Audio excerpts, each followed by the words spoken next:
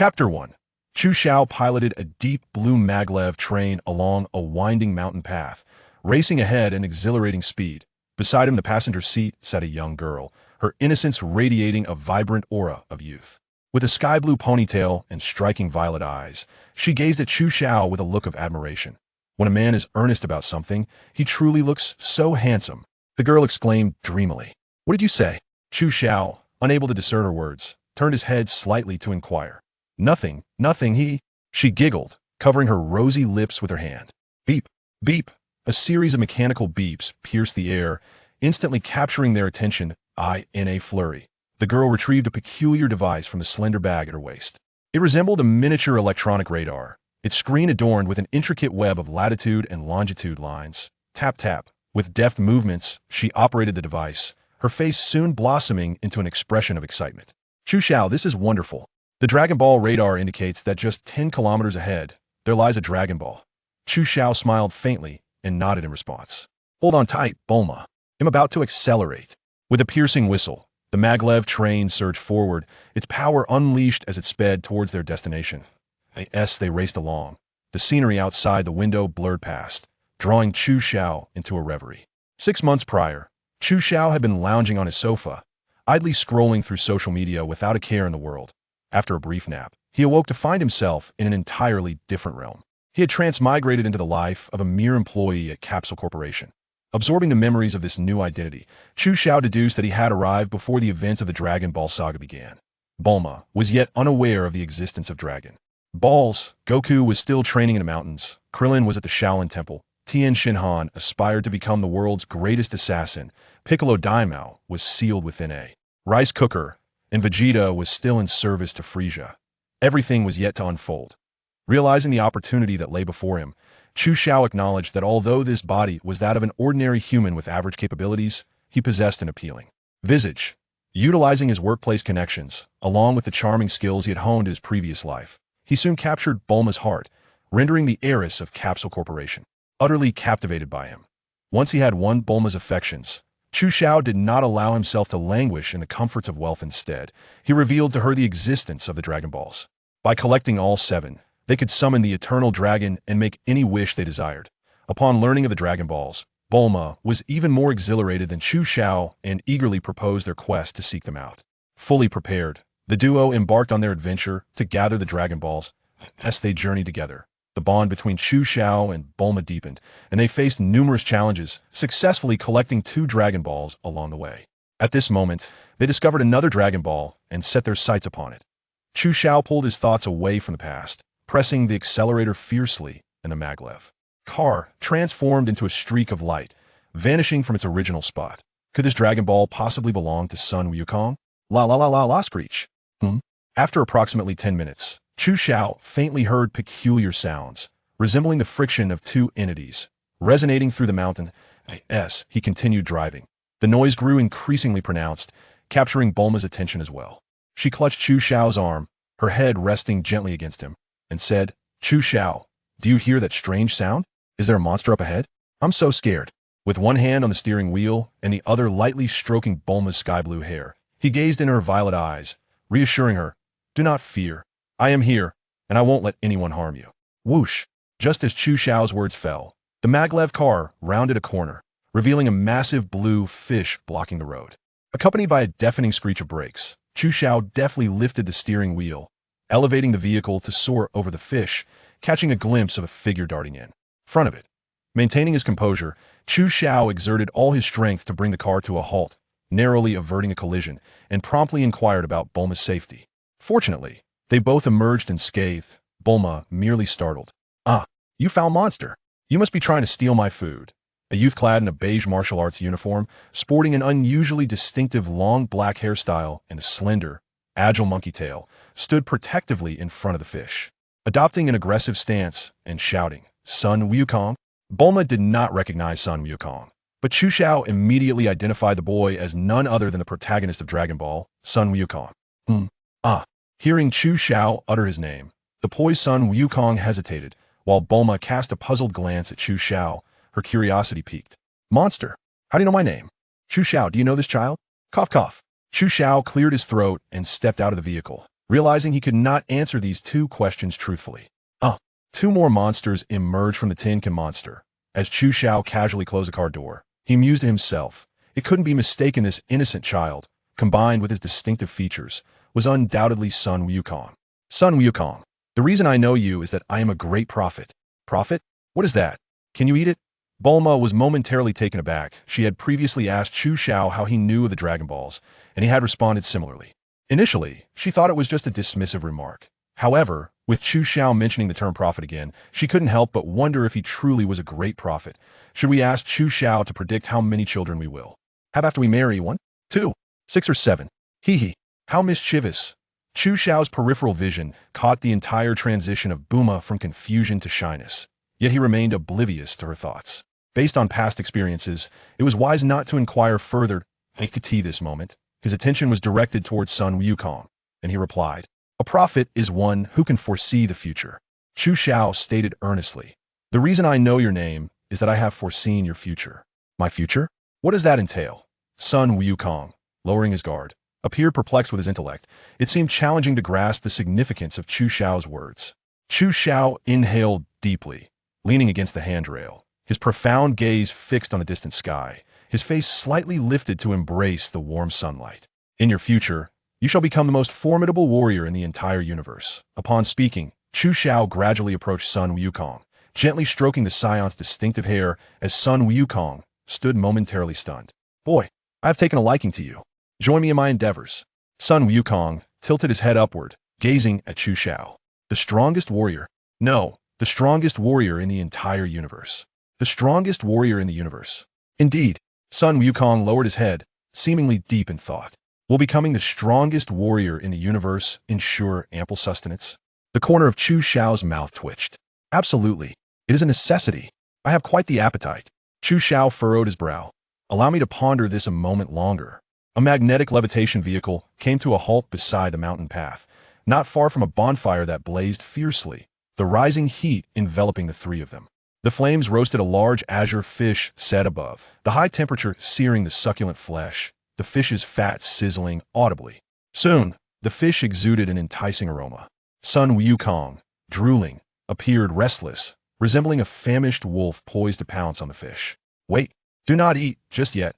Chu Xiao retrieved a universal capsule from his waist pouch, sought an empty spot, and tossed it. Boom! After a cloud of smoke dissipated, a refrigerator materialized in the formerly vacant space. Chu Xiao opened the refrigerator and extracted several packets of powdered seasoning. Under Sun Wukong's curious gaze, he evenly sprinkled the seasoning over the fish. Sizzle! Before long, an even more irresistible fragrance filled the air, tantalizing the nostrils of the three. "Wow, it smells divine." Sun Wukong's eyes widened, sparkling with countless little stars. "I have never encountered such a delightful aroma from grilled fish. Brother Chu Xiao, what have you applied to the fish?" Sun Wukong inquired, licking his lips. Human, mm. Sun Wukong greedily inhaled the fragrant aroma wafting through the air. His fingers tingling with anticipation, he could no longer restrain himself and leaped from the ground, pouncing upon the large fish, disregarding whether the flesh was hot or not, and began to feast with abandon. Chu Xiao exchanged a knowing smile with Bulma, slicing off a small piece from the fish and savoring it delicately, displaying a much more refined manner. Before long, the entire fish was reduced to nothing but bones. Bulma, somewhat astonished, remarked to Chu Xiao, "This child can really eat. Those who can eat well can fight well." Chu Xiao replied. Bulma nodded, understanding Chuxio's implication. This child was destined to become the most powerful warrior in the universe. It was only natural for him to have a hearty appetite. After finishing the fish, the three of them continued their journey and soon arrived at Sun Wukong's home, where Chu Xiao successfully obtained the 4-star Dragon Ball. During this time, Chu Xiao also informed Wukong of the Dragon Ball's significance. However, Wukong showed little interest in the Dragon Balls, fixated instead on the prophecy of becoming the strongest warrior in the universe. Considering that it was not the right moment to reveal Wukong's Scion identity, Chu Xiao chose to impart wisdom through motivational quotes. Wukong, with great power comes great responsibility. When you are capable of shouldering greater responsibilities, you will acquire even greater strength. Brother Chu Xiao, what is responsibility? What kind of responsibility must I bear to become the strongest warrior in the universe? Ahem. Chu Xiao cleared his throat and explained, Wukong, you are still young. When you grow a bit more, you will come to understand what responsibility entails. Right now, the lesson I impart may be beyond your grasp. You must discover it for yourself. Before you comprehend what responsibility truly is, your task is to continually train, and collecting the Dragon Balls is a form of training. By following me and Bulma, you will one day fulfill that prophecy. After Chuxio's profound teachings, Wukong nodded in realization. Indeed, I understand. My grandfather once told me that I would undergo various forms of training and come to grasp many truths. Collecting the Dragon Balls is a part of that training. That I will complete this journey and help you and Sister Bulma gather all the Dragon Balls, thereby gaining wisdom and growing stronger. Chu Xiao nodded with satisfaction. This child is teachable. With a swift press of the accelerator, the magnetic levitation car surged forward, transitioning the conversation towards the next Dragon Ball. That night, Chu Xiao produced a universal capsule, conjuring a yurt-style dwelling. Though modest in size, it was furnished with modern amenities: a sofa, refrigerator, kitchen, and bedroom of the finest quality. After a long day of travel, the three were exhausted. They had a light meal, freshened up, and then retired for the night. In the original tale, Bulma had only prepared a single bedroom, not foreseeing her encounter with Wukong. However, with Chuxio's foresight, arrangements were made in advance, providing space for Wukong. Naturally, Chu Xiao shared a room with Bulma, while Wukong was settled in the guest room adjacent to the kitchen. The following morning, Wukong awoke early and began his training. Outside the house, beside him, Chu Xiao set up a table, savoring the breakfast prepared by Bulma while observing Wukong. Wukong performed a few simple stretches before approaching a large rock, roughly his size. With a mighty roar, he summoned all his strength to embrace the boulder, and with another surge of power, the sturdy stone succumbed to his immense force and shattered into several pieces. Such incredible strength. Truly, he is a scion, Chu Xiao exclaimed, entranced by the display. Setting aside his unfinished breakfast, Chu Xiao approached another rock of similar size. He spread his legs shoulder-width apart, lowered his shoulders, and settled into a horse stance, unleashing a fierce shout as the boulder lifted in response. With a powerful thrust, he hurled the stone skyward, raising his knee and twisting his waist, ultimately delivering a decisive kick that split the descending rock in two. Brother Chu Xiao, you are amazing. As the saying goes, laymen admire the spectacle while experts discern the subtleties. Wukong instantly recognized the disparity between himself and Chu Xiao. In contrast to Wukong's brute force, Chuxio's technique was far more refined and efficient. Would you like to learn? I can teach you, absolutely. Thank you, Brother Chu Xiao. Chu Xiao smiled as he imparted the techniques of power exertion to Wukong. Observing Wukong mimic the movements, Chu Xiao reminisced about the past 6 months, during which he had utilized the resources of the Universal Capsule Corporation to recruit numerous formidable martial artists he had diligently trained, enduring hardships alongside these masters, and only after half a year had he attained his current prowess. Ordinary humans were no match for Chu Xiao, yet compared to Wukong, he could barely hold his own. Part of this disparity stemmed from Wukong's scion lineage, while the other part was a revelation Chu Xiao had only just grasped. The true methods of cultivation in the Dragon Ball world are held by but a few. Chuxio's mind briefly recalled a peculiar old man with a turtle shell whose appearance was rather unseemly. As Chu Xiao indulged in reminiscence, Wukong let out another mighty roar, lifting another stone and skillfully applying Chuxio's techniques to obliterate it into countless fragments. Brother Chu Xiao, I've mastered it. My strength has increased several-fold. Chuxio's lips twitched in silence, and, after a long pause, he could only mutter, "What a prodigy."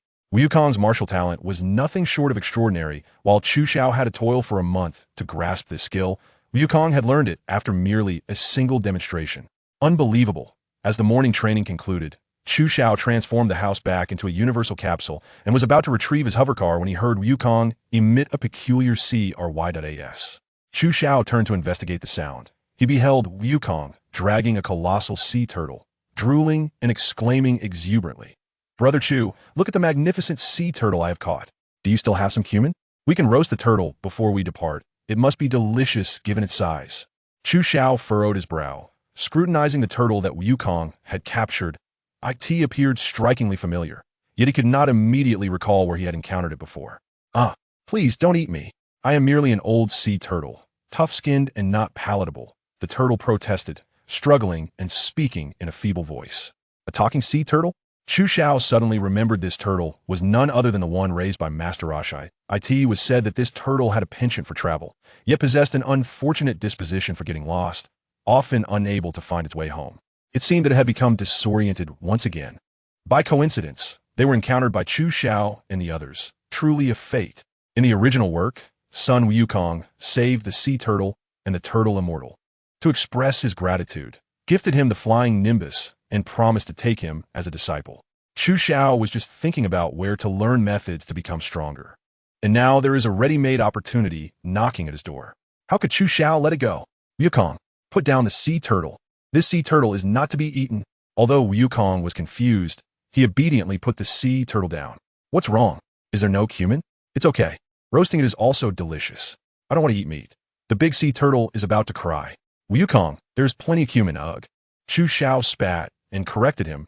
It's not a matter of cumin. This sea turtle can talk. We can't eat something that can talk, understand? Sun Wukong tilted his head in confusion and asked why not. Chu Xiao couldn't think of a reasonable answer at the moment, looked at the sea turtle, and said, "You should ask the sea turtle this question." "Oh, sea turtle, why can't I eat you?"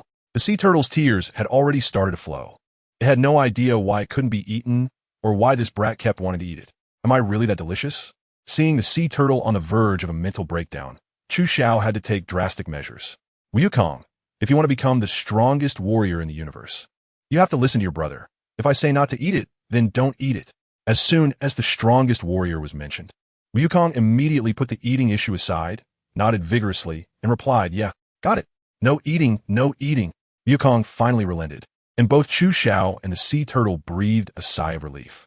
Chu Xiao finally came into contact with the sea turtle and knowingly asked, "You must be a sea turtle, right? How did you end up on land?" "It's over 100 kilometers away from the East China Sea." The sea turtle, relieved to have escaped the calamity, looked up gratefully at Chu Xiao and requested, "Thank you for saving my life. I am indeed a sea turtle. Can I ask you for another favor? Please get me some salt water. I'm about to die of thirst." "Of course. I'm always happy to help," the turtle said. Chu Xiao opened the universal capsule again and instructed Bulma to prepare a bucket of salt water for the sea turtle to drink. Gulp gulp. The three waited for the sea turtle to finish drinking before it finally answered Chu Xiao's question. "I am a sea turtle that loves to travel, but I accidentally got lost and can't find my way home. So, please let me get back home." Sure enough, this sea turtle was the one that Master Roshi had raised, the one with a terrible sense of direction. "Hey, how can you be so demanding, sea turtle? Brother Chu just saved your life and got you salt water to drink, and now you want him to take you home? That's too much." Bulma clenched her fists, looking worried that Chu Xiao might be taken advantage of, her small mouth pouting and murmuring nonstop. I know I'm bothering you like this," the sea turtle said somewhat embarrassedly, "but I won't let you make a trip for nothing. I have an old rogue at home, an old martial artist. As long as you help me get back home, he will definitely thank you." Chu Xiao's eyes lit up, thinking to herself that Bulma truly deserved to be her little sweetheart, as the assist was just perfect. "We don't care about gratitude or anything like that. Since we've helped you, we'll definitely see it through to the end.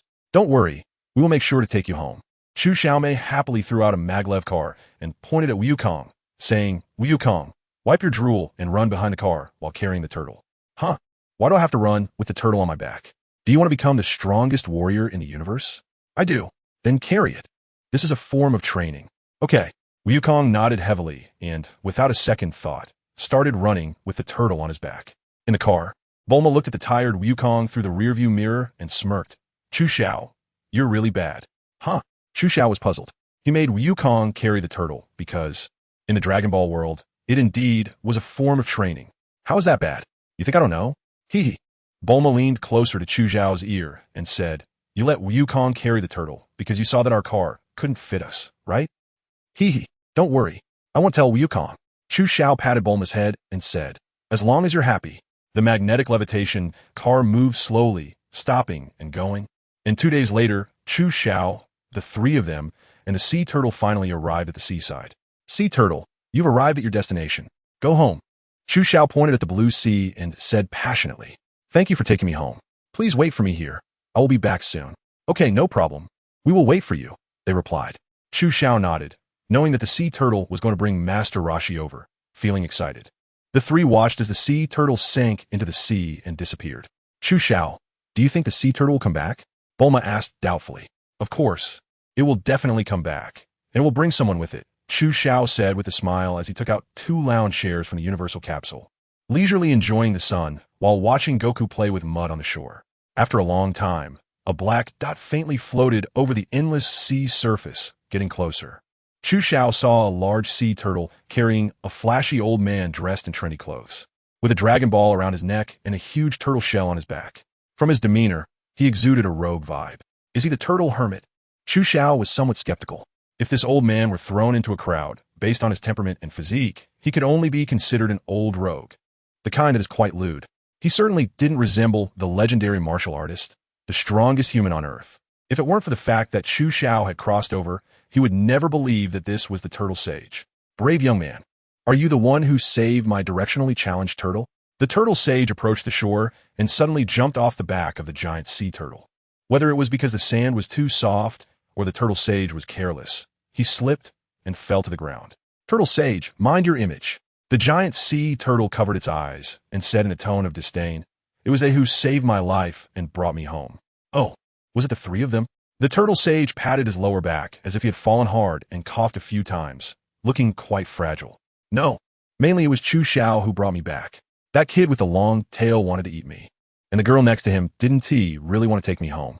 The turtle sage nodded and then seriously sized up Chu Xiao, revealing a complex expression. When his gaze fell on Wukong, he was taken aback and exclaimed softly, "Child, where did you get that golden staff on your back?" "It was left to me by my grandfather." "Ah, it reminds me of an old friend. How is your grandfather doing? Is he well?" "My grandfather has passed away." "Passed away?" A barely perceptible sadness flashed in the turtle sage's eyes. "Child, do you want to learn martial arts? I can teach you." "Ah, my grandfather wanted to teach me martial arts, so of course I want to learn. But first, I need to help brother Chu Xiao collect all the Dragon Balls. Once I gather them, I will come find you to train." "All right, it's a deal. You can come find me anytime." The turtle sage and Wukong shared a mutual understanding and had a pleasant conversation, leaving Chu Xiao, Bulma, and the giant sea turtle completely bewildered. This development of the plot was a bit strange. The giant sea turtle clearly told the turtle sage that it was Chu Xiao who saved him. So why was he ignoring Chu Xiao and instead placing so much importance on Wukong? Chu Xiao's face was a bit dark. This is what the protagonist Halo is all about. "Master Rashi, I promised them that as long as they sent me home, I would repay them." The sea turtle patted Master Rashi's calf and said in a very soft voice, "Just take some treasures and give them as gifts." Master Rashi's expression darkened. "Nonsense. Every treasure I have is invaluable and unique. How can I just give them away? Aren't your treasures just boxes thrown under the bed, covered in several layers of dust? Are they really worth anything? What do you know?" Chu Xiao watched as Master Rashi and the sea turtle whispered to each other for a long time, not knowing what they were discussing, but he vaguely heard some snippets. It seemed that Master Rashi was too stingy and didn't want to offer any reward. How could that be? There's no such thing as a free favor in this world. Chu Xiao was not a good person. How could he let himself suffer a loss? "Master Rashi, I heard that a long, long time ago, there was a great martial artist known as the God of Martial Arts. I have admired him since I was young and hope to learn martial arts from him. Do you know where he is?" What God of Martial Arts? That's just a rumor in the martial world." Master Rashi laughed as he looked up. "If you help me send this directionally challenged turtle home, I should thank you." "Let me think, what should I give you?" After pondering for a moment, Master Rashi raised his cane and shouted to the sky, "It's decided. Come forth." "Phoenix." Chu Xiao and the others looked up at the sky, but after waiting for a long time, they didn't see anything flying by. "Master Rashi, have you forgotten?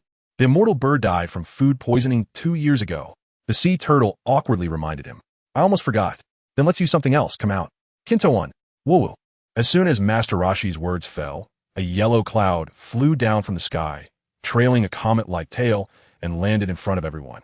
"This is Kinto-on, and only those with a kind heart can ride it. Watch closely, I'll demonstrate." Master Rashi said as he leaped onto Kinto-on, but with a scream, he fell off. Shell and all. Cough cough. That was a wrong demonstration.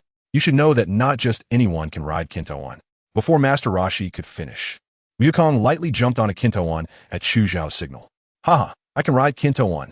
Wukong rode on Kinto-on as if walking on cotton candy, controlling it to fly around happily in the sky by the sea. Cough cough. Master Rashi cleared his throat again. Sometimes Kinto-on can make mistakes. "Since Kinto-on has chosen Wukong, then I will give you another treasure." Master Rashi pondered for a long time, but couldn't think of anything to give Chu Xiao. "How about it, Master Rashi? You take me as your disciple." Chu Xiao suggested. "Take you as my disciple." Master Rashi examined Chu Xiao again carefully, then shook his head. I won't take you as my disciple. Why? Chu Zhao's face fell. He never expected Master Roshi would refuse his request to be his disciple. You have your own path. Master Roshi turned and jumped onto the sea turtle. Your own path needs to be walked by yourself. I can't help you. So, change your request. Chu Xiao carefully pondered the words of the turtle hermit, feeling a great shock. Looking back at the turtle hermit, he realized the depth of his terror. The turtle hermit's fearsome nature came not only from his strength, but also from his insight into people. After just a few exchanges with Chu Xiao, he could see through Chu Zhao's inner thoughts. I was thinking too simply. Zhu Xiao Muset. Upon arriving in the Dragon Ball world, he instinctively believed that the people here were merely NPCs, but now it seemed they were not. They were living, breathing beings with flesh and blood and souls. The Turtle Hermit truly deserves the title of martial arts god. Thank you for your guidance, Turtle Hermit. I understand now. Chu Xiao respectfully bowed to the Turtle Hermit. Now, I have another request. I would like the bead around your neck and the exact location of Korin Tower. Korin Tower. The Turtle Hermit frowned, saying, I haven't heard anyone mention that place in a long time. This bead is just a decoration. You can have it. As for Korin Tower, the Turtle Hermit pondered for a long time before raising his staff and pointing a direction. That is the direction of Korin Tower. If you reach Korin Tower, remember to send my regards to the hermit up there. Chu Xiao took the Dragon Ball, remembered the direction of Korin Tower, and nodded heavily. I will. Chu Xiao and the others obtained the Dragon Ball from Master Roshi and, after bidding farewell to him, drove away from the seaside. Master Roshi, why are you unwilling to take Chu Xiao as your disciple? The sea turtle asked, watching Chu Zhao's departing figure. You clueless turtle, can't you feel that person doesn't belong to this world? There is an evil power sleeping within him. Then why did you still tell him the location of the Korin Tower? Aren't you afraid he will become stronger? Don't worry. Master Korin should understand the evil of that power better than I do. Chu Xiao did not know about the discussions of the Turtle Hermit, nor did he understand why there was an evil power within him. Chu Zhao's mind was still focused on the Dragon Balls. He already had 4 Dragon Balls in his hand. If he could find the remaining 3, he would be able to summon the Eternal Dragon. The 3 of them followed the direction indicated by the Dragon Ball radar towards the next Dragon Ball. Chu Xiao and the other 2 encountered very little danger along the way, and with Wukong as their muscle, they can be said to have passed through the crisis with more surprises than dangers. During this time, the 3 of them met a monster disguised as a human who was intimidating the villagers in a small village. Wukong easily defeated him, and under Chu Zhao's intimidation, the monster joined the ranks of collecting Dragon Balls. Chu Xiao was very curious about Wulong's transformation technique. After asking a few questions, he learned that the transformation technique could only be learned by non-human types of Earthlings. Chu Xiao did not believe in evil and practiced for a long time according to Wulong's methods, but he saw no results and had to give up in the end. After that, the 3 of them and a pig encountered Yamcha in the desert, and after a battle, Chu Xiao defeated Yamcha. A few days later, the group of 3 and the pig arrived at Toast Bread Mountain. This was the territory of the Bull Demon King, but the entire mountain was now engulfed in flames. And even standing at the foot of the mountain, Chu Xiao could feel the terrifying heat wave. It's so hot. The 5th Dragon Ball is actually in such a hot place. Bulma was sweating profusely, constantly wiping her sweat with a towel, and her water supply was never-ending. It seems like Wulong was looking around, having a bad premonition deep down. Could this be Toast Bread Mountain? The territory of the Bull Demon King. Wulong trembled all over and said he wanted to run back, but after taking just 2 steps, he was pulled back by Chu Xiao. Wulong, why are you running? What's wrong with the Bull Demon King's territory? With me here, everyone has nothing to fear. It's too hot now. Transform into a standing fan to cool everyone down. Wulong was thrown to the ground by Chu Xiao, unable to escape. Following Chu Xiao's instructions, he used his transformation technique and turned into a standing fan. Whoosh whoosh. The fan whirled, sending a cool breeze, which was somewhat better than before, but everyone still felt too hot. After resting for a moment and replenishing their water, under Chu Xiao's lead, they headed towards the top of Toast Bread Mountain. Chu Xiao looked at the blazing fire at the top of the mountain and thought to himself, it's time for me to witness the Turtle Sage's Kamehameha, toasting the Bread Mountain. Chu Xiao and the others quickly encountered the Bull Demon King. After a fierce battle, only with the combined effort of Chu Xiao and Wukong were they able to reach a stalemate against the Bull Demon King. Upon seeing the golden staff in Wukong's hand, the Bull Demon King recognized Wukong's identity. Just like in the original story, he hoped that Wukong would find Master Roshi to borrow the banana fan to extinguish the great fire on the Toast Mountain. Chu Xiao was piloting a maglev aircraft, heading to the East Sea with Wukong who was riding on his flying Nimbus in search of Kame House. If Wukong were alone, it would probably be difficult for him to find Kame House. However, under Chu Xiao's guidance, the two of them found Kame House in no time. When Chu Xiao arrived from the plane, Master Roshi was leisurely lying in a reclining chair, enjoying the warm sunshine. Seeing Chu Xiao and Wukong approaching, he curiously asked if they had gathered all the Dragon Balls so quickly. Not really. We came to borrow the banana fan from you to extinguish the big fire on Toast Mountain. Toast Mountain? So it's the Bull Demon King, Master Roshi exclaimed. The banana fan can indeed extinguish his fire, but his reputation has been terrible in recent years. Master Roshi stood up from the chair, shaking his head, feeling somewhat disappointed in his disciple, the Bull Demon King. Over the years, the Bull Demon King had killed many humans who went up the mountain in search of treasure to protect the riches on Toast Mountain. However, since you are here to ask for the banana fan, let me look for it, Master Roshi said and went inside the house, leaving Chu Xiao and Wukong to wait outside. Soon after, Master Roshi came out with a helpless expression and said, "Oh dear, I'm really sorry, it's been too long. I accidentally lost the banana fan." "Lost it? What should we do?" Wukong replied anxiously, while Chu Xiao frowned, clearly not believing Master Roshi's words. Earlier on the beach, Master Roshi had shown how much he treasured his possessions and was unwilling to easily give away valuable items to Chu Xiao. How could he possibly lose such a powerful item like the banana fan? Master Roshi is lying. Chu Xiao thought of what Master Roshi had just said, and it wasn't hard to guess that Master Roshi wanted to take this opportunity to give Bull Demon King a good talking to, probably because he had committed many evil deeds over the years. "Don't worry, even without the banana fan, I have my ways to extinguish the fire on Bread Toast Mountain." Master Roshi stretched his limbs and said, "Let's go. It's time for a trip to Bread Toast Mountain. I've been cooped up in the Kame House for too long." So, Chu Xiao flew his plane, Wukong rode on his Nimbus cloud, and Master Roshi summoned a four-legged fire-breathing flying turtle that flew by spinning its shell. The three of them left Kame House, heading towards Bread Toast Mountain. When they arrived, Bulma and the others had been waiting for a long time. As soon as Bull Demon King saw his master, he fell to his knees with a thud, sobbing like a child who had lost his father, despite being a muscular man in his 30s or 40s.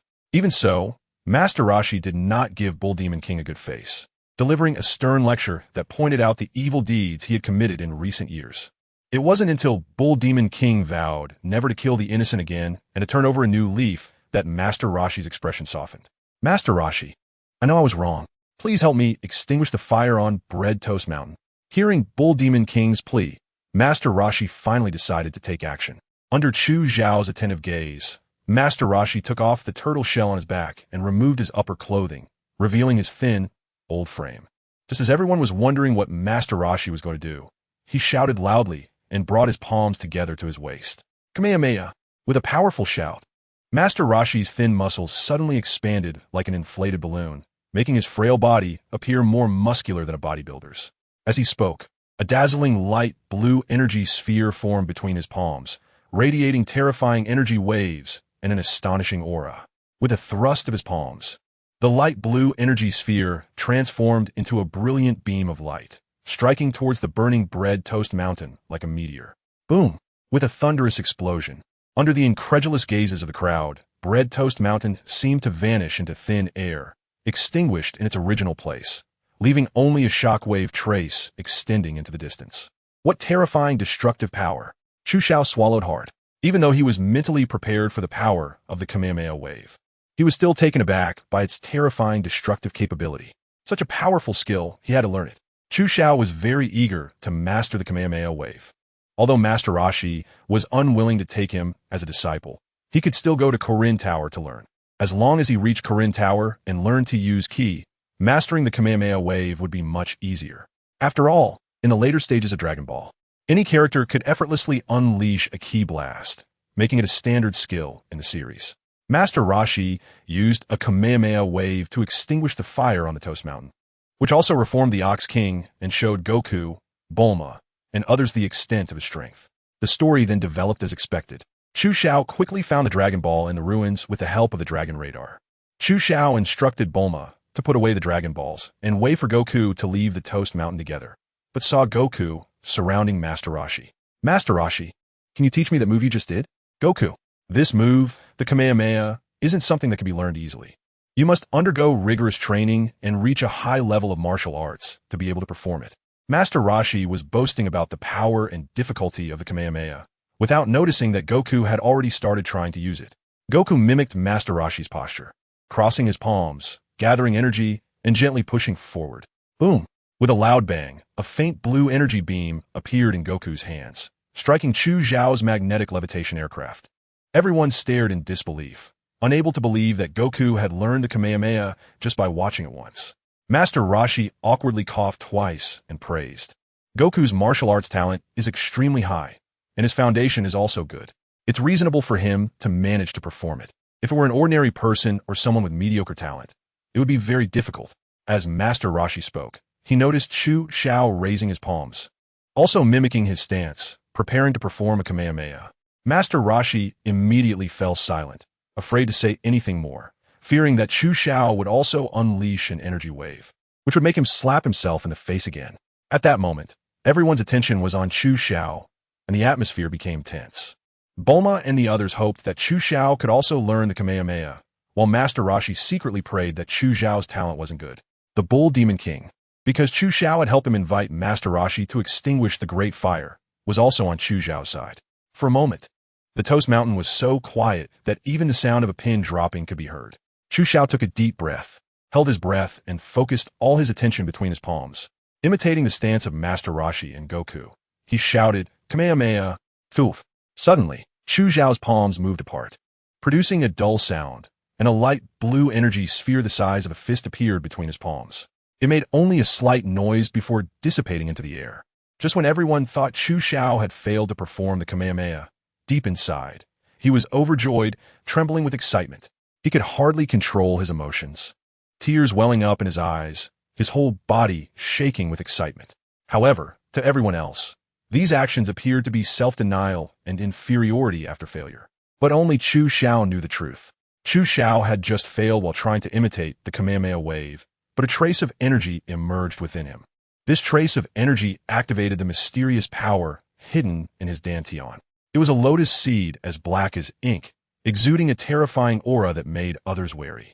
Chu Xiao's consciousness sank into the dantian, clearly feeling that around the black lotus seed floated a thin, pale blue lotus petal, delicate as a cicada's wing and small as a mayfly.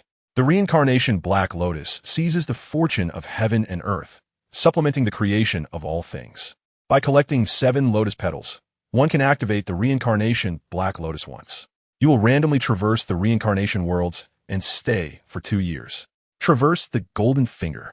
Having immersed himself in certain novels for many years in his past life, Chu Xiao immediately recognized that the black lotus seed in his dantian was a mysterious existence with abilities akin to traversing through worlds.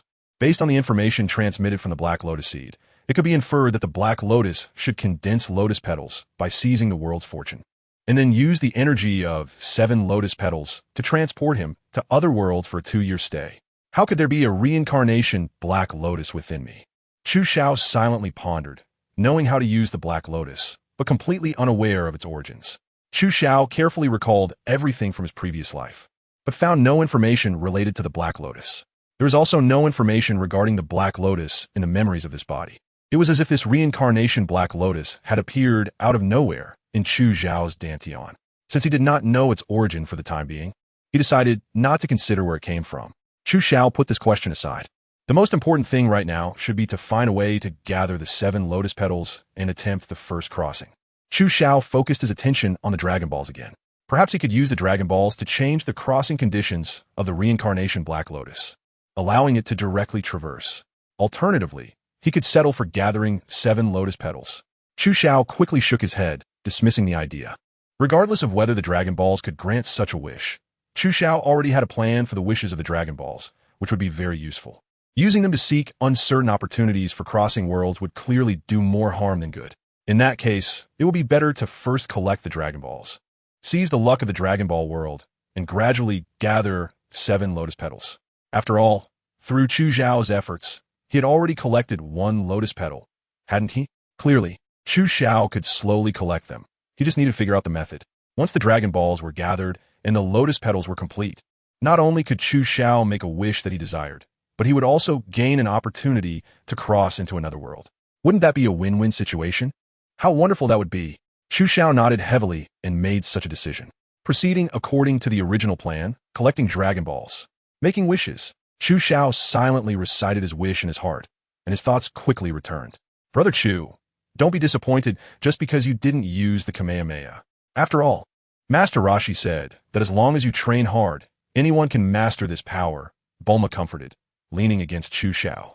Clearly, Bulma mistook Chu Xiao, who was immersed in the joy of gaining a special ability, as someone who was disappointed for not learning the Kamehameha. It's okay. I'm not a child. I won't let something like this affect me. Chu Xiao stroked Bulma's long hair. Although I haven't learned the Kamehameha, I vaguely feel a hint of energy. Energy? What is that? Bulma looked at Chu Xiao in confusion. Master Roshi, standing nearby, also heard Chu Xiao's words, and he staggered slightly, nearly falling over. Master Roshi really didn't expect that although Chu Xiao hadn't learned the Kamehameha, he could actually sense energy. As the god of martial arts, Master Roshi understood the importance of sensing energy, unlike Bulma and others. Although Goku could use the Kamehameha, he hadn't yet developed a sense of energy. He merely triggered the energy wave by imitating the technique. Ultimately, to truly master the Kamehameha, one must first find their energy sense and then learn the technique. Therefore, from another perspective, Chu Xiao's talent is not inferior to Goku's and may even be superior. As long as Chu Xiao masters the sense of energy, learning the Kamehameha will just be a matter of time. Energy exists as a form of power within everyone. As long as one masters the appropriate methods, they can discover it and strengthen it through training. Chu Xiao, come here, and I'll teach you how to cultivate your energy. Chu Xiao was taken aback. Although he didn't know why Master Roshi suddenly changed his mind and was willing to teach him the cultivation methods of Qi, he certainly wouldn't refuse to be taught by Master Roshi. Initially, Master Roshi had reservations about the evil aura within Chu Xiao and was reluctant to accept him as a disciple, sending him to Korin instead. However, now faced with Chu Xiao's extraordinary talent, Master Roshi couldn't help but offer guidance. In Master Roshi's mind, since Chu Xiao could sense Qi, he would eventually master it, learn the Kamehameha technique, and gain tremendous power.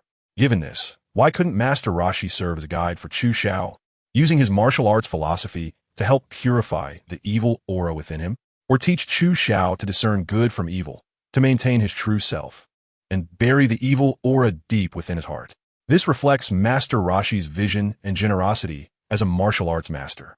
You have great talent, Master Roshi said earnestly, but I hope you remember, do not let power blind your eyes. Power knows no evil. It all depends on the person who wields it. If the heart is good, it will be good. If it is evil, it will be evil. You're not my disciple, but you are learning the Kamehameha style. You need to understand the principles of our school. Chu Xiao listened attentively to Master Roshi's explanation of the cultivation methods of Qi, as well as Master Roshi's teachings to him. Thank you, Master Roshi. I, Chu Xiao, will never forget your teachings. In this life, I will never do anything that goes against my heart. Chu Xiao memorized the cultivation's secret method, asked himself, and made a vow. Chu Xiao deeply bowed to Master Roshi and then left Toast Mountain with Bulma and the others. Master Roshi watched Chu Xiao's departing figure and thought to himself, such a fine jade, I hope you will become a great talent. He put on his turtle shell and recalled Goku's talent, sighing, the younger generation surpasses the older one. As for this old bone of mine, it's time for me to take a break after helping them one last time. Chu Xiao and the others came down from Toast Mountain, having collected 5 Dragon Balls. Bulma took a look at the Dragon Ball radar and discovered that the last 2 Dragon Balls had already been gathered together, clearly collected by someone. Bulma informed Chu Xiao of this news, and Chu Xiao thought for a moment and realized who the holder of the last 2 Dragon Balls was. The Fried Rice King. Chu Xiao's impression of the Fried Rice King was not deep. He only vaguely remembered him as a short guy who looked like Majin Buu. In the Dragon Ball world, characters that could leave an impression on Chu Xiao all had their own unique abilities. Even the later weakling Satan had his own charm and abilities. It seemed that the Fried Rice King was not worth worrying about. As expected, things turned out as Chu Xiao had predicted.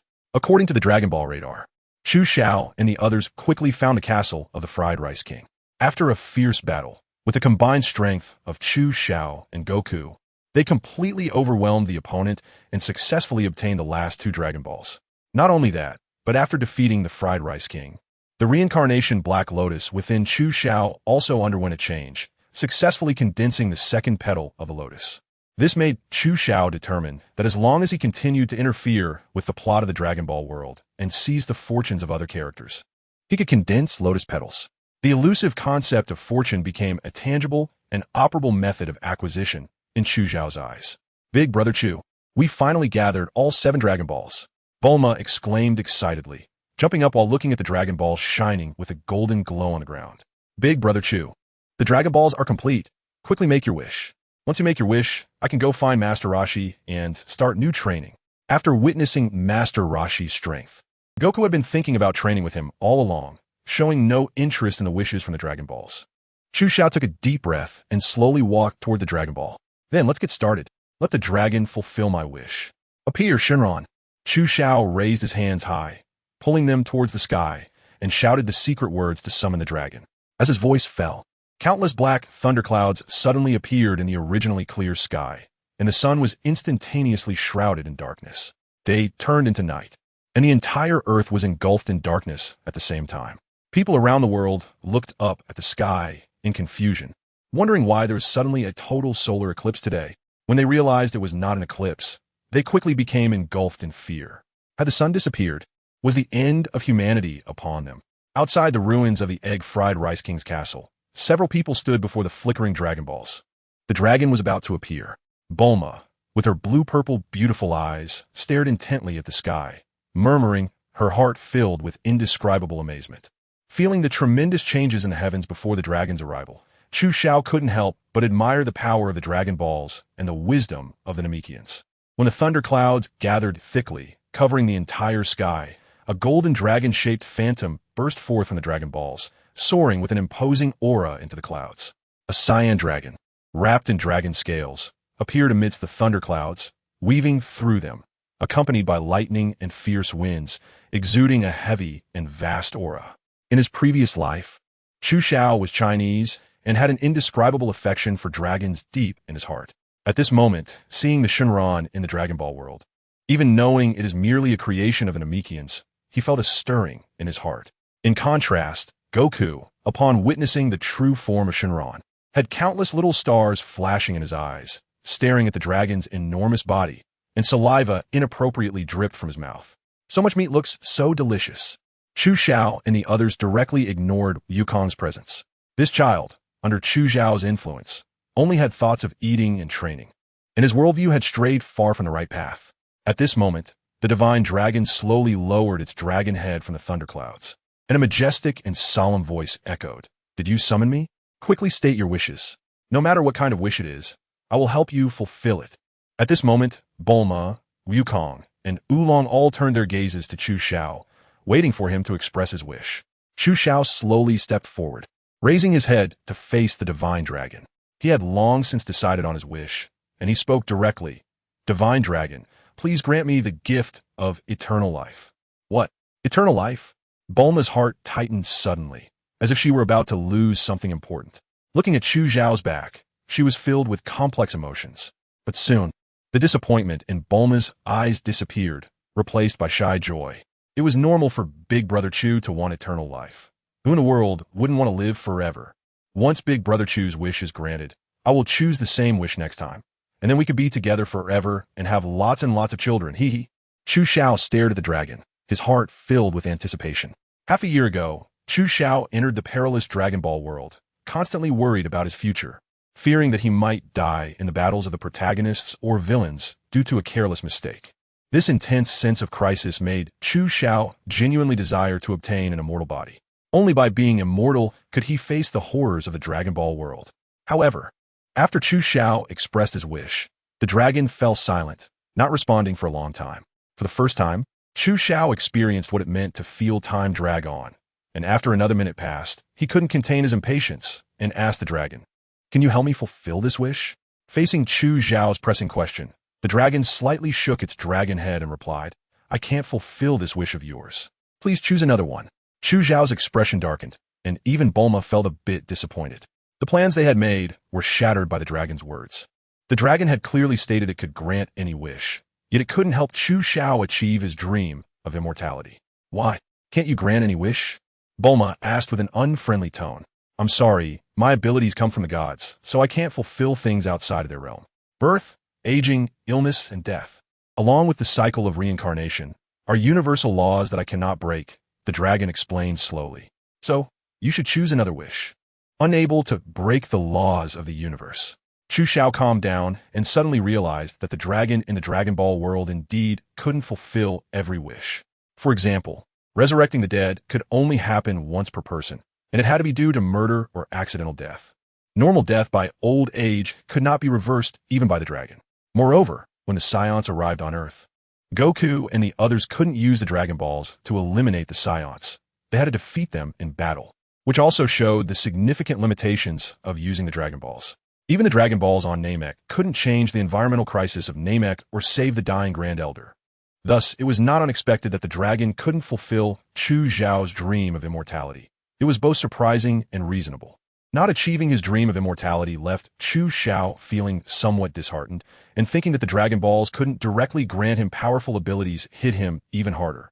After working hard to collect the 7 Dragon Balls, he found himself in the awkward situation of having an unfulfillable wish. Youth, please state your wish again. The dragon seemed a bit rushed, as if its existence had some time constraints, and Chu Xiao felt he couldn't delay any longer. Since the dream of immortality was unattainable, Chu Xiao could only settle for a secondary wish. Dragon, please grant me super healing abilities so that no matter what kind of injury I encounter, I can recover in a short time. Chu Xiao slowly finished speaking, feeling uncertain about whether this wish could be granted. Can you fulfill this wish? The dragon's majesty remained, but there was also a hint of awkwardness. Chu Xiao's current wish was indeed a bit challenging for it. However, the dragon took a deep breath and said, "This wish is difficult, but I will help you fulfill it. However, I can only grant you super healing abilities until your lifespan runs out. Once your lifespan is exhausted, you will still die. Until my lifespan runs out." Chu Xiao furrowed his brows and asked, "Can you tell me how long my lifespan is?" The dragon was silent for a moment, perhaps feeling guilty for not being able to perfectly fulfill Chu Xiao's wish, and said, "Your total lifespan is 96 years, and you have 80 years left." 80 years. Chu Xiao felt uncomfortable. 80 years was not short time, but compared to his dream of immortality, it was negligible. However, Chu Xiao did not give up on pursuing the dream of immortality and asked again, "Dragon, is there a way for me to extend my lifespan?" "Yes. There are many treasures in this world that can extend your life. If you can obtain them, it might be another form of immortality." After directing Chu Xiao, the dragon stopped speaking and directly used its power, its eyes radiating a red divine light that enveloped Chu Xiao. Immediately, Chu Xiao felt a powerful and vast force pouring into his entire body, making him feel as if he was basking in the sunlight, filled with warmth. "All right, your wish has been granted. Just a final reminder. If you sustain too much injury, it will deplete your lifespan, and once your lifespan is exhausted, you will still die." Having fulfilled Chu Xiao's wish, the dragon's form dissipated, transforming back into the 7 Dragon Balls, which scattered in all directions. "Ah, Grandpa!" Goku cried out in a panic as he watched the 4-star ball, representing his grandfather, disappear before him. He was about to ride the Nimbus to chase after it, but the Dragon Balls were already nowhere to be seen. Bulma noticed Goku's thoughts and comforted him. "Goku, there's no need to worry. The Dragon Balls will sleep for a year after granting a wish. After a year, they will return to their Dragon Ball form again. At that time, we can collect them using the Dragon Radar." Meanwhile, Chu Xiao, who had just realized his wish, was carefully observing his body. Super healing abilities. The reincarnation Black Lotus has condensed into a 3rd petal. As the dragon disappeared, the sky gradually brightened, and daylight returned to various parts of the world. Those unaware thought it was a bizarre celestial phenomenon or a divine omen punishing the world. But none of this concerned Chu Xiao and the others. Chu Xiao was immersed in the joy of gaining super healing abilities. As for the 3rd petal of the reincarnation Black Lotus, it was something Chu Xiao had anticipated. In his feeling, he did not notice any difference in his body compared to before. However, Chu Xiao knew in his heart that he had now acquired super healing abilities. At the same time, Bulma was also very interested in the ability that Chu Xiao had gained. After all, his ability was the result of several people working hard to gather the Dragon Balls and summon the Eternal Dragon to make a wish. Coupled with Bulma's feelings for Chu Xiao, she naturally cared about his changes. "Chu Xiao, can you show me your super healing ability?" Bulma said, her curious eyes wide open, eagerly looking at Chu Xiao. "Well, I can, but..." Chu Xiao felt a bit embarrassed to refuse Bulma. But demonstrating super healing abilities wasn't like showing off fire or water control powers, which had a direct visual impact. It felt somewhat inappropriate to showcase. If you don't want to, then forget it. Bulma sensed Chu Zhao's reluctance, and her mood dropped. After all, she was a girl in love, still retaining a bit of childlike innocence. It's not that. It's just that my ability is a bit unseemly to demonstrate. As Chu Zhao spoke, he pulled a broken rebar from the nearby ruins, weighing it in his hand. It felt quite handy. One end of the rebar was particularly sharp due to the break. Bulma, if you're uncomfortable, you can close your eyes. Before Chu Zhao finished speaking, he inserted the rebar into his own palm in front of Bulma and the others. Poochie! The rebar pierced through Chu Zhao's palm and was quickly pulled out, leaving a wound the size of a fist. Hiss! Chu Zhao's face immediately turned pale. A sharp pain radiating from his palm throughout his body, and cold sweat quickly soaked his back. Blood flowed continuously from his injured palm, soon staining the ground red. Ah! Chu Zhao, what are you doing? Instead of being frightened by the bloody scene, Bulma rushed to Chu Zhao's side, grabbing his injured hand. Having studied medical care, Bulma quickly took out a first aid kit from the universal capsule, ready to bandage Chu Zhao's wound. Bulma, there's no need to be so anxious. Although the wound hurts a lot, have you forgotten the ability I got from the dragon? Chu Zhao forced himself to endure the intense pain, finding Bulma's worried expression quite amusing. What kind of useless ability is that? What good is self-harm? If your hand is ruined, what will happen to my happiness later on? Boo-hoo! Bulma cried, tears streaming down her face. Look, Bulma, my hand is almost healed. Chu Zhao smiled, reassuring her. Chu Zhao said, and he could see that the fist-sized wound in his palm was healing at a visibly fast rate. In just a few breaths, it had returned to normal. Bulma curiously touched Chu Zhao's palm, and besides a bit of warm bloodstain, there was no trace of injury left. Bulma immediately turned her sadness into joy, laughing as she patted Chu Zhao's chest and said, "You're annoying. You really scared me just now. Cough, cough. You insisted on showing me.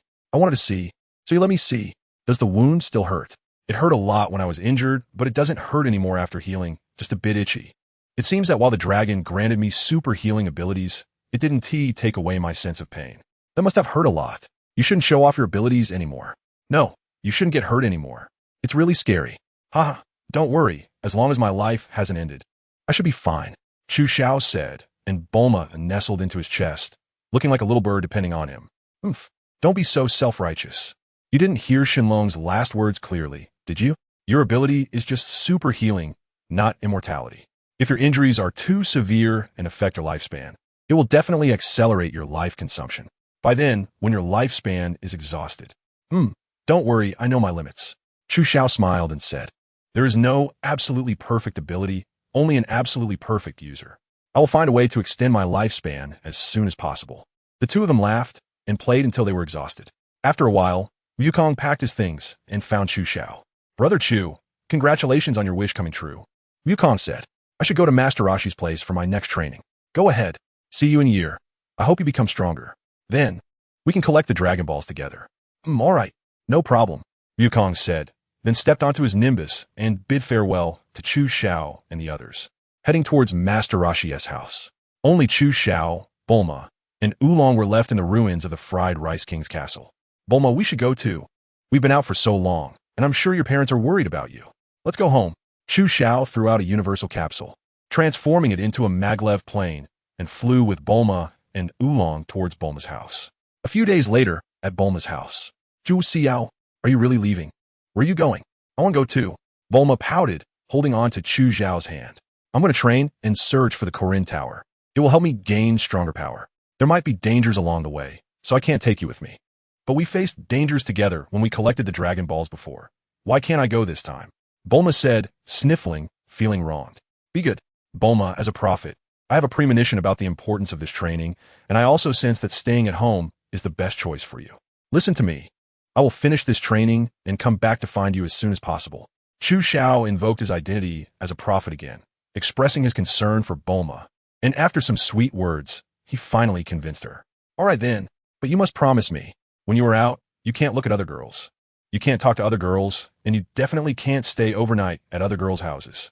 Bulma, looking like a little woman, instructed him one by one, and you have to think of me every day and call me every hour.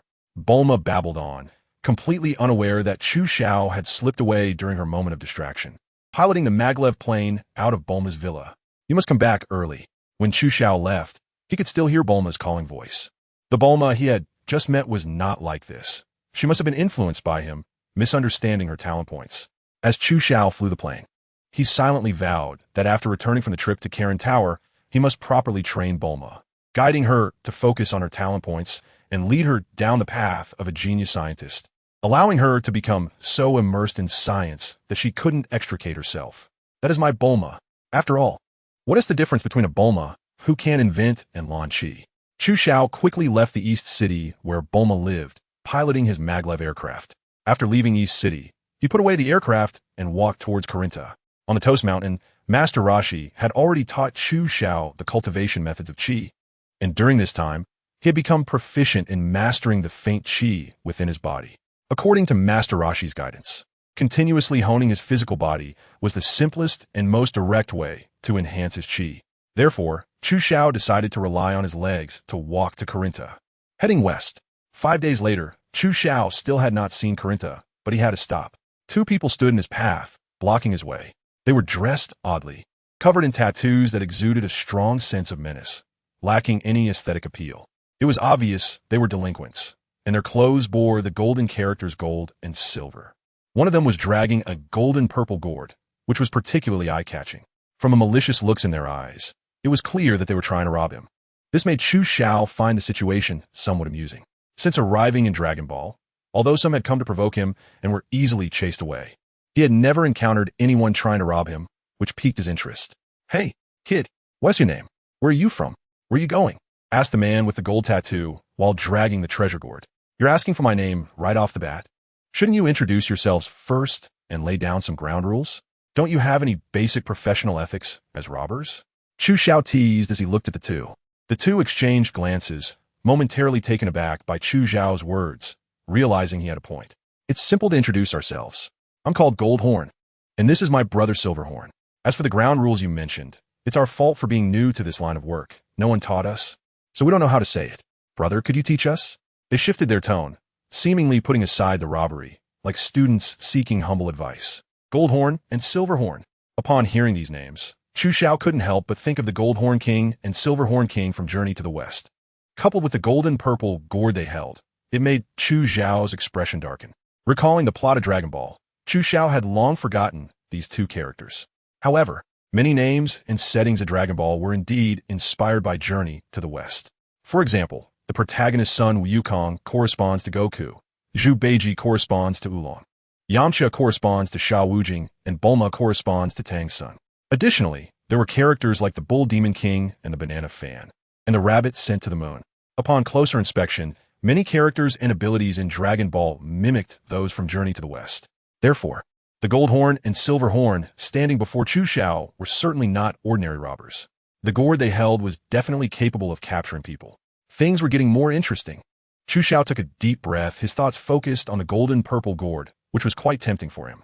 As the saying goes, every country has its own laws, and every profession has its own rules. Robbery is a business without capital. While it is not a righteous path, it is still a trade, and naturally has its rules. Chu Xiao slowly said, "As for the ground rules, usually they go like this." Suddenly, with a fierce expression, Chu Xiao bared his teeth and shouted, "Hey, you two brats, stop right there." Goldhorn and Silverhorn were startled, taken aback by Chu Xiao's sudden change in demeanor, staring at him in shock. "This road is opened by me. This tree is planted by me.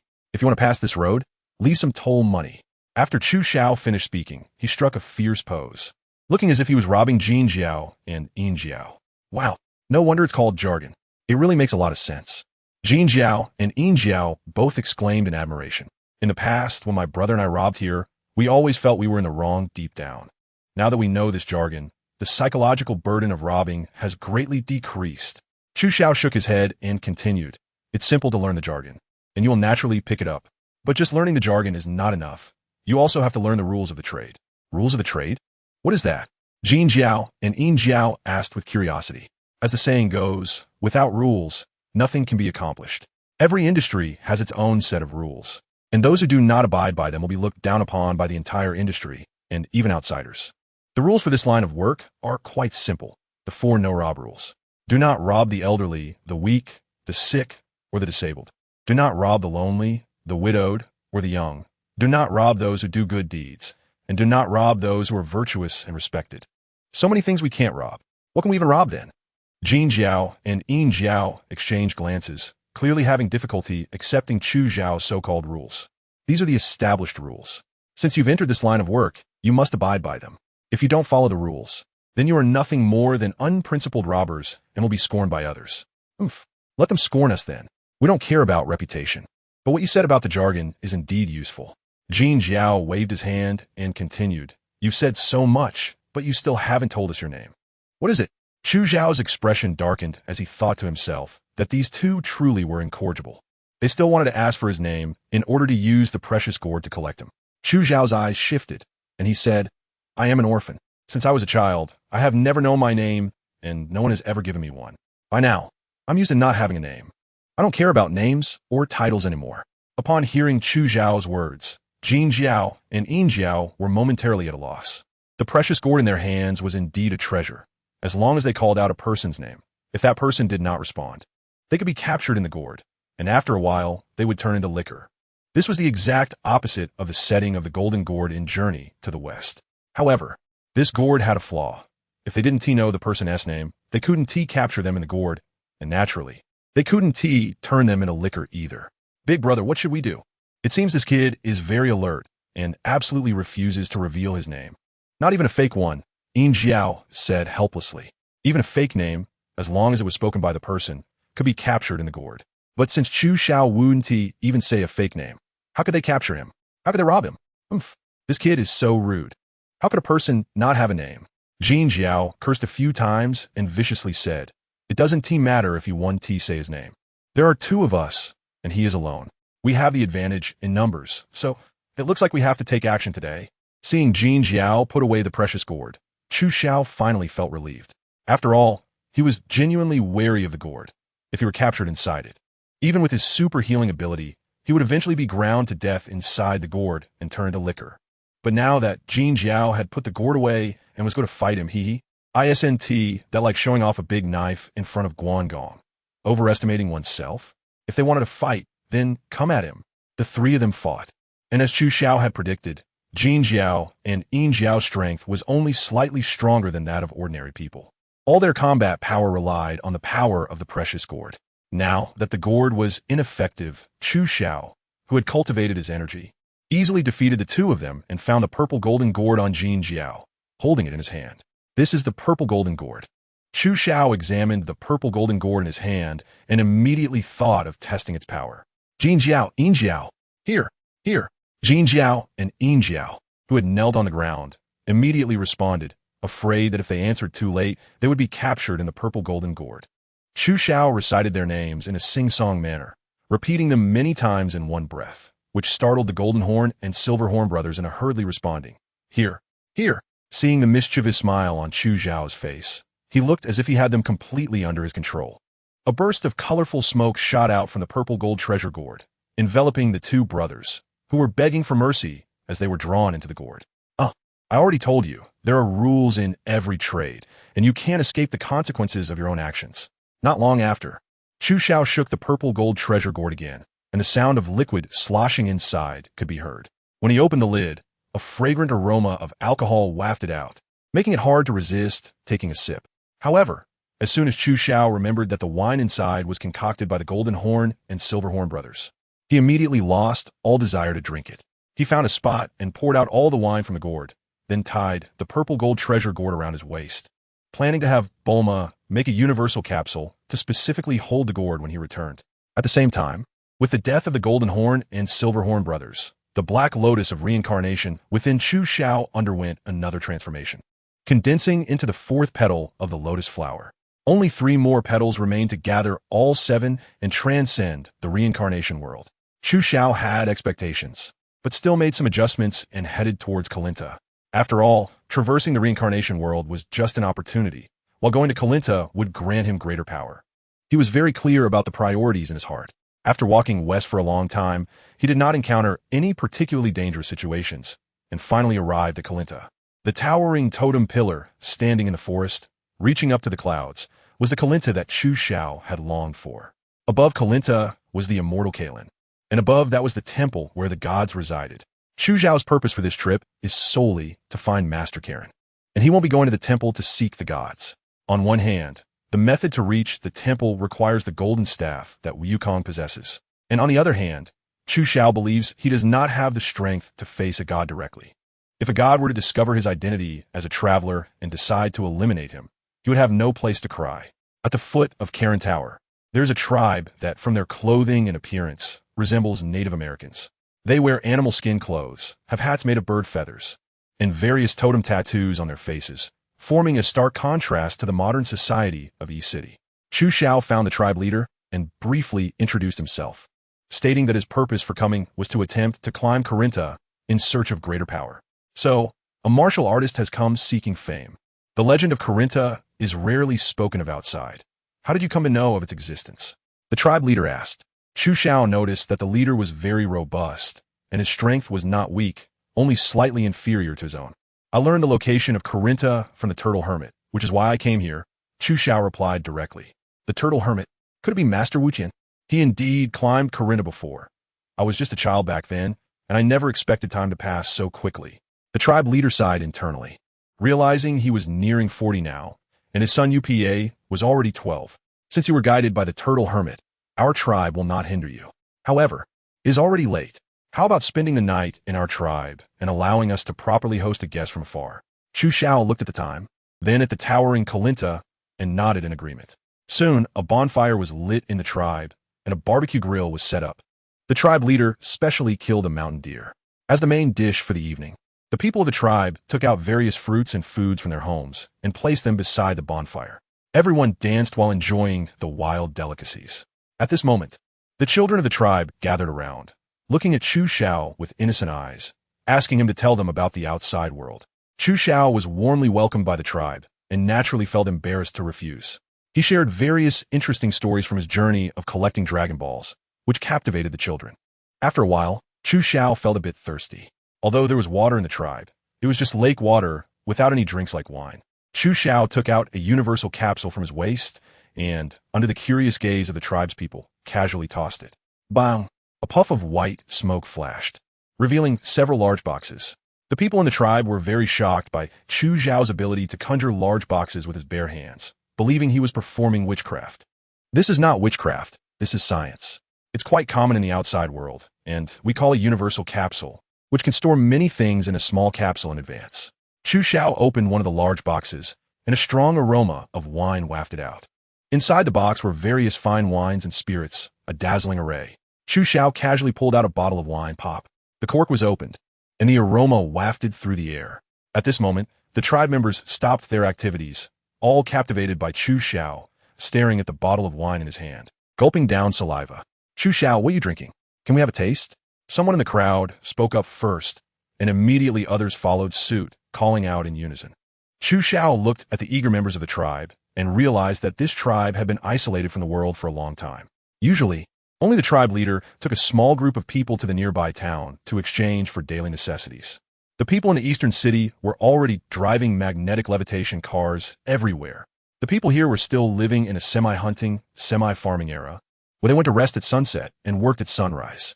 They had truly never seen something like alcohol, and even if they had seen it outside, they had never tasted it. Given this reaction, it was indeed understandable. If everyone wants a drink, feel free to come and get it. I have plenty here. As soon as Chu Zhao's words fell, the male members of the tribe could no longer hold back and rushed to Chu Zhao to get the fine wine. Soon, nearly everyone in the tribe had a bottle of fine wine, and the children also received delicious fruit juice. To Chu Zhao, cheers! The tribe leader shouted, raising his glass to thank Chu Zhao for the fine wine. Thank you, brother Chu Zhao. Cheers! Cheers! Drink up.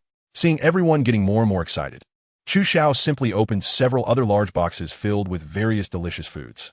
Come on. Thank you all for your hospitality. Let us eat and drink well tonight. Yay! The children cheered, thanking Chu Zhao as they took the food out of the boxes and placed it by the bonfire so that everyone in the tribe could enjoy it. Thank you. It's been a long time since the tribe has been this happy. The tribe leader expressed his gratitude. No, I should be the one thanking you for your hospitality tonight, Chu Zhao replied, as he was still moved by the simplicity and hospitality of these people, having come from civilized society in his past life. These people possess the most essential simplicity of humanity. After a night of revelry, Chu Xiao didn't wake up until the afternoon of the next day.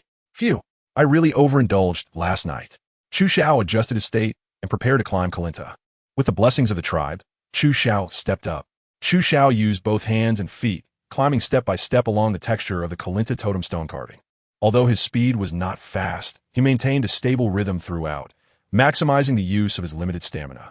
Even so, after climbing for a day and a night, Chu Xiao still did not see the top of Kalinta, as if he were treading water in place. In the original story, Wukong climbed up very quickly, taking 2 days and 2 nights to reach the top, and with Chu Xiao's situation, it would likely take even longer. However, Chu Xiao was not in a hurry, as he knew that the training at Kalinta had already begun, and climbing the tower itself was a form of cultivation. Thus, while honing his willpower through the climb, he also tempered his body from another world, and his energy gradually grew stronger without him realizing it.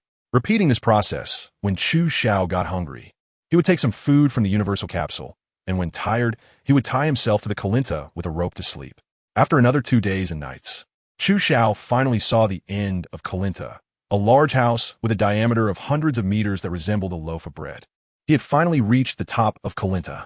At the very top, which resembled a palace filled with a strong foreign atmosphere, a bipedal white being stood holding a sandalwood stick, looking gravely at Chu Xiao, who was slowly climbing up from below. Its gaze was deep and ancient, filled with traces of history. This person is quite interesting. The Kalen immortal frowned. As an immortal, he knew more or less about affairs in the lower realms. When Chu Xiao reached the bottom of Kalinta, the Kalen immortal began observing him through immortal techniques. At first glance, he noticed the evil power within Chu Xiao. This surprised the Kalen immortal, who thought, could another great demon be emerging from the lower realms? At the same time, he also sensed a normal chi from Chu Xiao. This puzzled the Kalen immortal, as usually a person would only have one type of aura, whether evil or righteous. One would only possess one kind of energy. He had never seen anyone with both evil and normal auras in the past few hundred years. Therefore, the Kalen immortal continued to observe Chu Xiao. Even when Chu Xiao was celebrating with the tribespeople, the Kalen immortal was silently watching. Through observing Chu Xiao's every move, he discovered that Chu Xiao was not a bad person. On the contrary, his actions were filled with goodwill, not those of an unrepentant demon. In the end, the Kalen immortal made an assessment of Chu Xiao. This is a good child who constantly resists the erosion of evil forces. Good children need nurturing. Since ancient times, righteousness and evil cannot coexist. It is necessary to guide Chu Xiao to eliminate the evil power within him. The Kalen immortal made up his mind, and at that moment, Chu Xiao finally climbed up to Kalinta and stood before the Kalen immortal. Kalen immortal? Chu Xiao looked at the slightly plump white being and asked in confusion, but then thought, who else could it be at the top of Kalinta if not the Kalen immortal? That's right, I am the Kalen immortal. The white being nodded slightly, but you can still call me immortal. Kalen immortal is my title. Chu Xiao nodded and greeted the immortal again. What is your name? The immortal was quite pleased with Chu Xiao's politeness. My name is Chu Xiao. I come from East City, and the turtle sage sent me to Kalinta to find you and greet you. East City. It's rare for a talented martial artist to come out of there.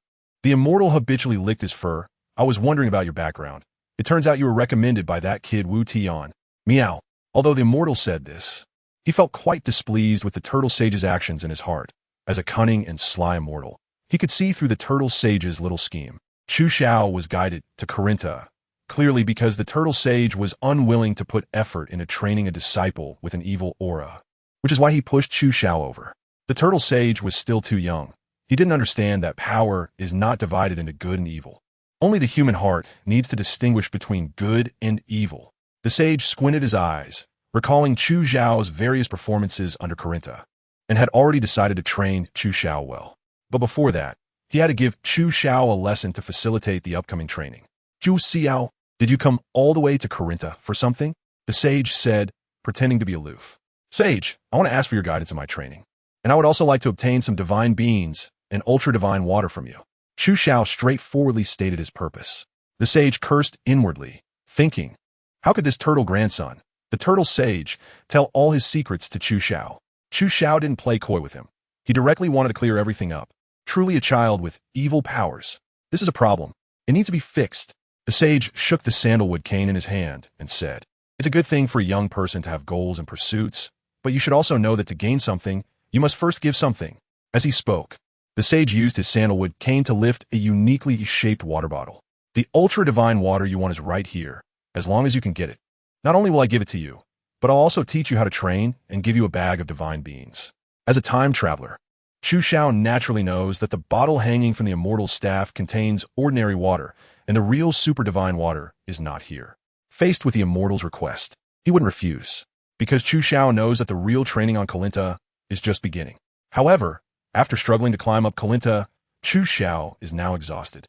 And entangling with the immortal at this moment is like hitting a stone with an egg. The immortal sees Chu Xiao's hesitation and mocks him, saying that if he doesn't even have the courage to make a move now, he might as well go back. "Kalinta doesn't need someone like you." In response to the immortal's mockery, Chu Xiao shouted, "Don't think I'm cowardly. Since I came to this world, I've never been afraid of anyone. Immortal, come on."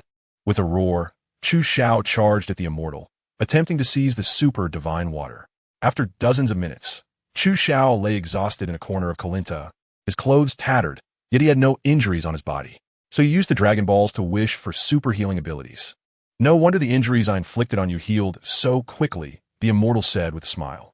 "This ability is pretty good. I don't have to worry about accidentally killing you." Chu Xiao felt frustrated. The super healing ability he relied on for survival was seen by the immortal as a means to torment him, truly unpredictable. However, effort brings reward. And in just these short minutes, Chu Xiao felt a significant improvement in his strength. This improvement was not in raw power, but in his overall qualities such as observation, willpower, agility, and combat awareness. Even the chi within Chu Xiao flowed more smoothly than before. It was like he had been a battery continuously charging but didn't know how to utilize the electricity. With the immortal's guidance, Chu Xiao gradually understood how to use chi and incorporate it into combat. "Here, eat this and we'll fight again." The immortal, looking at the exhausted Chu Xiao, seemed not yet satisfied and threw him a green bean. "Is this a senza bean?" Chu Xiao examined the unremarkable bean in his hand, unable to believe it was the senza bean, a bug-like existence in the Dragon Ball world. "That's right, it's a senza bean." You were still shouting for senza beans, yet you can't even recognize the real ones in your hand. The immortal licked his claws and continued, "Your super healing ability allows your body to recover quickly, but it can't alleviate mental fatigue. Eating a senza bean will help you recover completely." Chu Xiao stared blankly at the immortal beans in his hand. Although his abilities were extremely abnormal, almost making him immortal, the drawbacks were also quite obvious. On one hand, there was his lifespan, for which Chu Xiao had not yet found a way to enhance. On the other hand, there was his mental strength. In a perfect state, his mental strength allowed Chu Xiao to exert his maximum combat power, while being in a suboptimal state would inevitably affect his combat effectiveness. Chu Xiao had just been tortured by the immortal. Although his body could withstand it, his spirit could not. And now, the immortal being perfectly solved this problem. Chu Xiao seemed to see a shortcut to becoming stronger. He shook his head and put the fairy bean into his mouth, crunching it loudly. A faint bean fragrance filled his mouth as he swallowed it down. Chu Xiao immediately felt a surge of warmth coming from his stomach. It quickly spread throughout his body, nourishing his flesh and his exhausted mental energy. So refreshing. After consuming the immortal bean, Chu Xiao's condition was completely restored. Upon carefully checking his body, he found that his energy had fully recovered, and the chi within him had also significantly increased. Chu Xiao understood and thanked the immortal. "Thank you, immortal." Chu Xiao had just climbed to the top of Korin Tower, and the master gave him no time to rest before starting to train him to squeeze out his potential. In the Dragon Ball world, this is a form of training where one continuously challenges their physical limits, breaking through their shackles and becoming stronger. This is the courageous spirit that a martial artist must possess. The master used the most direct method to give Chu Xiao his first lesson. Feeling the powerful energy within him, Chu Xiao sincerely thanked the master, while deep inside, a strong and unyielding thought of moving forward began to grow. On the path to becoming stronger, one will inevitably encounter various difficulties and obstacles. To truly become strong, one must have a fearless heart of a warrior. "Master, let's go again." Chu Xiao's eyes were filled with determination and confidence, and his demeanor suddenly changed, like a pupa transforming into a butterfly. As the Korin sage, the master naturally noticed Chu Xiao's change and smiled with satisfaction, thinking to himself, that Chu Zhao's comprehension was much higher than that of the turtle sage's lewd little brat. On Corinne Tower, the two once again engaged in a fierce struggle, and the sounds of battle echoed continuously from the tower. Time flew by, and a year passed in the blink of an eye.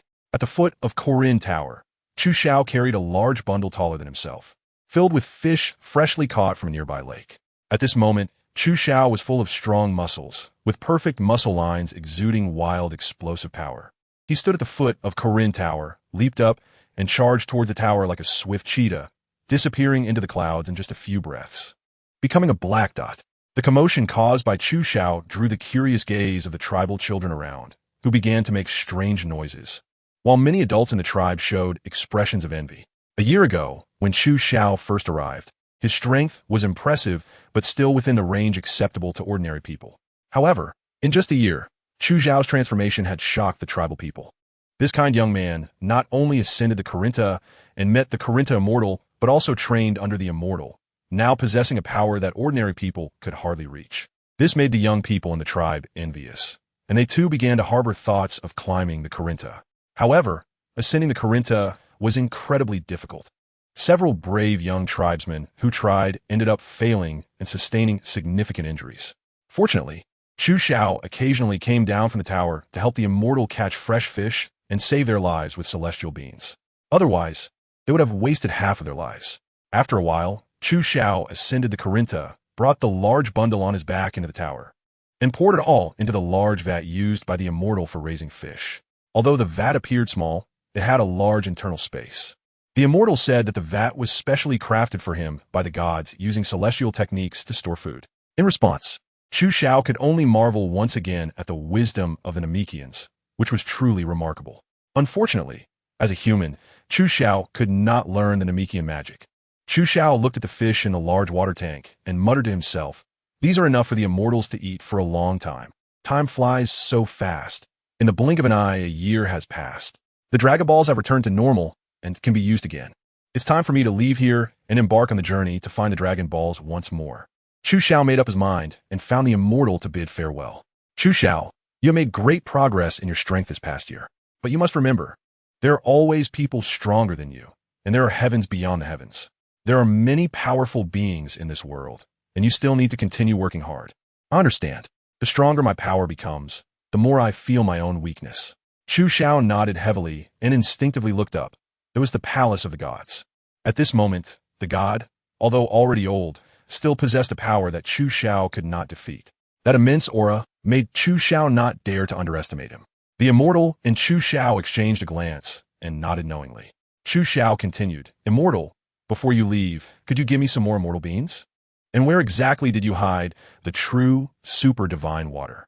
The Immortal squinted, and upon hearing Chu Zhao mention the immortal beings, his expression changed drastically. He replied fiercely, "You still have the face to mention immortal beans to me? I have painstakingly saved my stock for decades, and you've eaten them all like candy. Now you still want more? Haha, let me tell you, don't even think about taking another immortal bean from me." Faced with the sudden change in the Immortal's demeanor, Chu Zhao fell helpless. Over the past year, he had almost used the immortal beans every time he cultivated to restore his physical strength and energy, and then started new rounds of training. This method had doubled his cultivation efficiency. However, the downside was obvious. The consumption of immortal beans was enormous. In just 1 year, Chu Zhao had completely exhausted the immortal beans on the Corinta. But deep down, Chu Zhao knew that the Immortal must still have some immortal beans left. This seemingly harmless and generous fellow was actually a miser to the core. Chu Zhao smiled and took out a universal capsule from his waist, casually tossing it. And a large box appeared as the white smoke dissipated. Trying to bribe me again. Impossible. No matter what you take out this time, I won't give you another immortal bean." The Immortal recalled the scenes from the past year, when Chu Zhao had tempted him with various delicacies, constantly reminding himself not to be fooled again. "Immortal, don't be so quick to refuse, just take a look at what I have in hand." "It would be too late to refuse then," Chu Zhao said as he opened the large box. The Immortal snorted coldly, closed his seemingly already shut eyes, and didn't even look at what was inside Chu Zhao's box. "I won't look. I won't fall for your tricks. Over the past year, you've been eating and drinking here, consuming all my possessions. I want team? Huh."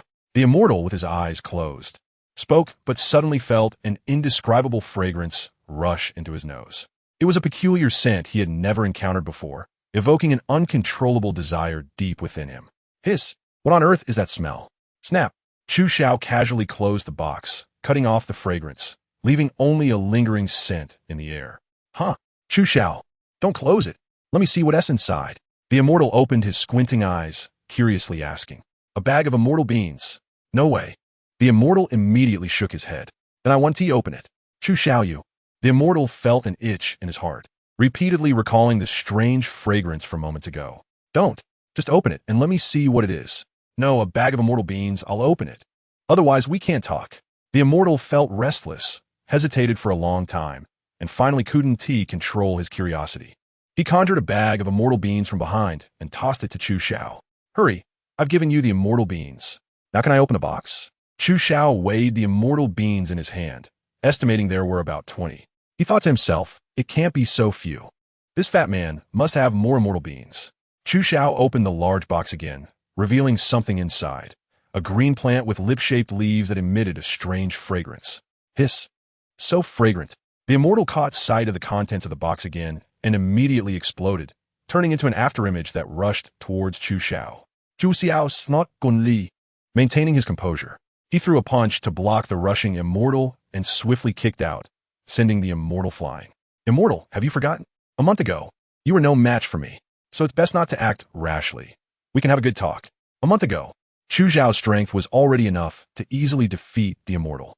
At the same time, the lotus petals within him had condensed into one more, bringing the total to 5. He only needed 2 more lotus petals to gain the right to traverse the reincarnation world. Therefore, the immortal could only stare at the large box in Chu Xiao's hand. Knowing that acting violently was definitely not an option, and he couldn't snatch it away, so he had to negotiate with Chu Xiao verbally. Chu Xiao, you always like to play these little tricks to benefit yourself. This is not good. The immortal's voice was hoarse, as if he was trying hard to suppress his inner desires. Immortal, if a person cannot be good to themselves, how could they possibly be good to others? Moreover, this is not a trick, it's just business. Look, you give me the celestial beans and the real super divine water, and I'll give you what's in the box. A fair trade, no deception. Chu Xiao had a look of certainty about him. The items in his box were specially prepared for the immortal, which he had instructed Bulma to purchase after learning of Corinta's location. Mint, this plant, which drives people crazy, is undoubtedly the greatest weapon against the immortal, far more powerful than the previous fish feast, ball games, or teasing with grass. Immortal, if you think this deal is not worthwhile, then I might just pack it up. As Chu Xiao said this, he made a move to close the box. Chu Xiao, wait. Put your hand down first. You young people are so impetuous. Allow me to think it over. The immortal appeared troubled, hesitating for a long time, his gaze constantly flickering over the large box. After a long while, the immortal finally couldn't resist the temptation of the mint, squinting his eyes and saying, Chu Xiao, it's not that I don't want to give you the celestial beans. It's just that I really don't have many left. There are only a few seeds remaining, and if I give them all to you, then I won't be able to plant any more. The immortal's words sounded sincere, not like someone who was lying. Chu Xiao thought for a moment. He would definitely need celestial beans in the future. What if he caused them to go extinct this time? What would he do then? When Chu Xiao thought of powerful bosses like Vegeta, father.Cell, and Majin Buu, he felt immense pressure. Without the cheat like Senza beans, he could hardly imagine it. All right then, I'm not the kind of person who lacks compassion, so just give me another bag of Senza beans. Chu Xiao waved his hand, looking as if he had suffered a great loss, and continued, also, I want the real ultra-divine water. The immortal quickly shook his head. I can give you Senza beans, but I definitely cannot give you the ultra-divine water. This thing should only be used in extreme circumstances. Otherwise, even with your immortal body, you could still die. The immortal began to explain the terrifying nature of the ultra-divine water. Although it can unleash a person's potential, it is also highly toxic. Even a normal person would explode and die from just a drop. Many powerful martial artists have died because of it. Chu Xiao understood the terrifying nature of the super divine water and temporarily dismissed the idea of using it. It now seems that, in the original storyline, Sun Wukong drank the super divine water to defeat Piccolo Daimao and completed his transformation. It wasn't just relying on the Scion's robust physique. More importantly, it was Sun Wukong's incredible protagonist aura that saved his life. Otherwise, if it were Chu Xiao, he would have been poisoned to death long ago. So, a bag of Senza beans it is. I'll consider the super divine water later. Chu Xiao said as he pushed the large box towards the immortal. All right, here are the senzu beans for you. The immortal tossed a bag of senzu beans over, hurriedly cradling the large box in his arms with a look of enjoyment. However, I hope you never have to use the super divine water. After all, seeing the immortal open the box and immerse himself in its aroma. Chu Xiao shook his head helplessly and prepared to leave Korin Tower to begin his new journey of collecting Dragon Balls. Chu Xiao turned on the Dragon Ball radar to check the location of the nearest Dragon Ball. To his surprise, according to the radar, someone was already collecting Dragon Balls. 3 Dragon Balls were gathered together, and 3 more were right at his feet. However, what was strange was that out of the 7 Dragon Balls, 1 had disappeared. It had been less than a month since the Dragon Balls were restored. And for someone to collect 3 so quickly was definitely not the work of an ordinary person or a regular force. Chu Xiao was mumbling that the 3 Dragon Balls closest to him were right under Korin Tower. Chu Xiao did not hesitate, leaping down and swiftly diving towards the base of the Kalinta totem pole. Before long, he arrived at the foot of Kalinta, his gaze sweeping over the scene. And he couldn't help but furrow his brow, filled with anger. The once lively tribe was now unrecognizable, with collapsed leather houses everywhere and the bodies of tribe members scattered across the ground, indicating that a horrific massacre had recently taken place here. Not far away, a child was crouched beside the body of the tribe leader, sobbing and choking back tears. Chu Xiao recognized the child as UPA, the tribe leader's son, who had always admired him. UPA, what happened in the tribe? Chu Xiao asked, suppressing his anger. Woo, brother Chu Xiao, Daddy and the tribe members were killed by bad people. UPA said, collapsing in front of Chu Xiao, pleading, Brother Chu Xiao, you must avenge our fathers. Chu Xiao learned the details of the situation from UPA and discovered that the murderer was a thin, middle-aged man with braids. He had originally come to hunt down a child named Sun Wukong to snatch something from him. Tao Bai. Chu Xiao immediately guessed the man's identity. In the original plot, Tao Bai only killed the tribe leader before battling Wukong. However, due to Chu Xiao's appearance, many of the young people in the tribe idolized him, and most of them had attempted to climb the Korin Tower. Therefore, the young people in the tribe were much stronger than in the original plot. When they encountered Tao Bai trying to kill a child, they naturally rushed to save him. Unfortunately, they were no match for Tao Bai, and all fell to his hands. Chu Xiao looked at the corpses scattered all over the ground, feeling very uncomfortable. Ultimately, if it weren't for his excessive contact with the tribesmen, these young people might not have died. Chu Xiao felt that he bore some responsibility for this incident, to some extent. Chu Xiao is not overflowing with a saintly heart. Rather, his inner perspective on this matter is that he wants to become stronger, and along the way, killing is inevitable. However, killing is not about indiscriminately taking innocent lives or treating life as worthless. Tao Bai's actions have touched the bottom line of Chu Xiao as a human being. A powerful being that does not understand the respect for life is merely an emotionless killing machine. It does not deserve to be called a person. Chu Xiao's eyes burst with brilliance, and a killing intent rose from the depths of his heart. This was the first time he truly felt the urge to kill after his strength had increased. Boom! Boom! From the dense forest, not far away, the sounds of battle could be heard, presumably between Tao Bai and Sun Wukong. UPA, wait for me here. I'm going to take revenge for you. Wait, Brother Chu Xiao. I want to go too. I want to kill him with my own hands. Chu Xiao saw an indelible hatred in UPA's eyes. The original innocence had long since vanished, and this child's heart had changed. The root cause of all this was the #1 killer in the world, Tao Bai. Boom! A straight white energy column shot out, heading straight for Sun Wukong. Wukong, covered in injuries, tried with all his might to dodge this attack, but still couldn't escape. His arm, struck by the attack, hung down weakly, clearly broken. Huff! Huff! Sun Wukong gasped for breath. This was the first time Chu Xiao saw such a disheveled Wukong. At this moment, Wukong had grown taller and matured a lot compared to a year ago. He was no longer the naive child who had just come out of the mountains. Under the guidance of Master Rashi, he was already able to distinguish between good and evil. Therefore, witnessing Tao Bai's actions made Wukong truly angry. Unfortunately, at this moment, Wukong was not a match for Tao Bai at all. Kid, you're already injured. The next Odon Ray could take your life. Tao Bai shouted arrogantly, his face twisted in malice. He then pointed his finger, launching another energy wave. Poof! The powerful Dodon Ray, with its strong penetrating force, was aimed straight at Wukong's chest. If this hit, it could very well take Wukong's life. But just as the Dodon Ray was about a meter away from Wukong, a figure suddenly appeared.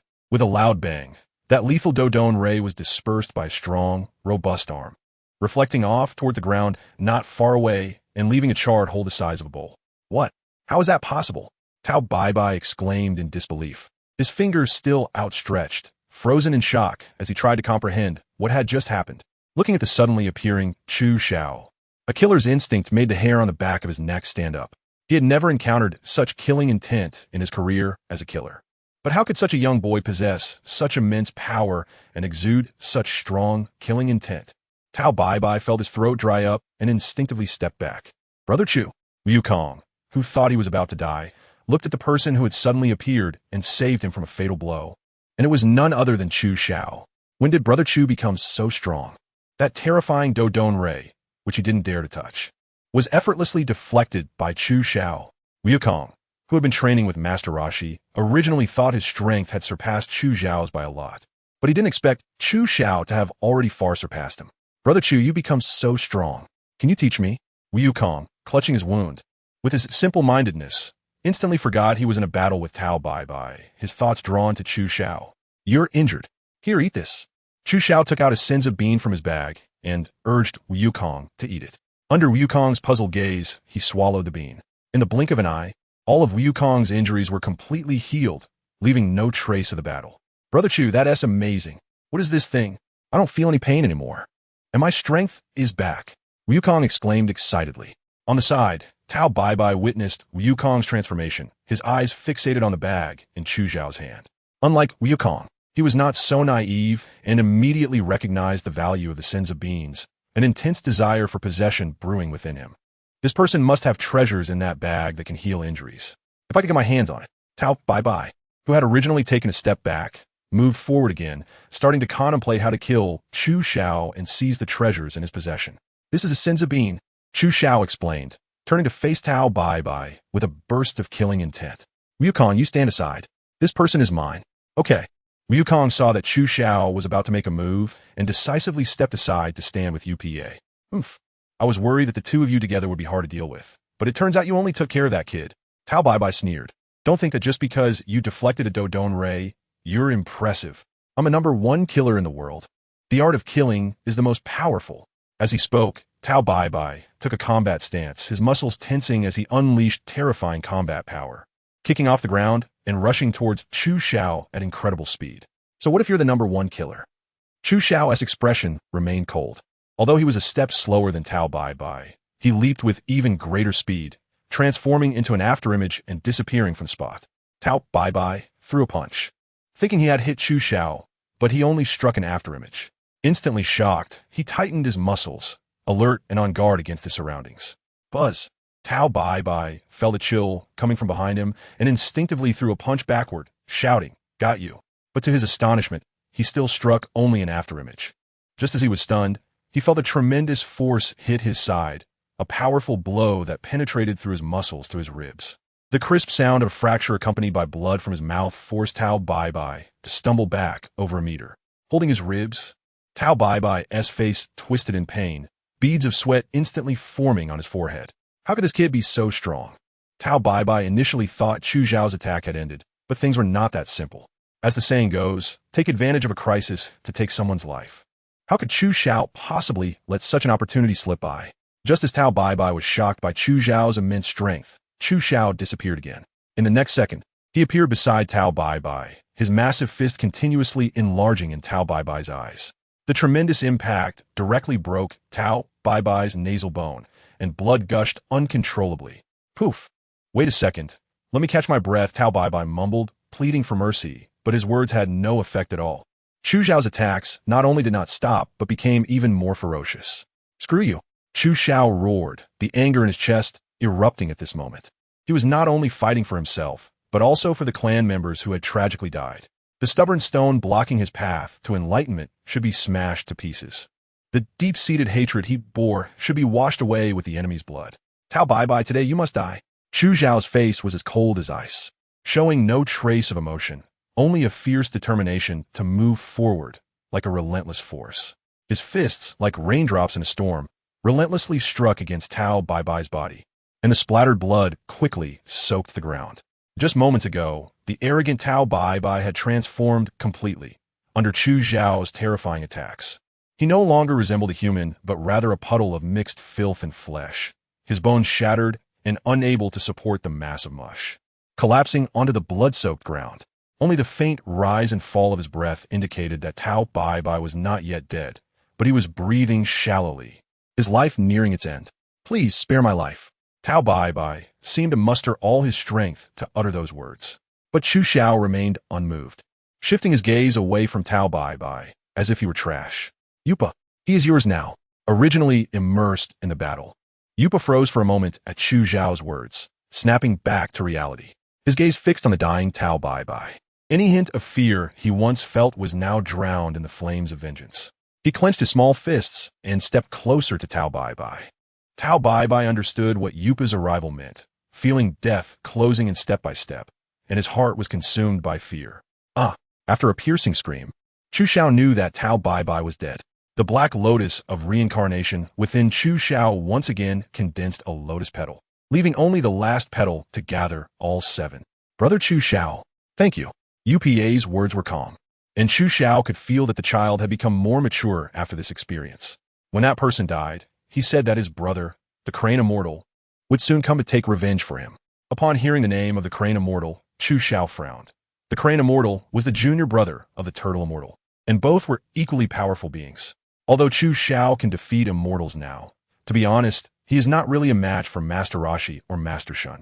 Although the immortals are, in a sense, the teachers of both, having guided their cultivation, the immortal, who is comfortably plump, rarely trains actively on Korin Tower, and his realm has long been surpassed by Master Rashi and Master Shun. But so what?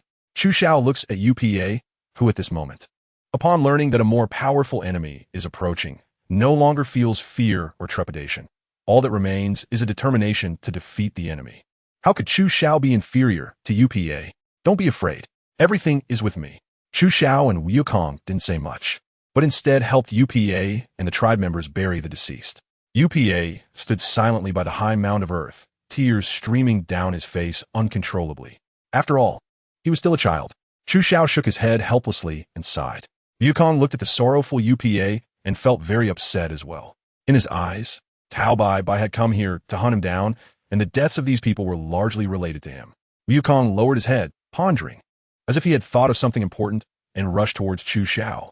"Brother Chu, do you think wishing on the Dragon Balls could help UPA revive his tribe members?" Wukong asked, his big eyes filled with hope as he awaited Chu Xiao's answer. Chu Xiao felt a bit overwhelmed. Using the Dragon Balls could definitely revive UPA's tribe members. After all, in the original story, the second use of the Dragon Balls was to make that wish.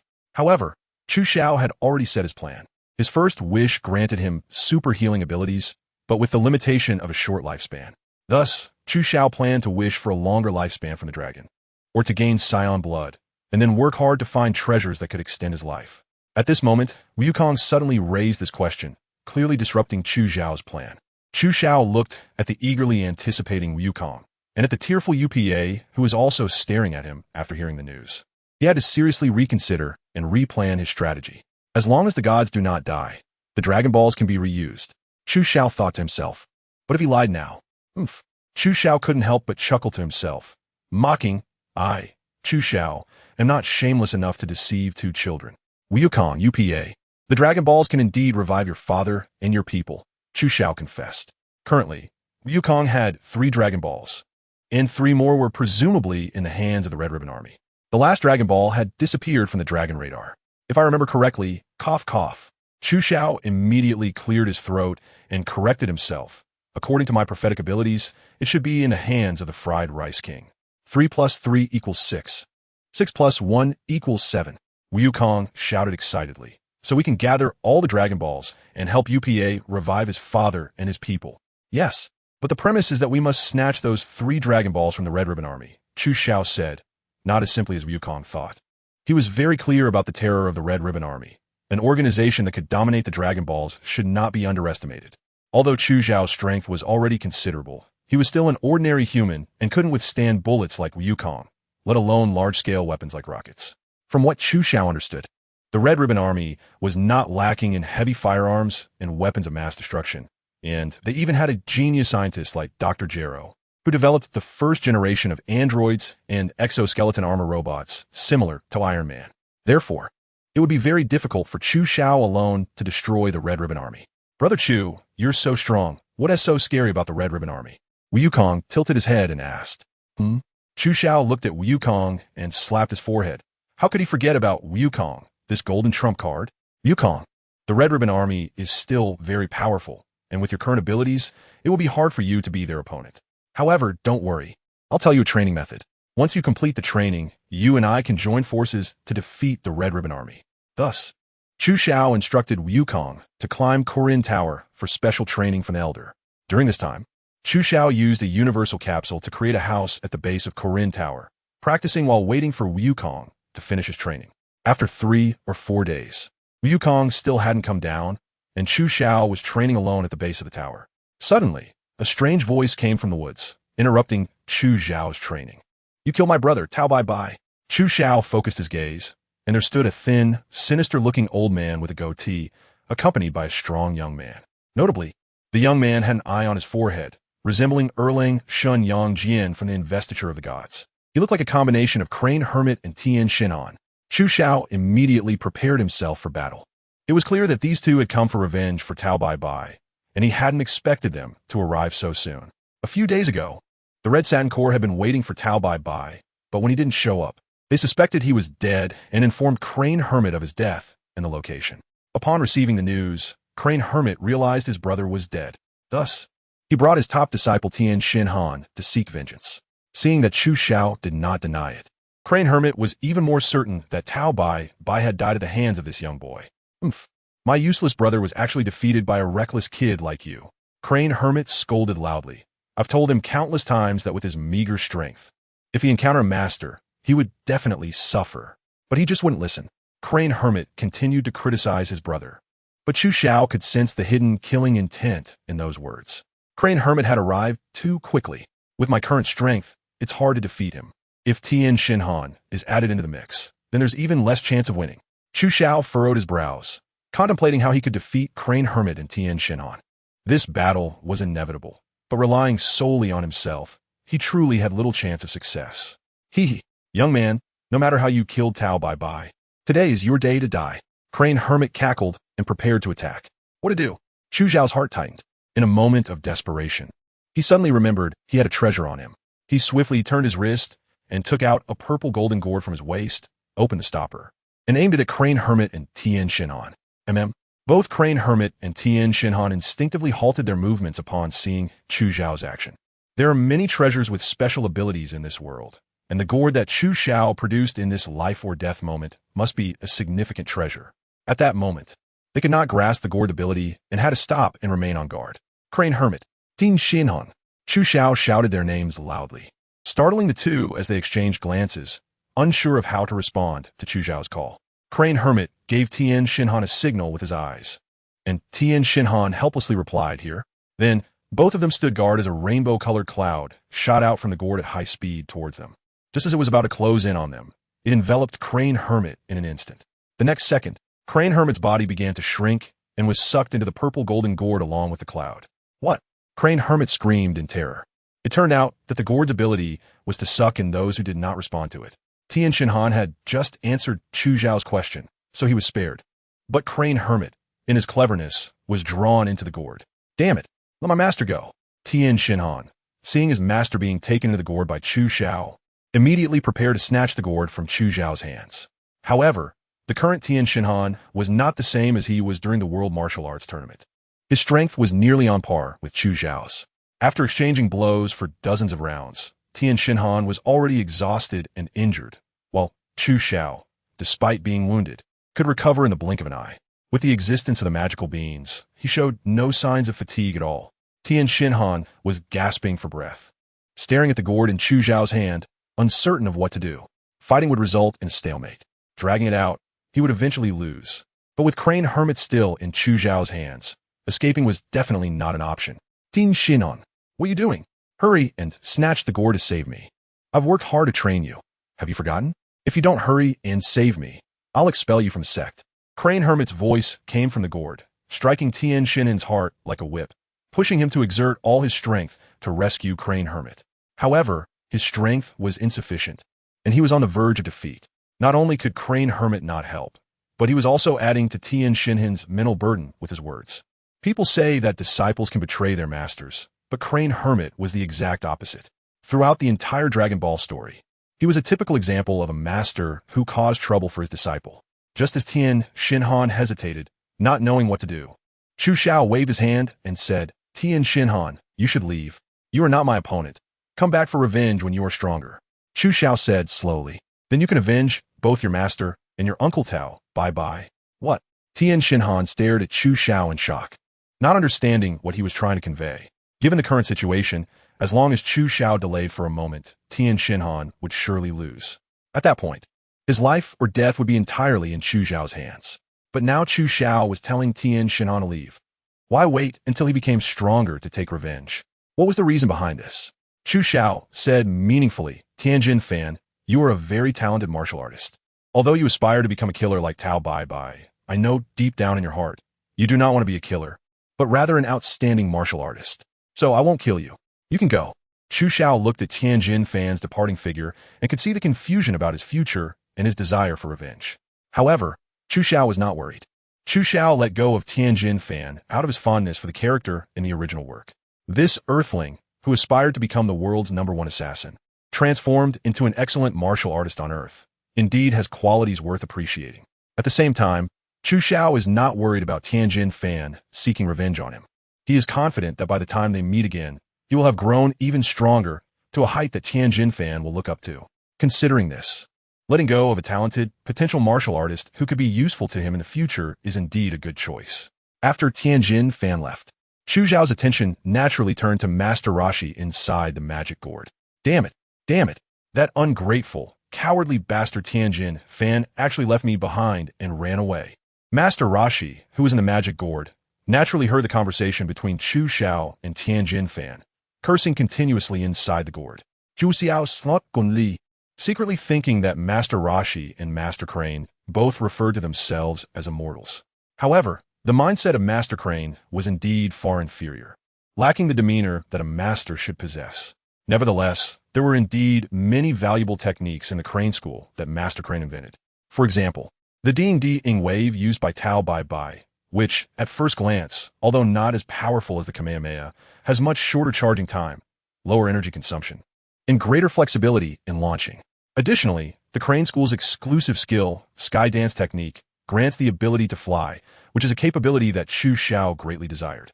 After all, from the long history of human evolution, flight is almost a dream encoded in human genes.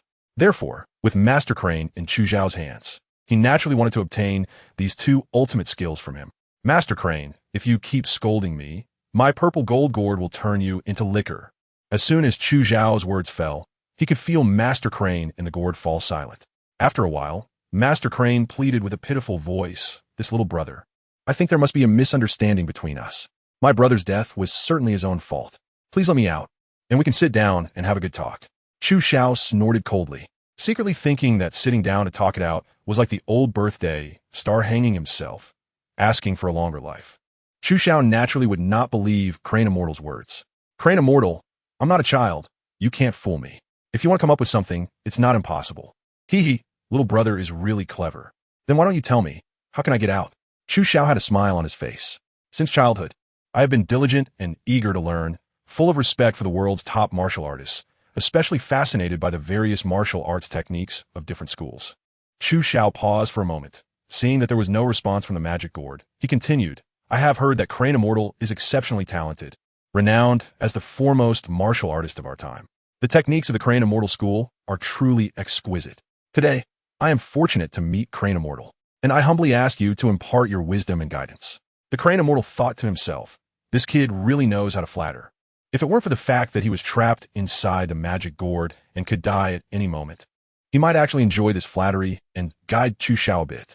But it seems that he must find a way to get out quickly and then peel this kid alive to take his magic gourd, seeking revenge for Tao Bai Bai. Well, I, Crane Immortal, have always loved seeing talented young people. You are the most talented young person I have ever encountered in my life. How about this? You let me out first, and I will personally teach you the ultimate techniques of the Crane Immortal School. Chu Xiao thought to himself, this Crane Immortal is indeed cunning. There's no way he would let me out no matter what I say. Crane Immortal, stop wasting time. Every second that passes brings you closer to being turned into wine. Just tell me the secret techniques of the Crane Immortal directly from the magic gourd, and once I learn them, I will naturally let you out. Hee hee, little brother, don't try to trick me. What if I teach you, and you don't let me out? The Crane Immortal asked. Hearing this made my heart ache. How could I, Chu Xiao, be someone who goes back on my word? As long as you teach me, you will be my master, and I, who have always respected my teachers since childhood, would never make things difficult for my master. Chu Xiao looked respectful, resembling a good disciple. The magic gourd fell silent again, then said, I will temporarily believe you. Listen carefully. After a moment, Chu Xiao nodded to the magic gourd, so that's it. This is the essence of the whole wave and sky dance techniques. Little brother, I have already taught you the secret techniques. Hurry and let me out. The Crane Immortal said eagerly. Crane Immortal, please don't rush. I have just begun to understand the intricacies of these two techniques. How can I say I have mastered them? Let me study them thoroughly, and once I can truly use these two moves, I will let you out immediately. Chu Xiao said this, and focused on trying to use these two ultimate skills. After all, both the whole wave and the sky dance technique are just about controlling Qi. For Chu Xiao, who has mastered Qi, it wasn't very difficult. Just like when Sun Wukong taught Sun Gohan and Biddy Li. Sun Gohan quickly learned the sky dance technique just by listening to its principles, and even Biddy Li, who had never been in contact with Qi, learned the sky dance technique in a day. Chu Xiao believed that his talent was not inferior to Biddy Li's. Chu Xiao was studying the Crane Immortal's ultimate skill from the Crane Immortal in the magic gourd, when the Crane Immortal suddenly scolded him. You scoundrel! How could you deceive me? You promised that once I taught you, you would let me out. Aren't you the one who values teachers and teachings the most? Has your conscience been eaten by a dog? Chu Xiao replied disdainfully, Master Crane, think it over. What I said before is that once I learn, I will naturally let you out. I am currently working hard to master these two ultimate skills as quickly as possible so that I can release you sooner. If you keep shouting so loudly now, I will get distracted. Master Crane chuckled silently, realizing that he had fallen for Chu Xiao's trick. This rascal was actually playing word games with him, a game that even little kids wouldn't play, and yet he had been fooled. However, even though he knew he had been deceived, Master Crane had no choice but to wait for Chu Xiao to learn and keep his promise to let him out. Once he was free, he would personally skin Chu Xiao alive, making him wish he were dead. Little brother, hurry up and learn. The sooner you learn, the sooner you can let me out. Chu Xiao nodded seriously. Don't worry, Crane Immortal, I will definitely immerse myself wholeheartedly in the ocean of learning. After a long time, there was still no movement outside the magic gourd. The Crane Immortal felt increasingly hot around him. He was getting closer to being turned into liquor. After a while, the Crane Immortal's clothes had started to melt, but there was still no response from outside the gourd. Unable to wait any longer, the Crane Immortal shouted, Little brother, haven't you learned yet? These two ultimate skills should be easy for you to master once you grasp the key points. I've been dull-witted since childhood, came a reply from inside the gourd. The Crane Immortal cursed inwardly, dull-witted, my foot. At such a young age, you have such skill in Qi cultivation, and you're calling yourself dull-witted? This rascal clearly doesn't want to let me out. The Crane Immortal could no longer wait, feeling his body starting to melt. Little brother, let me out quickly. I'm about to melt. You must keep your promise. Doesn't your conscience hurt for being untrustworthy? It doesn't. The Crane Immortal's face turned grim, feeling utterly desperate, thinking to himself that after a lifetime of brilliance, he was truly going to fall into Chu Xiao's hands today.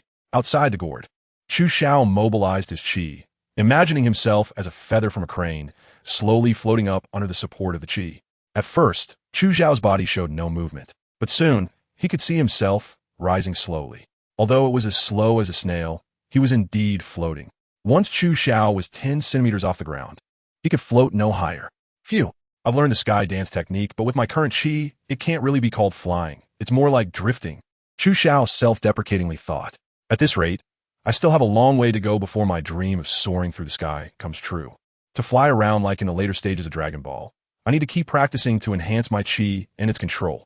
With the practice of the sky dance technique concluded, Chu Xiao began to practice the Dodon Ray, which was much simpler compared to the sky dance technique. He just needed to gather his Qi at his fingertips to launch a Dodon Ray.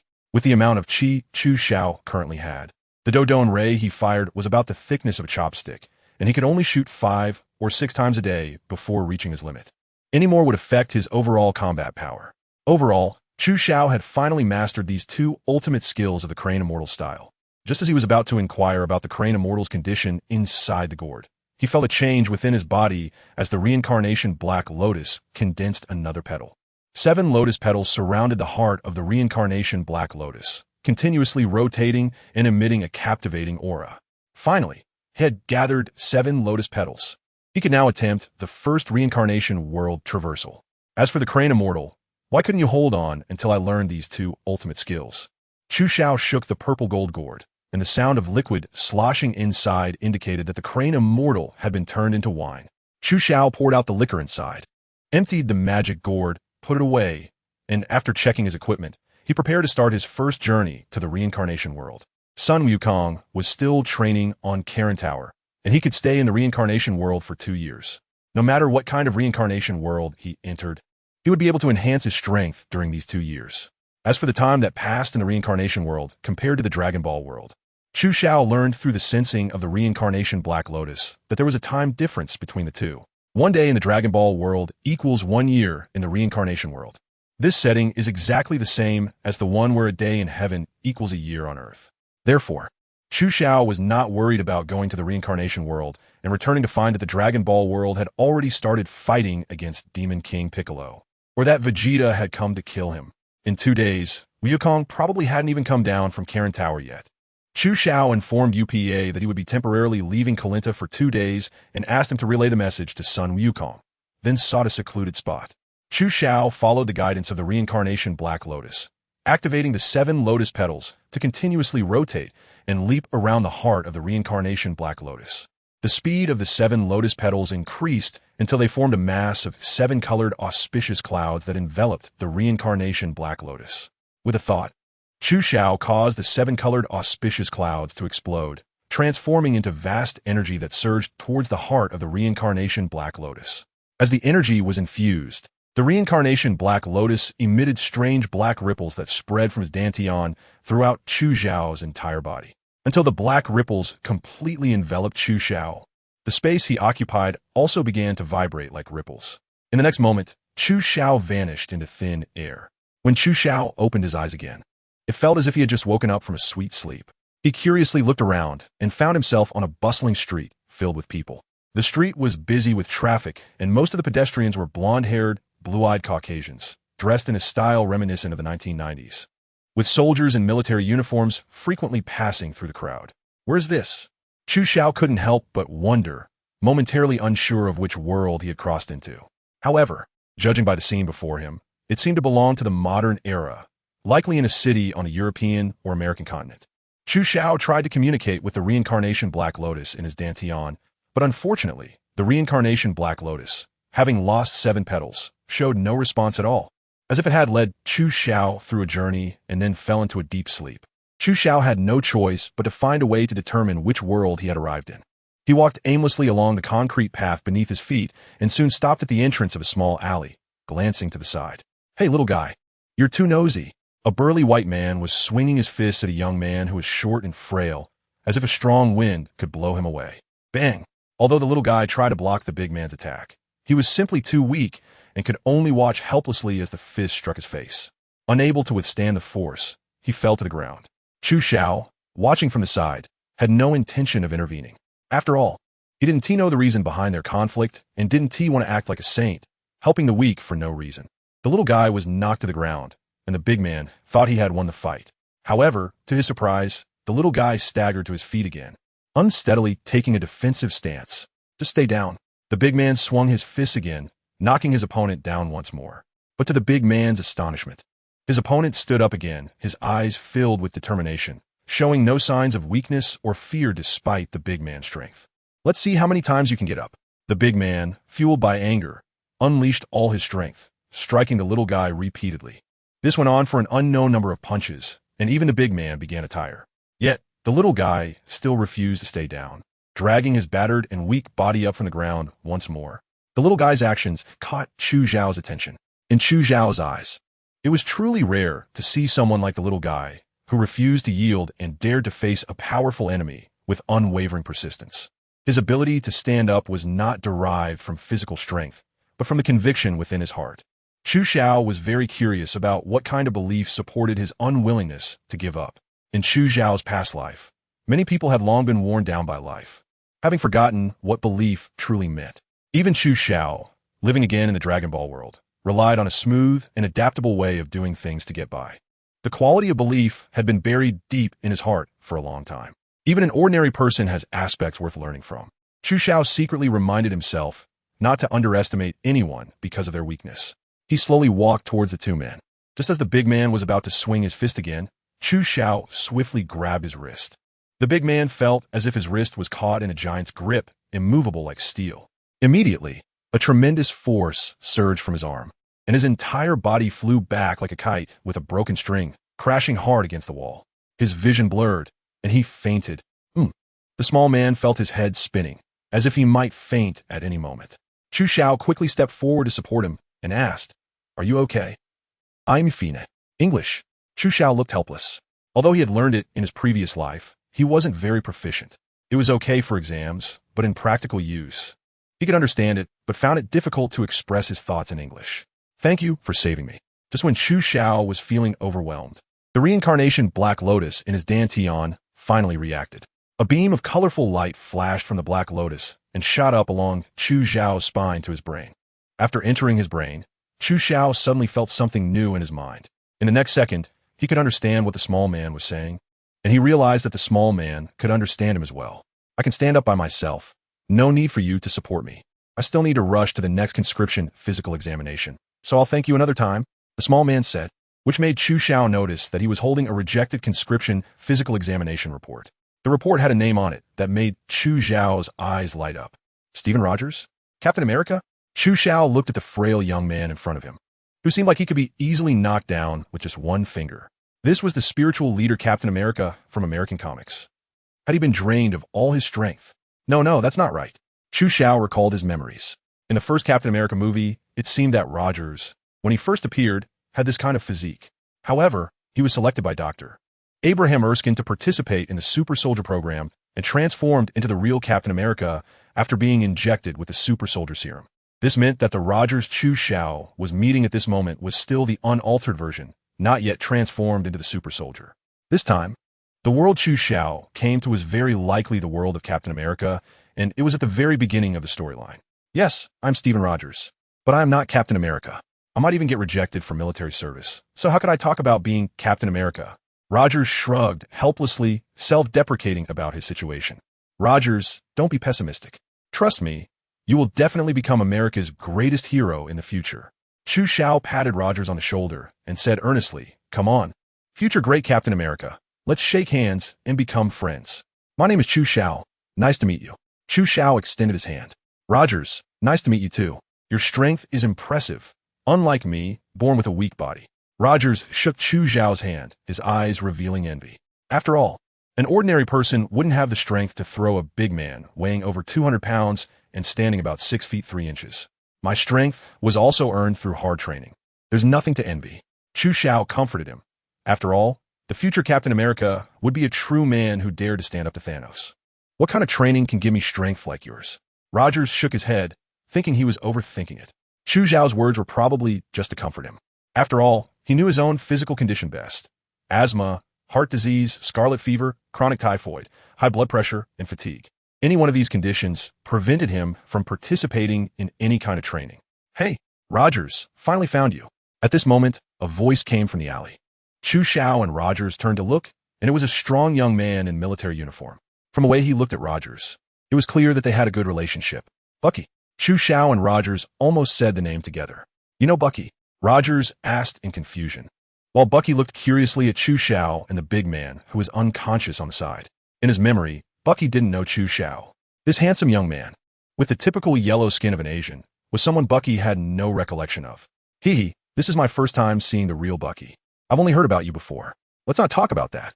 Now that we're meeting for the first time, how about we go have some fun?" Chu Xiao waved his hand to interrupt the topic, since explaining would indeed be quite troublesome. "Looks like I have quite a reputation in the military," Bucky said confidently. "Coincidentally, I'm heading to the battlefield tomorrow, and tonight is my last night. I've already arranged a date with a girl, so we can head out now." "Where to?" Rogers asked. "Tomorrow's World Expo." Chu Xiao and Bucky said the destination together. As a time traveler, Chu Xiao remembered this plot quite well. After all, the organizer of the Tomorrow World Expo was Howard Stark, the future father of Iron Man and owner of Stark Industries. Chu Xiao arrived in Captain America's world, and Stark had to meet him. That night, at the New York Tomorrow Expo venue, a massive iron statue of the Earth stood tall in the center of the square. This building was also seen by Chu Xiao in Iron Man 2, and it seemed that he was standing on Stark Industries territory. It appeared that Stark Industries indeed had a significant influence in America, comparable to Bulma's Capsule Corporation in Dragon Ball. Although there was a gap, it was still worth Chu Xiao's time to engage with it. All the men in New York went to the army. There are still 3.5 million women left, and I only need one. It's a simple matter. Bucky waved his hand, his gaze falling on the two beauties waiting at the entrance of the venue. Sorry, Chu Xiao, you came suddenly, and I couldn't set anything up for you. Chu Xiao looked at the two blonde, blue-eyed white women. Their beauty couldn't be described as stunning, but they were still somewhat decent. Chu Xiao shook his head indifferently. Compared to Bulma, these two women were just too far apart. It doesn't matter. You two can have fun. I need to go find a friend. Chu Xiao and Roger said their goodbyes and quickly disappeared into the crowd. Hey, Bucky, where did that handsome guy go? Isn't he coming to play with us? Two beautiful women spotted Chu Xiao from a distance, their hearts racing, drawn in by his good looks and strong physique. However, they didn't wait long for Chu Xiao and watched him vanish in the crowd. He's gonna meet a friend. Let's go have some fun. No need to wait for him. Bucky shrugged and explained, knowing very little about Chu Xiao's situation, but sensing an air of mystery surrounding him. Chu Xiao walked into the exhibition along the crowd and saw many interesting inventions along the way. However, most of them were constrained by the technological limits of this era, with many resembling the technology from Chu Xiao's previous life. For example, portable mobile phones had not yet appeared in this era, but some people had already begun to explore this direction. Although their research results involved carrying a device the size of a backpack to achieve wireless communication, it was already a very advanced invention. As Chu Xiao walked along, he didn't find any inventions worth his attention until he came across a red vintage sports car, which caught his eye. Next to the car stood a young man with a neat appearance and a small mustache, surrounded by a group of stylishly dressed women. Explaining the car, ladies and gentlemen, welcome to the Tomorrow World Expo. Howard Stark. If I told you that in a few years, your cars will no longer need to touch the ground, and that with Stark Industries' anti-gravity system, all of this could become a reality. As Howard spoke, the women beside him removed the wheels from the sports car, and Howard flipped the switch to control the anti-gravity system. Under everyone's gaze, the red sports car began to slowly float, defying the laws of gravity, and many people showed expressions of disbelief. However, the good times didn't last long. Stark Industries' anti-gravity system had significant flaws. It could only support the car for a moment before a short circuit occurred due to overload. Howard awkwardly covered up this mistake, and his gaze fell on a figure in the crowd that caught his attention. It was a handsome young man with a distinctly yellow skin tone, dressed quite differently from those around him. This person, Howard thought, he couldn't recall knowing anyone like him. Yet, he felt an impulse to get to know him. It was a feeling hard to describe, a mix of wariness toward a stranger and curiosity about something new. After the demonstration ended and the crowd dispersed, Howard was organizing his team to clean up the equipment when he saw the young man approaching him again. He's coming over. What does he want? Howard's heart sank, and his expression grew serious as he instinctively reached for the gun at his waist. After all, this was a critical time during World War II, and there were plenty of spies from enemy countries infiltrating. Although Stark's identity was quite secretive, caution was necessary. The young man seemed to sense his concerns and smiled, waving his hand. Mr. Howard, there's no need to be so nervous. I came to talk to you about a collaboration. Collaboration? What kind of collaboration? Howard became even more cautious. The young man was none other than Chu Xiao, who pointed to the anti-gravity sports car behind Howard. Would you like to learn about magnetic levitation technology compared to the anti-gravity system? Magnetic levitation technology? Howard furrowed his brow. He was a leader in the field of cutting-edge technology, but had never heard of such a thing. What exactly was this magnetic levitation technology that this young man had personally come to discuss? Was there cutting-edge technology in this world that he didn't know about? Howard even began to suspect whether Chu Xiao was trying to scam him, concocting some nonsensical technology project to swindle Stark Industries. Chu Xiao saw through Howard's thoughts and no longer explained much. He casually took out a universal capsule and tossed it, causing a car to appear out of thin air. What kind of technology is this? Space folding. As the saying goes, amateurs watch the excitement while professionals observe the essence. Howard's eyes widened. unable to believe what he was seeing. His mouth was slightly agape. In the blink of an eye, Howard realized that his limited knowledge made it difficult to comprehend the situation before him. How could such a large car be stored in such a small capsule? If it is space folding technology, what level of technology would be required to create such an exquisite space folding product? Chu Xiao casually made a move that shocked Howard, the owner of Stark Industries, causing his worldview to collapse. Howard was as excited as if he had discovered a new continent. Hello, I'm Howard from Stark Industries. I apologize for my earlier negligence. If you don't mind, could we discuss this at my company? Howard said respectfully. Chu Xiao nodded, thinking that this was indeed not a suitable place for discussions. He then stepped into his car and signaled for Howard to get in as well. Get in. Let's go to your office and have a good talk about our collaboration. Howard nodded repeatedly and sat in the passenger seat next to Chu Xiao. All right, I still don't know how to address you. You can call me Chu Xiao. Chu Xiao turned the key and started the car. Chu Xiao, are you Chinese? Howard tried hard to recall if there were any extraordinary tech companies in China, but he couldn't think of any, only knowing that the country was experiencing the ravages of war and technological development was indeed slow. Yes, but also no. Chu Xiao's answer was ambiguous. He was indeed Chinese in his past life. However, having been reborn in the Dragon Ball world, this body should belong to an Earthling from that universe. Realizing that his question had touched on a personal matter, Howard decided not to pursue it further. Just as he was about to ask something else, Chu Xiao's car started up and slowly floated into the air. After rising 5 or 6 meters off the ground, Chu Xiao pressed the accelerator, and they sped away towards Stark Industries with Howard. My God, is this a mature anti-gravity system? Howard watched as he floated in the air, with the buildings below rushing past, and was once again shocked. This is not an anti-gravity system. This is the magnetic levitation technology one just mentioned. Chu Xiao was driving while explaining to Howard that the anti-gravity system is a technology one level higher than magnetic levitation technology. Magnetic levitation technology merely uses magnetic forces to achieve the ability to escape gravitational pull. Chu Xiao, having once been an employee of a Universal Capsule company, was quite knowledgeable about the technological products within the company. In particular, he had taken special care to learn about both magnetic levitation technology and universal capsule technology.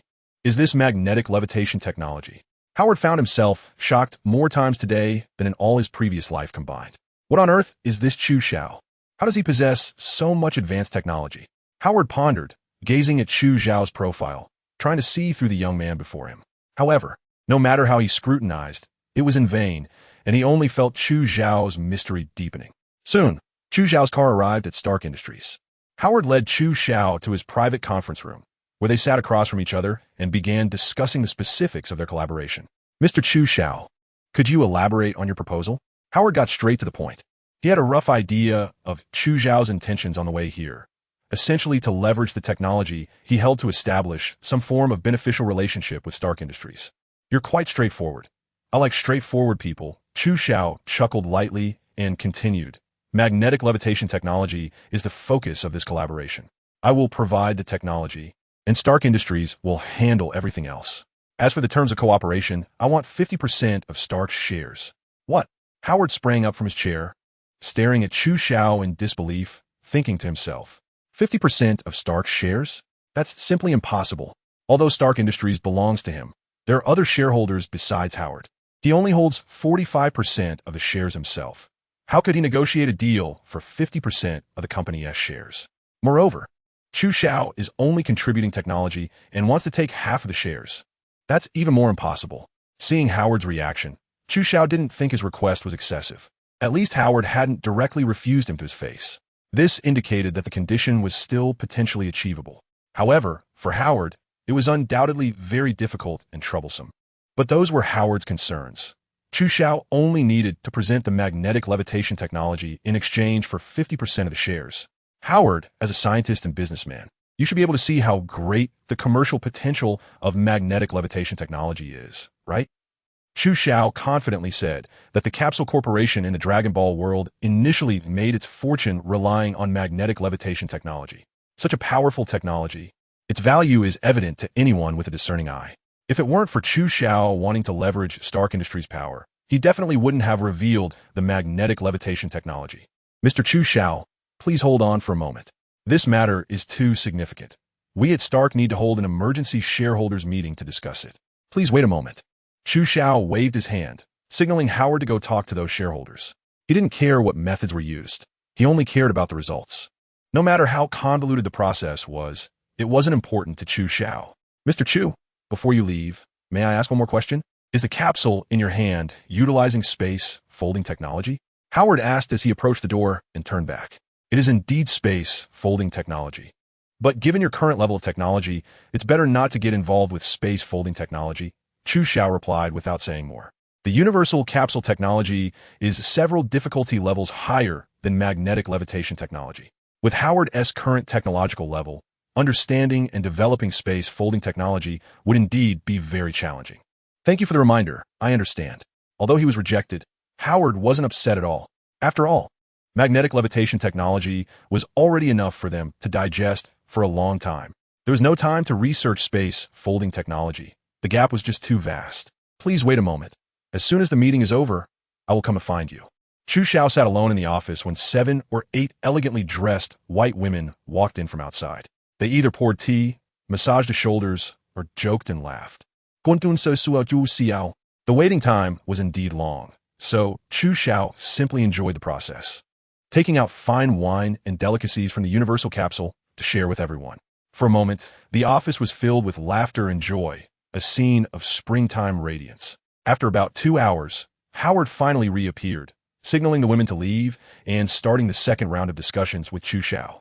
Howard, I hope you bring me good news, Chu Xiao said as he wiped the grease from the corner of his mouth and finished the glass of red wine in front of him. Oh, good wine, Howard exclaimed, inhaling the aroma of the wine in the air, praising it. Compared to the fine wine Chu Xiao brought out, his century-old brew seemed inferior. If you want a drink, I'll give you a bottle. After some pleasantries, they got straight to the point. Mr. Chu Xiao, regarding your collaboration, Stark Industries has made a decision, Howard said slowly. We are willing to offer you a 45% stake and sincerely invite you to join Stark Industries. Howard stated solemnly that, to facilitate this collaboration, he had really put in a lot of effort.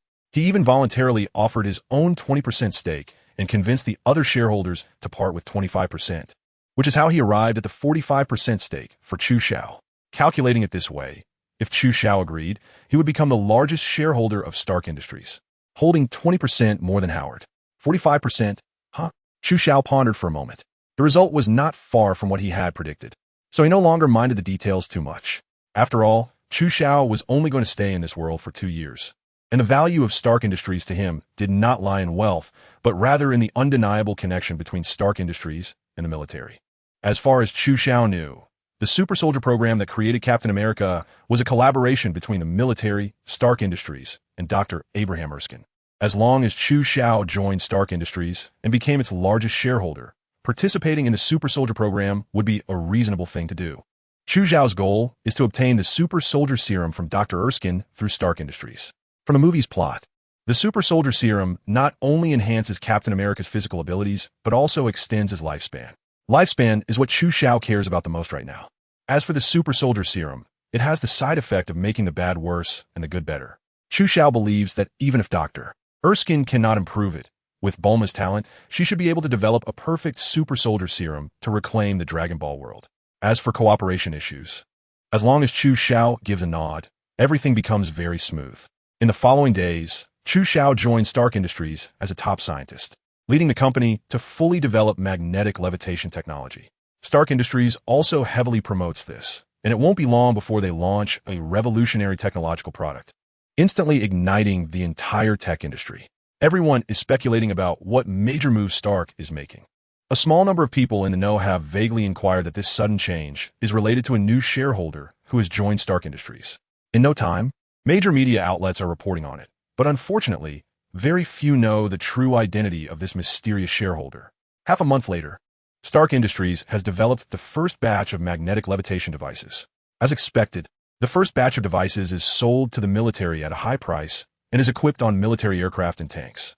The next day, Stark Industries receives a sky-high order from the military, many times higher than the prices of previous year's orders. The major shareholders of Stark Industries can see the infinite potential of magnetic levitation technology from this single order and are all grateful for Chu Xiao's joining. They have exchanged their shares for immeasurable future value, which is undoubtedly the wisest decision in history. At this moment, Chu Xiao sits in his office, staring at the documents laid out before him, lost in thought. On the desk are several files marked with top secret, with the military's insignia and the super soldier program standing out prominently. However, Chu Xiao's brow is furrowed, revealing a look of disappointment on his face. Dr. Erskine. Chu Xiao was mumbling the name of the inventor of the super soldier serum, Dr. Erskine, the creator of Captain America. The document in Chu Xiao's hand was just information about the super soldier program, and only Dr. Erskine in this world knew the formula for the super soldier serum. The formula that Chu Xiao wants is all in Dr. Erskine's brain. It seems that he must meet Dr. Erskine. Chu Xiao made up his mind and dialed Stark's phone. After a moment of waiting, Stark arrived at Chu Xiao's office. Chu Xiao, my good brother, is there something important that you urgently need to discuss with me? Is it that the space folding technology can be revealed now? Howard had been frequently sticking to Chu Xiao during this time, and over time, they became like brothers. Although Chu Xiao didn't agree, he didn't oppose it either, so Howard arrogantly went around proclaiming that Chu Xiao was his brother. Chu Xiao remained indifferent. After all, he did not care about these trivial matters. Howard, don't always keep thinking about space folding technology. Magnetic levitation technology has not yet reached the stage of commercialization. Everything is still a long way off. Chu Xiao continued. The reason I brought you here this time is for this. Chu Xiao threw the materials of the super soldier program at Howard and told him that he needed to join the program as a scientist. You want to join the super soldier program? Howard was a bit troubled. After all, this program was highly confidential and was hosted by the military, with Stark only providing partial technical support. It wouldn't be too much of a problem to insert a scientist into it. But arranging for Chu Xiao to enter would be a big issue, because Howard had discovered Chu Xiao's identity problem while collaborating with him. Howard searched through personnel files across the United States and even used connections to access population data from China, and the results were astonishingly similar. There was no record of this person. Chu Xiao seemed to have appeared out of thin air. The earliest record of him was walking alone on the streets of New York City, and there was no further information. For such an enigmatic person, if it weren't for Howard's relentless efforts to overcome obstacles, those conservative shareholders would never agree to collaborate with Chu Xiao. Now, with Chu Xiao aiming to enter the military sites, the situation has become even more complicated. It requires more than just connections. What? Is it difficult to operate? Seeing Howard's expression of "don't make it hard for your big brother," Chu Xiao knew that Howard wouldn't act without benefit. No matter how difficult it is, with Howard's capabilities, it can be accomplished. The only issue is that Howard needs a motivating force to spur him on. Chu Xiao chuckled lightly, slowly raising his hand. With a gentle flick of his index finger, a dazzling white beam shot out, catching Howard's confused gaze. The white light brushed past Howard's ear, the intense heat making his ear feel numb. Poof! Howard abruptly turned around, only to see the wooden door behind him pierced by the light, leaving a hole the size of a bowl, with the edges charred and emitting waves of heat. Gah! Ugh! Howard broke into a cold sweat, thinking to himself that if that attack had hit him, he would definitely be dead. Looking back at Chu Xiao, Howard realized that the Chu Xiao he thought he knew was once again shrouded in a layer of mystery. Howard, my good brother, is there still a problem with my joining the super soldier program? No problem, haha. Who said we aren't brothers? Huh, alright. What was that move you just did? A high-temperature ray? Howard was extremely curious about Chu Xiao's ability to shoot light out of nowhere, eagerly agreeing to help him join the super soldier program, while his mind was focused on the Dodo wave. This move isn't a high-temperature ray. It's called the Dodo wave, a power gained through cultivation. Chu Xiao briefly explained the principle of qi and how to use the Dodo wave, leaving Howard, the staunch materialist, utterly bewildered. Are there really such magical abilities in this world? Chu Xiao, is this magic? Howard felt his worldview being reshaped, as his belief in technological supremacy was being challenged. I just explained it. This is the use of qi, and it's different from magic. Mentioning magic made Chu Xiao think of Doctor Strange and the Ancient One. In the Marvel Universe, magic indeed exists. However, at Chu Xiao's current level, he didn't dare to recklessly approach the Ancient One, fearing that she might detect his identity as a traveler and decide to banish him to the mirror dimension forever. Chu Xiao believed that only he had a certain level of self-preservation ability under the hands of Master Gu Yi, and it wouldn't be too late to search for the Holy Temple afterward. After all, the power that Chu Xiao currently possessed came from the Dragon Balls, which sought immense offensive and destructive power. When cultivated to the extreme, shattering stars would be an easy task, with such enormous potential waiting for him to develop. He had no energy to learn magic. At least, Chu Xiao currently had no strong desire to learn magic. Howard, having a simple understanding of the principle of qi, lost interest in Chu Xiao's cultivation after a moment of contemplation. Chi. This thing is too mysterious. Compared to technology, it is far less tangible than launching a few missiles. Although Howard accepted the existence of supernatural forces in this world, as a leader in the technological field, he still had his own stance. In Howard's eyes, although Chu Zhao's current power was magical and strong, the cultivation process was too difficult and arduous. Daily training of his physical body was something Howard could not endure. What is Chi? What are those energy waves? There is nothing simpler and more straightforward than pulling a trigger. Chu Xiao, let's talk about the universal capsule instead. Do you know how important space folding technology is for us Stark? I've said it before, I will bring out the universal capsule technology when necessary. But now is not the time. Chu Xiao snorted coldly. He showcased his strength in front of Howard purely to put pressure on him and make him work more efficiently. But unexpectedly, Howard, being a person with eyes only for technology, completely disregarded the deterrent effect of Chu Zhao's martial power. You should arrange it for me as soon as possible. I need to meet Dr. Erskine quickly. I am very interested in his super soldier serum. As for explaining the power of Chi to Howard, Chu Xiao currently has no intention of explaining. On one hand, he is unsure whether the energy from the Dragon Balls can be cultivated by the natives of the Marvel world. On the other hand, he does not have the energy to take on a disciple and teach them diligently. Shortly after Howard left, Chu Xiao received a message a couple of days later, notifying him to go to a tailor shop in the Queens neighborhood of New York. Chu Xiao knew that it was the research site of the Super Soldier program. Chu Xiao did not hesitate, driving his magnetic levitation car straight to the destination, following the method used by Agent Carter to lead Rogers in the original storyline. He entered the shop, spoke the riddle, and was taken into the research facility hidden beneath the tailor shop. Chu Xiao soon met Dr. Erskine. He looked somewhat similar to Einstein, with graying hair, a face full of weathered wrinkles, yet possessing a pair of bright, piercing eyes. The appearance of Chu Xiao naturally attracted the attention of the Research Institute staff, who were somewhat familiar with this suddenly transferred colleague. Dr. Erskine had long received information about Chu Xiao and knew that he was the recent, extremely mysterious new shareholder of Stark Industries. In other words, Chu Xiao was the inventor of magnetic levitation technology. However, Erskine and the others never expected that someone with such great achievements in the tech world would turn out to be a remarkably handsome young man. Chu Xiao, I am Dr. Erskine. It's a pleasure to be your colleague. Dr. Erskine took the initiative to approach Chu Xiao, his eyes revealing admiration. Hello, Dr. Erskine. I've heard a lot about you. Chu Xiao responded politely. After exchanging a few pleasantries, the two began to engage in their normal work.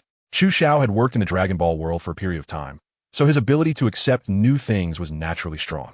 With the guidance of Dr. Erskine, he quickly became familiar with the workflow. However, this was not the focus for Chu Xiao. He was not there to be an ordinary researcher, but to find a way to obtain the formula for the super soldier serum from Dr. Erskine. After a day of intense and busy work, Chu Xiao invited Dr. Erskine to have a meal together. Out of appreciation for Chu Xiao, Dr. Erskine nodded in agreement. Chu Xiao drove his magnetic levitation car, taking Dr. Erskine to a restaurant he had frequently visited recently. He found a quiet spot and ordered a few simple dishes. Chu Xiao began to try to truly engage with Dr. Erskine. Dr. Erskine, do you believe that supernatural forces exist in this world? Chu Xiao's question made Dr. Erskine pause with the fork in his hand. Erskine stared at Chu Xiao with a complicated expression. As someone had once asked him the same question, the head of the Hydra, Red Skull. Someone has indeed asked me this question before, he said, shaking his head afterward, indicating to stop there. He then changed the subject and said, as scientists, we should believe in science. Supernatural forces are not part of science. Chu Xiao also shook his head and said, Dr. Erskine, in fact, supernatural powers are also a form of science. Your super soldier serum, from a certain perspective, is supernatural power. It's just that you have mastered it and understood it, so it has become science. Dr. Erskine stared into Chu Xiao's eyes, continuously pondering his words. And upon careful thought, it indeed made a lot of sense. Chu Xiao, everyone has a different understanding of science, and your understanding is very advanced. Just like your magnetic levitation technology, it doesn't belong to this era. Although Dr. Erskine did not know the details about Chu Xiao, his words inadvertently revealed Chu Xiao's secret. Chu Xiao indeed does not belong to this era, nor to this world. Doctor, you did not disappoint me. You are very smart and have great foresight. Chu Xiao is very satisfied with Dr. Erskine's performance. It is very easy to chat with smart and visionary people. Chu Xiao slowly raised his hand in front of Dr. Erskine, palm up, as energy began to condense. Gradually, A white energy ball the size of a baseball appeared in Chu Xiao's hand. Dr. Erskine, your super soldier serum is not just a serum. It is the first stepping stone for humanity to contact the new world. Dr. Erskine stared in astonishment at the energy ball in Chu Xiao's palm, and the fork in his hand unknowingly fell to the ground. In just a few minutes, countless thoughts flashed through Dr. Erskine's mind.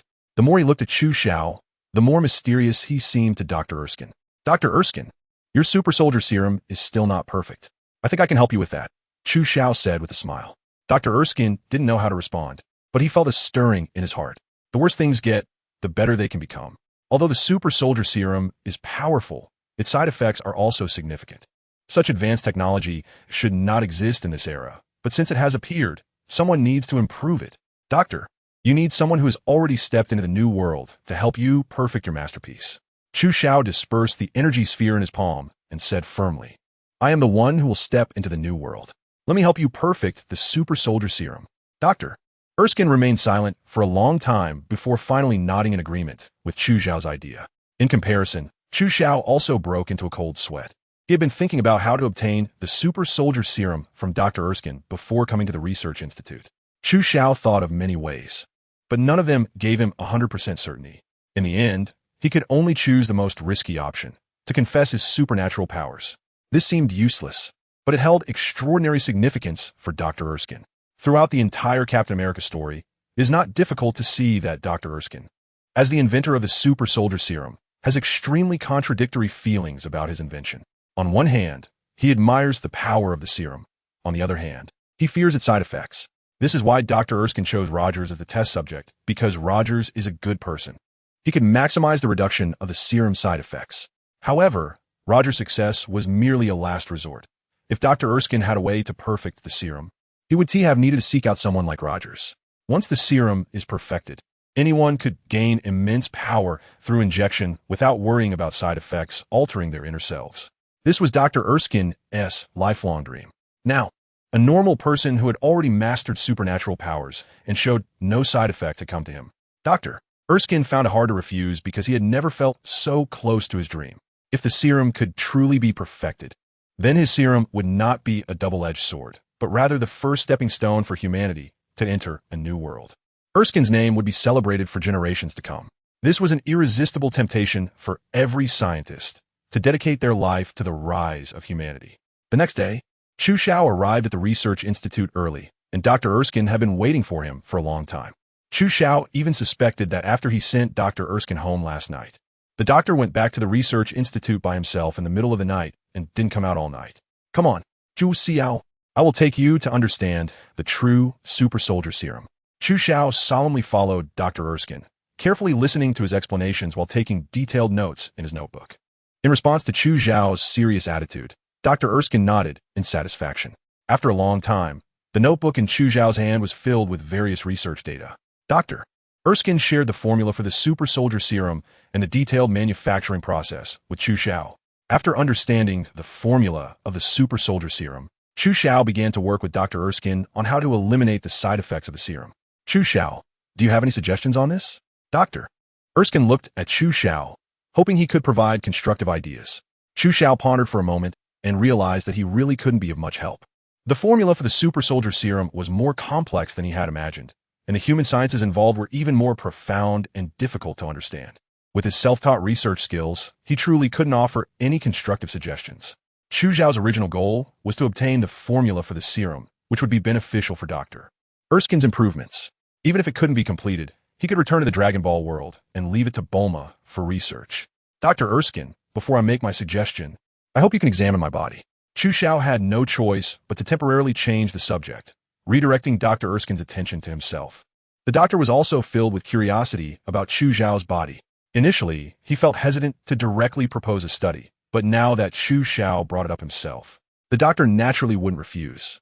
Dr. Erskine quickly collected some of Chu Xiao's bodily cells and began to observe them under a microscope. After a moment, Dr. Erskine suddenly jumped up from his seat, rushed over to Chu Xiao, grabbed his hand, and excitedly said, I've thought of it.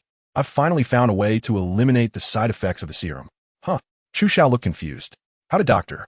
Erskine find a way to eliminate the serum side effects just from observing his cells for a short while? Could the solution to the serum's side effects really be hidden within his cells? Chu Xiao was astonished and continued to listen to Dr. Erskine's explanation. Chu Xiao, your cells are several times more resilient than those of ordinary people, which gives your body strength beyond the norm. Your cell regeneration ability has reached a terrifying level, granting you unimaginable self-healing capabilities. Even more incredible is that each of your cells contains an unknown energy that continuously strengthens them, making your cells increasingly powerful. Dr. Erskine spoke as if he had discovered a treasure trove, elaborating on the characteristics of Chu Xiao's cells. In Chu Xiao's heart, he pondered that the unknown energy mentioned by Dr. Erskine should be qi, which continuously strengthens its own cells, and this is quite understandable. As for the terrifying regenerative ability, it must be the super healing ability granted to Chu Xiao by his wish to the Dragon Balls. However, is there any necessary connection between these things and the elimination of the serum side effects? Chu Xiao, by observing your cells and injecting them with the super soldier serum. Guess what I found? Dr. Erskine said mysteriously while staring at Chu Xiao. Injecting serum into my cells. Chu Xiao also began to get excited. What happened to them? They perfectly acquire the enhancement of the serum without experiencing any side effects such as frenzy, swelling, collapse, mutation, or transformation. The powerful resilience provided space for serum enhancement, and the super healing ability allowed the failed enhanced cells to metabolize naturally, leaving only the most perfect serum-enhanced cells. The cells enhanced by the serum had their resilience doubled, their neural response ability tripled, and their lifespan strengthened to 4 times that of before. Dr. Erskine trembled as he held Chu Xiao's hand, realizing that the secret to eliminating the serum's side effects lies in the strength of the receptor-enhanced cells and their self-healing ability. Such a simple principle, and I only just understood it now. Chu Xiao was even more excited. According to what Dr. Erskine said, after injecting the super soldier serum, he would gain double the defensive power, triple the neural response capability, and quadruple the lifespan. Chu Xiao's original lifespan of 80 years was directly enhanced to 320 years. Congratulations, Doctor. Chu Xiao was not only congratulating the doctor, but also feeling happy for himself. The next research would focus on 2 directions: how to improve the resilience of individual cells and their self-healing abilities. Do you have any suggestions on these 2 points? Asked Dr. Erskine. Well, Chu Xiao was momentarily at a loss for words. He really didn't know how to enhance the cellular characteristics of individuals. Should each individual practice qi? That definitely wouldn't work. Then it could only be through medication. Doctor, the role of serum is originally to enhance cell resilience, activity, lifespan, and other characteristics. So why not try diluting the serum to prolong the enhancement effect? It can naturally achieve the results you want. I have tried this method before. Long-term, low-concentration serum injections will cause individuals to develop serum antibodies, greatly weakening the enhancement effect of the serum. The results are much worse than a one-time enhancement. Chu Xiao frowned and looked at Dr. Erskine, suggesting, then, Doctor, why not divide the serum into 2 types? A diluted serum as a universal serum suitable for everyone, and an enhanced serum that only targets qualified individuals to create the perfect super soldier. After hearing Chu Xiao's words, Dr. Erskine was taken aback, realizing that he had previously fallen into a logical deadlock, only thinking about how to eliminate the side effects of the serum while ensuring its effectiveness. He had never considered the difference between a universal serum enhancement and super soldiers. Thank you, Chu Xiao, Dr. Erskine said gratefully, his eyes filled with appreciation. You're welcome, Chu Xiao replied. Now, we can start the human trial phase of our super soldier program. The military has been pushing us for a while now. Dr. Erskine nodded repeatedly, excitedly saying, let's start. Let's begin the human trials immediately. I'll have the military select qualified individuals for us right now. Have the military select? Chu Xiao was taken aback and quickly asked, Dr. Erskine, do you know a young man named Rogers? Rogers? Who is he? I don't know him, Dr. Erskine replied, looking puzzled, clearly not knowing Rogers. Chu Xiao thought to himself that things were not looking good. Dr. Erskine actually did not recognize Rogers. So how could Rogers possibly have the chance to be enhanced into Captain America? The butterfly effect. Chu Xiao realized that his presence had already changed the storyline of Captain America. Dr. Erskine had not noticed Rogers' existence, and the subsequent plot was unlikely to unfold. Chu Xiao shook his head. He would not allow such a thing to happen. If there is no Captain America in Captain America, then what is it even called Captain America? Chu Xiao must do something in comparison. Dr. Erskine, please don't rush to contact the military. I think we should calm down. Chu Xiao said with a glint in his eye. Our serum is not only of interest to the military, but many other forces are also eyeing it. If we reveal the news of the universal serum now, it will definitely cause a world-class incident, and things will become uncontrollable. Dr. Erskine immediately thought of Hydra's Red Skull. If he learns about the existence of a universal serum, he will undoubtedly stop at nothing to seize it. So what should we do? Dr. Erskine looked at Chu Xiao, and in just 2 days, he had begun to rely on him. First, we should keep the news of the universal serum under wraps, continue with the perfect serum plan, find a suitable individual, divert the attention of other forces, and secretly conduct individual experiments on the universal serum. Dr. Erskine nodded, fully agreeing with Chu Xiao's idea. So, who should we find for the perfect serum experiment? Chu Xiao smiled and looked at Dr. Erskine. Stephen Rogers. The staff were all surprised that the head of the research institute had changed to Chu Xiao today, while Dr. Erskine was nowhere to be seen. However, they only pondered in their hearts and didn't dare to ask too much. At that moment, Dr. Erskine was on a train, heading to the city where Rogers was, with the purpose of finding Rogers and directly inviting him to be a candidate for the Super Soldier program. The changes in the plot caused by Chu Xiao were slowly being corrected. That night, after all the researchers had clocked out and only Chu Xiao remained in the research institute, he prepared to start enhancing the Super Soldier Serum for himself. Ever since he learned that his body could perfectly adapt to the serum's enhancement, Chu Xiao had been eager to enhance himself. During the day, there were too many people around, and Chu Xiao did not want to expose his abilities or the matter of the serum enhancement. In fact, only Howard and Dr. Erskine knew about his capabilities, while a few others only knew that Chu Xiao was a rising star in the scientific community. Chu Xiao took out a notebook that recorded the serum formula. All the raw materials were available in the research institute, and the main reason the staff was busy was to extract and synthesize the raw materials for the serum. As for how to proportion them, only Dr. Erskine and Chu Xiao knew. To go a bit deeper, Hydra's Red Skull still had some stock of Super Soldier Serum, which were created by Dr. Erskine when he was with Hydra for Red Skull. Fortunately, the quantity was limited, otherwise Red Skull would have long since ruled the world. Chu Xiao quickly formulated a Super Soldier Serum using the raw materials at hand.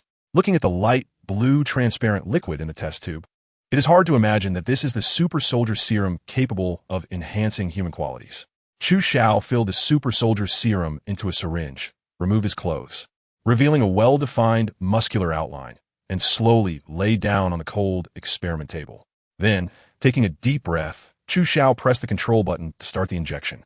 With a crisp sound of the switch, the needle of the syringe pierced into Chu Xiao's upper arm, and the Super Soldier Serum was slowly pushed into his body. A chilling sensation transmitted from the needle, coursing through Chu Xiao's veins into his arterial circulation. Hiss! A shrill scream suddenly erupted, and the previously calm Chu Xiao immediately became extremely pained. Beads of sweat the size of soybeans appeared on his forehead. His muscles tensed up, and the veins bulged, clearly visible like the roots of an ancient tree. Chu Xiao only felt the cold liquid entering his body. After flowing through his entire being, it suddenly transformed, becoming extremely irritable and frenzied. It was like a group of irrational soldiers using Chu Xiao's body as a battlefield, starting a chaotic bombardment. His whole body felt as if countless ants were biting him, with the pain of muscles continuously tearing apart, subjecting Chu Xiao to unimaginable suffering. But none of this mattered to Chu Xiao, because after the pain persisted for over a minute, the super healing ability from the Dragon Ball within him began to take effect. That mysterious power closely followed the serum, appearing wherever there was damage like firefighters responding to a fire, repairing Chu Xiao's dead cells, and restoring his torn muscles. Everything passed in just a minute, second by second. Chu Xiao personally experienced what it means to make every second feel like a year for the first time. By the time his body no longer felt any pain, he slowly opened his eyes, gasping for breath, with sweat pouring down and soaking the entire experimental table. The originally well-defined muscles of Chu Xiao had now transformed, replaced by a full, explosively aesthetic bronze physique. In terms of muscle mass, he was almost on par with Captain America from the original storyline, and upon closer inspection, he was even more perfect than Captain America. Strength. Chu Xiao looked down at his body, as if admiring an extremely perfect work of art. He clenched his fists, and the power surging from within made him tremble with excitement. Speed. Chu Xiao threw a punch, and his arm instantly became a blur. A sound of breaking air was heard, but his fist was nowhere to be seen. Lifespan. Chu Xiao sensed the response from his super healing ability. The serum's effects had manifested, granting him 4 times his previous lifespan, 280 years. Chu Xiao was quite surprised. According to Dr. Erskine's prediction, the serum could enhance his lifespan fourfold. The divine dragon had previously told him that his lifespan was clearly 80 years. 4 times 80 should be 320 years. Right. So why has it now become 280 years? If 280 years is reduced fourfold, it only amounts to 70 years of life. Chu Xiao thought carefully and immediately understood that his lifespan had been consumed.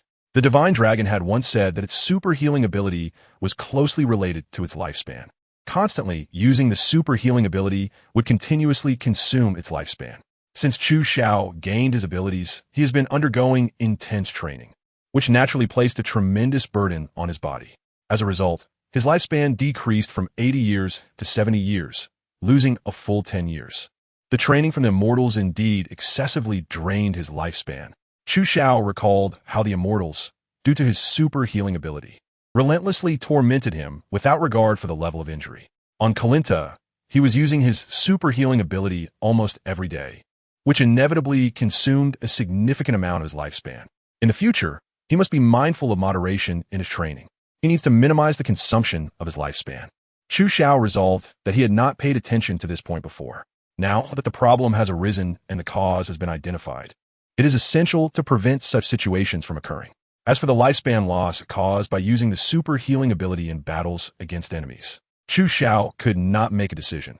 He could only strive to become stronger to reduce injuries and lifespan consumption. Thinking of this, Chu Xiao suddenly felt that his increased lifespan of 280 years seemed so short, with the possibility of dying at any moment. After completing his enhancement, Chu Xiao put on his clothes, erased the traces he left behind, and then left the research facility. At the same time, Dr.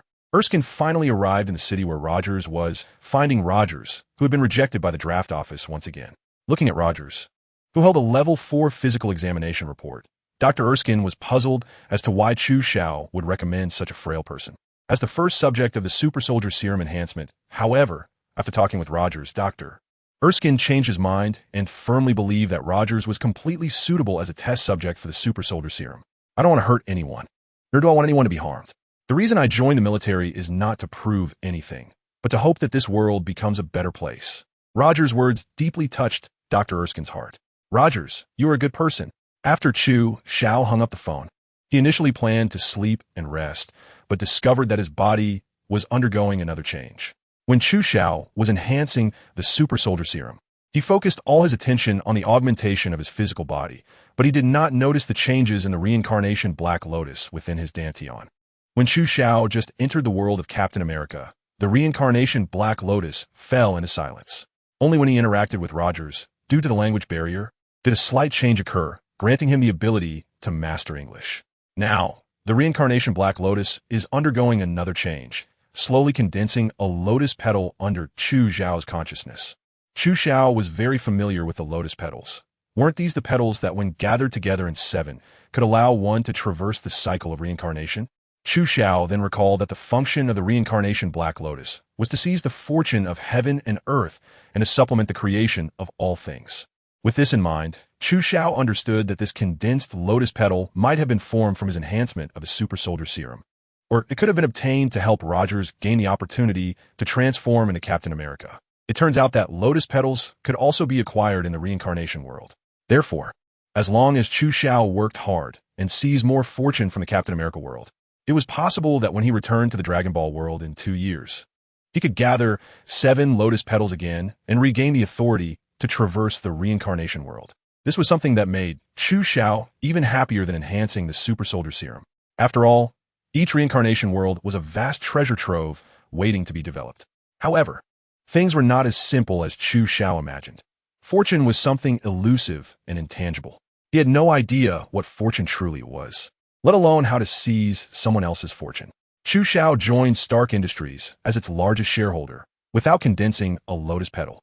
However, by merely enhancing the super soldier serum and helping Rogers seize the opportunity to become Captain America, he managed to condense a lotus petal. The disparity in this process puzzled Chu Xiao greatly.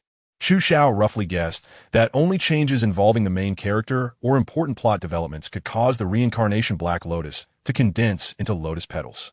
Therefore, if Chu Xiao wanted to live quietly in the Captain America world for 2 years, it would definitely not work from the perspective of maximizing benefits. It seems that he must create some major events in the Captain America world. Chu Xiao lay in bed, closed his eyes, and began to ponder what he should do next.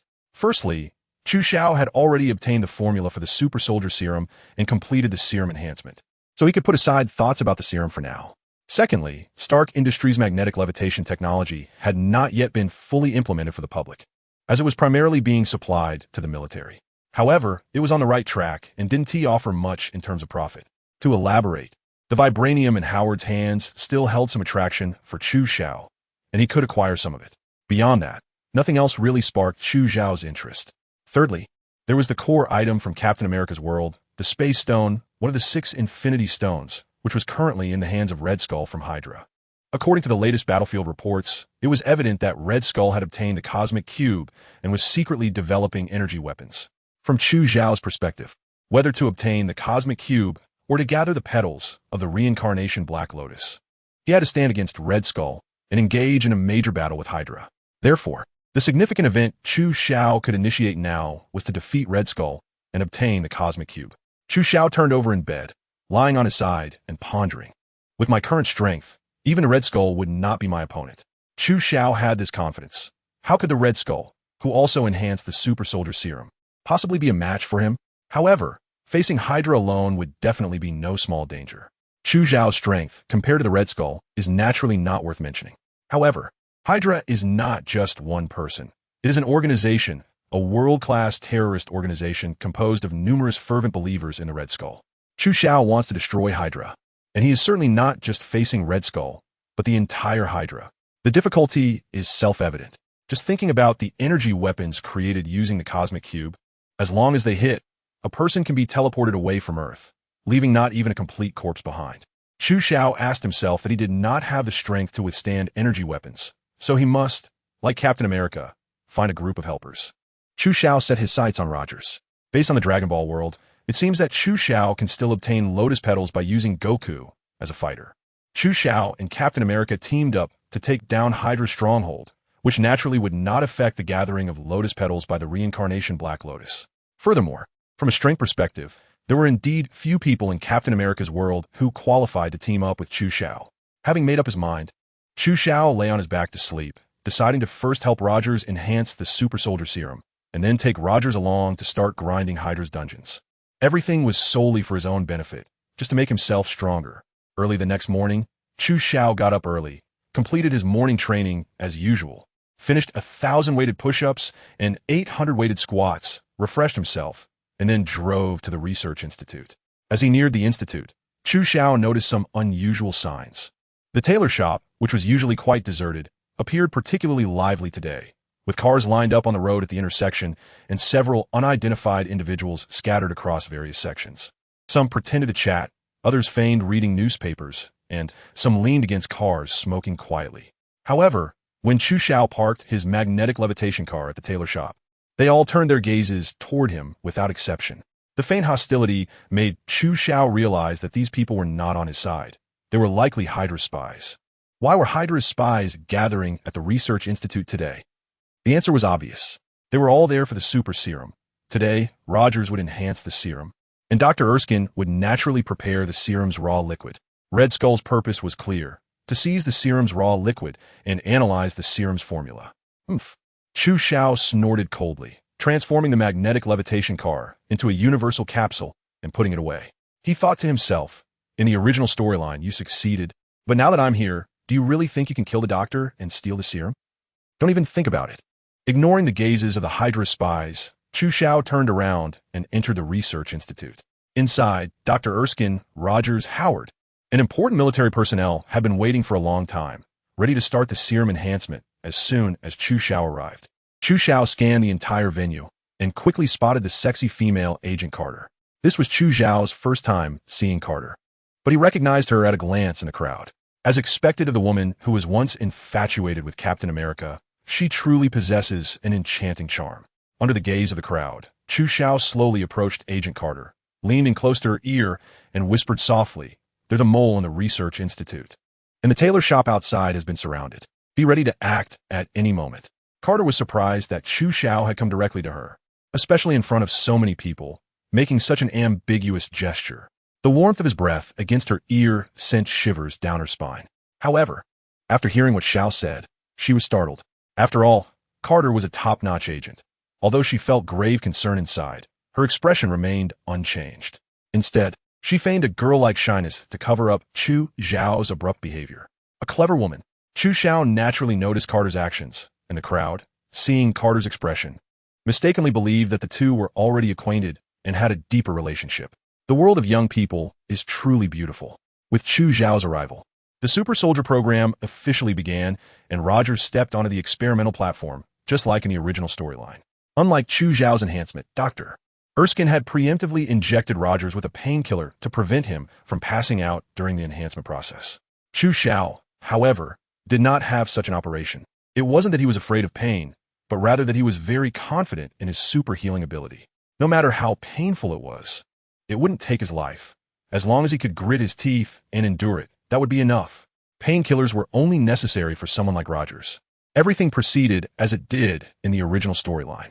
After Howard injected Rogers with the painkiller, he pressed the start button. Rogers was enclosed in the experimental chamber, and as Howard continuously increased the experimental power, the entire chamber emitted a dazzling white light. Rogers' cries of agony echoed throughout the research institute. Even though Chu Xiao was prepared, he couldn't help but feel a pang of worry for Rogers. Because of Chu Xiao's intervention, Rogers did not join the Super Soldier Preparatory Camp and naturally had no chance to meet Agent Carter. Therefore, despite Rogers' chilling screams, no one on site shouted to stop. Chu Xiao stared at the experimental chamber, releasing his aura and feeling Rogers inside. He could sense that Rogers' aura was gradually strengthening, and his power was beginning to change. The serum had started to take effect. However, this process was just too slow. Rogers had to constantly endure the pain brought on by the serum's transformation. Moreover, Rogers' mental strength could hardly withstand such immense negative pain for a long time. Chu Xiao had to do something about it. Otherwise, if Rogers didn't come out of the experimental chamber, his subsequent plans would inevitably be affected. With Captain America dead, Chu Xiao's plans would certainly be impacted, seriously affecting his interests. Howard turned the power to the maximum. With a command from Chu Xiao, he directed Howard to maximize the power to reduce the time for Rogers' serum enhancement. Howard was initially hesitant to do so, but upon hearing it was Chu Xiao's order, he only hesitated for a second before turning the power to the maximum as instructed. This was Howard's trust in Chu Xiao. Bang! The power gauge instantly maxed out. Under tremendous pressure, it surged towards 100 power, even showing signs of surpassing it. Within just a few seconds, the equipment in the Research Institute could hardly withstand such immense pressure, beginning to suffer from overload short circuits, with sparks flying everywhere and white arcs of electricity dancing. Rogers' screams became increasingly horrifying, scaring everyone present, except for Chu Xiao, who felt a chill down their spines and broke out in cold sweat. The dazzling white light illuminated the entire Research Institute through the glass of the experimental chamber, making it as bright as day, and everyone struggled to keep their eyes open, only able to hear Rogers' voice echoing throughout the institute. Boom! The equipment in the Research Institute finally couldn't withstand such a high level of load, exploding with a loud bang and turning into a pile of scrap metal. At the same time, Rogers' voice abruptly stopped, and the entire Research Institute fell into a deathly silence. After a long time, no one could recover from the scene they had just witnessed, except for Chu Xiao, who remained calm. Chu Xiao pulled the lever to open the control experiment capsule, bringing everyone back to their senses. As the capsule opened, everyone eagerly glanced inside. To their surprise, the frail Rogers was gone, replaced by a magnificent man with explosive muscles, strikingly similar to Rogers. The enhancement was successful. Captain America was born. Chu Xiao let out a breath, finally feeling relieved. At this moment, the reincarnation Black Lotus within him underwent another change, actually condensing a lotus petal. Once again, this surprised Chu Xiao. The successful enhancement serum for Rogers was already a part of the original plot. So how could the reincarnation Black Lotus condense a lotus petal from this? Chu Xiao couldn't come up with a satisfactory answer for a moment, and could only temporarily believe that his actions had helped Rogers. As everyone saw that Rogers had successfully enhanced, he appeared to have undergone a tremendous transformation. People began to come down from the observation room on the second floor, gathering around Rogers. Just as everyone's attention was focused on Captain America, a bespectacled man quietly approached the experimental table where the super soldier serum was placed. holding a silver button resembling a lighter. Just as the man planned to press the button, he felt a sharp pain in his wrist, and a great force surged through it.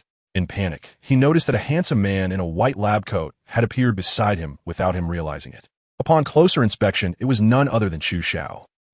The man screamed in agony as his wrist was already broken, and the controller was snatched away by Chu Xiao. Before anyone could react, Chu Xiao had already subdued the man. Oof, did you think I wouldn't notice you? Hydra spy. Everyone was astonished as to why Chu Xiao would attack one of his own. When Chu Xiao revealed the man's identity, everyone broke out in a cold sweat. Chu Xiao was clearly holding a detonator, and a Hydra spy was actually right beside them, having planted a bomb. Even the seasoned general couldn't help but feel a wave of fear at that moment. Agent Carter also drew her sidearm when Chu Xiao made his move, stepping forward to help subdue the spy. Just as she was about to ask a question, she saw the man's mouth twitch, biting down on a poison capsule, foaming at the mouth, and then decapitating himself only to grow 2 heads in its place. Long live Hydra! The man's death further confirmed his identity as a Hydra spy, and everyone cast grateful looks at Chu Xiao. If it weren't for Chu Xiao's timely discovery of the Hydra spy and his swift action to subdue him, everyone present might have already met their maker. The crowd expressed their gratitude to Chu Xiao, focusing their attention on him, especially since he was also one of the researchers involved in the experiment, making him the center of attention. In contrast, the enhanced Captain America was overlooked with only Dr. Erskine by his side, inquiring about his feelings after the enhancement. Just when Chu Xiao and the others thought the crisis had been averted, a sudden gunshot shattered the brief calm. Dr. Erskine stared in disbelief at his chest, where bright red blood instantly soaked through his white lab coat. "Doctor!" Captain America shouted, his fierce gaze directed at the shooter, a Hydra spy who had also been hidden in the crowd. There was more than one Hydra spy concealed in the research facility. The spy had somehow managed to steal the remaining 2 vials of the super soldier serum and was preparing to flee the facility after shooting the doctor. But how could Chu Xiao allow this spy to escape? In a flash, the crowd only perceived a fleeting shadow as Chu Xiao disappeared from his spot, leaving behind an afterimage. His real body had already shot to the path the spy was taking to escape. "Did I let you go?" Chu Xiao's voice echoed like a call from hell, cold and piercing, causing the spy to break out in a cold sweat. He instinctively tried to shoot Chu Xiao, but unfortunately, his speed was far too slow in Chu Xiao's eyes. Slow as a snail. Kneel down. With the precedent of the first spy committing suicide by poison, Chu Xiao showed no mercy this time, delivering a swift knife hand strike that knocked the spy unconscious, preventing him from taking the poison. When Chu Xiao launched his first attack, everyone did not clearly see his movements. Now that Chu Xiao has attacked again, everyone witnessed the entire process with their own eyes. The onlookers were stunned by the strength displayed by Chu Xiao. Is this really the kind of power a human should possess? Could it be that Chu Xiao also underwent the enhancement of the super soldier serum? The enhancement from the super soldier serum can actually grant such terrifying power? The speed, which could only be seen as a fleeting shadow, has exceeded the limits of what an ordinary person can comprehend. Even Captain America present did not dare to claim he could see Chu Xiao's movements clearly, let alone achieve such speed. Chu Xiao only made 2 moves, completely reshaping everyone's worldview and adding the title of super warrior to his identity as a genius scientist. Chu Xiao knocked out the spy and rushed directly to Dr. Erskine, who at this moment had his heart pierced and was in a state of hemorrhagic shock on the verge of death. "Doctor Esquina Kenoti." Chu Xiao's expression darkened. If Dr. Erskine died just like that, it might seem like it wouldn't affect Chu Xiao at first glance. But upon closer inspection, the key points could be unraveled. Once Dr. Erskine dies, the super soldier serum in Chu Xiao's hands would become a hot potato. Any force that learned of the connection between Chu Xiao and the serum would inevitably keep a close watch on him, greatly restricting his freedom and causing him immense inconvenience. Furthermore, Dr. Erskine's death could very likely cause Chu Xiao to lose the chance to gather a lotus petal, which was extremely important to him. 7 lotus petals represented an opportunity to traverse the reincarnation world, and each petal was crucial for Chu Xiao. Therefore, Dr. Erskine cannot die. He must stay alive. Everyone present was not insignificant and could naturally see that Dr. Erskine's injuries were fatal. Even with attempts at rescue, it would be futile, and they could only watch helplessly as the doctor's life slipped away. Yet Chu Xiao shouted that the doctor cannot die and took action, drawing everyone's attention once again. Internally wondering, could it be that Chu Xiao is not only a scientist and a super soldier, but also a doctor capable of bringing the dead back to life? With a sharp gaze, Chu Xiao rolled his wrist, and a gray cloth bag appeared in his hand. Under the puzzled gazes of the crowd, he took out a green bean. What is this? A mung bean? Some people couldn't help but exclaim, revealing expressions of disbelief. Chu Xiao remained unmoved, using his fingers to pinch the bean and gently applying pressure until it turned into powder. He lifted Dr. Erskine, pried open his mouth, and stuffed the powder into the doctor's mouth. In the next moment, everyone widened their eyes in disbelief as the recently dying Dr. Erskine stood up, completely unharmed, brushed off the dust from his clothes, and stared at Chu Xiao with the same incredulous expression. Chu Xiao truly was a doctor capable of bringing the dead back to life. Dr. Erskine looked at his body in astonishment. The wound on his chest had vanished. He felt no pain at all, and even his spirit felt exceptionally invigorated. If it weren't for Chu Xiao and the others being right beside him, he would have thought he had either ascended to heaven or descended into hell. Chu Xiao, thank you for saving my life. Dr. Erskine's eyes were filled with gratitude. Counting it all up, this was not the first time Chu Xiao had helped him. First, it was solving the serum side effects, then recommending Rogers as a super serum enhancer. Now, he had brought him back from the clutches of death. Dr. Erskine realized that no matter how much he gave in this lifetime, he could never repay Chu Xiao's kindness. All right, doctor, no need for more words. This isn't the time for that. Chu Xiao nodded, signaling that within his body, the reincarnation Black Lotus had once again formed a petal at the moment Dr. Erskine was restored. In just half an hour at the Research Institute, the reincarnation Black Lotus had condensed 2 petals. Now, there were already 3 petals surrounding the reincarnation Black Lotus.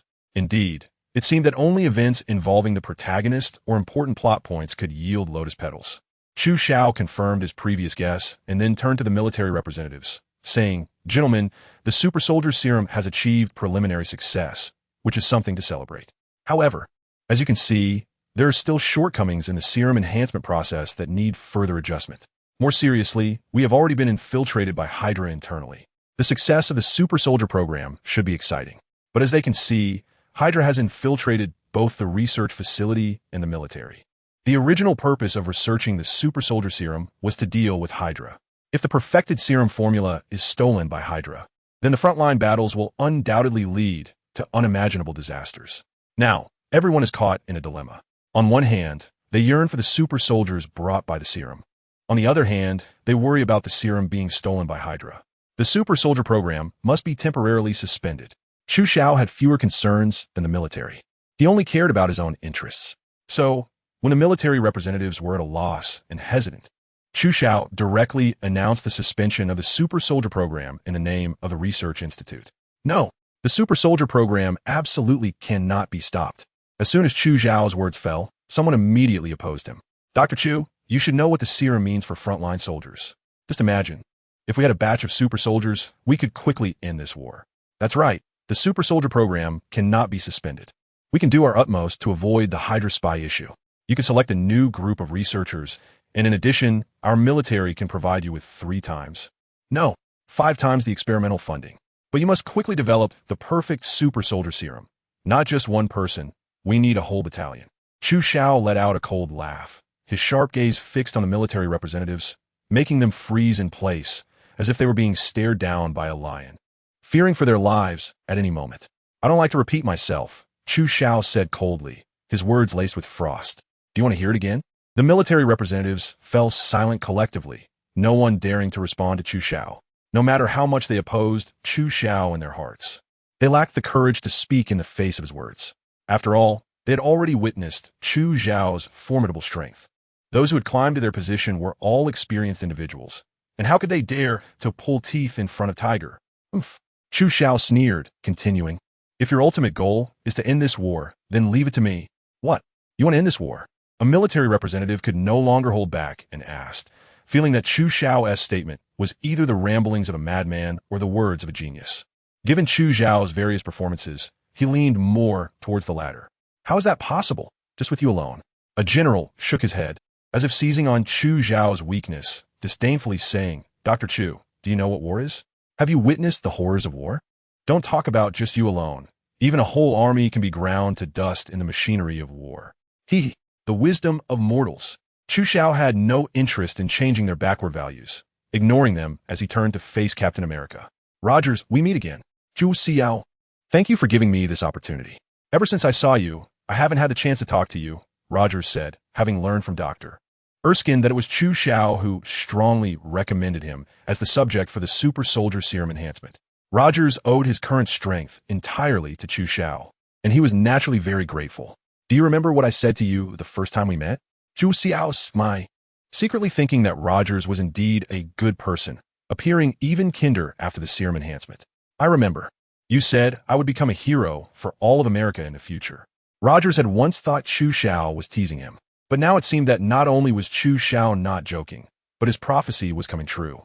It was his own vision that had been too short-sighted, not deeply understanding the meaning behind Chu Xiao's words.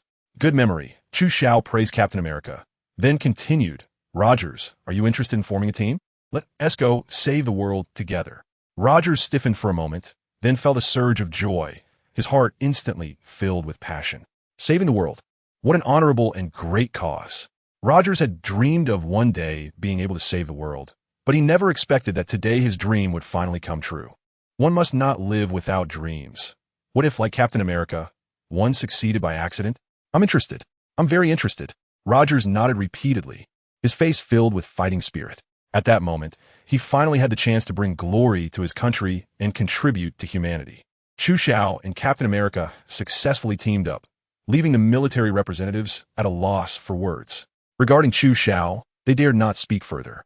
Now, Chu Xiao has teamed up with Rogers, and the two are preparing to save the world. At first glance, it seems like nonsense, but upon closer examination, considering Chu Xiao's terrifying strength and Rogers' identity as a super soldier enhanced by the serum, everything seems quite reasonable. In fact, some people secretly believe that this makeshift duo might really save the world. Why not let them give it a try? Who knows, they might actually succeed. Dr. Erskine finally stepped forward as a mediator to ease the tense relationship between Chu Xiao and the military. So let's give it a shot. The military representative also took a hint and agreed to this arrangement, offering an apology for the earlier doubts to improve relations with Chu Xiao.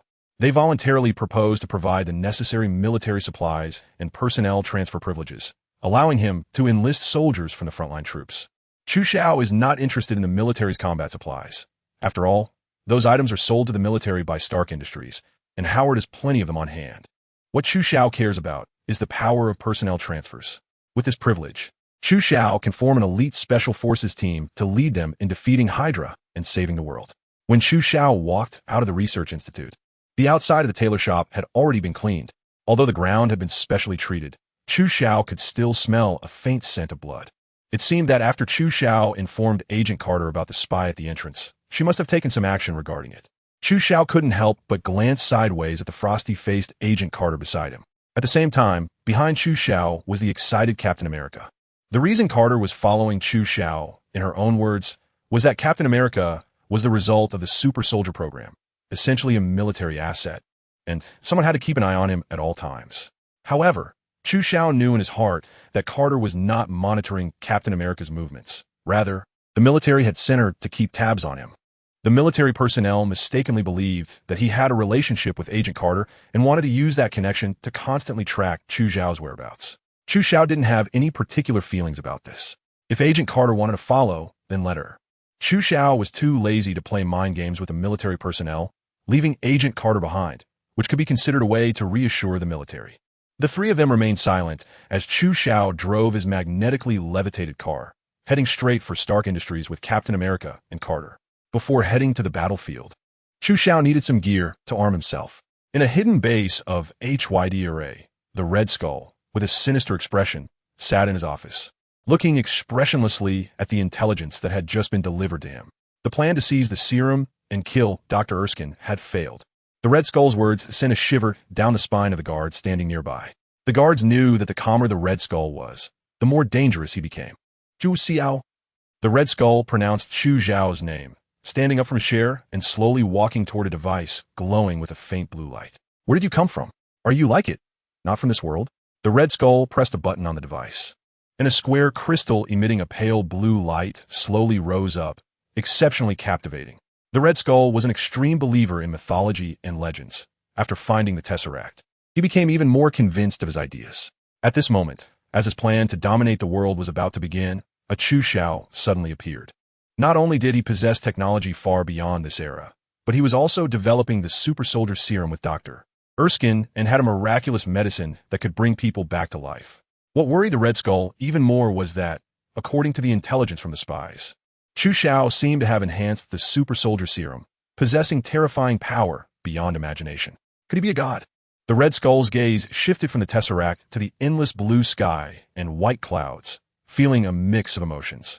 After a long time, he made a call, speaking a few words into the phone. Soon, a short man with large glasses hurried in. This person was none other than Dr. Arnim Zola, who helped the Red Skull study the Tesseract in the original storyline. Dr. Zola, you need to see this. The Red Skull threw the documents to Dr. Zola, waiting for his response. The mission to assassinate Dr. Erskine failed. Dr. Zola found it hard to believe the authenticity of the documents in his hands. With their Hydra's assassination capabilities, killing Dr. Erskine should have been impossible to fail. So, where did the problem lie? As Zola continued reading, his frown deepened, and his expression grew increasingly incredulous. Zhu Xiao? He had never heard of this person. How could he be so exceptional?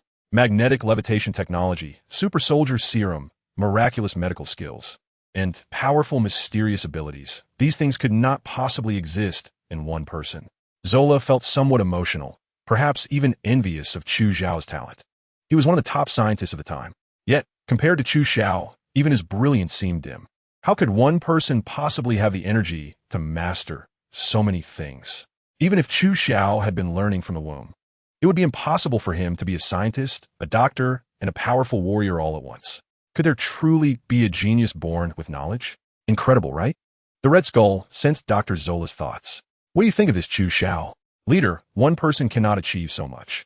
So I speculate that he might come from a place or world with technology far superior to ours.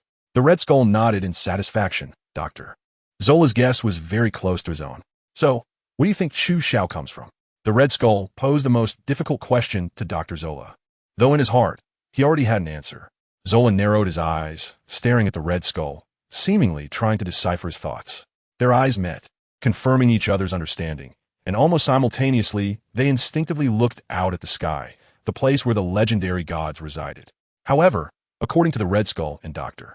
Zola's speculation, gods were merely aliens with a civilization far superior to Earth. Leader, we should send someone to capture Chu Xiao alive. He must have a lot of valuable information. Dr. Zola said excitedly. I have already given the order to keep a close watch on Chu Xiao for 24 hours, and to capture him at the first opportunity. However, Dr. Zola pondered for a moment and said, Leader, Chu Xiao's power is immense. It would be difficult to capture him alive with just the dispatched agents. The Red Skull snorted coldly, interrupting Zola's words. Zola, do not underestimate Hydra's agents. They're stronger than you think. Even if they are not a match for Chu Xiao, can't they think of other ways to bring him over? The Red Skull's words were filled with confidence, and Zola, who knew the Red Skull well, could naturally understand the meaning behind his words. The task of Hydra's agents was not to kill him, but to find a way to bring Chu Xiao before the Red Skull. Then the problem becomes much simpler. Zola already knew from the documents that Chu Xiao would team up with Rogers to head to the front lines. As long as the two reached the front lines, bringing them before the Red Skull would just be a matter of an order or intelligence. Wouldn't it? Leader, brilliant. Dr. Zola respectfully bowed to the Red Skull. Go on. Zola, speed up your subordinates' progress. We need to create a batch of troops equipped with energy weapons in the shortest time possible. Excitement shone in the Red Skull's eyes. When my troops are assembled, the whole world will belong to HYDRA. Long live HYDRA. Dr. Zola said this, then suddenly thought of another piece of intelligence. Leader, the agents on the front lines report that the military has captured a Hydra spy at the Super Soldier Serum Research Facility and claims to have obtained extremely important information from the spy. Should we? That's just their trick. There's no need to pay attention. Every member of Hydra is a great creator of this era. They will never betray HYDRA. In New York, Stark Industries, Chu Xiao emerged from Howard's private laboratory, and Rogers had already equipped himself with his vibranium star-shaped shield. Chu Xiao chose a long sword made of vibranium, resembling a European medieval greatsword. After reworking it according to Chu Xiao's ideas, the vibranium longsword became strikingly similar to the sword wielded by future Trunks in Dragon Ball. With the vibranium weapon, Chu Xiao gained the ability to protect himself against the energy weapons in Red Skull's hands. As long as he used the great sword to reflect the energy waves from the cosmic cube, he wouldn't have to worry about being teleported to some corner of the universe. The power of vibranium lies in its ability to absorb any heat kinetic energy, and energy. With this vibranium greatsword, Chu Xiao's combat power was elevated to a new level. As for Agent Carter, after sending Chu Xiao and Rogers off on the plane to the front lines of the battlefield, she left the two of them, seemingly with a more important mission that required her.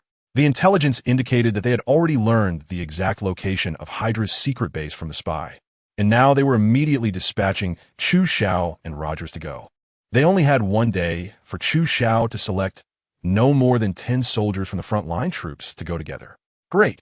I didn't expect that as soon as I arrived on the battlefield, I could strike directly at the heart of the Hydra's secret base. Rogers was eager to take action, ready to make a move. At this moment, Rogers, who had not experienced the global tour for war bonds like in the original story, was naturally simple-minded and did not see the problem. However, after receiving the news, Chu Xiao remained silent, repeatedly reading the intelligence several times before shaking his head and saying, "This news is fake." Fake? Rogers asked, bewildered. Brother Chu, how did you figure out this news is false? Since Rogers came out of the Serum Research Institute, he had been calling Chu Xiao brother, and Chu Xiao didn't mind being addressed that way by Captain America, so he tacitly accepted it. Over time, it became a habit. Do you remember the spy who committed suicide by poisoning in the Serum Research Institute? Chu Xiao et Lai. Yes, I remember. He committed suicide right after you caught him. But didn't you knock out another spy afterward? The military likely extracted intelligence about Hydra from that person. Rogers expressed his guess. Did the military not previously release information about obtaining significant intelligence? Chu Xiao shook his head again, indicating that Rogers' idea was too simplistic. Do you think the military has the ability to extract useful information from the Hydra spies? Chu Xiao Vito. It shouldn't be too difficult, right? I've heard that the military's interrogation skills are quite strong. Hee, you're oversimplifying things. The spies I knocked out might have already been dealt with before they even woke up. The so-called important intelligence is just a little trick the military is playing. Chu Xiao waved the intelligence documents in his hand and continued, since this is fabricated false information by the military, how could it end up in our hands? Someone must be using their privilege to lure us to this place. What? Who would do that? Rogers asked, seeming to become lazy in analyzing the problem with Chu Xiao's presence. However, it couldn't all be blamed on Rogers. After all, Chu Xiao had been arranging everything, so there was really no need for Rogers to think. Hydra. Chu Xiao casually tore up the intelligence and said nothing more, heading straight for the military camp. Rogers thought that Chu Xiao would not go to the secret base indicated by the intelligence. However, to his surprise, upon arriving at the military camp, Chu Xiao casually selected a few capable soldiers and headed directly for the secret base mentioned in the intelligence. Knowing it was a trap, why still go? Rogers did not understand Chu Xiao's actions, but he also lacked the courage to ask him, so he could only silently follow Chu Xiao on the journey to the secret base. That night, Chu Xiao and the others arrived at a dense forest. Chu Xiao signaled everyone to stop, asking Rogers and the others to wait in place while he ventured alone into the dark forest. Rogers and the others were unaware of what Chu Xiao was about to do. As soon as Chu Xiao stepped into the forest, he sensed through his breathing that there were some soldiers scattered and hidden within the woods. Chu Xiao's aura sensing is an essential ability that everyone must possess in the later stages of Dragon Ball. This ability is akin to radar. Once activated, it can sense the life force nearby, determining their location and combat power. Usually the aura sensing is turned off, and only when Chu Xiao actively activates it can it take effect.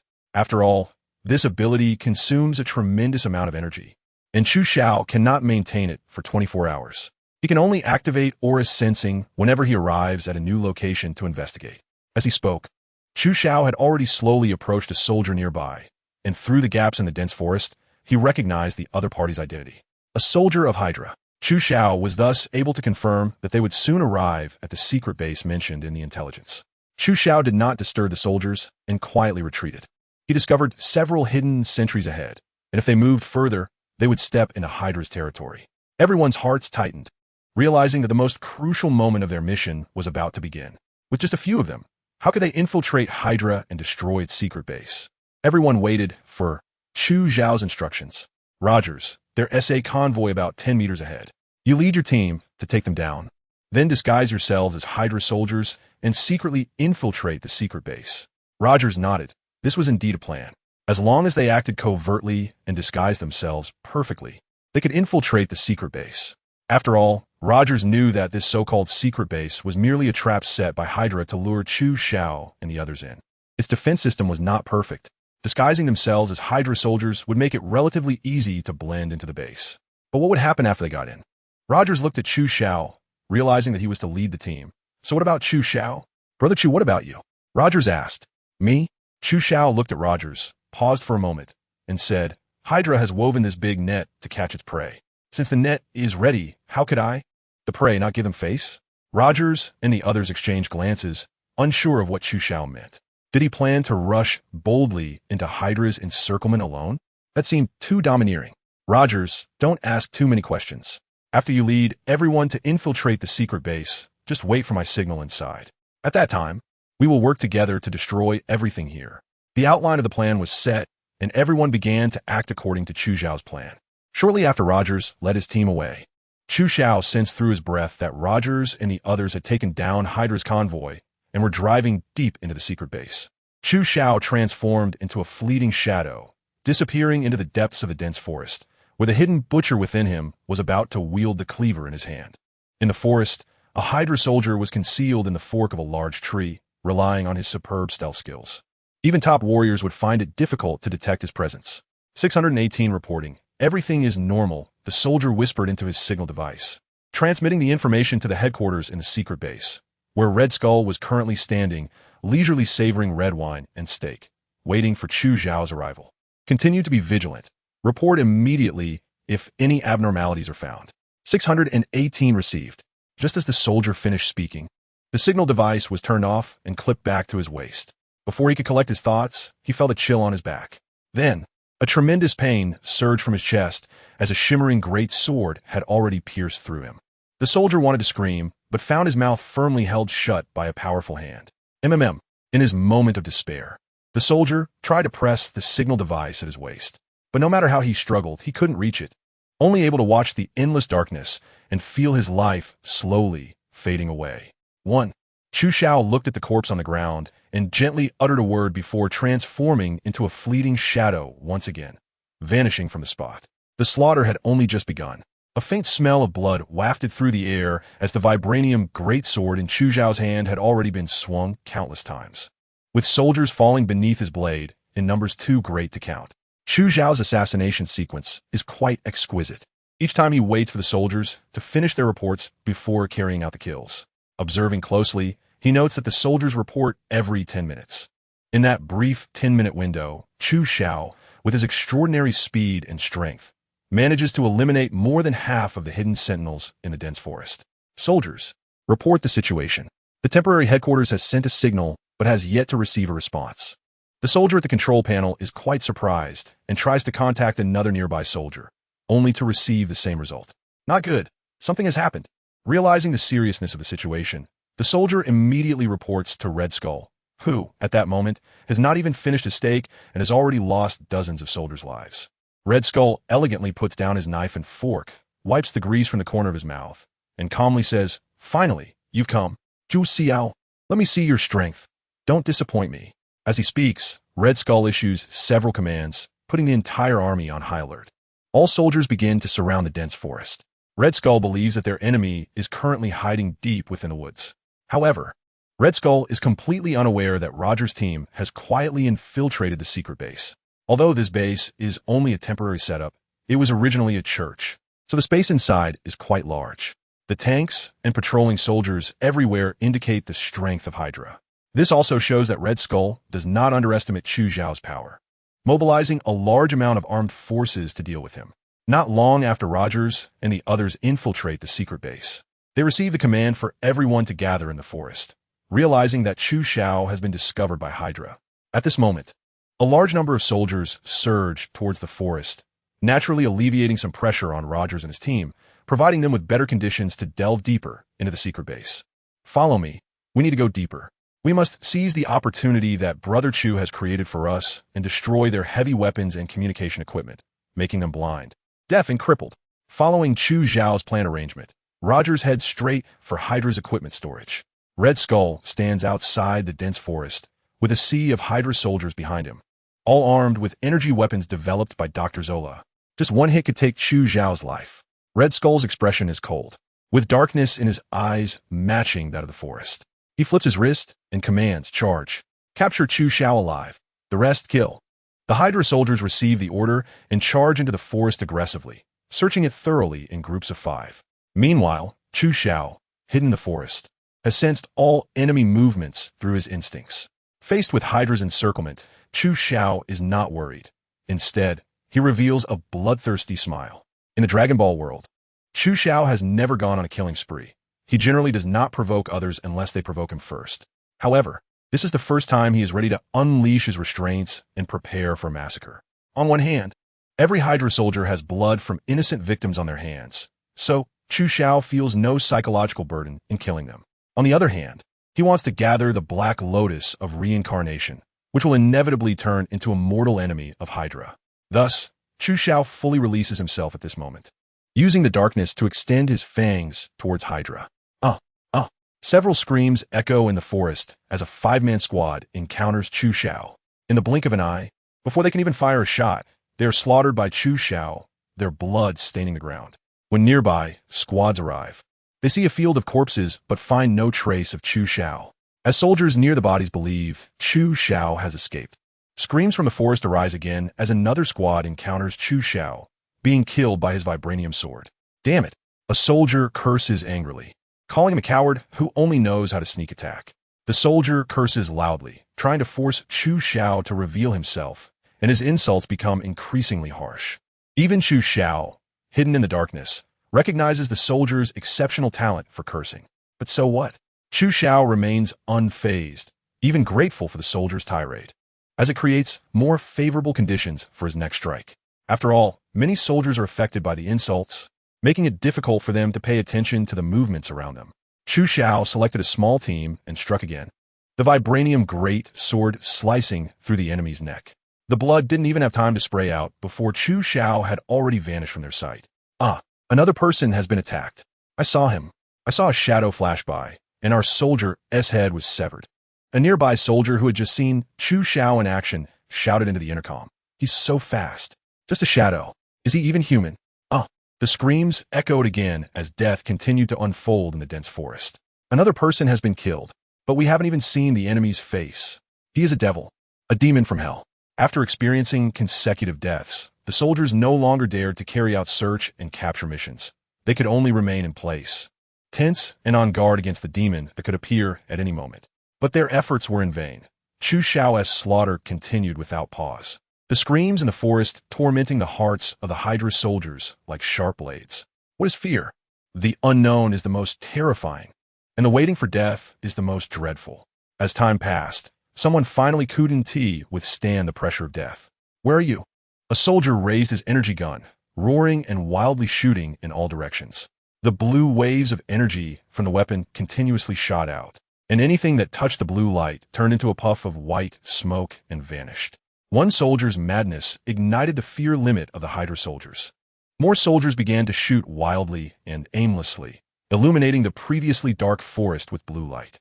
Such a terrifying and dense wave of energy not only destroyed the plants in the forest, but also affected the Hydra soldiers within it. A stray blue wave struck a soldier who had lost his sanity, instantly turning him into a pile of white dust. Death, madness, and fear spread through the forest as the Hydra soldiers were consumed by this darkness, left with nothing. Commander, our soldiers are suffering heavy losses. When Red Skull received a report from his subordinate, the battle in the forest was nearing its end. Red Skull's confidence, or rather his disregard for his soldiers, led them to lose their lives. A bunch of useless fools, a fully armed and battle-hardened unit, can't even defeat a newly formed temporary team? What use are you to me? Red Skull casually shot the reporting subordinate dead and ordered, immediately dispatch the tank unit. Flatten the forest. Red Skull was furious, issuing commands with a bloodthirsty glint in his eyes. At this moment, the idea of capturing Chu Shao alive had been thrown out of his mind. Red Skull only wanted to blow Chu Shao and the others to bits. However, after ordering the tank unit to mobilize, he did not even wait for a single tank to come to support, just as Red Skull was about to explode with anger. A massive explosion suddenly erupted from the area where the tanks were parked in the church, a dazzling fire illuminating the entire church sky, as bright as day. Commander, it's bad. Our temporary base has been blown up. A soldier crawled to Red Skull's side, reporting anxiously. How is that possible? Who set off? Red Skull questioned. He had filled the church with explosives to prevent contact with Chu Xiao, intending to blow him up if he found himself unable to defeat him. But now Red Skull hadn't even seen Chu Xiao's face. Not only had he lost a large number of soldiers, but even the temporary base had been blown up ahead of time.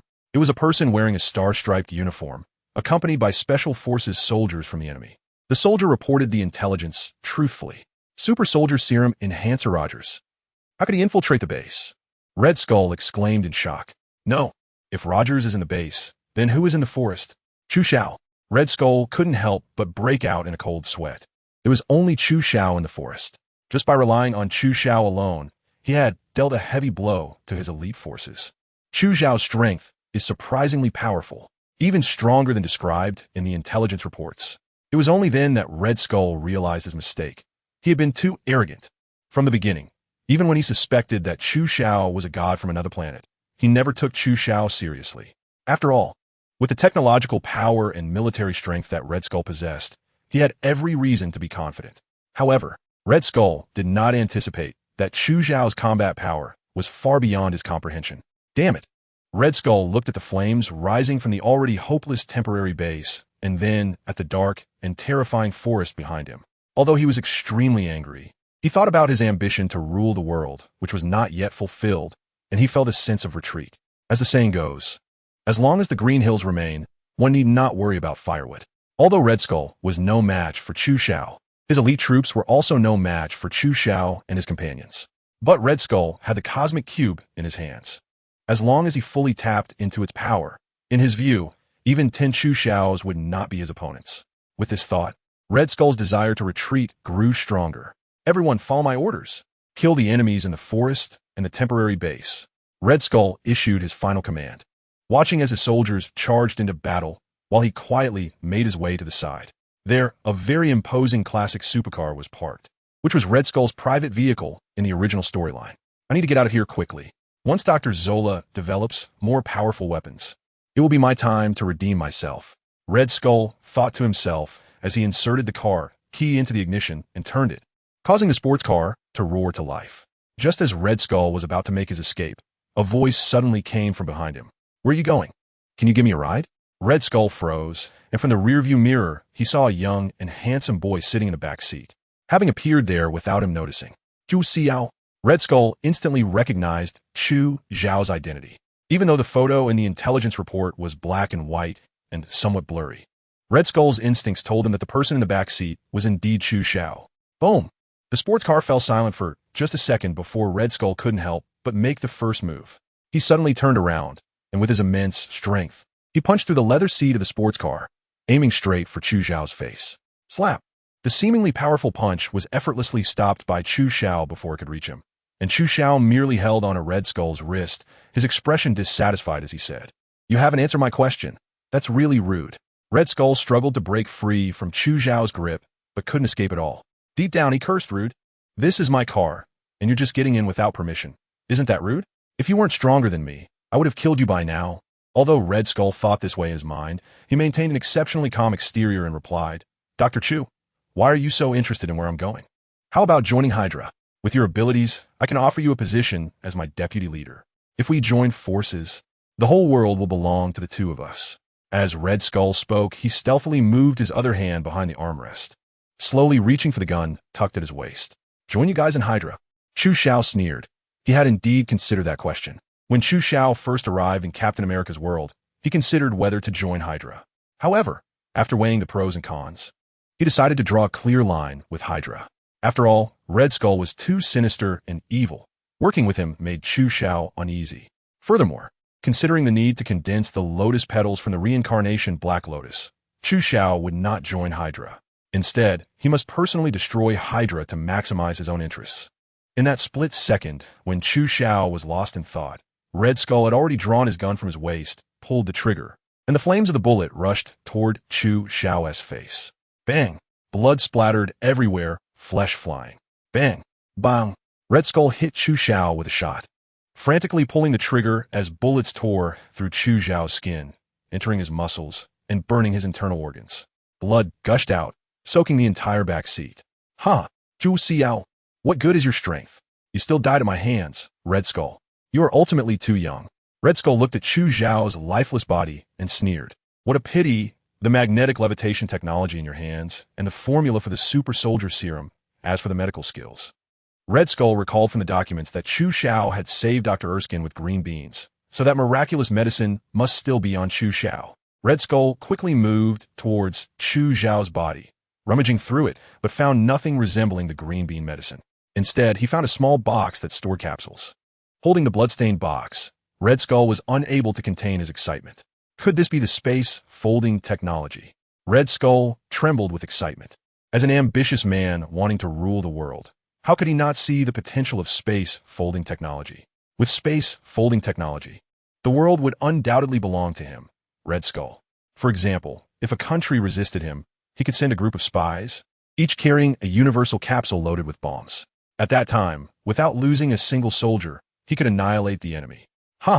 My steps towards world domination have taken another leap. Just as Red Skull was about to put away the universal capsule box, a bloody hand suddenly grabbed him. Red Skull, what is you so excited? Tell me, let me be happy. What? How are you not dead? Red Skull stared in disbelief at Chu Zhao's body, which had long been a bloody mess, now revitalizing as the wounds visibly healed at an incredible speed, returning to its original state in the blink of an eye. Such a situation beyond human comprehension shook Red Skull's heart. You are truly a god from the universe. Chu Xiao did not respond to Red Skull's words at all. At this moment, he harbored a deep hatred for the godly rhetoric spewing from Red Skull's mouth. My lifespan has directly decreased by 5 years. The feedback from his super healing ability filled Chu Xiao with extreme anger. He had used the super soldier serum to extend his lifespan to 280 years. Now, due to Red Skull's gunfire, he had lost 5 years of life. Anyone in his position would find it hard to suppress their inner fury. Red Skull must pay for this. With a face as cold as ice, Chu Xiao gently twisted Red Skull's hand, and with a scream, Red Skull's arm broke, exposing his white bones through the muscle. Wait, Chu Xiao, spare my life. I will give you anything. Red Skull quickly begged for mercy, usually appearing cold and ruthless, killing without hesitation. He now revealed the deep-seated fear within him in the face of death. A great man once said that those who frequently cause death can understand the horror of death better than ordinary people when they face it themselves. Red Skull was exactly like that at this moment. His pitiful and humble pleas showed no trace of the Hydra leader he once was. Hee, what a joke. I will kill you. Everything you have is within my reach. So why should I spare your life? Just to add to my troubles? Chu Xiao sneered, slowly raising his right hand and extending a finger under Red Skull's terrified expression. A white wave of energy shot out, piercing through Red Skull's forehead. Blood gushing from the back of his head, red and white clearly visible, splattering all over the steering wheel. Chu Xiao opened the door and got out of the car, casting a disdainful glance at the corpse of the Red Skull. He silently reminded himself that he must never be so lenient again. When facing an enemy like the Red Skull, one must be decisive in killing, leaving no opportunity for the opponent to strike back. Chu Xiao was too comfortable in the Dragon Ball world, and even in Captain America's world, things were going smoothly for him, which naturally led to some inner arrogance, resulting in being ambushed by Red Skull just now. The lesson from 5 years of lifespan taught him to be decisive in killing. It was not in vain. Chu Xiao quickly adjusted his mindset, realizing that he currently had about 274 years and 11 months of lifespan left. Using 5 years of lifespan to understand this principle was worth it. From a long-term perspective on life, it was indeed not a loss. At the same time, after Red Skull's death, the reincarnation Black Lotus in Chu Zhao's Dantian began to change again, slowly condensing into a colorful lotus petal. The number of lotus petals he possessed had already reached 4, and after condensing 3 more, he would have the authority to traverse the reincarnation world once again. Brother Chu, Rogers' voice came from behind. He brought his team from the temporary base, and they were all somewhat injured, but none had died. It seemed that Rogers truly deserved his reputation as Marvel's Captain America. He indeed had a high talent for leading a team. As Rogers approached, he naturally saw Chu Zhao's blood-soaked clothes and the clearly visible bullet holes in them, which startled him. He hurriedly asked, Brother Chu, were you shot?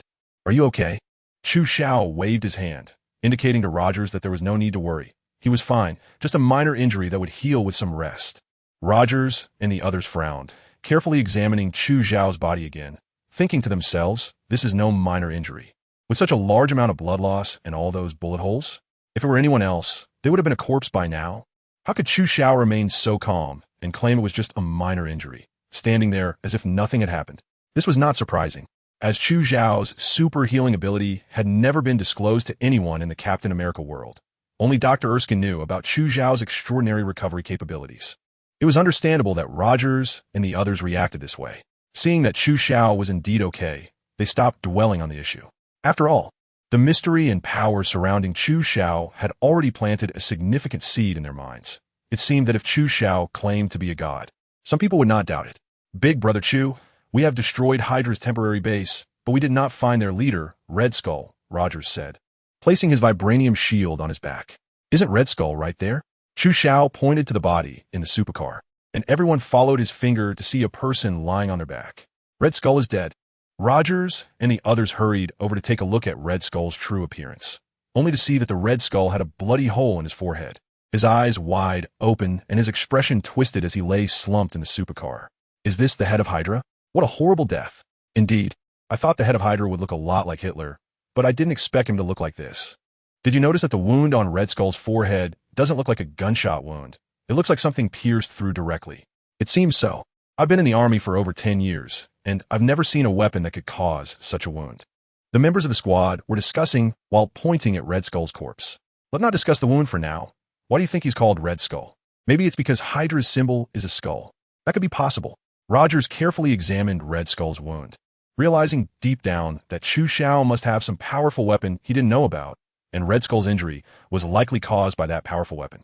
Rogers reached out to touch Red Skull's wound and noticed something unusual. It seems like he's wearing a mask, Rogers said, gently pulling on the wound, and peeled off a layer of skin from Red Skull's face. It was only then that everyone saw Red Skull's true appearance, a skull without skin, with red muscles crawling over it, giving off an extremely sinister feeling. Red Skull. No wonder he was called Red Skull. This was the reason behind his name. Is this guy even human? How could he look like this? Chu Xiao watched as everyone discussed passionately and slowly approached, observing the true appearance of Red Skull, feeling unable to appreciate his form. Red Skull enhanced Dr. Erskine's super soldier serum, which turned him into this, Chu Xiao explained. The super soldier serum can turn people into this. Everyone turned to Rogers with expressions that suggested he was in big trouble. Hearing that Red Skull became a monster because of the enhanced serum, Rogers was startled and looked at Chu Xiao with a pitiful expression. Brother Chu, I won't turn into something like that, will I? You? Chu Xiao shook his head and comforted him. Not only will you not turn into a skull, but you'll also become more handsome. Really? Rogers' eyes sparkled. Rogers, have I ever lied to you? This mission was a complete success. Before Chu Xiao and the others returned to our base, news of their victory spread throughout the entire base. At the same time, this news also reached the rear headquarters. For the soldiers on the front line, Chu Xiao and the others had received the mission and returned triumphantly after completing it perfectly. Chu Xiao not only completed the mission, but did so with 0 casualties. This achievement was like a shot of adrenaline for the soldiers, who eagerly sharpened their minds to join Chu Xiao's special operations team. One must ask, what is the most important thing on the battlefield? It is certainly important to follow a powerful leader. Chu Xiao obviously met these requirements, and this battle could be considered a way for him to become famous. However, the military was completely confused. They had never issued any tasks to Chu Xiao. The mission to destroy the Hydra secret base was secretly assigned to Chu Xiao and others by Hydra spies using their authority, and the military headquarters was entirely unaware of it. They knew almost nothing about the Hydra secret base. How could it be that just a few days later, Chu Xiao and the others successfully destroyed the Hydra secret base and even killed the Hydra leader, Red Skull? This unexpected surprise left the military leaders extremely excited. As they understood the importance of Hydra to Hitler, the death of the Hydra leader Red Skull would inevitably deal a heavy blow to the enemy's combat strength. At this moment, it was clearly the right time to launch a full-scale attack and annihilate the enemy in one go. Meanwhile, Chu Xiao's performance received unanimous recognition from the military leaders. They all voted in favor of supporting Chu Xiao's next actions. Thus, after making some temporary adjustments at the base, Chu Xiao and the others set off again. During the rest period, Chu Xiao heard some rumors that there had been a fire at Stark Industries' laboratory, and Dr. Erskine had unfortunately died in the accident. This incident sounded quite credible, but Chu Xiao believed that a fire could not possibly occur at Stark Industries' laboratory, let alone that such an important person as Dr. Erskine could die so easily. Naturally, he did not take it to heart. Their current mission was to systematically destroy Hydra's secret bases and dismantle their weapon production facilities. As discovered in the original storyline, under Chu Zhao's leadership, Hydra's bases were being destroyed one after another. The enemy's morale was increasingly low, and the situation was turning overwhelmingly in their favor, with victory in sight. In the Alps, there was Hydra's last secret base. Chu Xiao and the others drove the maglev car slowly towards the last base of the Hydra. They were about to reach their destination and prepare to land. Next, they needed to walk in and infiltrate the base. Chu Xiao issued commands to the soldiers beside him, observing that his teammates, who fought alongside him, were filled with admiration and respect for him at that moment. The cohesion of the team was evident. Chu Xiao parked the magnetic levitation car in a hidden corner and transformed it into a capsule, putting it away. The group put on their snow camouflage suits and began walking into enemy territory. A few hours later, with the experience from previous missions, Chu Xiao and the others easily succeeded in infiltrating the secret base. However, the unsettling feeling arose when they found that the base was completely empty, with no one around.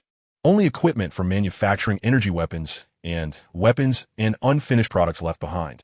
This was an abandoned base. Realizing the situation was dire, Chu Xiao immediately ordered, handing a universal capsule containing the magnetic levitation car to Rogers. Rogers, lead the team to withdraw from the base immediately. Start the timer. If I haven't come out in an hour, you all drive away. Rogers took the universal capsule from Chu Xiao's hand, nodded heavily, without questioning his orders, and quickly led the team to evacuate the base, leaving Chu Xiao alone inside. This was Hydra's last base, and the Cosmic Cube was surely in this base. But now it had become a ghost town. Chu Xiao furrowed his brows, his figure expanding as he quickly searched through the various rooms in the base. Soon, he found Red Skull's former laboratory. As soon as he stepped into the lab, Chu Xiao saw the specialized equipment that stored the Cosmic Cube. But at that moment, the equipment was empty, and there was no trace of the Cosmic Cube to be found. Chu Xiao carefully searched the surroundings and soon noticed several corpses. They were high-ranking officers in German military uniforms, all of whom had been shot to death, apparently by the same person. It seemed that the person who killed them had taken the Tesseract. Who could it be? A series of possible suspects flashed through Chu Xiao's mind. First, he ruled out Odin and Thor, as they would not use guns to kill their enemies. Then, it couldn't have been Hitler's men either, as these bodies were likely those he sent to take over Hydra. Then a name flashed through Chu Xiao's mind, Dr. Zola. Chu Xiao found it hard to believe that in the original plot, Dr. Zola was a cowardly scientist. When the Red Skull was killing people, he looked terrified. How could such a timid person have the courage to kill several officers? The Cosmic Cube. Chu Xiao immediately thought of the reason. Dr. Zola must have killed Hitler's men for the Cosmic Cube. In Dr. Zola's eyes, the Cosmic Cube was a divine gem, containing limitless energy. But as a time traveler, Chu Xiao naturally knew that the Cosmic Cube was actually the Space Stone among the 6 Infinity Stones. Mastering the Space Stone grants the ability to traverse the infinite universe at will. For example, Thanos, who gathered all 6 Infinity Stones, could open a portal to travel freely across the universe with just a thought. Such alluring power would be hard for anyone to resist, let alone Dr. Zola, who was constantly in contact with the Cosmic Cube. Power can change a person's heart, making them go to any lengths to obtain it. Dr. Zola's heart was changed by the power of the Cosmic Cube. Where would Dr. Zola escape with the Cosmic Cube? Chu Xiao gave a bitter smile. If he hadn't killed Red Skull in advance, Dr. Zola would have had no chance to monopolize the Tesseract. Now, with Dr. Zola disappearing along with the Tesseract and leaving no clues behind, Chu Xiao felt very disappointed. The Tesseract was not just the powerful force of the Space Stone for Chu Xiao. More importantly, obtaining the Tesseract would definitely allow the 5th petal of the reincarnation Black Lotus within him to condense. But given the current situation, the Tesseract was too far away from Chu Xiao.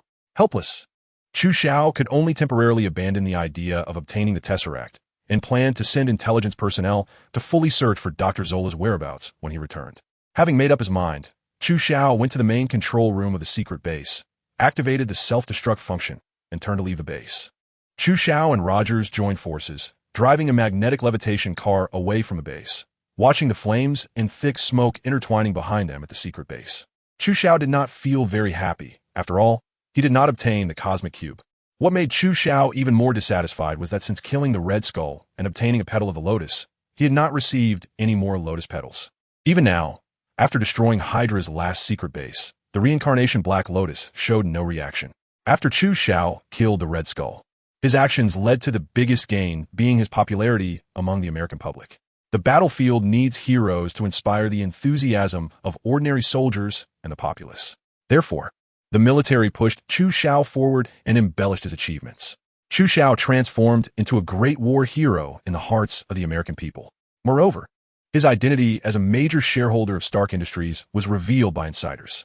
His popularity surpassed even that of Captain America in the original story.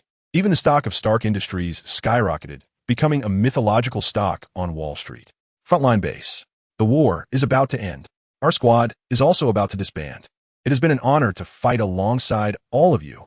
Chu Xiao looked at Rogers and the others, said his final farewell, and boarded the plane back to New York with Rogers. Chu Xiao and Rogers got off the plane, and as soon as they exited the airport, they were surrounded by various media outlets. Flashing lights and the screams of beautiful women filled the air. The spectacle was even more terrifying than the arrival of a superstar. Rogers had never seen such a scene before. He tensed his muscles to appear taller and more imposing, but deep down, he was nervously trembling. Chu Xiao looked at Rogers, who was commanding on the battlefield, and smiled. Rogers, I have something to do later. I need to return to Stark Industries first. There's a media meeting arranged by the military and the Hero Award at the White House. Can you please go and represent me? Big Brother Chu, don't. It's not appropriate for me to go alone. Rogers was about to refuse when he saw Chu Xiao's figure flash and disappear before his eyes, clearly blending into the crowd and leaving the airport. Before Rogers could complain, he was surrounded by reporters. Lieutenant Rogers, as a member of the Special Operations Team. How do you evaluate your captain, Chu Xiao? Rogers, aside from his excellent leadership, exceptional talent, and handsome appearance, what other unknown secrets does your captain, Chu Xiao, have? Lieutenant Rogers, your captain, Chu Xiao, helped us end the war early and has become a hero in our hearts. Does your captain, Chu Xiao, have a crush on anyone? Rogers awkwardly avoided the reporters' pressing questions. Since most of the questions were directed at Chu Xiao, he naturally felt it was inappropriate to speak in public. The questioning only ended when a military representative came to take Rogers away in a car. Sitting in the car, Rogers finally breathed a sigh of relief, thinking he had escaped a disaster. Across from him sat Agent Carter, dressed in a black tight-fitting military uniform with flowing blonde hair, assessing Rogers. Lieutenant Rogers, where's your captain, Chu Xiao? Rogers felt a flash before his eyes, pretending he hadn't heard anything, and hurriedly replied, Oh, I'm just too tired. I need a rest. Click. Suddenly, Rogers heard the sound of a gun being cocked, and he jolted up, seeing Carter pointing a dark gun at his head. Agent Carter, calm down. Big Brother Chu said he had something to do and went back to Stark Industries. Humph. Carter snorted coldly and said to the driver in front, Driver, take Rogers to the White House and let me off at the intersection ahead. Agent Carter, are you going to find Big Brother Chu to receive the award? He said I could just take it for him. Rogers said, You talk too much. Carter shot Rogers a glare and ignored him. After getting out at the intersection, Rogers wanted to say something again, but was interrupted by Carter. You either learn about women or shut your mouth. Rogers awkwardly shook his head, secretly thinking that he indeed didn't understand women. If it weren't for Chu Xiao helping him enhance the super soldier serum, he probably wouldn't even have the courage to talk to women. Rogers watched as Carter's figure disappeared from the car window, silently looking at his own hands. Stark Industries. As soon as Chu Xiao returned to the office, Howard received the news and rushed over. Chu Xiao, my good brother, you're finally back. I've missed you so much during this time. Howard intended to give Chu Xiao a big American hug, but he only felt a blur in front of him, and Chu Xiao vanished from sight. The next second, he appeared on Howard's leather chair, holding a glass of bright red wine in his hand. Chu Xiao gently sipped the red wine in his glass and asked, Howard, is there anything important happening with Stark during this time? Howard replied with a smile, Hey, you just got back from the battlefield. Don't worry about the company's matters for now. Relax for a few days. How about this? I'll help you contact some girls and arrange a private jet for you. How does a spontaneous trip sound? Howard described the wonderful details of the journey, but he didn't notice that Chu Xiao was completely uninterested. Howard, do you want to try my NGDing wave? Chu Xiao said playfully, looking at Howard and gently raising his index finger. Red Skull died right under this finger. Do you want to experience it? Howard's expression changed drastically. He had witnessed the power of Chu Xiao's NGDing wave firsthand and didn't dare to continue the conversation any longer. Chu Xiao, have you heard some news already? Chu Xiao furrowed his brows and thought to himself that the rumors he had heard were probably true. Chu Xiao couldn't help but feel a surge of anger. A few days ago, he heard on the front lines that there was a fire at Stark Industries laboratory, and unfortunately, Dr. Erskine lost his life in the incident. Chu Xiao originally did not believe it. After all, he knew that Stark Industries laboratory had a very high safety index, so how could a fire possibly occur? Moreover, how could someone as important as Dr. Erskine die in an accident? But now, looking at Howard's expression, it seemed that the rumors might actually be true. Dr. Erskine is dead. Chu Xiao's voice was very deep, sending chills down Howard's back. Yes, in this fire, Dr. Erskine and most of the laboratory staff did not escape. Howard wanted to continue speaking, but when he met Chu Xiao's sharp gaze, he ultimately shook his head, sighed, and said, Chu Xiao, this wasn't an accident. It was a planned murder. Howard slowly explained. After he finished speaking, the wine glass in Chu Xiao's hand shattered, and a powerful aura made the air around him stir without wind. How could Dr. Erskine die in a military power struggle? Are these politicians' brains filled with nonsense? As it turned out, after Chu Xiao killed the Red Skull, the front line began to report victories one after another. Anyone with a discerning eye could see that victory in the war was merely a matter of time.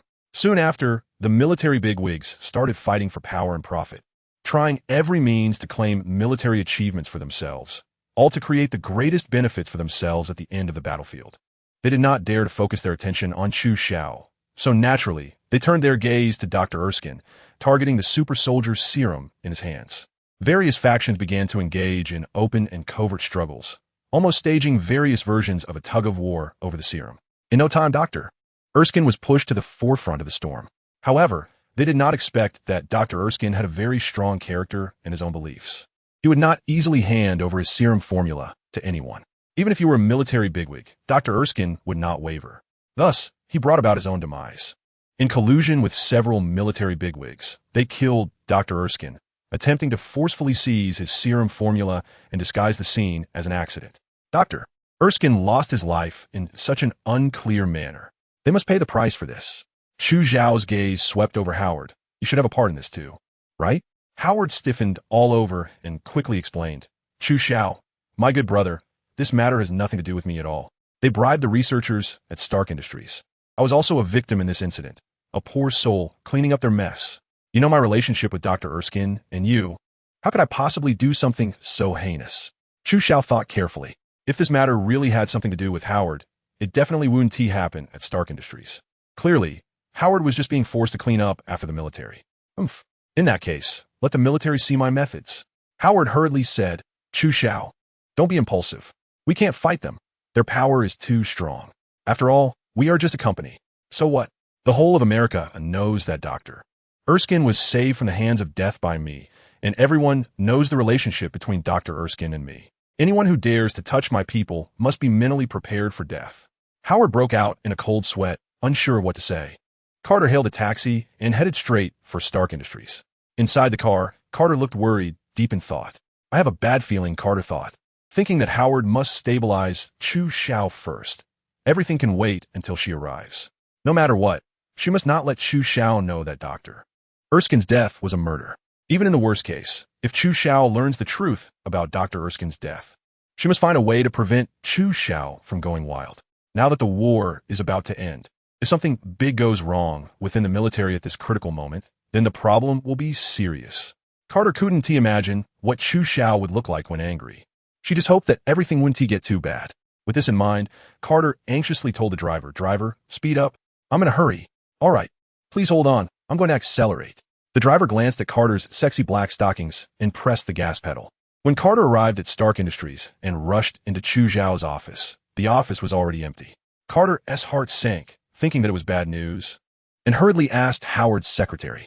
Mr. Chu Xiao just left Stark Industries. Mr. Howard is on the rooftop, preparing to take a private plane for a business trip. The secretary said, Business trip my foot. Howard is trying to avoid this storm. Carter huffed angrily and rushed to the rooftop, pulling Howard down from the plane just as he was about to leave. Howard, where's Chu Xiao now? Carter, let me explain. I didn't say anything. Chu Xiao is too smart. He figured it out himself. Now is not the time to get caught up in this. I'm asking you, where's Lieutenant Chu Xiao right now? Carter asked anxiously. Lieutenant? He might not be a lieutenant anymore. Howard whispered, calculating the time. He had probably already arrived at the military base. The military might already. Both Carter and Howard felt a chill down their spines. Although Howard didn't finish his sentence, Smart people knew what he meant. Something big is about to happen. Carter didn't dare to linger and directly threw Howard onto the plane, jumping in herself. Carter, I have a very important project that requires a business trip. How about I arrange another plane for you? Bang! The gun in Carter's hand fired a flame, directly grazing Howard's ear and piercing the seat behind him, leaving a black bullet hole. Still going on a business trip? Carter pointed the gun at Howard's head. No, I want to go. Actually, thinking about it. This trip isn't that important. The secretary can handle it. Take off. Carter put away her phone and commanded. The plane then slowly took off, heading straight for the military base. Howard looked at the serious Carter and thought to himself how she was just like Chu Xiao, both liking to use such violent methods to talk to people. It was really quite a personality. Gathering his courage, Howard stammered to Carter, Carter, have you ever considered finding a boyfriend? Carter instinctively reached for the gun at her waist, causing Howard to tense up and hurriedly say, just joking. Forget I said anything.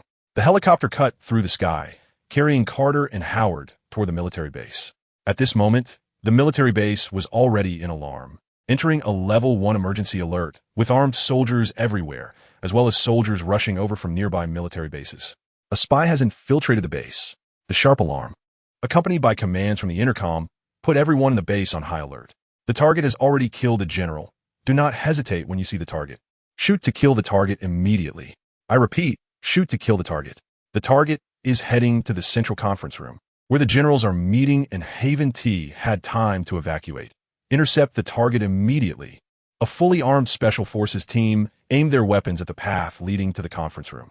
The soldiers held their breath, fully focused, ready to fire at any moment. Tap, top. The footsteps in the distance grew closer, and the soldiers' hearts rose to their throats. At the moment of turning the corner, a figure suddenly appeared before the soldiers. Almost all the soldiers froze on the spot when they saw the target's appearance, completely forgetting to pull the trigger. They were stunned by the identity of the person before them. The person they were calling a spy was none other than the American war hero, Lieutenant Chu Xiao. How could their hero Chu Xiao be the protagonist of this sudden incident and have killed a general? What? He Lieutenant Chu Xiao. How could he possibly be the target? One soldier incredulously lowered his gun, unable to believe the reality before him, thinking there must be some mistake. The target must be someone else. Yes, it must be a mistake. Lieutenant Chu Xiao must be here to help. The target might arrive soon. Lieutenant Chu Xiao. Be careful not to get caught in the crossfire. The soldiers were unwilling to believe that Chu Xiao was the target and urged him to come over quickly to avoid being mistakenly harmed. After all, Chu Xiao held a very high status in their hearts. He was a major shareholder of Stark Industries, a genius scientist who invented magnetic levitation technology, a researcher who developed the super soldier serum, and the war hero who led a team to annihilate Hydra. Almost every American could recite Chu Xiao's heroic history, and as U.S. soldiers, they naturally admired him even more. How could a hero possibly be a spy assassinating a general? Chu Xiao smiled silently and continued to walk leisurely towards the conference room. At this moment, a command came through the intercom again. Fire! You bunch of idiots. Chu Xiao is the target. Shoot him down quickly. What? Chu Xiao is the target? All the soldiers were stunned on the spot, as if they had misheard, and some even began to try to call the intercom again to confirm. No need to confirm. I am indeed the target this time, and that general was indeed killed by me. Chu Xiao still did not stop his steps, slowly approaching the soldiers. Tap! Top! As soon as this was said, all the soldiers raised their weapons at Chu Xiao and shouted, Lieutenant Chu Xiao, please stop immediately. Otherwise, we will open fire. Chu Xiao's smile grew wider, and he didn't stop his pace, continuing to walk forward at a leisurely pace. Chu Xiao was getting closer to them, but not a single soldier dared to pull the trigger. It was as if they had all agreed, waiting in unison for someone to shoot first. A command came through the walkie-talkie again. You bunch of useless fools, open fire and kill Chu Xiao. If he reaches the conference room, you will all accompany the general to the grave. The soldiers still did not pull the trigger. Instead, they tacitly opened a path for Chu Xiao. Chu Xiao set the li lauget, thinking that the person on the other end of the radio couldn't possibly be on his side. Every word he said not only failed to make the soldiers open fire, but instead began to help Chu Xiao tacitly. Captain Chu Xiao, although we don't know what happened, we believe in you. There must be a reason for your actions.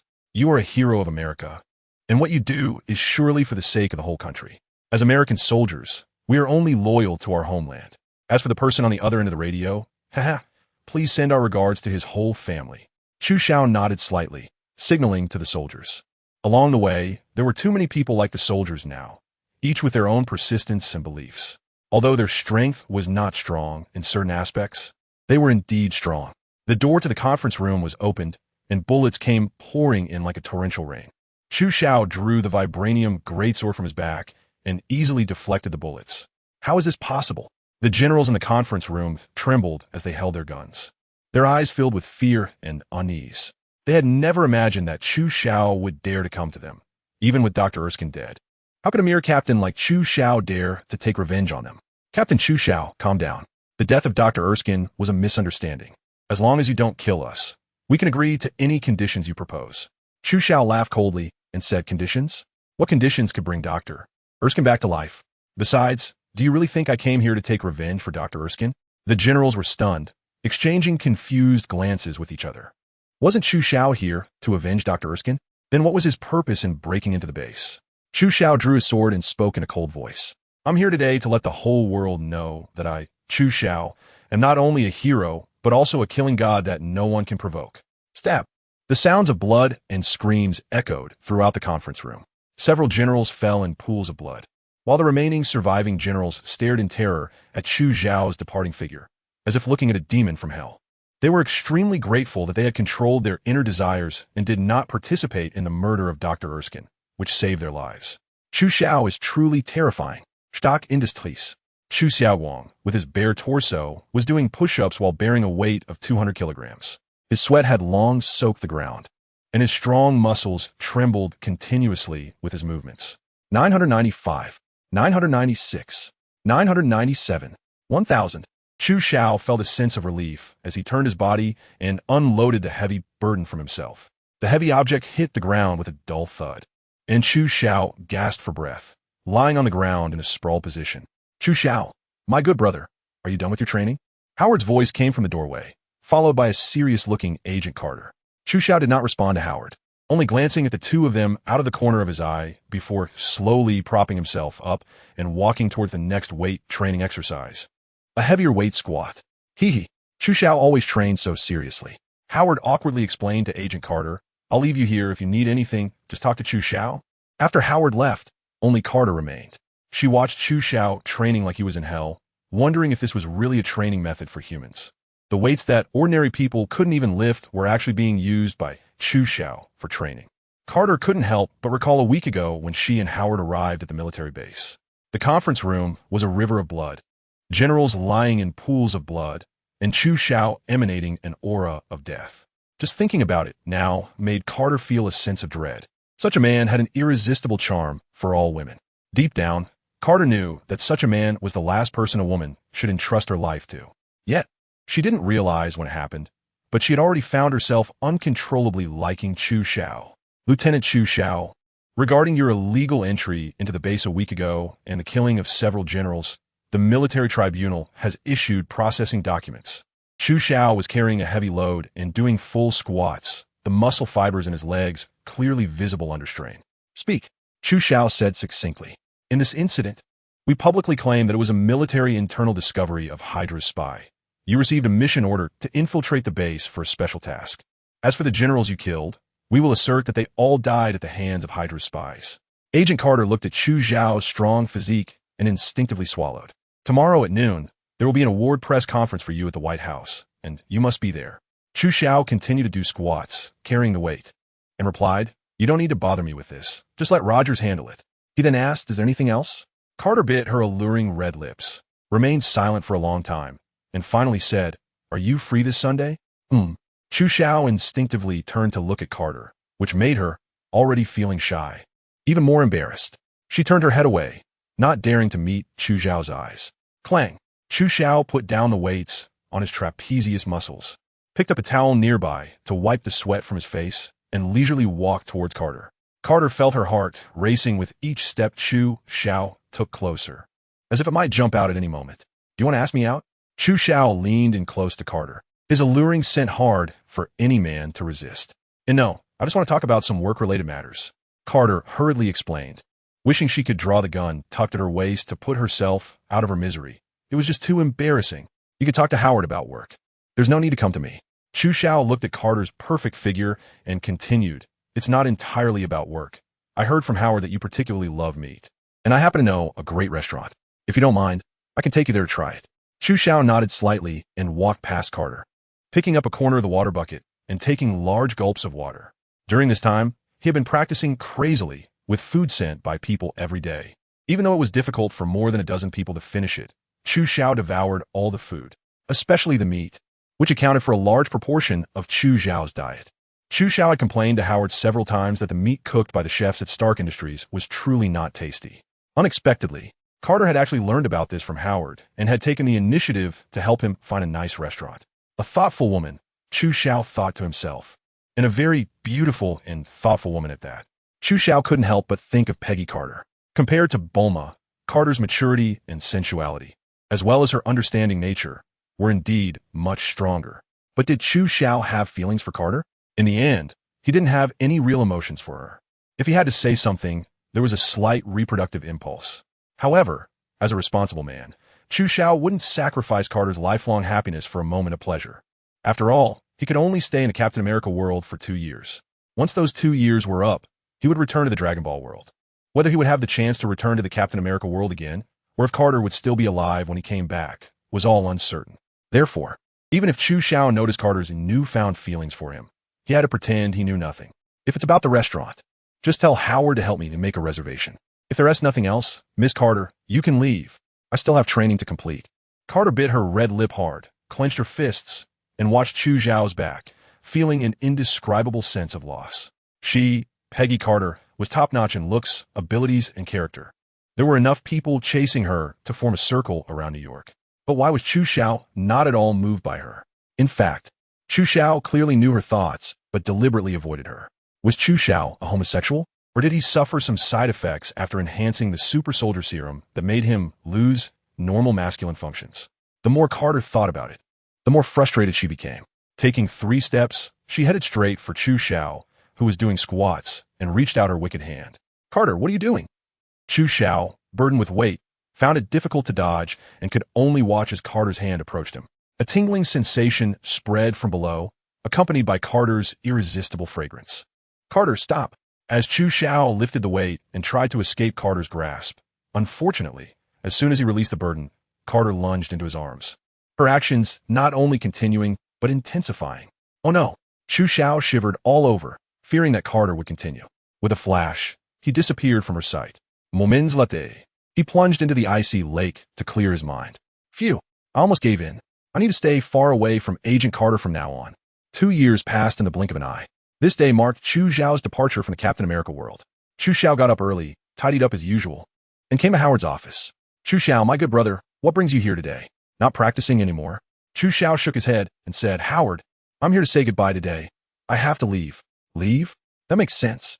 You've been at Stark Industries since returning from the battlefield, hardly going out for 2 years. It's time to get some fresh air. As Howard spoke, he looked at Chu Xiao's expression and immediately realized something was off. Howard, this time when I leave, I don't know if I can come back or when I will return. Perhaps this departure will be a permanent goodbye. Chu Xiao's words were very calm, but they struck Howard's heart like a heavy blow. What? Chu Xiao, where are you going, my good brother? Howard wanted to continue asking, but then he remembered Chu Xiao's intense training every day for the past 2 years, which immediately unraveled the mystery that had long puzzled him.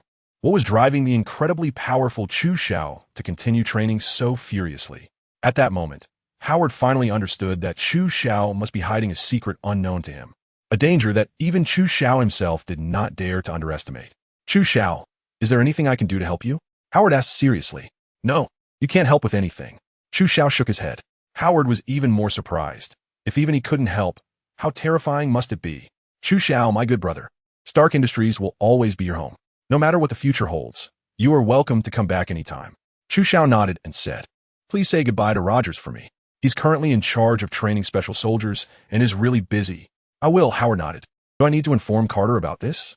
No need to tell her specifically. It would only add to others' troubles. After bidding farewell to Howard, Chu Xiao quietly waited for the time to come. As the 2 years passed, the reincarnation Black Lotus within Chu Xiao turned, and the 7-colored auspicious cloud reappeared, enveloping Chu Xiao's body. In the next moment, Chu Xiao had already left the Captain America world and returned to the Dragon Ball world. Chu Xiao opened his eyes, and what greeted him was the forest he had left 2 years ago when he departed from the Dragon Pearl. I'm back. Chu Xiao felt a surge of emotions in his heart. This feeling was akin to a traveler who had long been away from home, finally returning to their hometown. A sense of indescribable ease and comfort blossoming within him. Chu Xiao closed his eyes, spread out his breath, and after strengthening the super soldier serum, he added 2 years of hard training.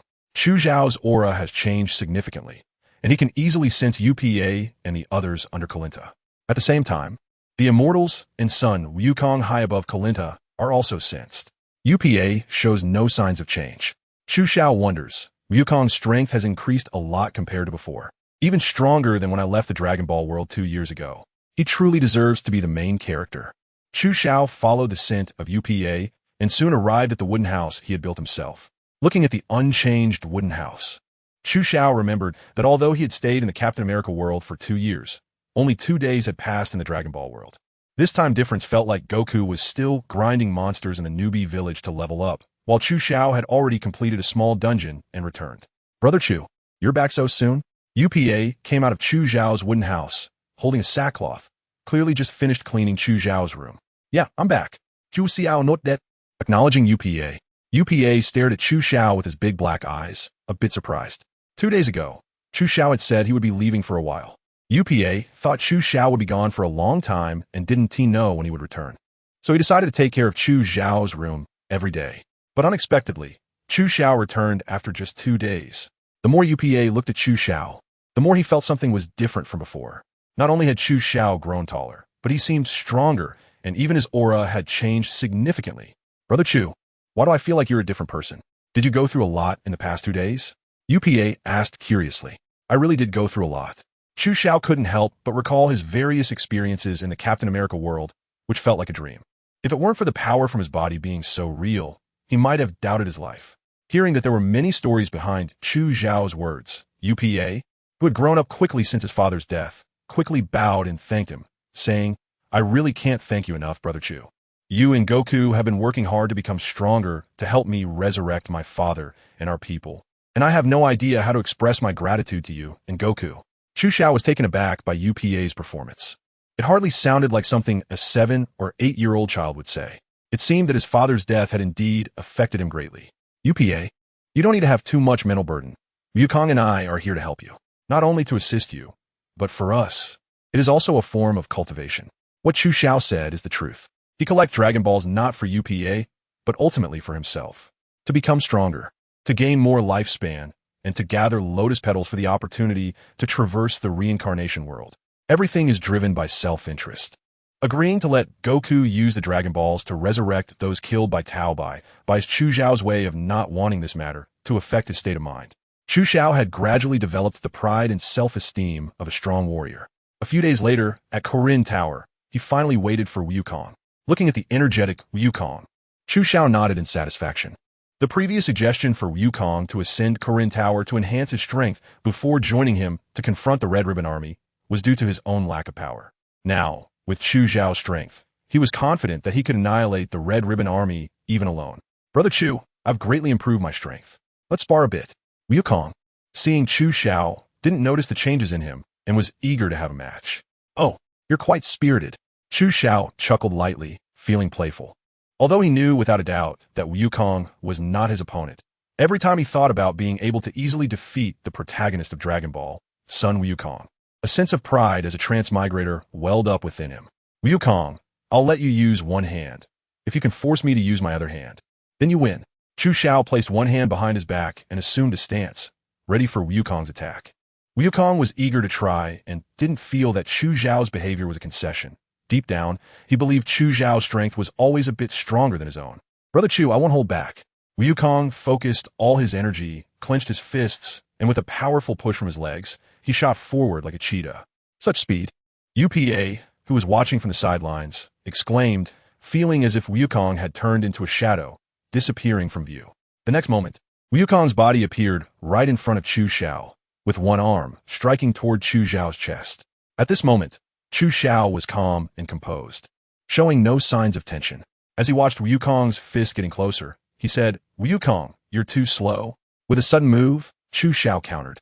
forming a palm with one hand and intercepting Wukong's attack trajectory, easily blocking the lightning-fast strike. Yeah, huh. Wukong, having missed his first attack, twisted his waist mid-air, launching his thigh like a python at Chu Xiao's lower body. Bang! Chu Xiao lightly tapped his foot, and his body moved as gracefully as a falling feather, evading Wukong's attack before it even reached him, causing Wukong's strike to miss again. Wukong landed and gathered his strength, realizing that simple attacks were ineffective. He prepared to launch another assault. Buzz! Suddenly, the surroundings changed again, and several shadowy figures of Wukong appeared, each making various silly faces, some sticking out their tongues, some making funny expressions, some sticking out their butts, and others posing. These shadows surrounded Chu Xiao, leaving him no room to evade. Chu Xiao smiled, thinking that Wukong's shadow fist was indeed powerful, as it could create more than a dozen phantoms. Chu Xiao could also perform this move. Back when he was on Korin Tower, following the Immortal for training, he naturally learned the shadow fist as well. However, Chu Xiao could only create up to 8 phantoms, which was his limit. It seemed that Wukong's talent in martial arts was indeed much stronger than Chu Xiao's. But so what? Now, Chu Xiao was far ahead of Wukong on the path of cultivation. No matter how powerful your shadow fist is, in Chu Xiao's eyes, your speed was still as slow as a snail. Chu Xiao's complexion was as pale as water, and with a single arm extended. His movement was as swift as a dragon, seemingly casually pointing at a phantom. Suddenly, a scream was heard, and Wukong covered his head, wincing in pain as he sat down on the ground. It hurts so much.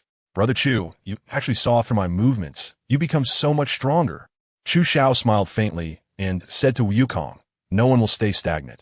As long as you keep working hard, there will be rewards. Wukong, don't be discouraged. If you put in the effort, one day you will surpass me. Brother Chu, I understand what you mean. Thank you for your encouragement. I will definitely follow in your footsteps, and one day I will defeat you. Wukong replied confidently, his eyes filled with determination. Chu Xiao thought to himself that he wouldn't give Wukong too much motivational talk. If Wukong really pushed himself to train hard, with his protagonist talent halo, it might really be possible for him to surpass Chu Xiao. However, Chu Xiao wasn't worried at all. On the contrary, he felt that having a big shot like Wukong putting pressure behind him would make him work even harder and unleash greater potential. Big Brother Chu, do you still have any? Can you give me one? Wukong, having just gone through a battle, was somewhat physically drained, and more importantly, the big bump on his forehead was still throbbing with pain. The Immortal said he gave all that to you, and he asked me to come down and ask you for 70 or 80 of them. Wukong stared at Chu Xiao with his pure, big eyes. Chu Xiao said nothing on his face, but internally he had greeted the Immortal countless times. What does it mean to give all the fairy beans to oneself? What does it mean to casually give a few dozen? Chu Xiao clearly had to work hard to get 2 bags of fairy beans from the Immortal. At most just 40 beans. How did it turn into all the fairy beans? How could he casually give son Wukong 70 or 80 beans? This black-hearted big fat. Aki. Far away on the Korin Tower, the Immortal suddenly sneezed twice. Just as he was wondering who was cursing him, he thought that since son Wukong had just come down from the Korin Tower, he must have met Chu Xiao, and a cunning smile of success involuntarily appeared on his face. Chu Xiao counted the fairy beans on himself. In the world of Captain America, he used one for Dr. Erskine, and during his own training, due to the excessive intensity, he caused deep muscle damage in his body. In desperation, he used another 8 beans intermittently. Now, Chu Xiao only had 31 left. Even though he needed to be frugal, he couldn't spare too many for Wukong. However, seeing Wukong looking at him pitifully, calling him Big Brother repeatedly, and considering that they were about to head to the Red Ribbon Army to seize 3 Dragon Balls, it might be that Wukong would really need during the process. Chu Xiao had no choice but to grit his teeth and take out some fairy beans for Wukong. Wukong, I don't have many fairy beans left either. I've used quite a bit during this time, so I can only spare you a little. Chu Xiao said, taking out 6 celestial beans from the celestial bean bag and handing them to Wukong. These 6 celestial beans, you need to use them sparingly. Don't use them lightly unless absolutely necessary. Before Chu Xiao could finish speaking, Wukong had already pinched a fairy bean with his fingers and tossed it into his mouth, crunching it a few times before swallowing it. Suddenly, the big bump on Wukong's forehead disappeared, and his stamina was instantly restored. He looked very satisfied, grinning foolishly as he said to Chu Xiao, "Thank you, Brother Chu. I feel great now. Let's go to the Red Ribbon Army and find the Dragon Balls." Chu Xiao shook his head helplessly. Wukong's thoughts were simple. always following a straight line in his reasoning. After spending more time with Wukong, he had gotten used to it. However, that being said, it was indeed time to go to the Red Ribbon Army, where 3 Dragon Balls were waiting for him. Moreover, it was also time to settle the score with the Red Ribbon Army for sending Tao Pai Pai and Master Shun to cause him trouble. Since he decided to head to the Red Ribbon Army, Chu Xiao took out his maglev car. He intended to take Wukong with him, but unexpectedly, Wukong directly summoned the flying Nimbus, sat down on it, and grinned, urging Chu Xiao to lead the way quickly. Chu Xiao thought to himself that he couldn't control the cloud somersault due to his current state of mind, and the sky dance technique could only allow him to fly a short distance, making it unsuitable for long journeys. He could only rely on the maglev car. Let's go. Wukong. After locating the Red Ribbon Army's position using the Dragon Ball radar, Chu Xiao drove the car and headed towards the Red Ribbon Army with Wukong. Several hours later, Chu Xiao and Wukong finally arrived at the base of the Red Ribbon Army. From a distance, they could see a modern military building that was as solid as a fortress, more magnificent than Hydra's base in Captain America's world, with even stronger firepower configurations. Chu Xiao signaled Wukong to slow down. As they approached a forest, Chu Xiao activated his sense of qi and quickly discovered a considerable number of red silk ribbon soldiers hidden within the trees, as well as many air defense weapons, such as anti-aircraft guns.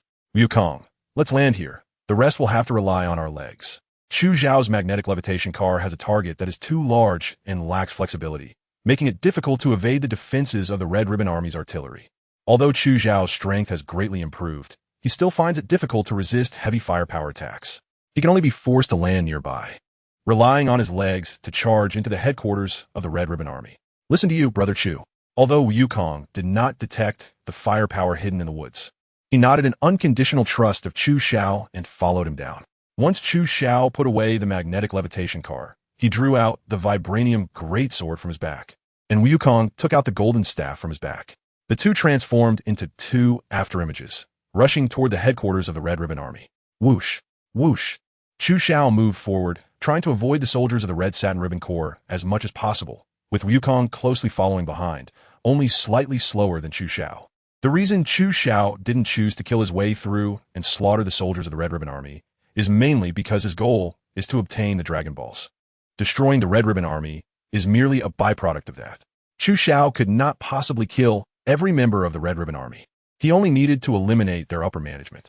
Moreover, in his heart, Chu Xiao had already lost interest in dealing with those expendable soldiers, as it would simply be a waste of energy. As long as they did not seek death and obstruct his path, he would not take the initiative to kill them. Chu Xiao had always been curious about Dr. Gero of the Red Ribbon Army. The talent and genius of Dr. Gero were evident, as he was able to develop android warriors that surpassed Super Saiyan 1. If he could bring Dr. Gero under his command, it would naturally be the best outcome for Chu Xiao. Therefore, Chu Xiao's purpose in coming to the Red Ribbon Army was clear. First, to obtain 3 Dragon Balls. Second, to kill the upper management of the Red Ribbon Army and force them to disband. And third, to find Dr. Gero and figure out a way to recruit him to work for himself. Since Dr. Gero could help the Red Ribbon Army develop androids, he could naturally help Chu Xiao as well. Even if Dr. Gero was unwilling to help him, Chu Xiao would have no choice but to eliminate the genius that he was. After all, Chu Xiao did not want to face a group of muscle-bound androids coming to his door 7 or 8 years later, vowing to turn him to ashes. While geniuses may be hard to come by, being watched by one every day was certainly not a good thing. Boom! A loud explosion erupted from behind Chu Xiao. It turned out that Goku had accidentally triggered a landmine where he had just landed. Fortunately, Goku was extremely fast and had already left the blast radius before the landmine exploded. However, now that the landmine had gone off, their whereabouts had been exposed.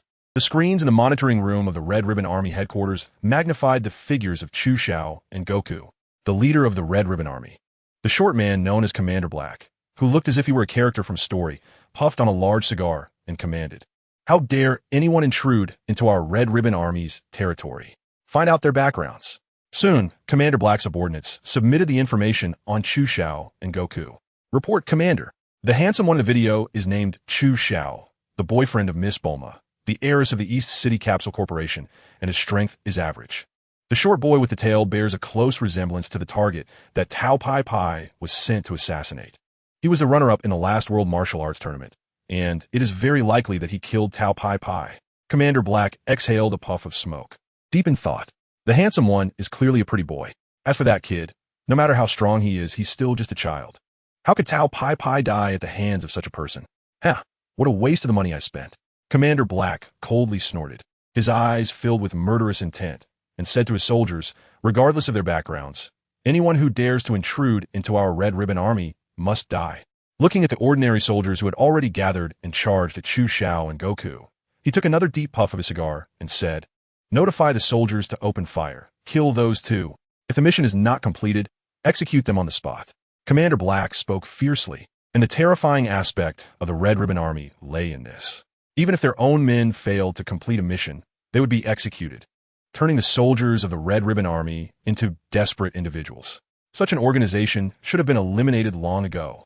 As for Chu Xiao and Goku, after their whereabouts were discovered, they did not continue to flee. The nearby soldiers quickly approached, guns in hand, and without any further explanation, they opened fire on Chu Xiao and Goku. The dense hail of bullets came rushing in, but for Goku, ordinary bullets were hardly able to break through his defenses. Being hit only caused him pain. As for Chu Xiao, even after being enhanced by the super soldier serum, he still found it difficult to resist the penetration power of the bullets. Therefore, Goku braced himself against a wave of attacks, crouching on the ground, gritting his teeth in pain, while Chu Xiao continuously swung his vibranium sword, deflecting the incoming bullets. What? The soldiers firing their guns were stunned, staring incredulously at Chu Xiao and Goku. How could these two remain unscathed under such a dense barrage of bullets? How is this possible? Normally, their enemies would have been turned into Swiss cheese by now. How could these two stand there completely unharmed? Similarly, Commander Black, who was at headquarters, paused mid-puff on his cigar, momentarily forgetting to smoke, his eyes wide in shock. Is there really someone in this world who can withstand bullets? Commander Black exclaimed, astonished. There were certainly those among his subordinates who could dodge bullets, and the special ability general who was killed by Tao Pai Pai could catch bullets with his powers. However, he had never heard of anyone like Goku who could block bullets with their body. Damn it, this kid is definitely not an ordinary person. As for that Chu Xiao, the large sword in his hand must be a treasure. We must kill him and seize that treasure. Commander, the opponent is a formidable martial artist. Should we recall our own martial arts generals, or have Dr. Jiro send a batch of android warriors? Commander Black snorted coldly. No matter how strong they are, our Red Ribbon Army headquarters has over 10,000 soldiers. I don't believe they can outlast us. Notify the entire army to switch to heavy weapons, deploy armored units, and give me everything you've got to kill these targets. Yes, Commander. With the new orders issued, the soldiers switched to more powerful weapons, and the armored units also joined in the assault on Chu Xiao and Goku. The armored units in the Dragon Ball universe were elite troops, piloting exoskeleton armor similar to Iron Man, equipped with powerful firepower. However, the exoskeleton armor in the Dragon Ball universe was not as sleek and fitted as Iron Man's. Instead, it resembled the armor seen in the Matrix. When Chu Xiao defeated the Egg Fried Rice King last time, he had already seen this type of mecha, which was extremely powerful on the battlefield. However, against a strong martial artist, it was somewhat lacking. Nevertheless, the Red Satin Brigade had dispatched all their armor this time, with a total of 50 mechs coming in a dense and overwhelming wave. Even though each one was easy to deal with individually, their sheer numbers increased the pressure on Chu Xiao and Wukong significantly. Speaking of Chu Xiao and Wukong, after blocking a wave of attacks from the soldiers, they finally made their move. Wukong let out a loud shout and charged towards the soldiers, swinging his golden staff like a paddle in the river, knocking down a group of soldiers. Chu Xiao's expression was icy. He had originally looked down on killing these small fry, but now that they blocked his path, he felt a surge of killing intent. The vibrating gold sword sliced through the air, its cold light reflecting off the iron armor, and the blood stained the iron handle of the spear. The soldiers only felt a flash before their lives were taken, collapsing into pools of blood. Each one of them was ruthless and had innocent blood on their hands, believing they had long since become numb to death. Yet when they faced death themselves, the fear of dying made them scream and struggle, falling into the blood-soaked ground, yearning for life while experiencing the loss of it. Chu Xiao shook the great sword in his hand, not even glancing at the soldiers on the ground. With a few steps, he charged towards the headquarters of the Red Satin Brigade. Those who block my way shall die. Chu Xiao's voice was like the roar of a giant beast echoing through the deep mountains and forests, reverberating throughout the woods. Most of the soldiers rushing overheard Chu Xiao's roar. However, they paid it no mind and instead quickened their pace towards him, bringing death closer to themselves. In the eyes of these ignorant soldiers, there was absolutely no one in this world who could survive the encirclement of their Red Ribbon Legion. Chu Xiao and Wukong will definitely die at their hands. Chu Xiao's words were merely a dying wail. They are shooting here. The second wave of soldiers engaged with Chu Xiao, and the weapons in their hands were replaced with more lethal ones. The enhanced bullets had greater penetrating power than before. This time, even Wukong's physical body might struggle to withstand the damage from the bullets. But for Chu Xiao, this was hardly a concern. No matter how powerful the weapons were, they had to hit him to be effective, and these ordinary soldiers couldn't keep up with Chu Xiao's speed. Before they could even raise their guns, Chu Xiao transformed into a blur, unleashing a phantom punch. 5 versions of Chu Xiao appeared in the soldiers' line of sight, leaving them momentarily bewildered and unsure of which Chu Xiao to shoot at. In the midst of their confusion, the vibranium sword had already sliced through their throats, and blood gushed out the moment the sword left, staining the light green ground. Those who stand in my way shall die. Chu Xiao's voice once again echoed through the woods, but everyone who had encountered him was already dead, and no one had informed the other soldiers of Chu Xiao's terror. Those ignorant and fearless soldiers continued to surge towards Chu Xiao, with slaughter unfolding endlessly. Although the vibranium greatsword could not stain itself with any blood, the ground was stained crimson. Damn it, this useless group of soldiers can't even withstand Chu Xiao. This person is clearly just a pretty boy, yet with a treasured great sword, he's making you all collapse into disarray. The Black Marshal roared. Where's my armor division? Haven't they arrived yet? I want them to experience the most terrifying power of my Red Satin Brigade, tearing and crushing their bodies inch by inch, then feeding their mangled remains to the dogs. The Black Marshal shouted, flicking the embers from his cigar, ash falling to the ground. His soldiers, already aware of the Marshal's temper, remained silent in fear. In the surveillance footage, even soldiers equipped with stronger weapons were no match for Chu Xiao and Wukong. It was like a child with a wooden stick trying to fight an adult with abundant combat experience, not even on the same level. Watching his soldiers continuously get killed, the Black Marshal's face grew darker.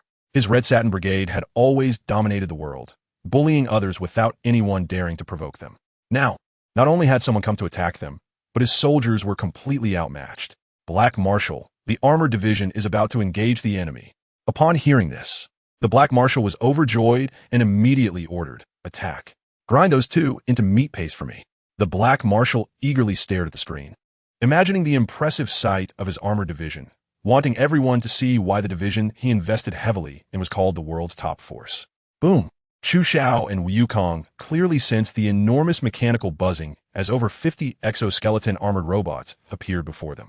The dark mass of mechanical armor gave off a terrifying sense of suffocation, and in an instant, it felt as if the air had become heavy. Wow, so many iron shells!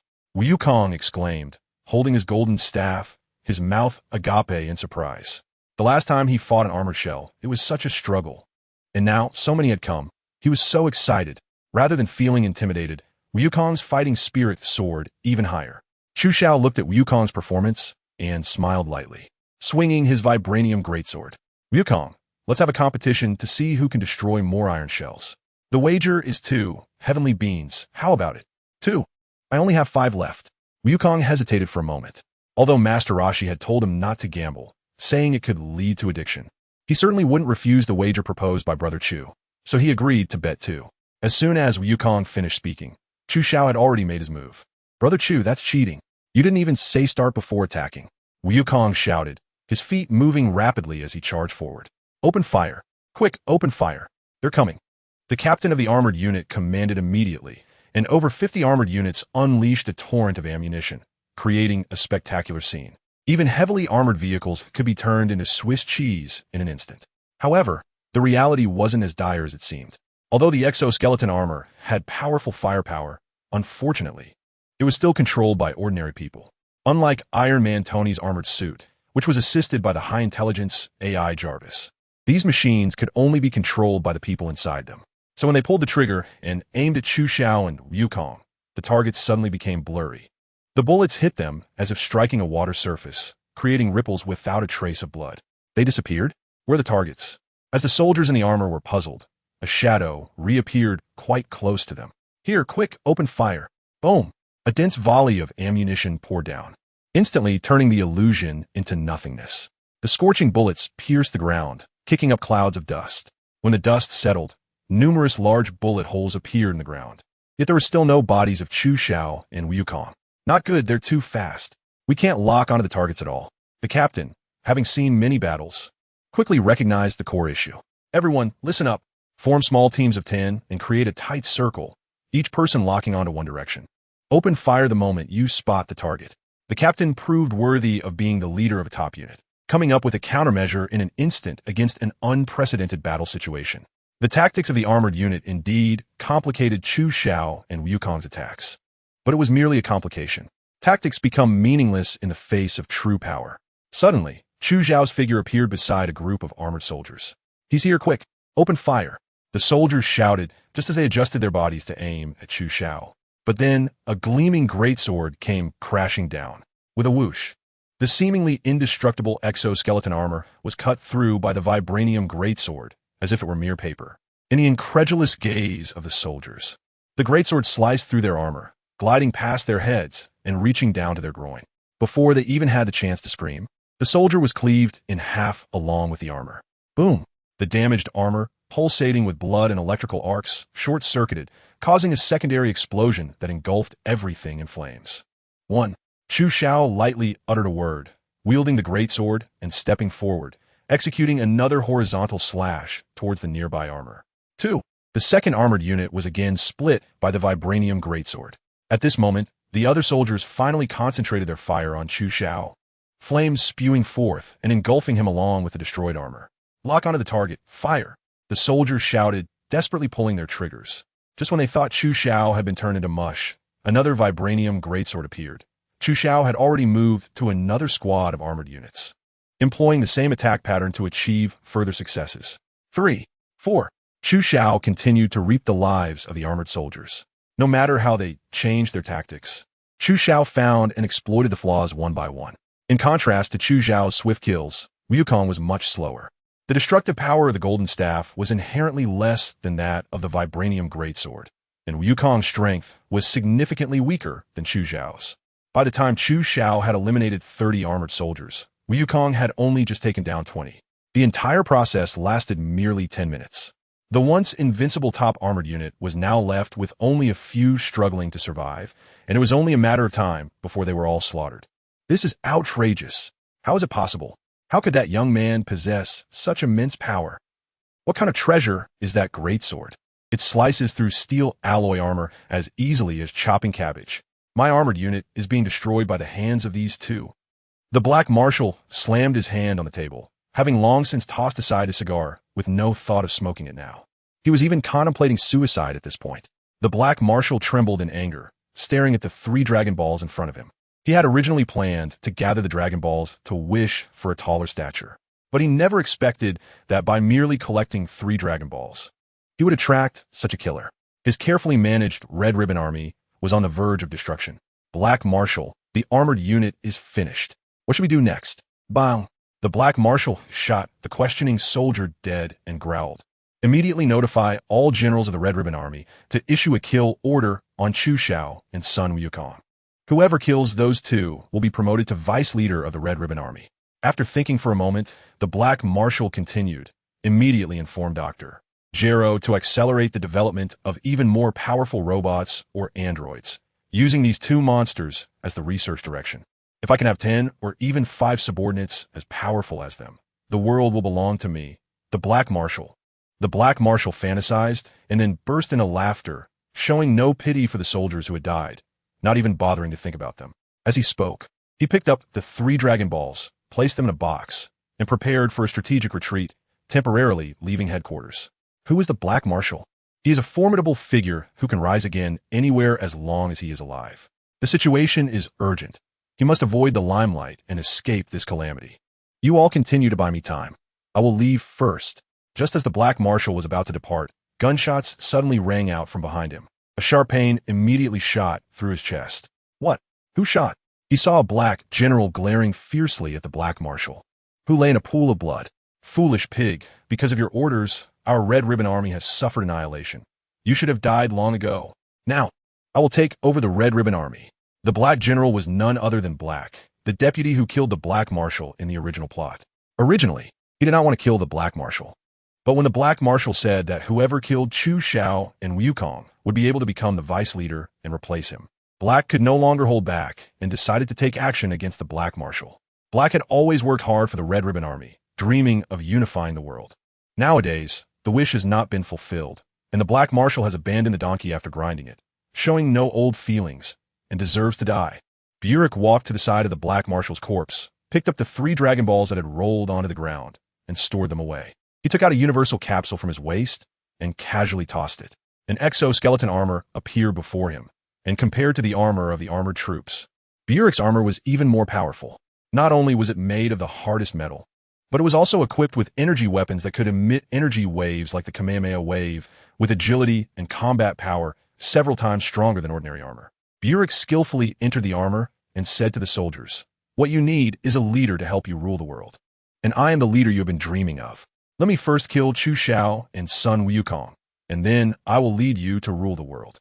Burek roared, driving the armor to break through the ceiling of the headquarters, heading straight for the direction of Chu Xiao and Wukong. Pucci. Chu Xiao pulled out the vibranium greatsword from the last piece of armor. 32. Chu Xiao looked at Wukong. Wukong was clearly a bit disappointed. He was 10 armors behind Chu Xiao, and it was evident that he had lost this bet. In fact, from a moment, Wukong agreed to participate in this bet. He had already lost. It was not a fair wager. Although Wukong was disappointed, he still proactively took out the sins of beans, ready to hand them to Chu Xiao. "Big brother Chu, a bet is a bet. Here are 2 sins of beans for you." Chu Xiao smiled and shook his head, not reaching out to accept them from Wukong. It wasn't that Chu Xiao didn't want but he was unwilling to obtain them in this way. The bet with Wukong was just a way to quickly eliminate the armored troops in front of them and add a bit of fun to their battle. "Take it, Wukong. Why would I want your stuff?" "The previous bet was just a joke," he said. Wukong shook his head, not only not retracting his hand, but instead jogging a few steps to come in front of Chu Xiao, stuffing 2 into his hand. "Brother Chu, habeti sabet. We agreed on 2 for the battle, so here are the 2.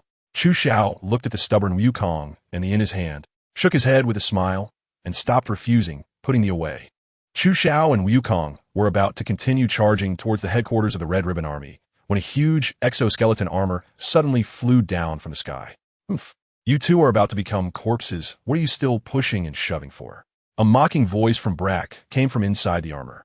Before Chu Xiao could respond, he raised his mechanical arm and fired an energy wave at Chu Xiao. Puff!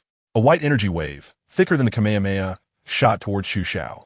Chu Xiao's gaze sharpened, and his body instinctively sensed the danger, allowing him to narrowly evade the strike. However, the scorching wave of energy left him feeling apprehensive.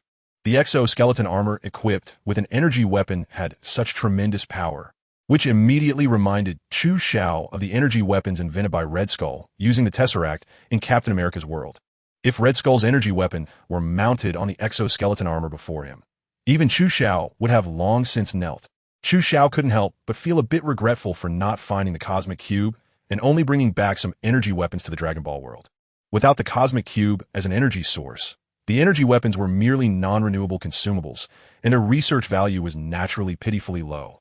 Once used, there was no way to replenish them, rendering them lacking in depth for research. Had he known this earlier, during his 2 years with Captain America, he should have fully devoted himself to searching for information on Dr. Zola and the Cosmic Cube. But that was already a settled matter, and Chu Xiao felt powerless to change anything. Right now, he had to face the super exoskeleton armor in front of him. "You 2 die? Let me show you the power of the Red Ribbon Army." Brack cackled as flames shot out from behind the exoskeleton armor, allowing him to fly into the air. An energy beam was fired once again, with the target still set on Chu Xiao. In Brack's eyes, Chu Xiao was the core of the 2. If they could kill him first, dealing with the remaining child would just be a matter of time. Chu Xiao expanded his figure. This time, he was well prepared, and his speed naturally increased a bit. The energy pillar came rushing in, but Chu Xiao dodged it. Although it was somewhat difficult, it wasn't too strenuous. Looking at black and sky, Chu Xiao and Wukong found it impossible to get close to him, although Chu Xiao can perform the sky dance technique. Its effectiveness is poor and not suitable for combat. Wukong's flying nimbus, on the other hand, is usable, but Wukong's attack power is likely insufficient to break through Black's armor. "Ha! Where has your earlier bravado gone? Little mice who can only dodge. Just accept your fate." Black also noticed that the 2 were helpless against him, and he arrogantly shouted while continuously launching attacks. Chu Xiao relied on the ground beneath his feet to keep himself in high-speed motion, evading Black's attacks, looking quite flustered. "Don't get cocky, watch my Kamehameha." Goku finally spoke up, seizing the opportunity while Black was targeting Chu Xiao, striking a pose and immediately gathering a white energy sphere between his palms. Although the Kamehameha was powerful, its gathering time was too long. Black saw that Goku was preparing a big move and wouldn't give him the time. An energy wave shot straight at Goku, instantly interrupting his charge time, scattering the Kamehameha before it could take shape. "Hee, I won't give you the chance to launch an attack, no matter how powerful your moves are. Can they be faster than my attacks?" Black sneered, just about to continue attacking Chu Xiao. Suddenly, a flash of white light appeared in front of him, and the specially designed glass door of the armor shook violently. Chu Xiao seized the opportunity, pointing a finger, and a whole wave was almost instantly released. A fist-sized energy wave shot out again. Puff! A whole wave struggled to break through the armor's defense. However, after 2 consecutive waves hitting the same spot, even the toughest special glass began to show faint cracks. "Not good. They all have ranged attack skills. We must finish this quickly." Black realized the situation was dire and immediately pressed the red button inside the armor, boosting its power to the maximum. Buzz! In the blink of an eye, the suddenly accelerated Black charged forward, his cold metallic arm reaching for Chu Xiao's neck, the force easily capable of crushing a person's vertebrae. Puff! Through the glass door, Black saw that the mechanical arm had missed Chu Xiao, instead stabbing into the ground. Just as he tried to withdraw, a shining great sword slashed across the armor, making a metallic clash sound. The vibranium greatsword struck but did not split the armor, leaving only a white scratch on the armor, demonstrating how hard the material was. "Haha, you can't break my defense," Black taunted, as the full power armor speed was now on par with Goku's. Whoosh! The armored arm once again lunged at Chu Xiao but missed again. "You're too slow," Chu Xiao coldly replied. "Relying on external objects may grant you great power, but you can never comprehend the true essence of that power." Chu Xiao wielded the vibrating gold greatsword, no longer hacking at the armor directly, but instead targeting the joints where the armor connected. With each strike, the sound of tearing metal echoed, and within just a few breaths, Brack's armor was reduced to nothing but the metal pod that housed him. His limbs have been severed, and even the thrusters have been dismantled, leaving him as nothing more than a metal ball. "Who will live and who will die now?" Chu Xiao asked, thrusting the vibrating gold great sword downward. Before Brack could respond, it pierced through the cracks in the glass pod door. Blood splattered, and a scream was heard as Brack died inside the glass pod. 3 Dragon Balls rolled down from the tear in Brack's suit, falling into Chu Xiao's sight. Collecting 6 Dragon Balls, just one more was needed to summon the Eternal Dragon to resurrect those killed by Tao Bai Bai. Meanwhile, the formidable Red Ribbon Army was obliterated under the attacks of Chu Xiao and Goku. The reincarnation Black Lotus within Chu Xiao transformed, condensing the 5th petal of the lotus flower. Once he condenses 2 more petals, Chu Xiao will have the opportunity to traverse the reincarnation world again. With Black's death, the Red Satin Ribbon Legion became like headless flies, and they would start to collapse from within without Chu Xiao having to lift a finger. After obtaining the Dragon Ball, Chu Xiao did not stop. He searched the entire headquarters for the whereabouts of Dr. Gallo, but did not find him. Chu Xiao captured a small leader and, under interrogation, learned that Dr. Gallo's laboratory was not at the headquarters. Only Commander Hay and Deputy Leader Brack knew its exact location. Chu Xiao felt quite helpless at this revelation, looking at the already lifeless Brack and Commander Hay with a furrowed brow. In the Captain America world, Chu Xiao had missed the opportunity to obtain the Tesseract because he killed Red Skull ahead of time. Now, with the deaths of Commander Hay and Brack, no one in the world knew Dr. Gallo's location anymore. However, Chu Xiao would not give up. Before the Tesseract incident, he was determined to find Dr. Gallo this time. He would either recruit him or kill him with his own hands. He could not allow a potential threat to grow and cause major problems in the future. "Brother Chu, we have 6 Dragon Balls now. Where's the last Dragon Ball?" "The Dragon Ball radar isn't showing anything," Goku said, staring at the Dragon Ball radar, struggling to understand why the last Dragon Ball had disappeared with his intelligence. Chu Xiao recalled the plot in his memory. It seemed that the last Dragon Ball was hidden by the Fried Rice King using technology. As long as they found the Fried Rice King, they would naturally find the Dragon Ball. Wait, Chu Xiao suddenly realized he had overlooked someone very important. That was Master Roshi's sister, the fortune teller. In the original plot, Goku and the others didn't know the whereabouts of the last Dragon Ball, so they went to the fortune teller for a reading under Master Roshi's guidance. During this time, several battles occurred, and even Goku's grandfather, son Gohan, was summoned back from the afterlife. Now, due to Chu Zhao's intervention, they already knew that the Dragon Ball was in the Fried Rice King's hands. However, they still needed to ask the fortune teller for the Fried Rice King's location. Otherwise, the Dragon Ball world was so vast that searching would indeed be troublesome. Moreover, Dr. Gero was currently missing, so Chu Xiao also had to consult the fortune teller about Dr. Gero's whereabouts. It seemed that Chu Xiao had to find Master Roshi first, and then go to the fortune teller. Goku, let's go. I know the location of the last Dragon Ball, but we must first find someone. Chu Xiao was driving a magnetic levitation car, while Wukong was riding on a Nimbus cloud, and the two headed straight for Kame House. Several hours later, they arrived at Kame House and met Master Roshi. At the same time, Chu Xiao also saw Bulma, Oolong, and a bald little monk. Everyone was very happy to reunite after a long time. The reason Bulma was at Kame House was that after Chu Xiao left the train, she couldn't control her desire to find him and secretly ran out to look for him. Not knowing where Chu Xiao had gone, she came to Kame House, but naturally, she couldn't find him and had no choice but to stay there for the time being. As for the bald little monk, he was the future strongest Earthling, Krillin. Krillin looked like a teenager now, still youthful, but it was evident that he was much more clever than Wukong. Chu Xiao, you finally came. I've been waiting for you for so long. As soon as Bulma saw Chu Xiao, she flew into his arms, crying with joy. You've been gone for over a year. Do you know how I've spent this time? Boo-hoo. Bulma pouted like a child, pounding her fists on Chu Xiao's chest.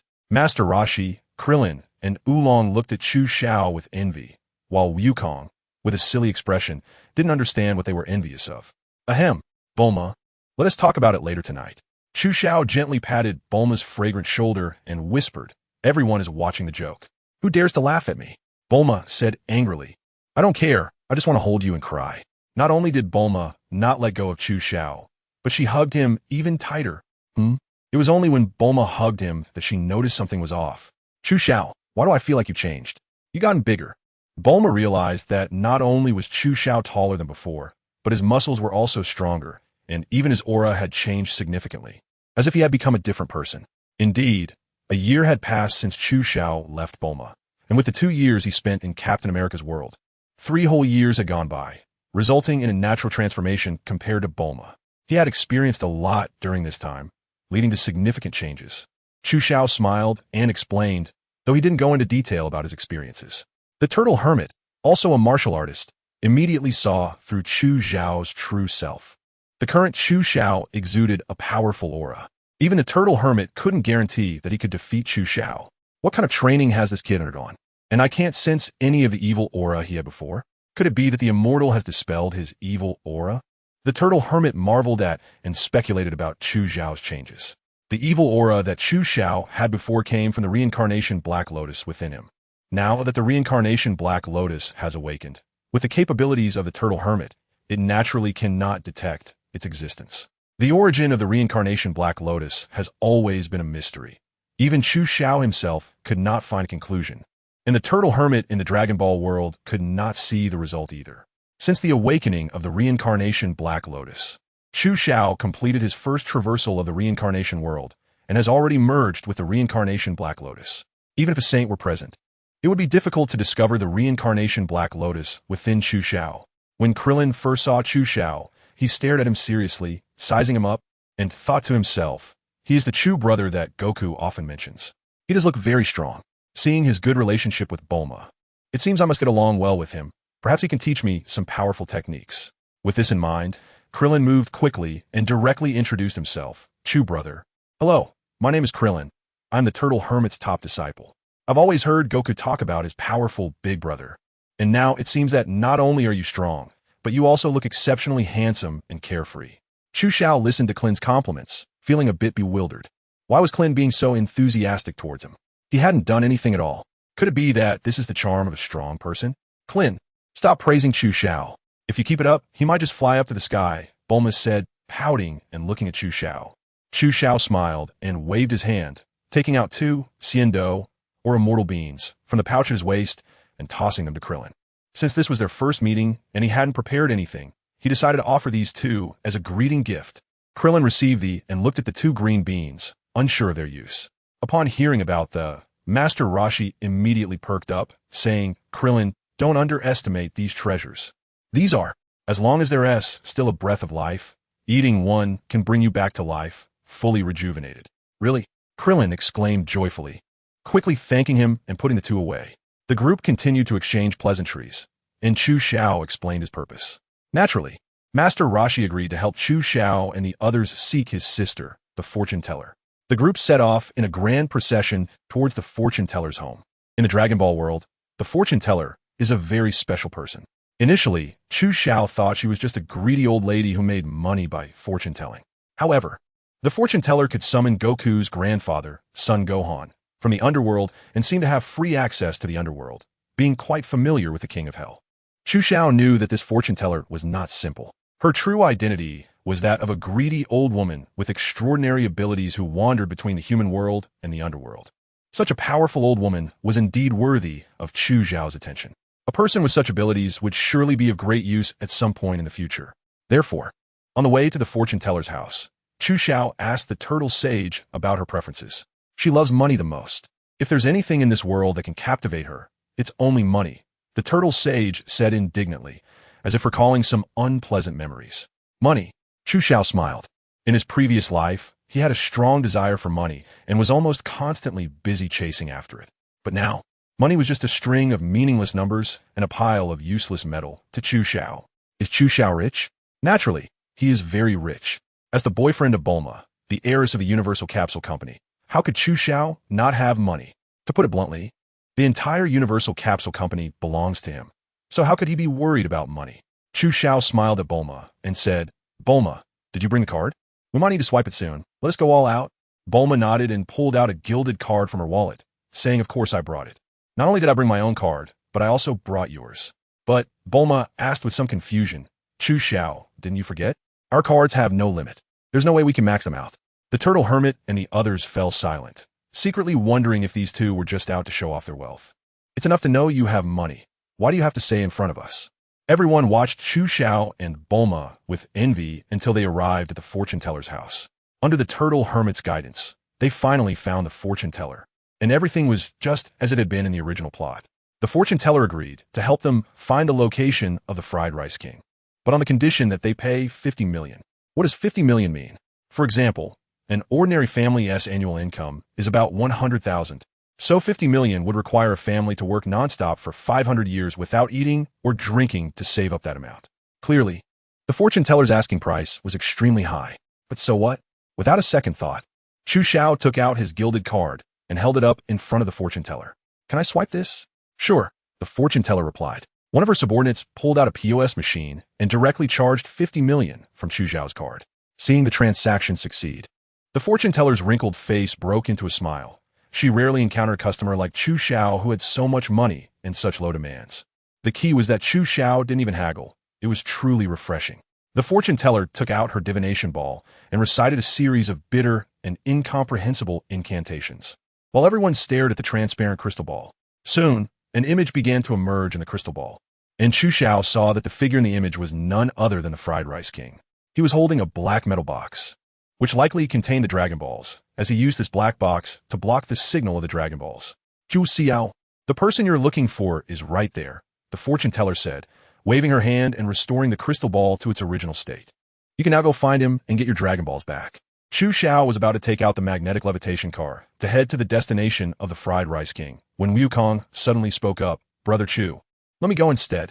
I have the cloud somersault, and if I fly over at full speed, it's much faster than your car.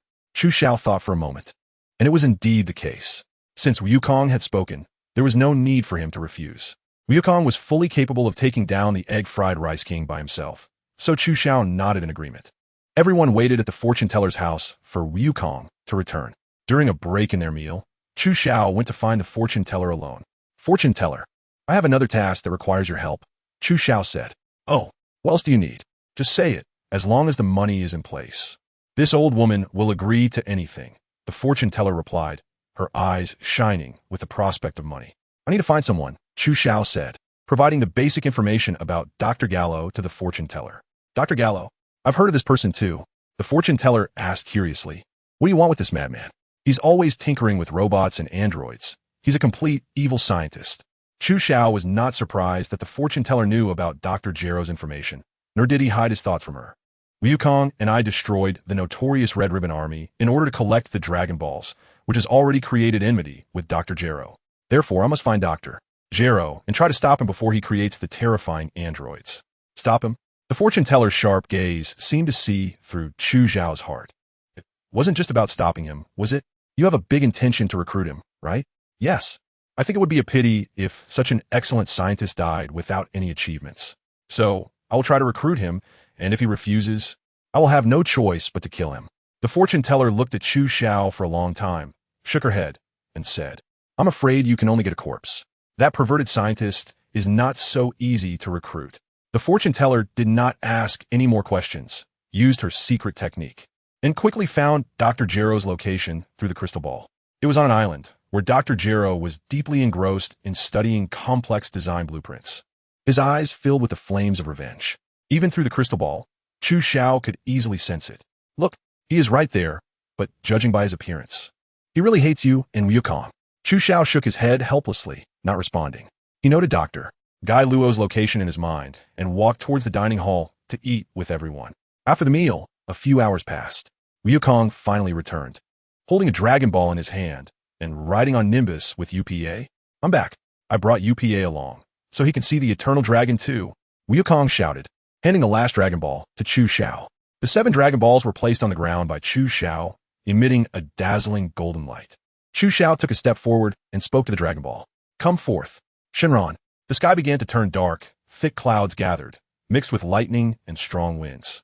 A streak of golden light flashed, and Shenron finally appeared before everyone. Did you summon me? State your wish. Chu Xiao looked up at the divine dragon and couldn't help but recall the scene of his last wish. It had been such a long time in the blink of an eye. The others, who had never seen the divine dragon, were all shocked as they gazed at its massive form, looking at it with incredulous eyes. Divine dragon, help me revive the people killed by Tao, Bai under Corinta. This wish was very simple. The dragon's might emanated, and its blood-red eyes lit up with a red glow, in just the blink of an eye. Your wish has been granted, the divine dragon said, and then transformed into 7 Dragon Balls, scattering once again across the world. In Chu Zhao's body, the reincarnation Black Lotus underwent another change. Only one more petal was needed to once again traverse the world of reincarnation. Chu Xiao nodded in satisfaction and said to Wukong, UPA's wish has been fulfilled. You can take him back now. Thank you, Brother Chu. Wukong nodded heavily, and UPA also bowed gratefully to Chu Xiao. After watching Wukong and UPA leave, Chu Xiao decided to head to the island to find Dr. Gero.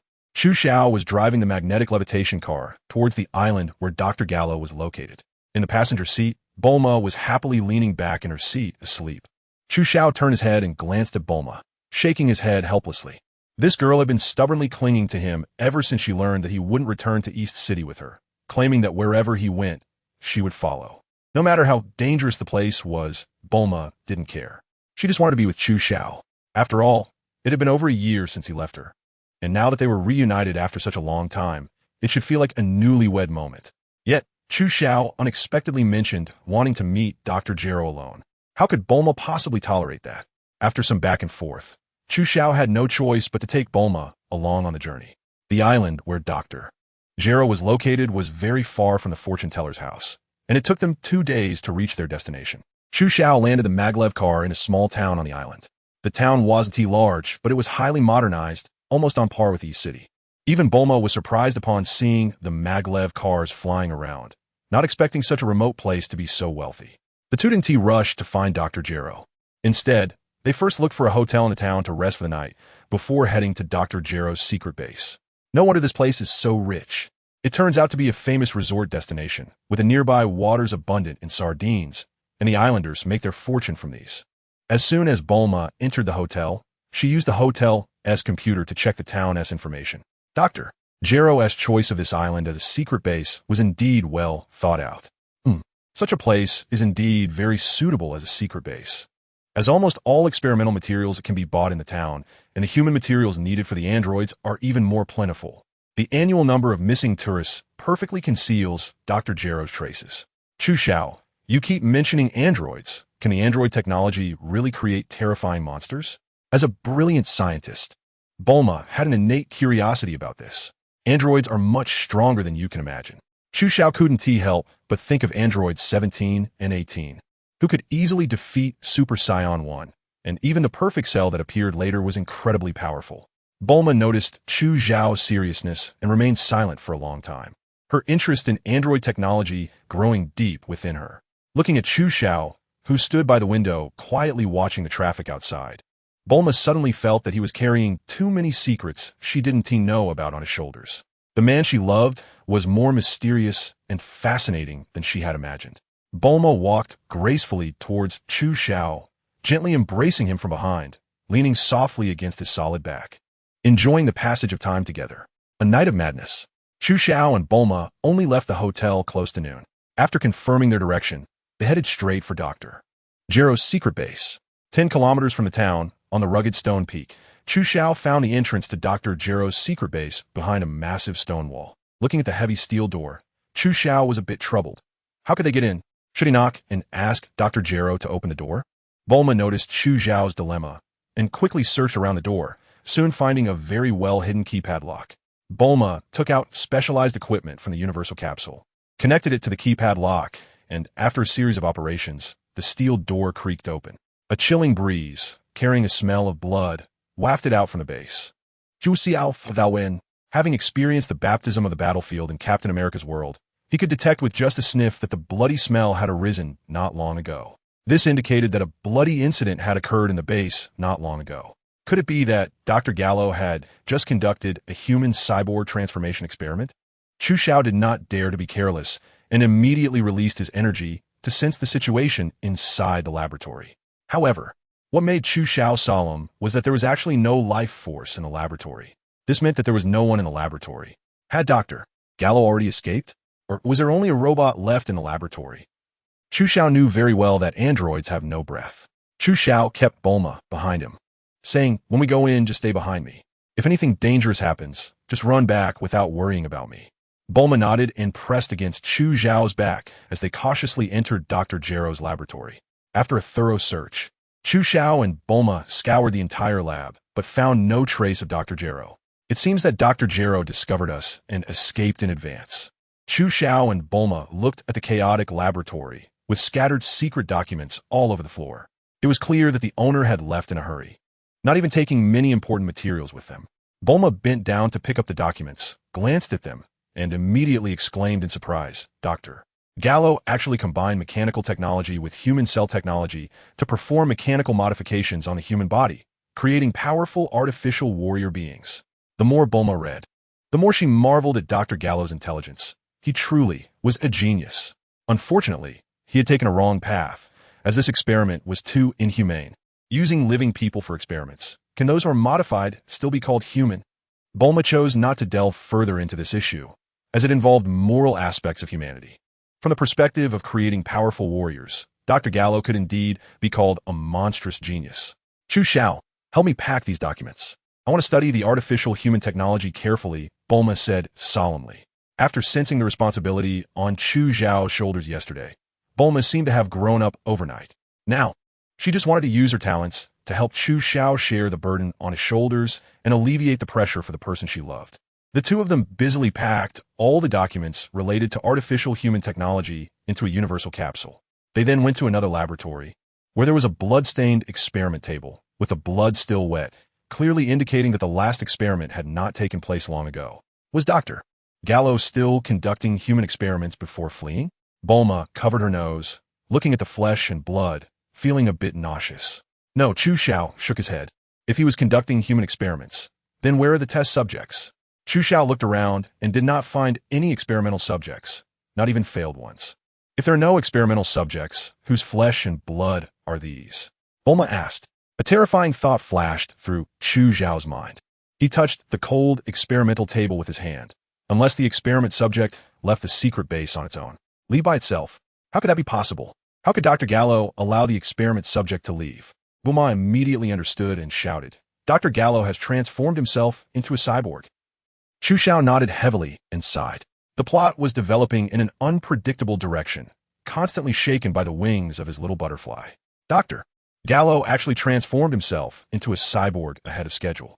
However, Dr. Gallo's cyborg technology has not yet reached the level of number 15 or number 16. still remaining at the level of the basic model number 8. But to evade Chu Xiao, Dr. Gallo disregarded everything and hastily transformed himself into a basic form cyborg overnight. It seems that Dr. Gallo discovered our arrival on the island yesterday and quickly modified himself into a cyborg to escape from us. Chu Xiao's expression was grave. The outcome between us and Dr. Gallo would inevitably be one of mutual destruction. Chu Xiao's gaze was cold, and he had already developed a killing intent against Dr. Gallo in his heart. He had to kill Dr. Gallo before the latter could create stronger warriors. Let's go to the fortune teller and ask her to help us find Dr. Gallo's location, Bulma suggested, noticing Chu Xiao's murderous intent towards Dr. Gallo. Chu Xiao note that, acknowledging Bulma's suggestion. He then began to survey the entire laboratory, as if searching for something. Chu Xiao, what are you looking for? Bulma asked, only to see Chu Xiao discovering a large number of bombs in a corner of the laboratory. From the design, they were bombs prepared for self-destruction of a laboratory. Chu Xiao, let's get out of here quickly. Bulma exclaimed, horrified. Just the bombs in this part of the laboratory could take their lives. Not to mention what would happen if the entire laboratory exploded. There's no need to rush. These bombs haven't been detonated, and there's no self-destruction timer set. Chu Xiao said calmly. Phew, that's good to hear. You scared me. I thought they were about to explode. Bulma said, patting her little chest for comfort. That's the point. Why didn't Dr. Gero detonate the laboratory? Chu Xiao asked. Maybe he was in such a hurry that he didn't have time to detonate the laboratory? Bulma shook her head, negating that possibility. Detonating the bombs wouldn't take much time. Just the time to press the self-destruction button. Then what is it? Chu Xiao took a deep breath and said, unless there is something here that Dr. Gallo cares about very much but cannot take away. Chu Xiao and Bulma exchanged a glance and immediately sprang into action, searching the entire laboratory again. Soon, Chu Xiao found a hidden door leading to the basement under a metal table. Chu Xiao, there must be something here that Dr. Gero values highly. Chu Xiao forcefully opened the hidden door, revealing a dark passage leading to the basement in front of the two. Chu Xiao sensed the area with his energy and found no signs of life inside. However, he did not dare to be careless. He asked Bulma to wait above while he went down to investigate first. Chu Xiao followed the steps down and soon arrived at a laboratory. Leaning against the wall, he discovered a switch. With a click, the switch activated, revealing a massive, complex supercomputer before Chu Xiao. After confirming that there was no danger below, he let Bulma come down. What is this? Bulma was stunned by the sight of the computer. It was a top-tier supercomputer, and in the center of the computer, there was a petri dish filled with a light green nutrient solution, in which a small embryo was quietly floating. Cell. Chu Xiao immediately recognized the identity of the embryo in the petri dish, which closely resembled the process of Cell's birth he remembered. Chu Xiao secretly said, I actually found Cell's embryo so far in advance. Even King Piccolo hasn't appeared yet, and this big boss Cell is already in my hands. Chu Xiao felt like he had won the lottery. Just imagine, with the powerful fighter Cell on his side, who could stand against him in the early stages. However, thoughts aside, when Chu Xiao calmed down, he had to consider the situation rationally. Firstly, Cell was just an embryo at this moment, without the bloodline of a Super Saiyan, without the bloodline of Piccolo, and without the bloodline of Frieza. He was merely a weak and powerless embryo.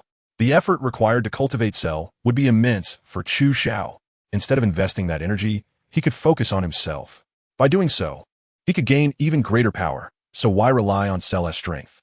Chu Xiao adjusted his mindset, and when he looked at Cell's embryo again, the intense impulse he felt earlier was gone. Meanwhile, as Chu Xiao was adjusting his mindset, Bulma had already been operating on the supercomputer for a long time. Chu Xiao did not urge Bulma and quietly waited for her. After a long while, Bulma shook her head in disappointment and said apologetically, I'm sorry, Chu Xiao. I can't modify the settings of this machine. Bulma continued, the purpose of this supercomputer is to collect the flesh and blood cells of all powerful beings to create powerful artificial warriors. And its aim is to kill you and Goku. I've tried everything to change its settings to modify the mission of killing you into helping you. But, Bulma said with frustration, it's simply impossible. This supercomputer has set the mission to kill you as the highest directive, and it can't be changed. Chu Xiao hugged Bulma, who was about to cry, and comforted her. It's okay, Bulma. I believe you've done your best. Since we can't change it, let's destroy it. Boom. Flames erupted as the energy wave directly pierced through the core of the supercomputer, causing it to crash instantly. And the Cell embryo in the petri dish lost its vitality in the blink of an eye. With Cell's death, the reincarnation black lotus within Chu Xiao transformed, and the last lotus petal condensed into being. 7 lotus petals spun continuously around the reincarnation black lotus, and Chu Xiao finally gained the opportunity to traverse the reincarnation world again. Chu Xiao temporarily suppressed his thoughts of crossing over. After setting the self-destruct sequence for the laboratory, he left with Bulma, heading towards the fortune teller's house. Not long after they left, a shadow hiding in the darkness emerged. His face was full of wrinkles, and his body was wrapped in blood-soaked bandages. Looking at the exploded laboratory, his expression became even more twisted and terrifying. Zhu Xiao, Dr. Gero, will definitely kill you. 2 days later, Chu Xiao and Bulma returned to the fortune teller's house. After explaining the situation to her, the fortune teller agreed to cast a spell for Chu Xiao for free since he had not found Dr. Gero. The fortune teller took out the crystal ball again, and after casting a spell, the crystal ball began to change. A white light flashed, but instead of showing an image like the last 2 times, it was just a blank white space. The fortune teller's wrinkled face showed surprise. She waved her hand and cast the spell again. Unfortunately, the crystal ball remained blank. Could it be broken? Chu Xiao instinctively asked. The fortune teller, not willing to believe this, cast the spell once more. This time, an image appeared in the crystal ball. Master Rashi, with his shiny bald head, was in his house, staring at some late-night program, drooling and completely unaware that he was being watched. The fortune teller quickly retracted her spell, her old face flushed, thinking to herself that she never had a disciple like Master Rashi. When Chu Xiao saw this scene, he coughed twice to ease the awkwardness. Zhu Xiao, my spell has failed, and there is only one possibility. That person is already dead. The fortune-telling old lady continued. I'll help you ask in the underworld to see if Dr. Gallo's soul has descended there. After a long time, the fortune-telling old lady finally returned. Strange. This is really too strange, she said, shaking her head. The crystal ball cannot find Dr. Gallo, and the underworld has not received his soul. Where could he possibly be? Could it be that Dr. Gallo transformed himself into a robot? That's why the crystal ball can't find him, and the underworld hasn't received his soul. Because he hasn't died at all. He has become a half-human, half-mechanical being. Chu Xiao's speculation is not without reason. The fortune-telling old woman couldn't find a reasonable explanation for a while and had to agree with Chu Xiao's thoughts. Since they couldn't find Dr. Gallo, they could only give up. Chu Xiao shook his head helplessly, abandoning the idea of continuing to search for Dr. Gallo. As long as my power continues to grow, no matter how powerful the artificial humans Dr. Gallo creates are, what can they do? Chu Xiao put down this mental burden and returned to East City with Bulma. After being busy for such a long time, he needed to take a proper break for himself. It was also time to prepare for the next reincarnation world. Calculating the time, as soon as the number 1 martial arts tournament in a year ended, it would be the time for Piccolo the Demon King to make his appearance. Chu Xiao returned to East City with Bulma. The two lived a happy life, watching movies, shopping, and indulging in various delicious foods, never leaving each other's side. It was somewhat a compensation for Bulma, after Chu Xiao had been away for such a long time. A week later, before Chu Xiao could say anything, Bulma took the initiative to propose studying Dr. Gero's android technology, leaving Chu Xiao on his own. Chu Xiao watched Bulma busily working in a laboratory and realized that she had indeed matured a lot compared to before. Chu Xiao couldn't help but feel a sense of pride. After all, Bulma's transformation was closely related to his efforts. Watching the naive little girl from before grow into the mature and sensible person she is now was truly exhilarating. During this time, Chu Xiao took the opportunity to hand over the energy weapon he brought from Captain America's world to Bulma, hoping she could study its properties to see if it could be of any use. As for the super soldier serum, there was not much room for improvement at the moment, so Chu Xiao decided not to present it to Bulma. After all, a person's energy is limited, and even a genius like Bulma is no exception. With everything settled, Chu Xiao prepared for his second reincarnation world journey. Chu Xiao made an excuse that he was going out to cultivate for 2 days, left East City, and chose a secluded cave. He activated the reincarnation black lotus within him, and 7 lotus petals spun rapidly, transforming into a colorful cloud, which was infused into the reincarnation black lotus. The next moment, Chu Xiao disappeared from the Dragon Ball world and arrived in the second reincarnation world. Chu Xiao opened his eyes and found himself on the side of a mountain. Looking around, he saw dense trees and lush green grass. A gentle breeze blew, carrying the fragrant scent of the earth, making one feel relaxed and at ease. Chu Xiao did not know which world he had arrived in, so he followed the narrow path beneath his feet, heading down the mountain. As he neared the foot of the mountain, he heard the sounds of fighting ahead. Clearly, there were people in front. Chu Xiao spread his form and moved closer. Where there are people, he could naturally ask what year, month, and place it was, and then deduce which world he had arrived in. As Chu Xiao approached, he saw a young man with a thin build, dressed in a green robe and looking scholarly, pulling a young girl in a pink silk dress. They were facing off against a group of fierce-looking individuals armed with long swords. Judging by the young girl's expression, it was clear she had suffered some injuries, while the scholar appeared completely defenseless, showing no signs of being able to protect the girl. Chu Xiao originally did not want to intervene, but seeing the attire of the crowd, he realized he might have arrived in ancient China. To further confirm where he was, he had no choice but to step forward and ask everyone, "Please hold on for a moment. Could you kindly tell me what place this is? What year and month is it now?" Chu Xiao imitated the etiquette of ancient people from TV dramas, cupping his hands and bowing as he spoke. The two groups of people, initially tense, were momentarily confused by Chu Xiao's strange clothing and unusual manner of speaking, which did not match any accent they knew. Compared to the sword-wielding crowd, the scholar in a blue robe was much sharper. Noticing that Chu Xiao was asking for directions, he hurriedly replied, "There is no need for such courtesy, my friend. This is Wuyang Mountain, and it is currently the 12th year of the Dali Baoding era." Chu Xiao frowned and thought to himself, under Wuyang Mountain, 12 years in Dali, why does this time and place sound so familiar? Chu Xiao took another look at the scholar's appearance and asked, "May I know how to address you?" The scholar replied honestly, "I am Duanyu from Dali." Duanyu? Chu Xiao then understood. No wonder it felt so familiar. This was clearly the world of Tianlong, and the scholar before him was none other than Duanyu, the son of the king of Zhennan of Dali. The person beside him was Zhonglinger from the Valley of Evil. No wonder she was so charming and graceful. The ones chasing them were probably disciples of the Wuyang sword sect. Chu Xiao nodded and immediately thought of the Langya blessed land beneath the Wuyang mountain jade disk, where the secrets of the Biming divine skill and the Lingbo Weibu were located. Upon reflection, among all the martial arts worlds, the Biming divine skill is undoubtedly one of the top martial arts, allowing one to absorb the internal energy of others for their own use, which is thrilling to think about. Furthermore, the Lingbo Weibu is an exceptional movement technique. Even Duanyu, who had never practiced martial arts before, was able to learn it. Even seasoned martial arts experts find it difficult to keep up with his speed, demonstrating the power of the Lingbo Weibu. Although Chu Xiao has learned the art of floating, he can only float a short distance, which doesn't really count as flying.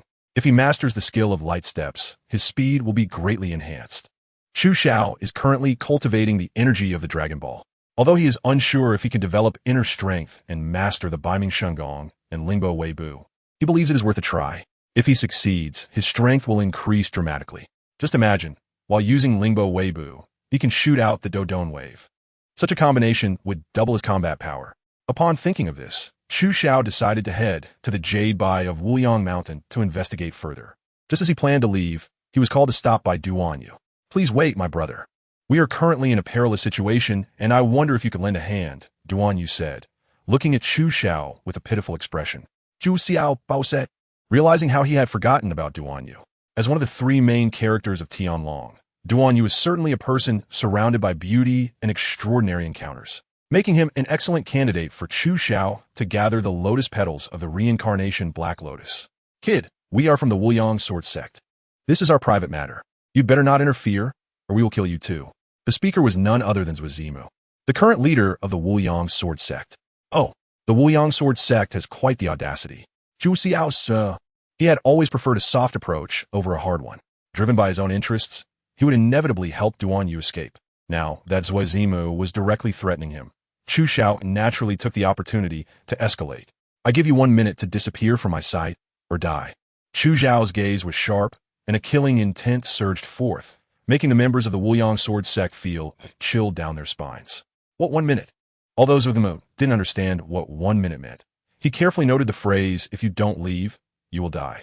With a cold snort, Zimu swung his sword arm, unleashing the Wuyang sword technique, directly stabbing at Chu Xiao's vital points without hesitation. "You are too slow." Chu Xiao, who had cultivated his qi, had a physical strength far beyond that of a person from the Tianlong world. Although their techniques were exquisite in Chu Xiao's eyes, they resembled a slow-motion replay, utterly lacking in combat effectiveness. After all, Zimu barely managed to rank among the top-tier masters in the martial world, and such strength was understandable. Chu Xiao let out a cold laugh, his fingers flicking out effortlessly to clamp down on the long sword in Zimu's hand. With a strong twist of his wrist, Zimu felt as if his sword was stabbed into metal and stone, impossible to move. Then a tremendous force came, and the sword forged from fine steel broke with a sound. With a PUCI, the broken sword in hand, Chu Xiao's figure flashed, and in the next second, he appeared behind Zimu. Just as Zimu was about to turn around, he felt a warmth at his neck, and his consciousness began to blur, his body collapsing limply to the ground. Hiss! The scene left Duan Yu, Zhonglinger, and all the disciples of the Wuliang sword sect stunned. Everything happened so quickly. Just a moment ago, Zimu had been a man who suddenly turned murderous, and in the blink of an eye, he became a cold corpse. How is this possible? The disciples of the Wuliang sword sect could no longer hold onto their swords, abandoning them to flee, having no courage to confront Chu Xiao. After all, their master had already paid the price for his foolishness, and they did not want to follow in his footsteps. So powerful, Zhonglingru's face turned pale, but her eyes revealed an extremely admiring expression. As the saying goes, an expert sees the way. Although Zhonglingru's martial arts were weak, her insight was exceptional, and she could naturally see Chu Xiao's strength. Even the top experts in the martial world could hardly match him. Thank you for saving me, my brother. May I ask how to address you?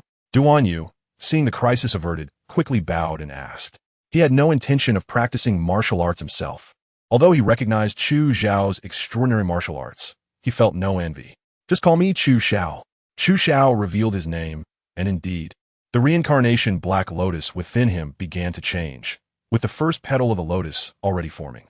Chu Xiao rescued Duan Yu and Zhonglinger from the Wuliang sword sect. The two were immensely grateful, and Zhonglinger was particularly attracted to Chu Xiao's handsome appearance. When compared closely, Chu Xiao's immense strength and striking looks far surpassed those of Duan Yu. It has always been the case that beautiful women love heroes. So Zhonglinger's reaction was not surprising. However, Chu Xiao's thoughts were not on Zhonglinger at all. Although he noticed her feelings, he pretended to be oblivious.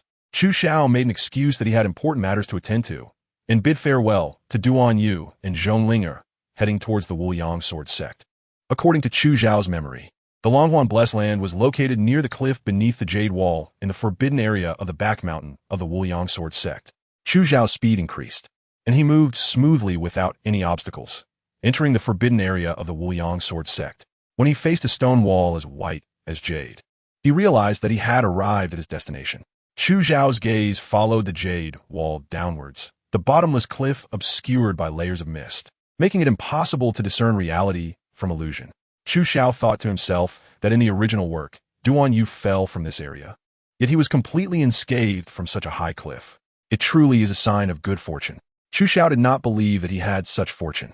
He took a deep breath and used the dance of the sky technique to slowly descend.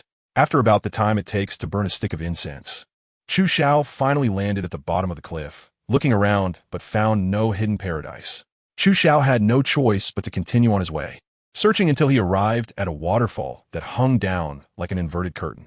In front of him was a deep small lake, and through the waterfall, Chu Xiao vaguely saw some outlines of buildings. This should be the place. Chu Xiao felt a surge of joy in his heart, and with a quick step, he leaped behind the waterfall. Chu Xiao brushed off the droplets of water on his body. In front of him, a stone door blocked his path. Chu Xiao looked closely and saw 4 elegant characters carved on the stone door. Longhuan Fudi. It really is here. Chu Xiao pushed open the stone door and then naturally entered the cave, finding the jade statue. The statue was carved to appear ethereal and lifelike. Even Chu Xiao couldn't help but praise the sculptor's skill. However, his thoughts were not on the jade statue itself, but rather on the mat beneath the statue. Chu Xiao ignored the inscription under the jade statue that read recite 100 times to command me. He directly took out a scroll from the cushion, which contained the 2 divine skills, the North Ming divine art and the Ling Bo microstep.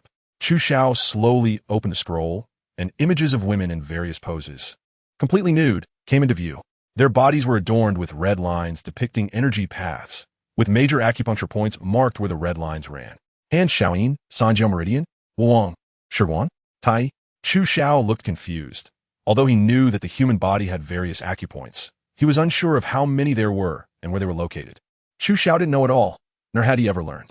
Now, holding the martial arts manuals of Beiming Divine Skill and Lingbo Weibo. He was essentially sitting on a treasure mountain without knowing how to use it. What should he do? Chu Xiao realized that the stories in novels where a certain protagonist falls off a cliff and finds a peerless martial arts manual, instantly becoming a top expert, are all just deceiving tales. For someone like Chu Xiao, who has no foundation in martial arts, even if he obtained a peerless martial arts manual, it would still be difficult to master the techniques within. It seems I need to seek someone for guidance. Chu Xiao immediately thought of Duan Yu. When he parted ways with Duan Yu, he heard Duan Yu say that he was taking Zhonglinger back to the Valley of Evil to heal her injuries. However, Chu Xiao did not ask about the location of the Valley of Evil, and it would be even more difficult to find Duan Yu. Chu Xiao pondered for a moment, raising an eyebrow, secretly wondering why he was so entangled in asking who.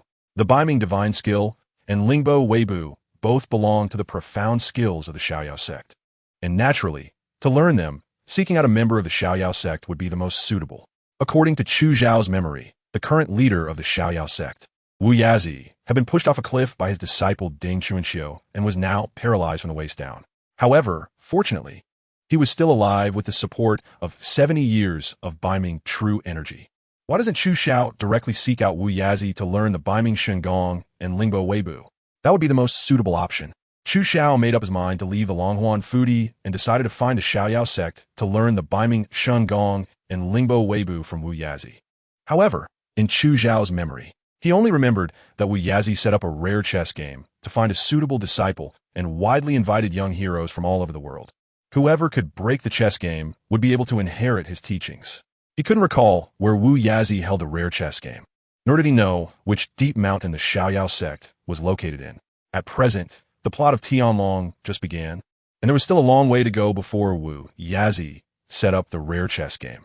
This meant that if Chu Xiao wanted to find Wu Yazi, he either had to put in the effort to search for him himself or wait until the rare chess game was opened. In a moment of helplessness, Chu Xiao put away the scroll, unfolded his form, and descended from Wuliang Mountain. A few days later, a makeshift tea house by the roadside. A handsome young man dressed in a white long robe approached gracefully and sat alone at a guest table. Unlike the weary travelers around him, the young man exuded charm and an extraordinary demeanor, appearing seemingly delicate and feeble. However, upon closer observation, it was easy to notice that his vitality was robust. Moving like the wind, with well-defined muscles beneath his robe, radiating a sense of strength and beauty. This outstanding young man was none other than Chu Xiao, who had come down from Wuliang Mountain. In order to make his journey more convenient, Chu Xiao changed into this scholar's robe at a clothing store, which indeed helped him avoid many peculiar glances along the way. However, no matter how ordinary the clothes were, they could not conceal Chu Xiao's inner charisma. Therefore, wherever he went, he became the focal point of everyone's attention and a topic of conversation among the crowd. Chu Xiao was drinking the clear tea served by the waiter, washing away the dust accumulated from his journey. He paid no attention to the gazes of the passers-by in the martial world around him. He had long since grown accustomed to it. He had also personally dealt with some unruly ruffians, and there was nothing significant enough to warrant his concern. Just as Chu Xiao finished his tea and prepared to get up and leave after paying, a deep and hearty laugh sounded behind him. Chu Xiao turned around and saw a burly man with a bold demeanor stepping into the tea house. The man sat down comfortably, beckoned to the waiter, and ordered 2 caddies of white wine and a plate of cooked meat. "Sir, this establishment only provides tea and simple food for travelers. For the wine and meat you want, you need to go 10 more miles. There are taverns in the market." The man raised an eyebrow, looked up at the tea house, and realized his carelessness in mistaking the tea house for a tavern. Just as he was about to get up and leave, he was stopped by Chu Xiao. "Brother, if you want a drink, I happen to have some here. Would you like to share a drink?" Chu Xiao took out a universal capsule, and like a magic trick, conjured a box of fine wine. Such a miraculous feat immediately widened the eyes of the people around, who cast astonished glances. Even the steady big man showed a look of surprise, marveling at Chu Xiao's ability to produce wine out of thin air. However, upon looking at Chu Xiao again, he sensed no malice, and, glancing at the fine wine in the box, laughed at his own previous reaction, saying, "Brother, you truly have great skills. Since there is wine to drink, I might as well comply." The big man stood up and confidently sat down across from Chu Xiao, reaching into the box to take out a bottle of fine wine. As he held the bottle, the big man was once again taken aback by its icy touch, the crystal clear bottle, and the exquisite brew inside that resembled jade liquid. He internally praised the idea of using glass to hold the wine. This person's skills and origins were undoubtedly extraordinary. Considering his age and demeanor, there was likely only one person in today's martial world who could match this. Bei Xiaofeng, Nan Murong. This person must be Murong Fu from the Murong family. The big man was none other than Xiaofeng, the leader of the beggars' sect, who had hurriedly traveled and stopped here temporarily. Xiaofeng tilted his head back and drank heartily, the strong liquor rushing into his stomach like a flood, invigorating all his senses and making him feel expansive. Unable to hold back, he exclaimed, "Good wine, good wine. If only there were meat to go with it. It will be even better." Chu Xiao smiled slightly, flipped his wrist, and another universal capsule appeared in his hand. With fine wine, how could there be no meat? As the smoke cleared, a large box appeared in front of Xiaofeng. When the box was opened, the aroma of meat wafted out, revealing a dazzling array of exquisite dishes. "Good, good," Xiaofeng exclaimed 3 times, raising his wine cup and drinking heartily with Chu Xiao, eating meat in large bites. For a moment, the two were thoroughly indulged, forgetting everything, with only fine wine and delicacies in their eyes, recognizing the rarity of true friends and celebrating this moment. After 3 rounds of wine and 5 flavors of dishes, Xiaofeng, known for his ability to drink 1,000 cups without getting drunk, had already started to flush, and his gaze began to blur. The wine that Chu Xiao took out is not something that can be compared to the low-alcohol beverages of the Tianlong world. Except for the red wine, every bottle is high-proof liquor. Having been accustomed to low-alcohol drinks, Xiaofeng, unaware of the nature of the alcohol, drank recklessly and soon became drunk. In contrast, Chu Xiao, drinking alongside Xiaofeng, consumed a large amount of strong liquor. Not only did he show no signs of intoxication, but he also became more energized. Chu Xiao enhanced the super soldier serum, and the power of the serum allowed his metabolism to be several times that of an ordinary person. With such a high metabolism, it was natural that Chu Xiao wouldn't get drunk. Xiaofeng shook his head, realizing he was drunk. Looking at Chu Xiao again, he thought to himself, "This person has such a high tolerance for alcohol.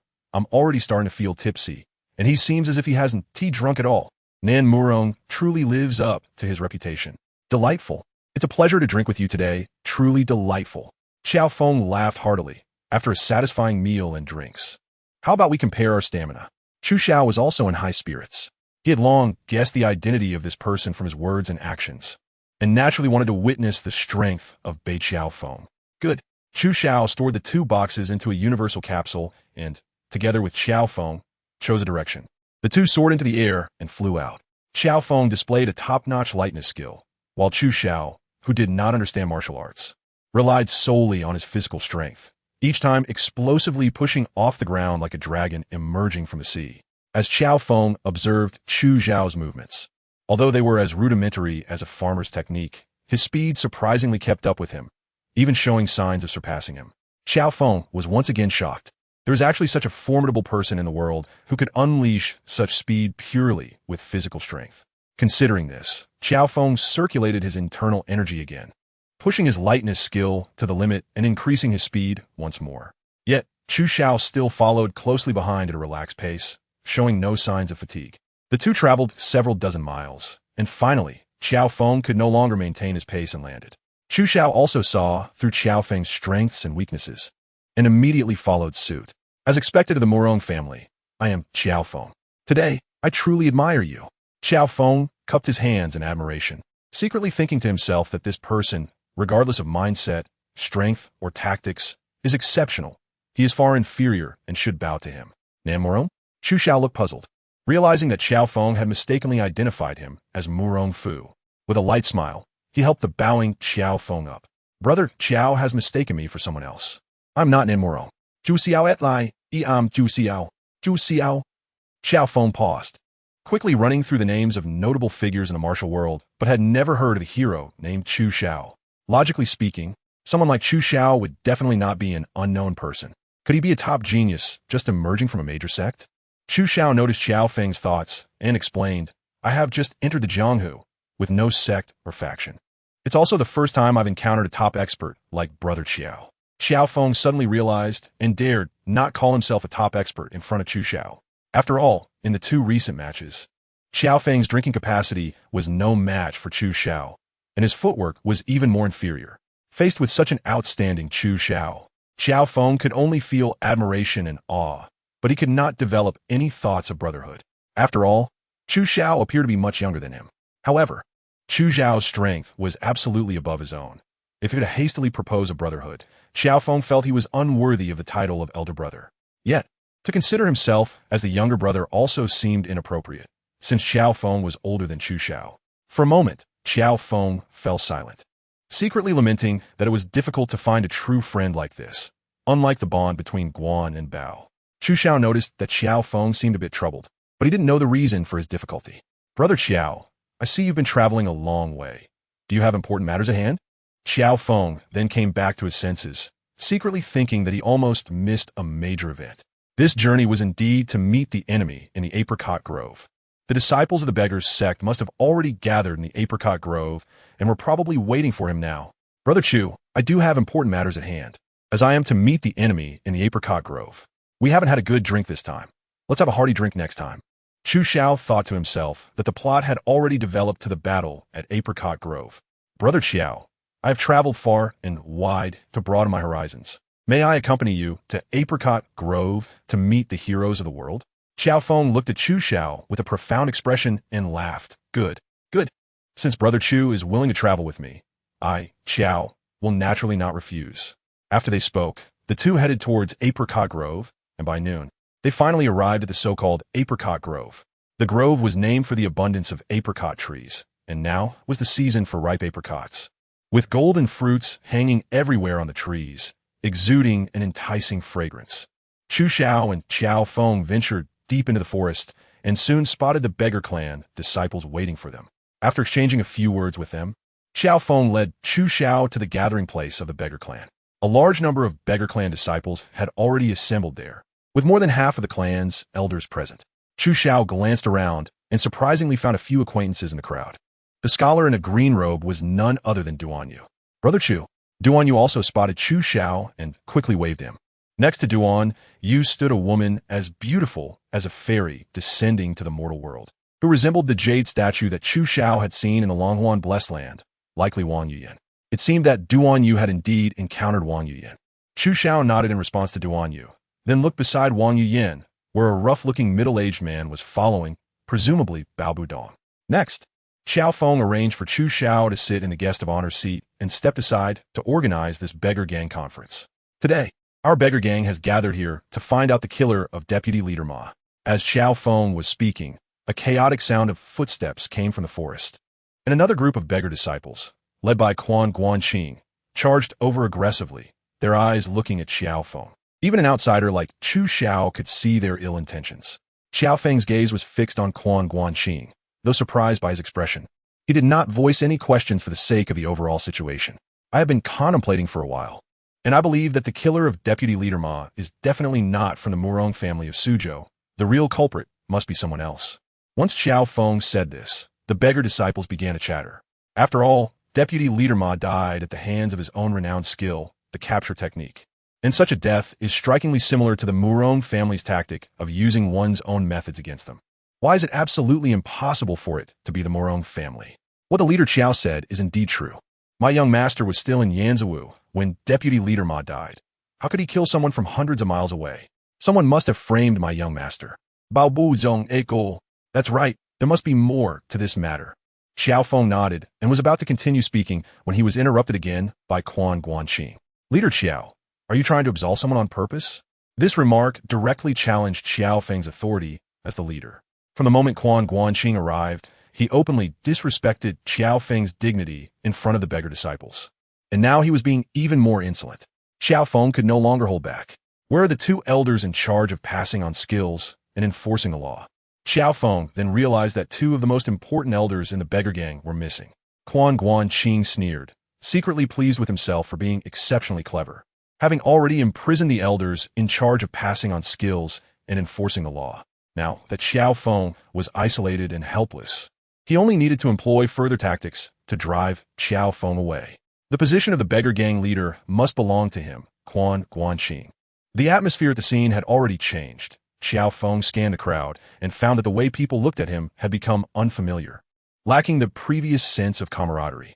Xiao Feng coldly glanced at Quan Guanqing and turned to the four elders. Elders, what exactly happened? The elders remained silent, as if they had not heard Xiao Feng's words. Chu Xiao was well aware of the entire conspiracy behind the Xingzi forest incident. Duan Yu, Wang Yuyan, and others also noticed the divisions within the Beggars sect. They had already been caught up in an internal conflict. Xiao Feng snorted coldly, mobilizing his inner strength, and unleashed the long-lost dragon capture technique. Without the disciples of the Beggars sect noticing, Quan Qing's knees buckled, and he knelt down. Chu Xiao's gaze was sharp, and he naturally recognized Xiao Feng's abilities. He thought to himself that the dragon capture skill was indeed a top-tier martial art, capable of emitting internal energy outside the body and controlling it freely. It was more flexible and restrained than the use of qi. Xiao Feng, as in the original text, held Qian Qing accountable for his crimes, elaborating on the great achievements of the elders. In Chu Xiao's view, Xiao Feng's skills, character, and even his courage were exceptional. Having Xiao Feng as the leader of the Beggars sect was a tremendous blessing.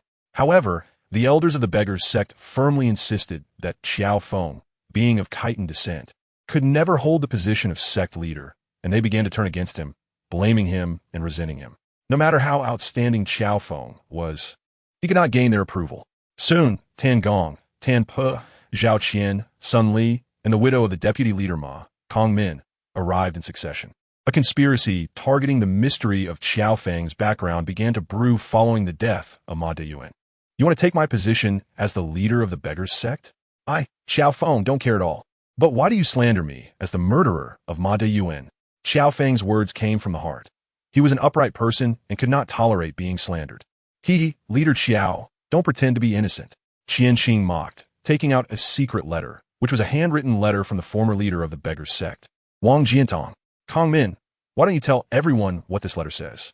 Everyone's gaze fell on Kong Min, a woman who appeared charming but had a heart like a venomous scorpion. The widow of the deceased, Kong Min, dare not deceive all the heroes. This letter contains a huge secret of our sect, so, as a small woman, I do not dare to speak freely about it. Qian Qing sneered. Deputy Leader Ma was brutally murdered by someone. This is the best time to point out the real murderer. Kong Min, feel free to tell everyone everything you know. Naturally, someone will protect you. Qian Qing and Kong Min played off each other, focusing everyone's attention on the thin letter. The fate of Xiao Feng, the leader of the Beggars sect, was now tied to that letter.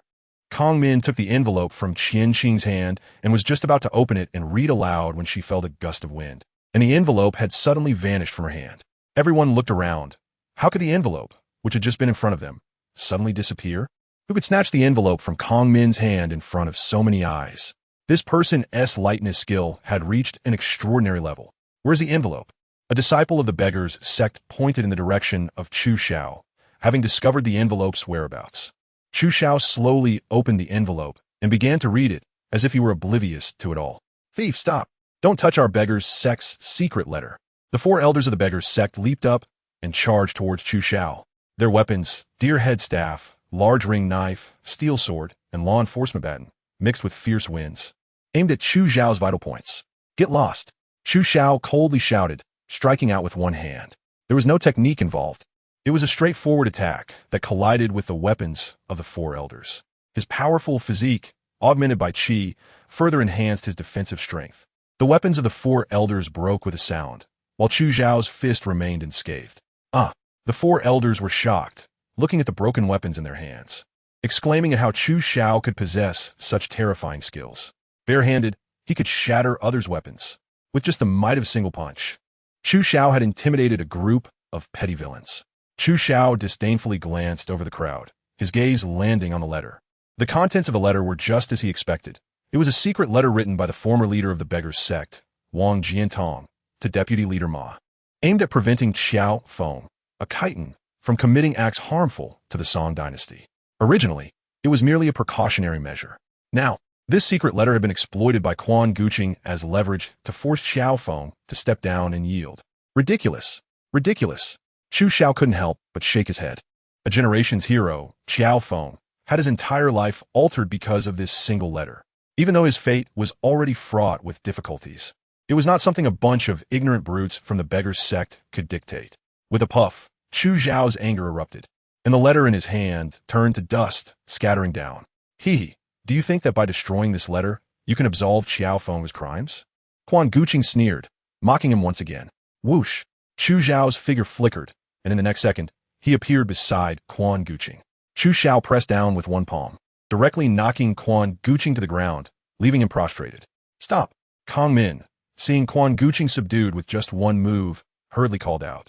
Originally, she was about to succeed in ruining Xiao Feng's grand plan. How could she watch it fail now? Oh, are you feeling sorry for your lover? Chu Xiao's lip curled up as he coldly looked at Kong Min. What nonsense are you talking about? What lover? Kong Min felt a chill at her back under Chu Xiao's gaze and instinctively avoided his eyes. Everyone, you must stand up for the deceased lady. This person not only tore up our gang's secret letter, but also assaulted an elder of the beggar gang. And now he is slandering my reputation. Am I slandering you? You, a woman scorned by Duan Zhengchun, who married Ma Yuan and then killed him. And now you are in cahoots with Quan Guqing and Bai Shijing, using Wang Jiantong's secret letter to help Quan Guqing seize the position of beggar gang leader. Do you even deserve to accuse me? Hiss. Everyone was stunned by Chu Xiao's words, as each sentence contained too much information. It was as if each word pierced the heart. Each sentence hit the point. Kong Min is the murderer of Vice Leader Ma. Kong Min has illicit relations with elders Quan Guqing and Bai Shijing. This conspiracy is all to help Quan Guqing seize the position of beggar gang leader. The members of the beggar gang began to discuss among themselves. Chu Xiao's strength and his confident words made them seriously consider the truth of what he said. You're talking nonsense. As soon as Kong Min heard Duan Jingquan's name, she seemed to lose her composure, abandoning her previous weak demeanor. Chu Xiao didn't want to get entangled with Kong Min. Instead, he turned his gaze to Bai Shijing and shouted, as a law enforcement elder of the beggar gang, knowing the law yet breaking it, how should your gang handle this situation? Everyone turned their attention to elder Bai Shijing, and from his evasive gaze, it further confirmed Chu Xiao's words. Xiao Feng frowned tightly and asked in a deep voice, Elder Bai, is what Brother Chu said true? Bai Shijing looked at Xiao Feng, then at Kong Min and the prostrate Quan Guqing, and helplessly knelt down. Gang leader Xiao, it's all my fault for being muddled and causing today's disaster. How to deal with it is entirely up to you. The beggar gang disciples were in an uproar. Bai Shijing's reaction was effectively an admission of Chu Xiao's words. Vice Leader Ma really died at Kong Min's hands? Xiao Feng was furious, questioning with murderous intent. Vice Leader Ma indeed died at Kong Min's hands. This venomous woman used my leverage to force the leader to abdicate. Boom! Xiao Feng was filled with rage. Vice Leader Ma and the former leader Wang Jiantong both watched him grow up and had immense kindness towards him. Now, learning that Vice Leader Ma was actually killed by this venomous woman Kong Min, how could he not be angry?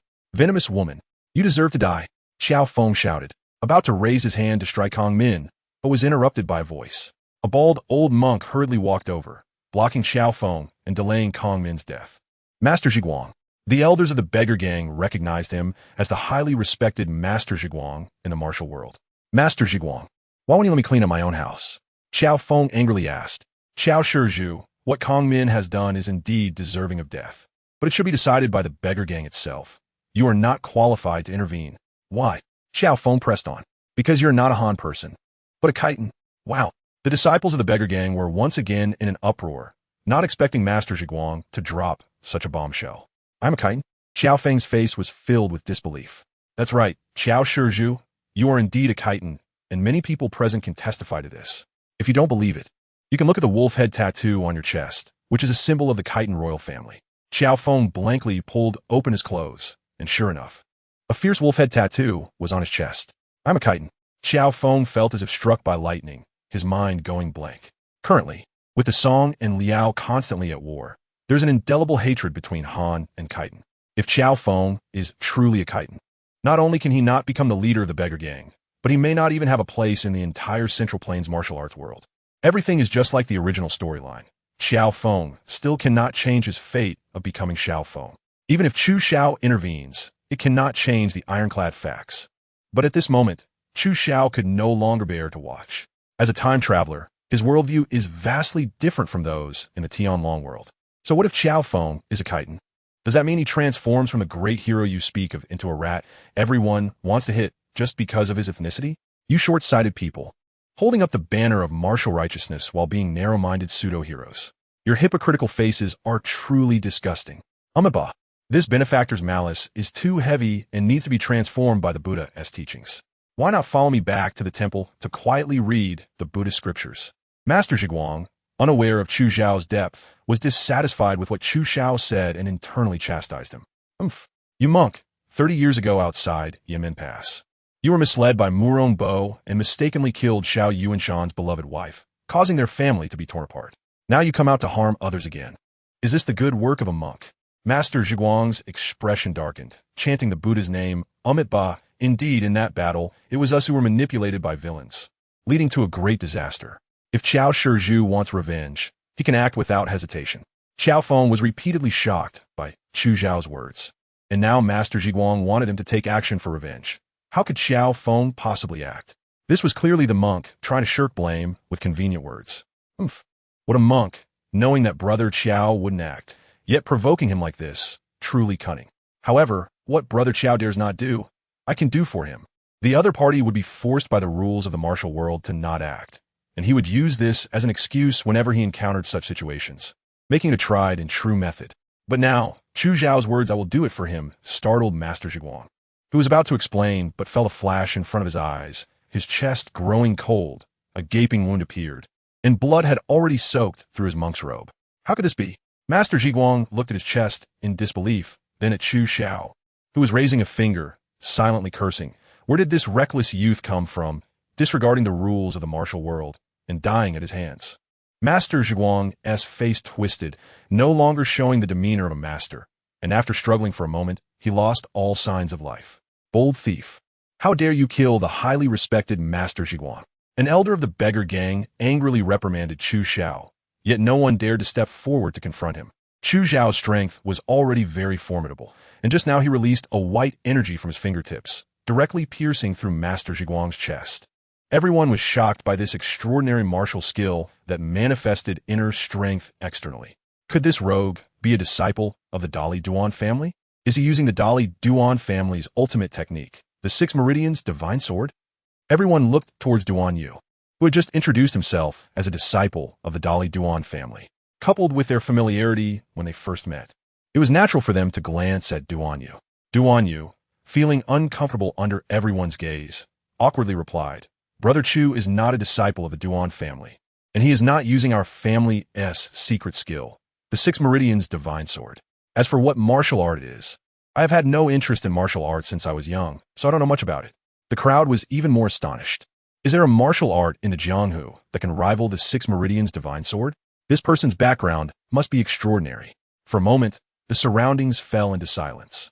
The members of the beggar sect did not dare to confront Chu Zhao, but regarding the incident at Yinmen Pass years ago, Tan Gong and Tan Pe, along with Zhao, Qin, Sun, and Li, looked at Master Zhiguang's corpse and had no choice but to face Chu Zhao with weapons drawn. They knew they were no match for Chu Zhao, yet they had the courage to stand against him. Compared to Master Zhiguang, they indeed had a bit of backbone. Chu Zhao was about to engage in a fight with a few people when he was stopped by Xiao Feng. Brother Xiao, please don't act anymore. Xiao Feng's words were filled with helplessness and sorrow. Looking at Xiao Feng's demeanor, it was significantly different from before. Xiao Feng looked gratefully at Chu Zhao. Thank you for your help, brother. From today on, I, Xiao Feng, will relinquish my position as the leader of the beggar's sect and have no further ties with it. Xiao Feng then turned to Tan Gong and Tan Pe. Although you were used by Murong Bo outside the Yemen Pass back then, my parents ultimately died at your hands. I must take revenge for my parents' blood feud. I apologize. After saying this, Xiao Feng struck out like a dragon, but instead of using the beggar's sect's ultimate skill, the 18 dragon-subduing palms, he employed common techniques that were not well known in the martial world. It seemed that Xiao Feng had not lost his reason and knew that using the beggar's sect's ultimate skills against Tan Gong and the others was obviously inappropriate. However, even using ordinary martial arts techniques, his martial arts realm transformed the mundane into the extraordinary, showcasing terrifying combat power. In just a few exchanges, Tan Gong and the others were knocked to the ground. Everyone thought Xiao Feng would strike them down, but he did not deliver a killing blow. Instead, he struck their dantians, rendering them powerless. Thank you, Leader Xiao, for your mercy. Tan Gong covered his chest and weakly helped Tan Pe, feeling grateful. You may leave. Xiao Feng waved his arm and no longer looked at them, turning his attention to Kong Min and Quan Guanqing. I am no longer the leader of the beggar's sect, and I will no longer concern myself with its matters. But Leader Wang is my mentor and deputy leader. Ma, watch me grow up. They were used and killed by others, and I must take revenge for them. Xiao Feng moved again, using the beggar's sect's ultimate skill, the 18 dragon subduing palms. With a single move, Kong Long Yuhui, killing intent erupted. Kong Min, whose martial arts were already shallow, could not withstand Xiao Feng's fierce palm and was killed on the spot before he could even scream. Kvan Gvanking Vechit Kang Minitagikli. Beads of sweat the size of soybeans pouring down his forehead. Faced with impending death, he could no longer maintain his composure. He crawled up from the ground, desperately pleading with Xiao Feng for his life. However, Xiao Feng was unmoved. The way Chu Xiao killed Master Zhiguang had a significant impact on him. Such people who use the rules and morality of the martial world to evade responsibility deserve to die. With a swift strike, Xiao Feng unleashed his palm, and as the dragon roared, Quan Guanqing died with blood flowing from all 7 orifices. Chu Xiao's lips curled up, fully approving of Xiao Feng's actions.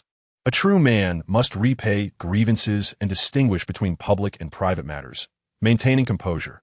He truly deserves to be called a dragon among men.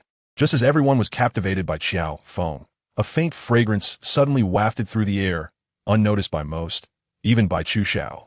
However, as the fragrance entered their bodies, everyone felt an overwhelming weakness, as if their internal energy had stagnated and could not be mobilized in the slightest. This is bad. The fragrance is poisonous. By the time they realized this, it was too late. They had already been poisoned, collapsing to the ground like mud. Even Xiao Feng, with his profound internal strength, could only kneel on the ground, unable to muster any energy.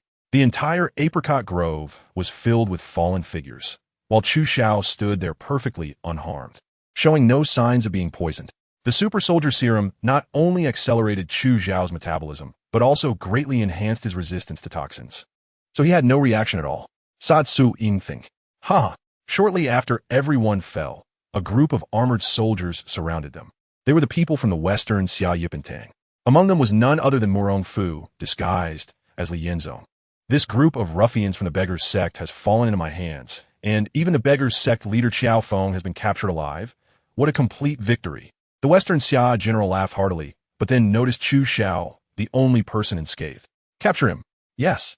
A group of soldiers with steel knives charged at Chu Xiao, their momentum fierce. Bang! Bang! A few screams rang out as the soldiers, before getting close to Chu Xiao, suddenly stopped and collapsed to the ground as if struck by something. What was that? The general was astonished, having not seen Chu Xiao's attack at all, only witnessing his soldiers falling down in droves. Brother Chu, please drive these western Xia soldiers back. I am currently poisoned and cannot exert my internal strength fully. Though the beggar sect is unrelated to me, I cannot just stand by and watch them suffer. Xiao Feng struggled to keep himself from collapsing, placing his hopes on Chu Xiao.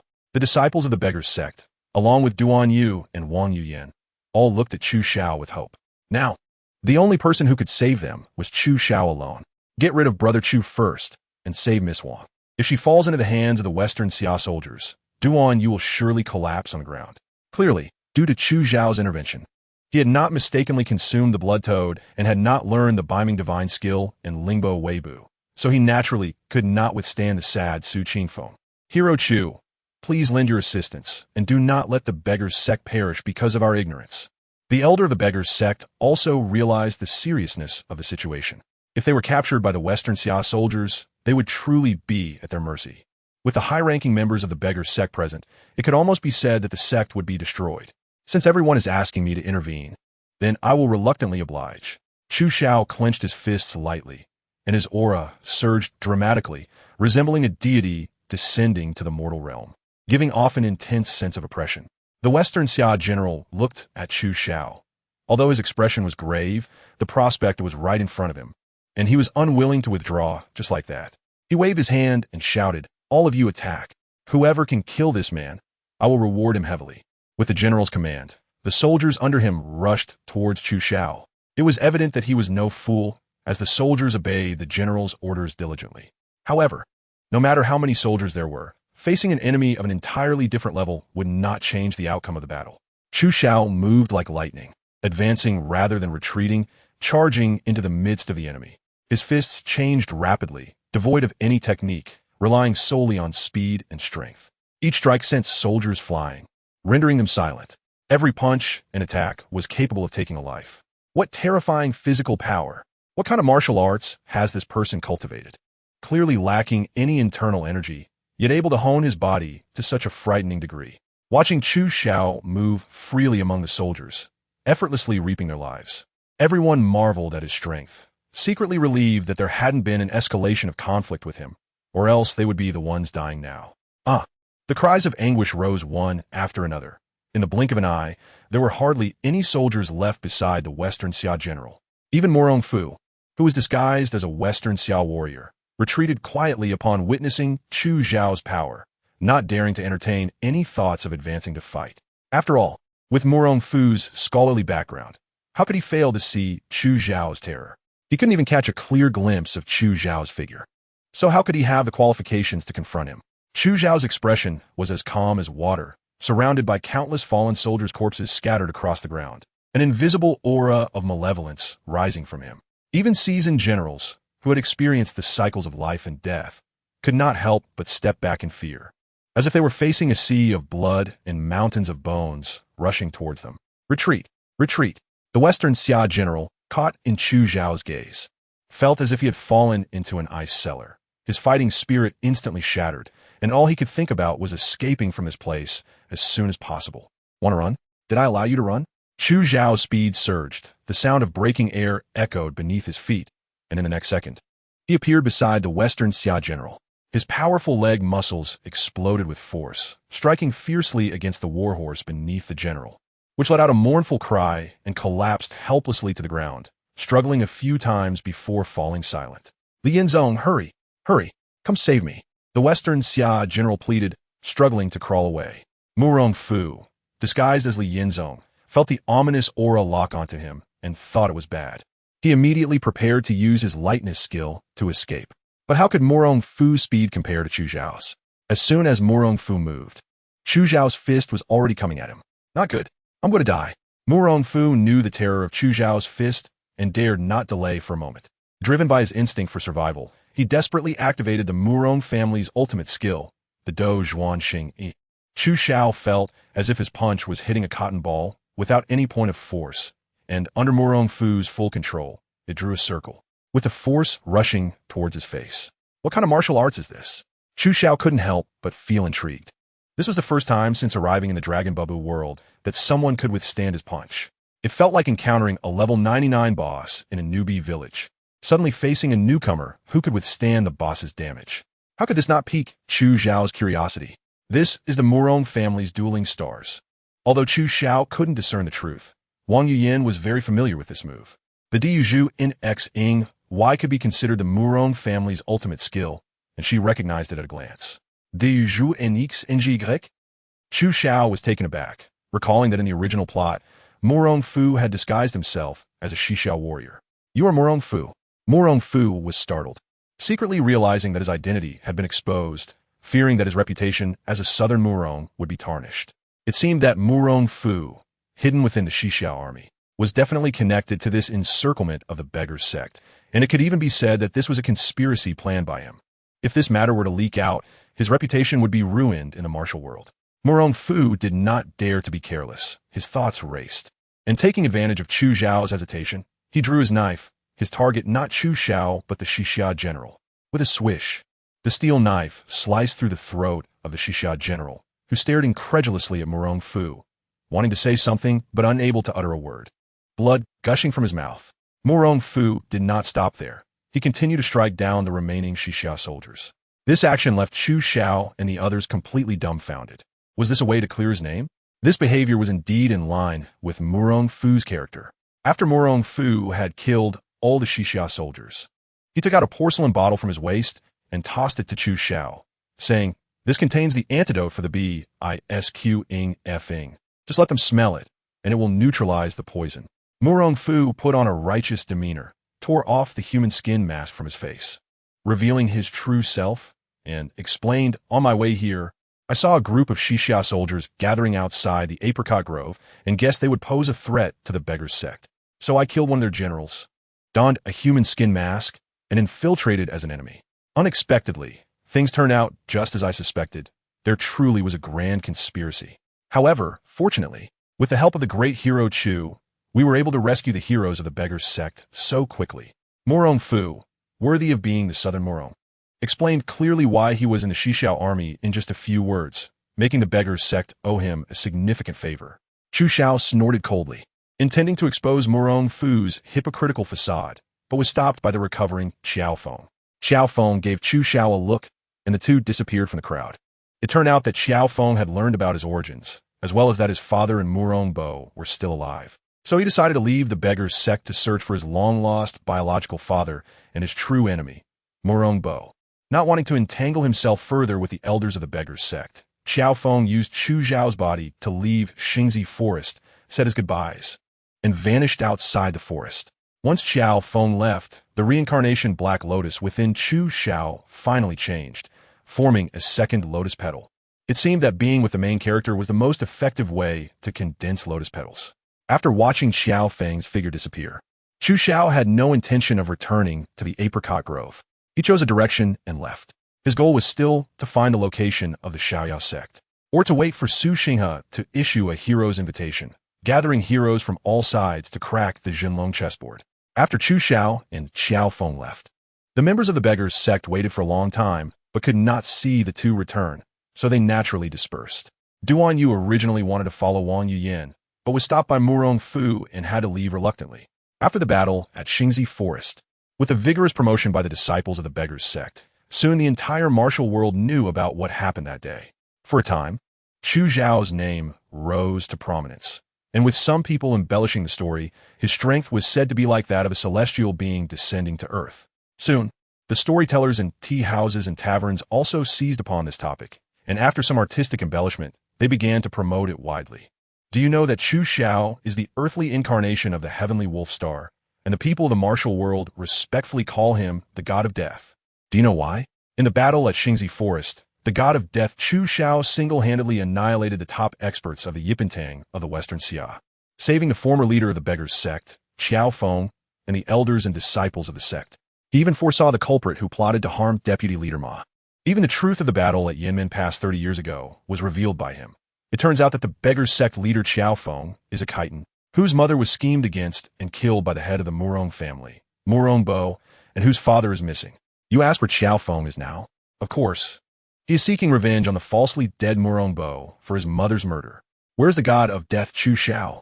It is said that the god of death Chu Xiao enjoys wandering the majestic mountains and often appears in major mountains and rivers, truly like an immortal, transcending the earthly realm. Therefore, despite Chu Zhao's diligent search, he could not find the location of the Xiaoyao sect after a month. Although he had acquired the Beiming divine skill and Lingbo Weibu a long time ago, his own martial arts still remained at the level of a farmer's skill, relying solely on his powerful physical strength to break through techniques. The pursuit of the ultimate power in Qi cultivation made rapid power growth render techniques less important. However, in Chu Zhao's eyes, when facing opponents of the same level and strength, combat skills became particularly important. Just like in the early stages of Dragon Ball, at the same level, it relied on the intricacies of techniques and strong combat awareness. In the mid to late stages of Dragon Ball, it relied entirely on overwhelming strength to crush the opponent, in terms of both quantity and quality of Qi. As the saying goes, 1 force can subdue 10 skills. 4 ounces can deflect 1,000 pounds. In Chu Zhao's view, both aspects are very important and can enhance his strength. Now he just needed a renowned master to guide him. One day, Chu Xiao ascended another famous mountain, named Thunderdrum Mountain. Chu Xiao walked up the path and did not encounter anyone until he reached halfway up the mountain, where he met a woodcutter. Chu Zhao's gaze swept over the woodcutter, and he immediately perked up. During this time, he had seen many woodcutters in the mountains, but they were all ordinary people with no internal strength. However, the woodcutter in front of him was not an ordinary person. His internal skill was not low, and his aura was long and steady, clearly indicating he had been guided by a renowned master. Dare I ask, brother, is this place the Xiaoyao sect? Chu Xiao asked firmly. The woodcutter paused his movements, cautiously looking at Chu Xiao, and replied, Where in this world is there a Xiaoyao sect? I'm just an ordinary woodcutter.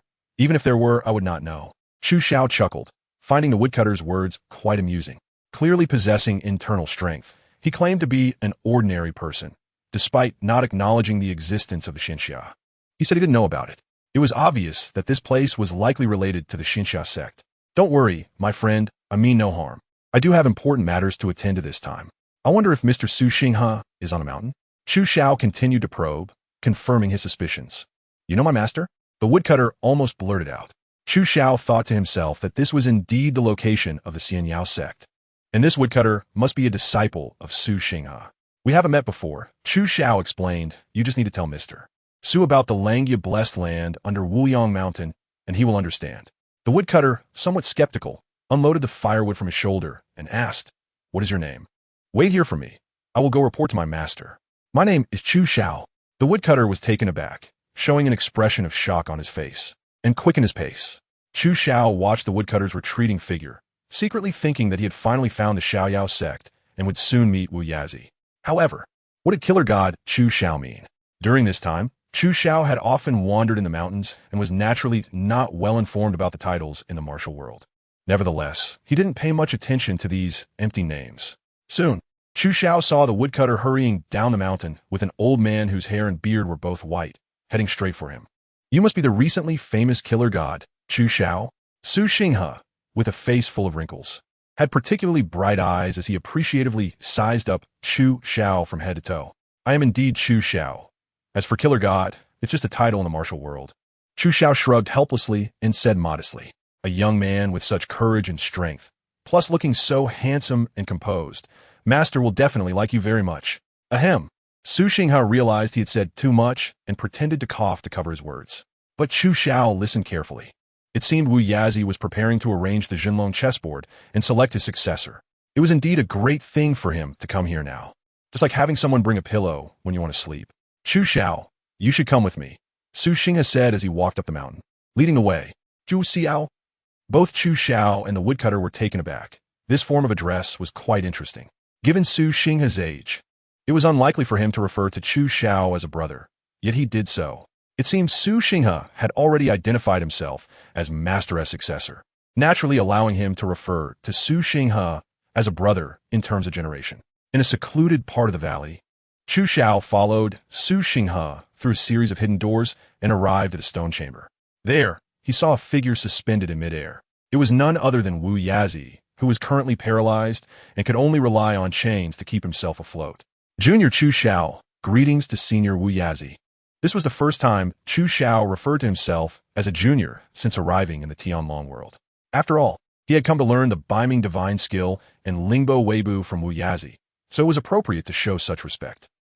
Indeed handsome and extraordinary. With remarkable bearing, Wu Yazi said with satisfaction. Although he was over 100 years old, his voice was still magnetic and pleasant to hear. Senior flatters me. Zhu Xiao ziplit modestly. No need to be so humble in front of me. According to Xinghe, you have been to the Langya blessed land. How is it there? Wu Yazi said, seemingly reminiscing about the past, feeling a bit melancholy compared to the present. Senior, when I arrived at the Langya blessed land, it was already deserted, with only a jade statue remaining. Has Qiushui already left? Wu Yazi muttered to himself, his expression unreadable. Chu Xiao thought for a moment. It seemed that Li Qiushui should be a princess in Xixia now. Looking at Wu Yazi's expression, it was better not to tell him. Otherwise, if he got too worked up and passed away, that would not be good. Well, the past has long become a fleeting cloud for me. My lifespan is coming to an end, and I should not linger in the mortal world. However, my greatest regret in this life, Wu Yazi said with a heavy tone, is having taken in the villain Ding Chuanxiu. I have been preparing to send out invitations to heroes to seek someone to inherit my mantle in the past few days. But unexpectedly, you came to me yourself. Wu Yazi nodded and gestured. Gulme, bow to me 9 times, and from today on, you shall be my disciple, Wu Yazi. Chu Xiao's expression remained normal as he gently shook his head and replied, Senior, you misunderstood. I did not come here to be your disciple today. What? Not here to be my disciple? Wu Yazi was taken aback and countered. If you're not here to be my disciple, then what do you seek from me? Please don't take offense, Senior. I came to seek your guidance on the Beiming divine skill and Lingbo Weibu, as I need to consult someone like you who is proficient in these 2 extraordinary skills. Chu Xiao bowed and said, this time in my studies, regardless of teacher or student, I will only consider the order of imparting knowledge. What a good point about the order of imparting knowledge. Wu Yazi laughed unusually and felt that Chu Xiao was becoming more interesting. The ultimate skills of my Xiaoyao sect have indeed come to you by chance. Since you are unwilling to take me as your master, I will offer you some guidance. However, you must promise me that with your martial arts prowess, you must help me kill the villain Ding Chuanxiu. Chu Xiao shook his head again and replied, "Thank you for your generous instruction, but as for Ding Chuanxiu's life, you should take care of it yourself." "Take care of it myself?" Wu Yazi snorted lightly, looking down at his paralyzed body, and helplessly smiled. "With this disabled body of mine, Senior, I can heal your body." Chu Xiao said. "What? You can heal my body?" Wu Yazi almost shouted, dragging his iron chains which shook wildly. But soon, Wu Yazi calmed down and said with a smile, "How is that possible? My body has been paralyzed for many years, and my muscles have long atrophied. Even if I were healed, I would still be useless. How can I talk about killing Ding Chuanxiu? Besides, my lifespan is limited, all relying on the northern underworld true qi to sustain me." Sigh. Chu Xiao was unwilling to explain further. He took a fairy bean from his bag and said to Wu Yazi, "Senior, come eat the medicine." Wu Yazi looked at the fairy bean in Chu Xiao's hand, his face showing a look of doubt. Could such an ordinary-looking green bean really cure his decades-long high-level paraplegia? Help him restore his atrophied muscles? Wu Yazi found it hard to believe. He would have been more convinced if Chu Xiao had taken out a pill. But just a green bean had no persuasive power. "Senior, open your mouth," Chu Xiao urged as he handed over the fairy bean. Although Wu Yazi was reluctant to eat it, he had no choice but to comply, considering that Chu Xiao definitely wouldn't harm him. In the end, Wu Yazi compromised. He used his North Ming true energy to lift the fairy bean from Chu Xiao's hand and swallowed it. As he gently chewed, he noticed a faint bean fragrance, seemingly no different from an ordinary green bean. Wu Yazi crushed the fairy bean and swallowed it, and suddenly a warmth surged from his lower abdomen, startling him. After decades of high-level paraplegia, he had never felt anything in his lower abdomen. But just now, he clearly felt a warm, swelling sensation there. Could this really cure my stubborn ailment? Before Wu Yazi could hesitate any longer, the warmth began to spread, flowing through his limbs and bones, restoring his damaged nerves and making his atrophied muscles begin to fill out.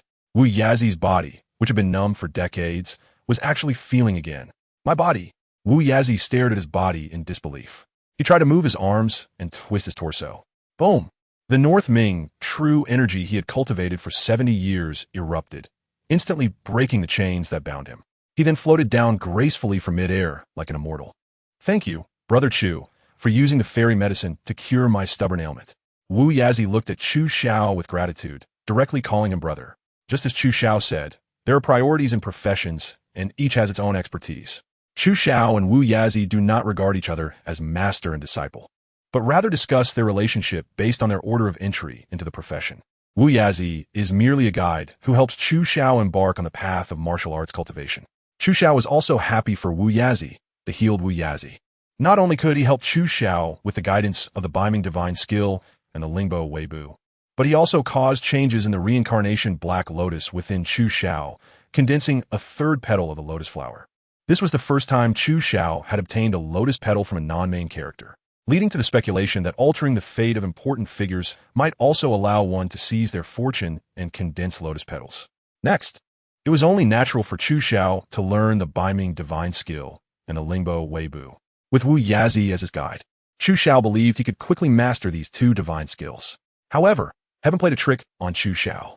When Wu Yazi began teaching him the Beiming Divine Skill, they encountered an extremely difficult problem right from the start.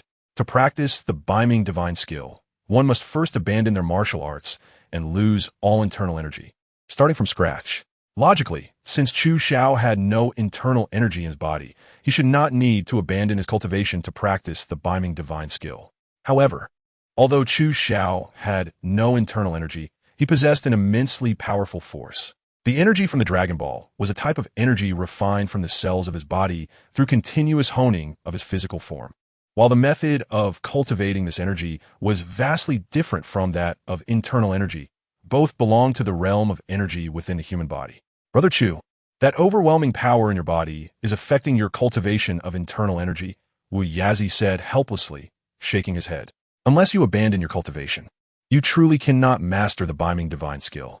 Chu Xiao furrowed his brows and fell into deep thought. Now he faced two choices. First, he could give up the Beiming Divine Art and the Lingbo Weibu and continue to cultivate his qi. Second, he could abandon his cultivation and follow Yazi to rebuild his inner strength, embarking on the path of martial arts. These two choices were truly difficult for Chu Xiao to decide. The chi from a dragon pearl was indeed powerful, but it could not extend his lifespan. The inner strength of martial arts, although not as destructive as chi, could compensate for the flaw of his insufficient lifespan. Chu Xiao really finds it difficult to decide which one is better. Brother Chu, there's no need to rush your choice.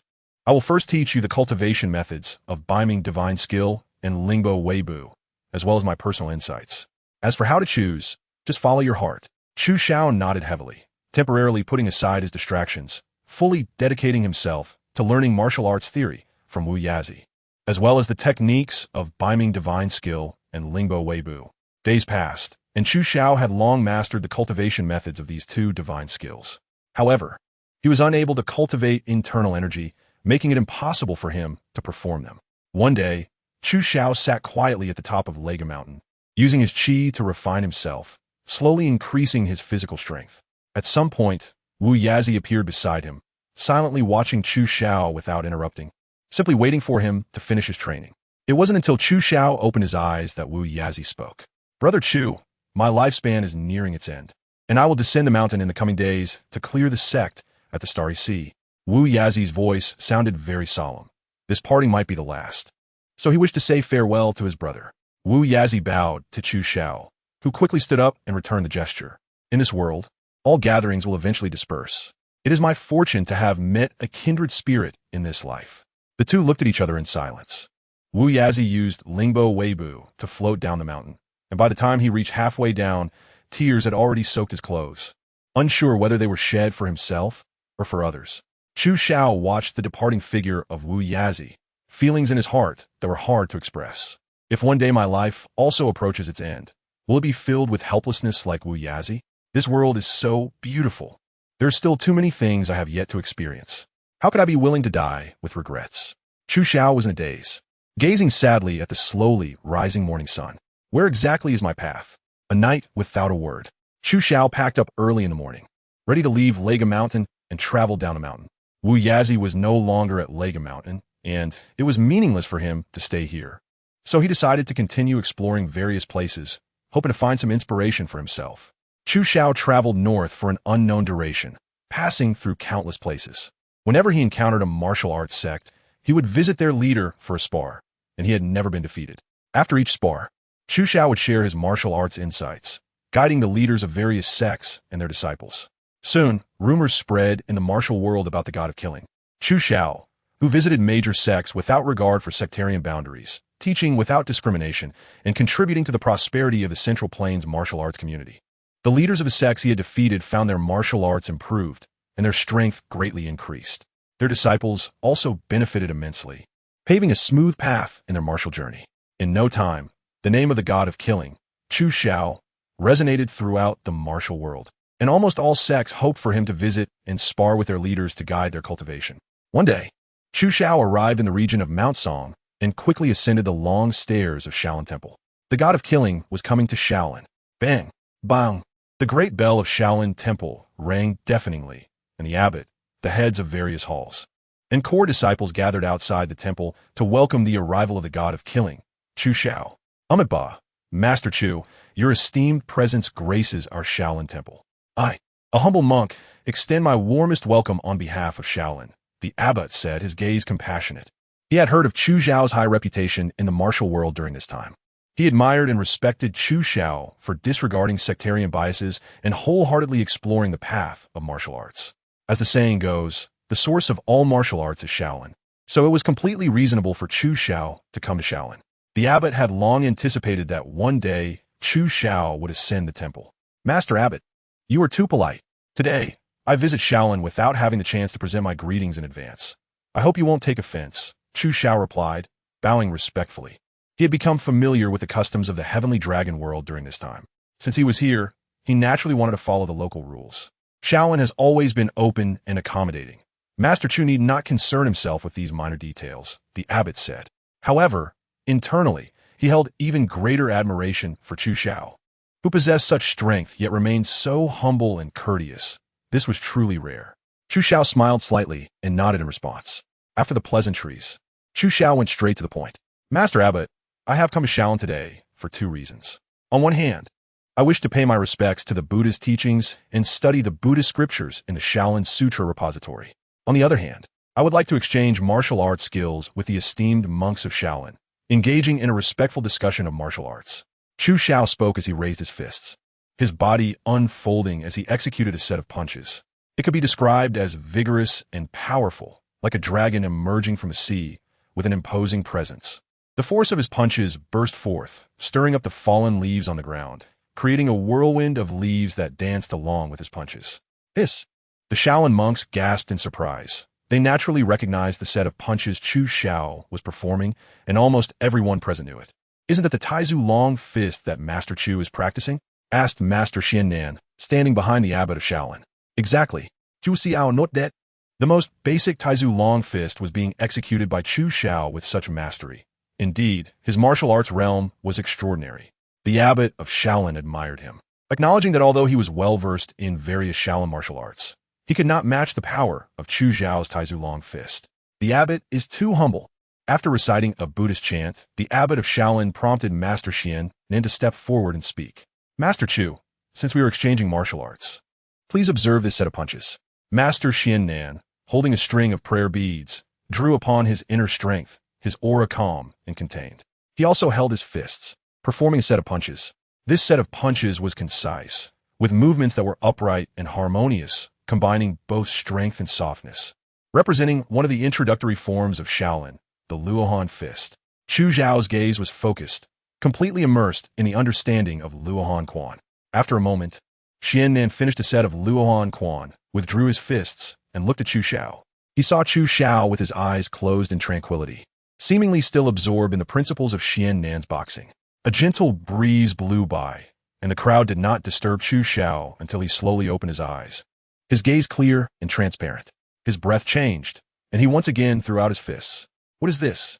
"Luohan Quan." Xiannan stared in disbelief as he watched Chu Xiao complete a set of Luohan Quan, his boxing techniques and style far more exquisite than Xiannan's, with some subtle modifications, yet the power of his punches had increased significantly. Chu Xiao had learned Luohan Quan after just one glance, and even identified the flaws in Xiannan's boxing style, making corrections. Master Xiannan felt a deep admiration in his heart, clasped his hands together, silently reciting the Buddha's name, and took note of the Luohan Quan demonstrated by Chu Xiao, gaining insights in his mind. Seeing Xiannan reflecting on the flaws in his own Luohan Quan, Chu Xiao was not in a hurry, quietly waiting for Xiannan. Although it was his first time learning this set of Luohan Quan, he had the foundation of over 70 years of martial arts experience from Wuyazi and continuous sparring and insights during this time. Finding the flaws in Xiannan's boxing style and offering guidance was naturally not difficult for him. It was like a college student who had learned advanced mathematics doing basic addition and subtraction. It was quite simple. "Umaba, thank you, true benefactor, for your guidance. The poor monk has learned." Xiannan was enlightened. For a martial artist of his realm, even a tiny bit of understanding in martial arts represented significant progress. Today, with Chu Xiao's guidance, he was truly grateful. "No need for courtesy, Master Xiannan." Chu Xiao returned the gesture. "Chu benefactor, your martial arts realm is profound, and your talent is extraordinary. You are truly a person of this age," praised the Shaolin abbot again. Another high monk, Master Xianku, also stepped forward without any unnecessary pleasantries. Master Xianku raised his palms, and an incredibly powerful force emanated from them, striking a triangular incense burner that could be embraced by one person. Boom! The iron incense burner emitted a deafening sound, and a clear palm print was imprinted on it. However, the incense ash inside the burner remained completely still, not stirring a bit. What a well-executed technique of combining hardness and softness. Chu Xiao et Galim. This technique is the great strength diamond palm of the 72 ultimate skills of Shaolin. Precisely the great strength diamond palm. Master Xianku nodded in affirmation and continued. "Has Chu benefactor noticed the shortcomings in my great strength diamond palm?" Chu Xiao furrowed his brows, once again closing his eyes in deep thought, continuously replaying the palm technique that Master Xianku had just demonstrated in his mind. After a long while, Chu Xiao shook his head helplessly and said with a bitter smile, "I feel ashamed. I feel ashamed. The great strength Vajra palm technique of the master is exquisite and ever-changing. With my current realm, it is indeed very difficult to comprehend all its essence." As he spoke, Chu Xiao raised one palm and executed the same technique.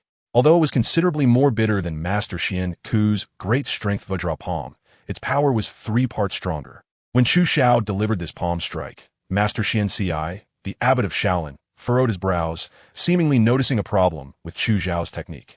The Taizu Chongquan and Lua Hanquan that Chu Xiao had just demonstrated required almost no internal energy, so naturally, no one paid attention to his internal cultivation level.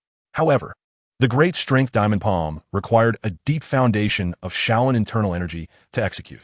Yet, that palm strike from Chu Xiao had only changes in technique and lacked any internal energy, as if he was merely putting on a show. But surprisingly, this strike without any internal energy was even more powerful than Master Xian Ku's years of diligent practice. Why is this? Master Xian Ci asked in confusion. Chu, I observe that your comprehension is extremely high, and your martial arts techniques come almost effortlessly, yet I have not seen you demonstrate any internal energy cultivation. Why is that? Chu Xiao shook his head helplessly, as this was his biggest problem. Because there was no internal energy within Chu Xiao's body. He naturally couldn't manifest even the slightest bit of it. Although the energy from the Dragon Balls was also a type of energy, it couldn't be transmitted throughout his body through the meridians, and thus couldn't enhance the power of his techniques. During this period, Chu Xiao has been comprehending the subtleties of various martial arts techniques, but without the internal energy to activate them, he has already fallen behind. Fortunately, Chu Xiao's physical strength is extremely powerful. Even without the support of internal energy, his strength is still terrifying. However, martial arts without internal energy naturally have their power greatly diminished, and the potential for improvement is also significantly affected.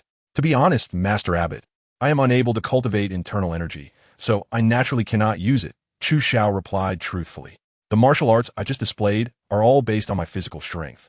I am ashamed. I am ashamed. Hiss. The monks of Shaolin gasped in shock. The infamous killing god, Chu Xiao, actually has no internal energy at all. Relying solely on his physical strength, he possesses terrifying power comparable to that of a master with internal energy. The Shaolin abbot thought to himself, could it be that Chu Xiao is truly a celestial being, born with divine strength? Now that he is so strong without cultivating internal energy, if he were to cultivate it, what would happen? The Shaolin abbot, Master Xuanzi, couldn't help but think of the Shaolin ultimate skill, the Yi Jin Jing. The Yi Jin Jing can transform the decayed into the miraculous, washing the marrow and reshaping the muscles.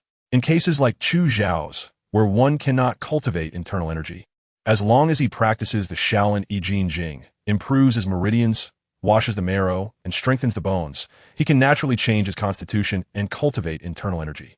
At that time, Chu Xiao's path in martial arts will be even smoother. However, Master Xuanzi did not know that the reason Chu Xiao cannot cultivate internal energy is due to the influence of the qi within him. But to take a step back, whether the Yi Jin Jing can truly change Chu Xiao's constitution, allowing him to retain his qi while enhancing his meridians and cultivating internal energy, remains an unknown. The monks were shocked to learn that Chu Xiao had no internal energy. However, this did not affect Chu Xiao's communication with them regarding martial arts.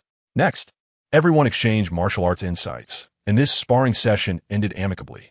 As Chu Xiao mentioned, after the sparring with the monks, he expressed a desire to study the Shaolin scriptures collected over a century, aiming to comprehend the way of martial arts through Buddhist teachings.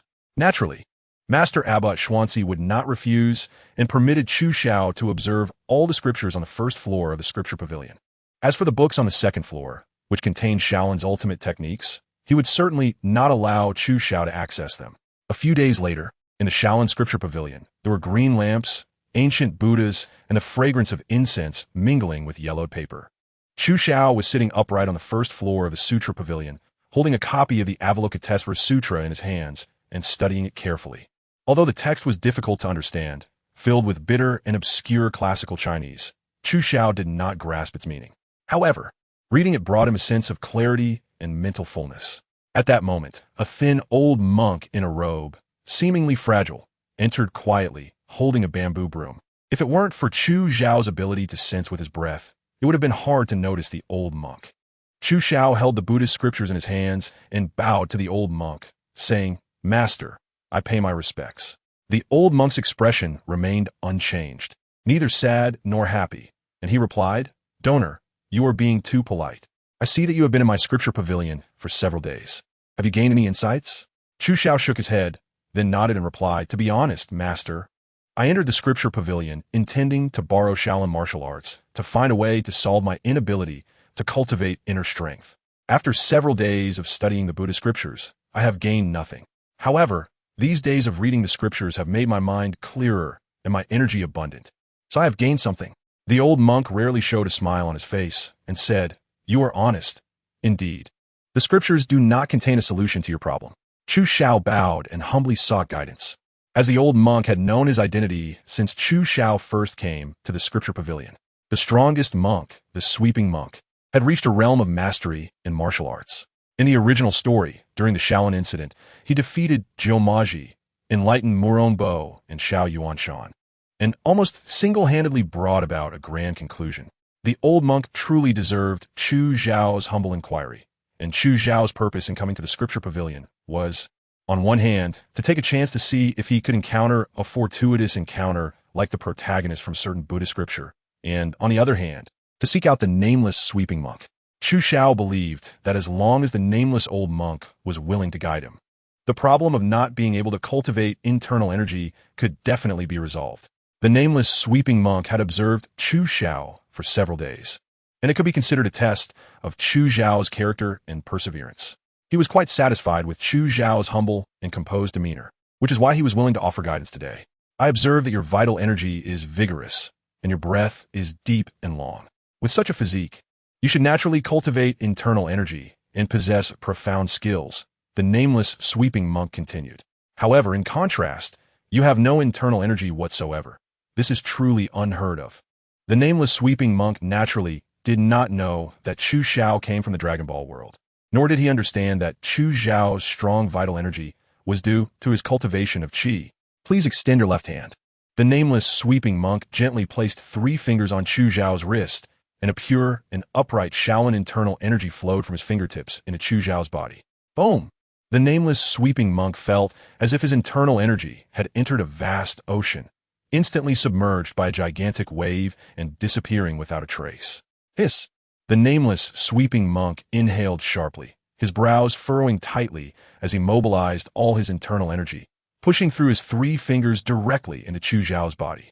Buzz! The monk's robe moved automatically without wind, making a rustling sound as the gentle and upright internal energy suddenly changed, surging into Chu Xiao's body like a bamboo being split apart. Chu Xiao only felt a stream of heat circulating within his body, overwhelming him with no resistance as it flowed through his entire meridian system. This heat not only allowed Chu Xiao to clearly perceive the location of all his meridians for the first time, but also had the miraculous effect of nourishing them. After about the time it takes to brew a cup of tea, the nameless monk, with a pale face, withdrew his internal energy, slowly sat down like an elderly person, his expression unreadable as he silently chanted Buddhist incantations and began to meditate to recover. Chu Xiao did not dare to disturb the nameless sweeping monk and quietly waited by the side. It was not until the nameless sweeping monk's complexion became slightly rosy and his vitality was restored that he opened his eyes and looked at Chu Xiao. "Chu Ben Fei Gol, you truly are a remarkable person," the nameless sweeping monk exclaimed from the bottom of his heart. "Although there's not a trace of internal power within you, the muscles all over your body contain an incredibly powerful strength. This strength is different from internal power, yet similar to it." The nameless sweeping monk pondered for a moment, as if organizing his words to explain Chu Xiao's physical condition in a way that was easy to understand. "The might of your muscles can grant you immense physical strength. But if you only cultivate your muscles without nurturing your meridians, your overly strong muscles will compress your meridians, making it difficult for them to condense internal power. If this continues, although your strength is great, without internal power nourishing your muscles, your lifespan will inevitably be shortened, and even a slight misstep could further damage your lifespan." The cultivation method here is indeed unconventional, pursuing the ultimate physical strength. The creator of this method is truly a genius. The nameless sweeping monk continued to express his admiration, which made Chu Xiao feel respect as well. After all, this was a man who almost brought about the grand conclusion of the Heavenly Dragon. His martial arts cultivation had reached a level where he could easily identify the flaws in the Dragon Ball's energy. "Master, is there a way to remedy this?" This was the question Chu Xiao cared about the most. whether it was the energy of the Dragon Ball or the internal power of the Heavenly Dragon. Both were sources of strength for him. Now that Chu Xiao had the opportunity to learn from both, he naturally would not give up easily. Chu Xiao believes that the energy of the Dragon Ball and the inner strength of the Heavenly Dragon, if they could be integrated and complement each other, would definitely not be a simple addition of 1 + 1 = 2, but could unleash an unpredictable, terrifying potential. Who? The nameless sweeping monk let out a long breath, took out a yellowed scripture from his bosom, and handed it to Chu Xiao. This book on the muscle transformation technique is the supreme method for washing muscles and strengthening meridians. Your meridians are currently weak and suppressed by the power within your muscles. So the solution is naturally to seek a method to strengthen your meridians. Chu Xiao was overjoyed and solemnly accepted the I Ching Jing from the unnamed sweeping monk, repeatedly expressing his gratitude. "Thank you, master," not rushing to thank him. Although the I Ching Jing could indeed strengthen one's meridians, whether one could withstand the pressure of muscle strength after the strengthening and condense internal power, the old monk could not guarantee. It all depended on your understanding and opportunities. The unnamed sweeping monk joined his hands in prayer, reciting the Buddha's name, his eyes lowered, with a kind expression, Ba. Sentient beings can be said to be where their affinities lie, and what they do is predestined. After speaking, the unnamed sweeping monk's figure became ethereal and suddenly departed, leaving Chu Xiao alone in the sutra repository. Truly a revered monk. Chu Xiao bowed in the direction the unnamed sweeping monk had left, sincerely sighing in his heart. The unnamed sweeping monk was the second person he admired in the Tianlong world. Wu Yazi of the Xiaoyao sect and the unnamed sweeping monk of the Shaolin Sutra repository, two martial arts masters, were indeed a heavy favor for Chu Xiao, also making him unconsciously begin to walk the path of a martial arts master. Shaolin Sutra repository. Chu Xiao's face was contorted in pain, striking a strange pose, resembling an upside-down toad on the ground, constantly gulping and exhaling, with a complexion full of vitality, red as vermilion. Chu Xiao followed the methods recorded in the I Ching Jing to continuously refine the weak meridians within his body. After about the time it takes to burn a stick of incense, Chu Xiao exhaled a deep breath of turbid air, and a white chi serpent shot out from his mouth, striking the ground and breaking a small hole in it. Phew! Today's training ends here. As the saying goes, moderation is key. Going too far is as bad as not going far enough, a principle that Chu Xiao understood very well. Therefore, each time he practiced, he progressed step by step, and once he reached the limit of what his meridians could endure, he would take the initiative to rest. Chu Xiao mobilized the energy within his body, sensing the changes in his meridians. He discovered that his meridians were now more resilient and thicker than before. If this continued to develop, Chu Xiao believes that one day he will be able to cultivate internal energy. Thinking about the nearly rusting Beiming divine skill and Lingbo microsteps tucked in his bosom, Chu Xiao felt much better. Time flows like water, and in the blink of an eye, a month has passed. During this month, Chu Xiao has been refining the I Ching Jing through continuous strengthening and communication with Wu Ming. Chu Xiao decided to attempt to cultivate the Beiming divine skill today. Chu Xiao held the Shaolin I Ching Jing and began to study it carefully again. Although the words in the book were all in Sanskrit, with the annotations and personal guidance from the nameless sweeping monk, Chu Xiao had already mastered all the content. The ordinary movements, combined with a special breathing method, surprisingly had such miraculous effects on the meridians. The person who created the I Ching Jing must be an extraordinary talent. Chu Xiao marveled and focused his mind, mobilizing all the energy in his body. Before practicing the North Ming divine skill, he refined the I Ching Jing once more. Once his spirit was full and his limbs and bones were unblocked, he took out the secret manual of the North Ming divine skill from his bosom. Those who know the North explore the dark seas, and the heavenly pool is where there are fish. Their light spans thousands of miles, yet no one knows their cultivation. It is also said that if the accumulation of skin and water is not thick, it will be powerless to carry a large boat. In the North Ming, there's a fish called kuan. The size of kuan is unknown, but it is thousands of miles long. When it transforms into a bird, it is called peng. The back of peng is also unknown, being thousands of miles long. Chu Xiao read through the mental formula of the Beiming divine skill once again. With a master like Wu Yazi guiding him and his own extensive research over this period, learning the difficult and profound Beiming divine skill became much easier, akin to sailing with the wind, achieving twice the result with half the effort. Chu Xiao opened the first training diagram, following the instructions written in the picture. stimulating his meridians, mobilizing his internal energy, and beginning to refine his inner strength. Breathe. Chu Zhao's breath was long and profound, like a giant koan hidden in the northern sea, every breath carrying an invisible force that made the surroundings tremble. Chu Zhao's mind was at peace as he sank into himself, feeling the changes in his body's meridians according to the route map of the North Ming divine skill. He noticed that the previously empty meridians, with the rhythm of his breath and the surge of his strength, had begun to faintly produce a sense of qi. With a further step, he would be able to cultivate internal power. The sense of qi had emerged, and the refinement of internal power was within reach. Chu Xiao did not dare to be careless. At such a critical moment, he focused all his attention, desperately grasping those hard-won sensations of qi, try to refine them into internal power. Puff, puff. Unfortunately, things did not go as he wished. Just as the sensation was about to condense into internal power, the qi within Chu Zhao's body surged again. The qi in his muscles seemed to sense the birth of internal power and burst forth, rushing towards a strand of sensation in his meridians. In an instant, the sensation that Chu Xiao had worked so hard to find was swept away without a trace. Failed. Chu Zhao's brows furrowed, and his expression darkened. However, I can already find the sensation of qi. I'm just one step away from condensing internal power. The method of using the I Ching Jing is indeed feasible. It's just that a trace of internal power is far too weak compared to the vast qi in my body. Chu Xiao felt somewhat disappointed. The newly born internal power within him could hardly withstand the impact of the qi. It was already difficult to condense internal power, and it was even more challenging to allow internal power and qi to coexist within his body.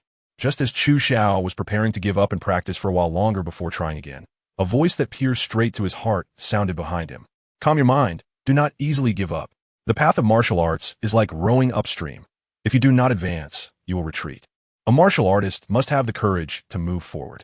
The nameless monk, with a completely changed demeanor, no longer resembled the kind and gentle figure from before. He seemed like a proud newcomer who had just entered the martial world. Chu Xiao was awakened by the words of the nameless, sweeping monk. He was too fond of being fully prepared before attempting anything. While this approach naturally reduces the chances of failure, not everything can be controlled, and not everything allows you the time to prepare. As a martial artist, one should have the momentum to charge forward, with the spirit of a single warrior being able to hold back thousands. The nameless sweeping monk spoke these words to awaken Chu Zhao's fighting spirit as a young person. According to his current mindset, he had long grown weary of the conflicts in the martial world and had retreated from it. However, Chu Xiao was different. The nameless sweeping monk recognized Chu Zhao's potential and did not want this vibrant young man to lose his youthful vigor and become lifeless by staying too long with an old man like him.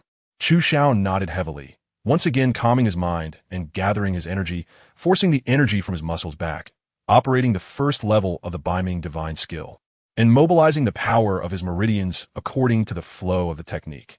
I will assist you, the nameless sweeping monk said as he raised both palms. The gentle and upright Shaolin internal power surged into Chu Zhao's meridians like a flood from the Yellow River, a massive amount of internal energy causing Chu Zhao's meridians to swell tremendously. The nameless sweeping monk twisted his palm strength, and the internal energy followed, beginning to transform within Chu Zhao's meridians, forming layers of internal force like membranes. Chu Zhao's heart skipped a beat, and he immediately understood the meaning of the nameless sweeping monk. The reason he couldn't cultivate internal energy was due to the influence of qi. As long as he cut off the influence of qi, with the current strength of his meridians, he would naturally be able to cultivate internal energy. With the internal energy of the nameless sweeping monk as support to counteract the impact of his own qi, Chu Xiao knew that his chances of success this time would increase significantly. Chu Xiao took a deep breath, his eyes bursting with brilliance, as if he were on the edge of a cliff, seeing the only way to survive. With all his might and a belief in victory, he began his second round of internal energy cultivation. Chu Zhao's breath was longer and heavier than before. With the experience from the first sensation of energy, he quickly grasped a new sensation. A faint, almost imperceptible sensation appeared within Chu Zhao's meridians. He began to condense his internal energy. Chu Zhao's meridians pulsed, guiding that faint sensation to slowly circulate along the route of the first layer of the North Ming divine skill. Chu Xiao only felt that the aura was becoming stronger and clearer. The energy within his muscles surged wildly, trying to break through the inner strength of the nameless monk and subsequently eliminate the inner strength within Chu Xiao's body. However, the nameless monk's inner strength was extremely robust. Even though Chu Xiao's energy was strong, it was still difficult to overcome its resilience. The aura had emerged. Chu Xiaoyan recited the mental cultivation mantra, and the meridians surged like a dragon entering the sea, rolling endlessly. Under the impetus, the qi became even more refined and substantial. A faint blue inner strength gradually formed within Chu Xiao's meridians. The inner strength has been born.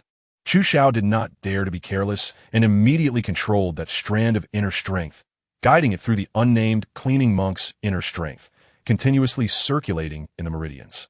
After 42 cycles, that faint blue beaming true qi had condensed as if it were a solid substance. Only then did Chu Xiao draw it into his dantian, condensing it into strands.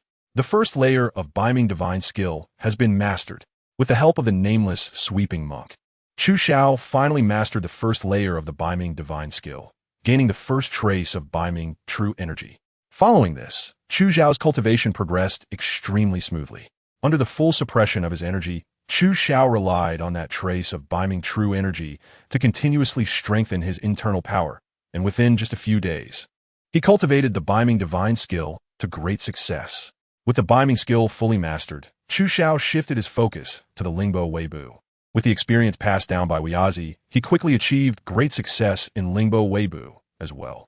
Now, relying solely on his martial arts skills, Chu Xiao could easily rank among the top masters in the martial world. As for the top-tier experts, he still lacked a supreme martial arts suitable for the beaming divine skill.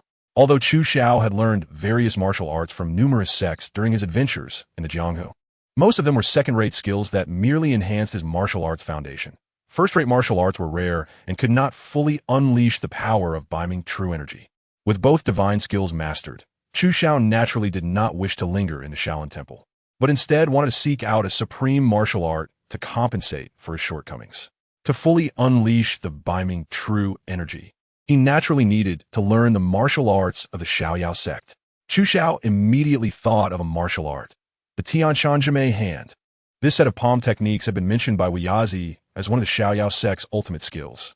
Although it only had 3 sets of palm techniques and 3 sets of capturing techniques, it encompassed the essence of Xiaoyao sect's martial arts and included advanced techniques for swordplay, saber techniques, whip techniques, spear techniques, claw techniques, axe techniques, and various other weapons, with complex variations. According to Weiyazi, this set of palm techniques could never be fully mastered. The higher one's martial arts internal power and the broader one's knowledge, the more any martial arts move in the world could be incorporated into these 6 palm techniques. With such high praise from Weiyazi for the Tianshan hand, Chu Xiao naturally understood its value. Currently, the only person capable of performing the Tianshan hand was the Tianshan Tonglao, so it seemed I would have to make a trip to the Tianshan. Chu Xiao made up his mind, bid farewell to the nameless monk, left Shaolin Temple, and headed towards Tianshan. When Chu Xiao descended the mountain, the abbot Xuanzi and others from Shaolin came out of the temple to see him off.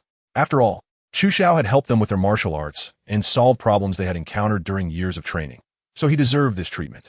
However, the nameless sweeping monk, who had spent many days with Chu Xiao, did not see him off. Instead, he quietly swept the fallen leaves alone with his bamboo broom. Amipa, causes and conditions arise and cease. Gatherings and partings are as usual. The nameless sweeping monk silently recited the Buddha's name, showing no signs of joy or sorrow. Once again forgotten in a corner, the wind howled and leaves flew everywhere. The nameless sweeping monk looked at the spot he had just swept, now covered with dry leaves, and said, "As the wind blows and the leaves fall, the martial world is bound to face a storm." The nameless sweeping monk silently held his bamboo broom, sweeping the fallen leaves clean once more, without a trace of emotion. A few days later, Chu Xiao traveled northwest without much delay, heading straight for the Tianshan Mountains. On this day, he entered the territory of Piamiao Peak. Piamiao Peak is the foremost of the 72 peaks of Taihu, renowned for its ethereal beauty resembling a fairyland. From a distance, the celestial mountains and sea of clouds can be seen, with winding streams meandering through the mountains like a jade belt, making one linger and feel at peace. It is said that someone once encountered an immortal playing chess on Piamiao Mountain, giving rise to the legend of one day with the immortal 100 years passing in the world. Chu Xiao was dressed like a scholar, elegant and unworldly. standing with his head bowed, his aura spreading as he sensed towards the Miao Miao peak. Chu Xiao felt puzzled. In his perception, while there were many auras on the Miao Miao peak, none belonged to top-tier experts like Wu Yizi or the nameless sweeping monk. Most were second-rate martial artists in the martial world. Could it be that the Tianshan Tonglao was not on Miao Miao peak? Chu Xiao shook his head. It had been more than a few months since he arrived in the Tianlong world, and he couldn't predict the development of the plot at all. In fact, due to Chu Xiao's intervention, the original plot had already changed, at the very least. Since Wu Yizi did not widely recruit heroes from around the world to participate in the Zhongluan chess game, there would be no scene of Wu Yizi passing on his teachings to Su Zhu. Chu Xiao couldn't find a top powerhouse with a similar aura to Wu Yizi, so he had no choice but to spread his wings and personally search for it with great effort. Without saying much, Chu Xiao began to execute the Lingbo Weibu technique under his feet, his figure appearing ethereal like an immortal, leaving behind trails of afterimages as he headed straight for the area where the crowd gathered the most at Piaomiao Peak. Ever since Chu Xiao mastered the Beiming divine art and perfected the Lingbo Weibu, he had increased his original speed several times by using the true qi of Beiming to stimulate the Lingbo Weibu. Not only had his speed improved, but Chu Xiao's agility had also been greatly enhanced compared to before when he relied solely on brute strength to charge forward. Chu Xiao's agility at this moment is simply worlds apart. Chu Xiao can guarantee that if we only talk about the intricacies of the Lingbo Weibu technique, in the Dragon Ball world, almost no one can keep up with his speed, let alone touch the corner of his clothes. After a few breaths, Chu Xiao entered a forest, and soon a group of strange-looking, uniquely dressed people came into his sight. Who are these people? This is the first time Chu Xiao has seen such a peculiar crowd in the Tianlong world. Their clothing would appear particularly unconventional even in modern times, exuding an aura of shamate non-mainstream style everywhere. The arrival of Chu Xiao naturally attracted everyone's attention.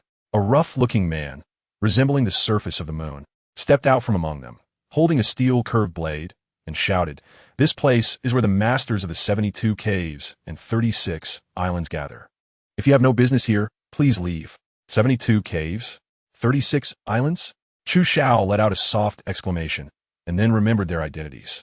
These people were indeed the various characters under the command of the Tianshan Tonglao from the 72 caves and 36 islands, which explained their odd behavior. The one speaking to Chu Xiao was none other than the big boss Wu, who was commanded by Tianshan Tonglao in the original plot, right? It seemed that Chu Xiao understood why he couldn't sense the powerful aura of Tianshan Tonglao. According to Wu Yizi, Tianshan Tonglao practiced the 8 desolations and 6 harmonies. Only I Am Supreme technique, which would cause her to return to youth every 30 years, losing all her power each time.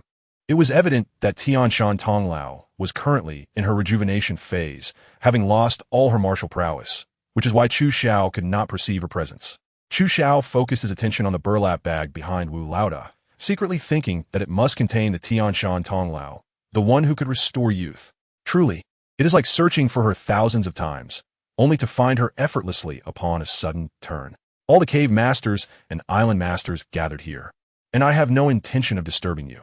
I only need to take away the person in the burlap bag behind you, as we are fated to meet. Chu Xiao pointed at the bag behind Wu Laoda, and everyone tensed up. They all knew that the bag behind Wu Laoda contained someone from Lingzhou Palace. And when this person said he had a fate with someone from Lingzhou Palace, it was as if he was saying he had enmity with them. They had gathered here today to conspire to attack Lingzhou Palace and kill that old witch, Tianshan Tonglao. Who are you? And how do you know who is in my bag? How could you have a fate with them? Wu Laoda, not being foolish, questioned him. Chu Xiao. Everyone was startled, instinctively pausing. Wu Laoda's brows furrowed tightly as he exclaimed, "Chu Xiao? The infamous killing god, Chu Xiao from the recent martial arts world?" Chu Xiao nodded slightly, "Yes. It is indeed me. Aren't you practicing Buddhism in Shaolin? Why have you come to Piaomiao Peak?" Wu Laoda asked. Chu Xiao was quite amused by old Wu's question. It seemed that news in the martial world spread very quickly. Even they, who live far overseas, were well aware of Chu Xiao's diligent study of Buddhist scriptures in the scripture pavilion. He was truly curious about who was spreading such information in the martial world. Without further ado, please hand over the person in the sack to me. Chu Xiao no longer spoke and issued an order. Hearing Chu Xiao's command, Wu Laoda felt quite troubled. He knew his own strength and was definitely no match for Chu Xiao. After all, reputation is built on actions, and the high regard Chu Xiao held in the martial world was not unfounded. Even the Shaolin Temple, a centuries-old sect, treated Chu Xiao with great respect, willing to lend him the sutra repository for his training. Wu Laodao really couldn't muster the courage to confront Chu Xiao in front of all the sect leaders and island masters. However, he also couldn't just hand over the people behind him. He couldn't afford to lose face. After all, the leaders of the 72 caves and 36 islands were all watching.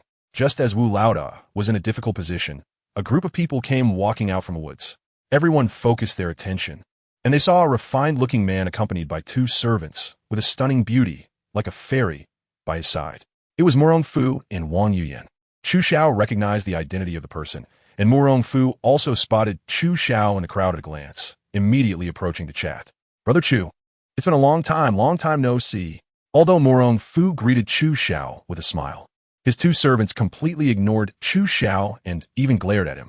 Chu Xiao understood this. After all, he had revealed the mystery of Xiao Fang's background to the world in the apricot forest, naturally implicating Murong Bo as the mastermind behind it, who had faked his death and hidden in the martial world.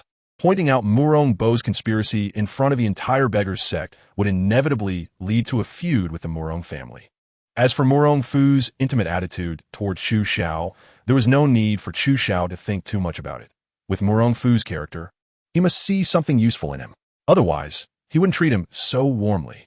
Faced with such a shameless person as Murong Fu, Chu Xiao couldn't be bothered to say much. A mere nod in response was already a sign of disdain toward Murong Fu.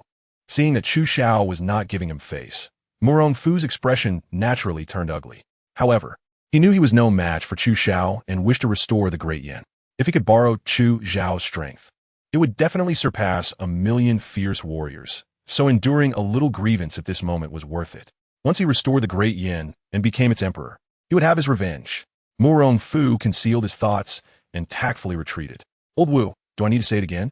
Chu Xiao's voice was cold, making Old Wu feel an invisible pressure that was about to crush him down. "Brother Chu, if you want the person in Old Wu's hands, we naturally wouldn't dare to defy. However, this person is greatly related to our conspiracy today, and once we learn the whereabouts of the Tianshan Tonglao from her, we will gladly hand her over to Brother Chu."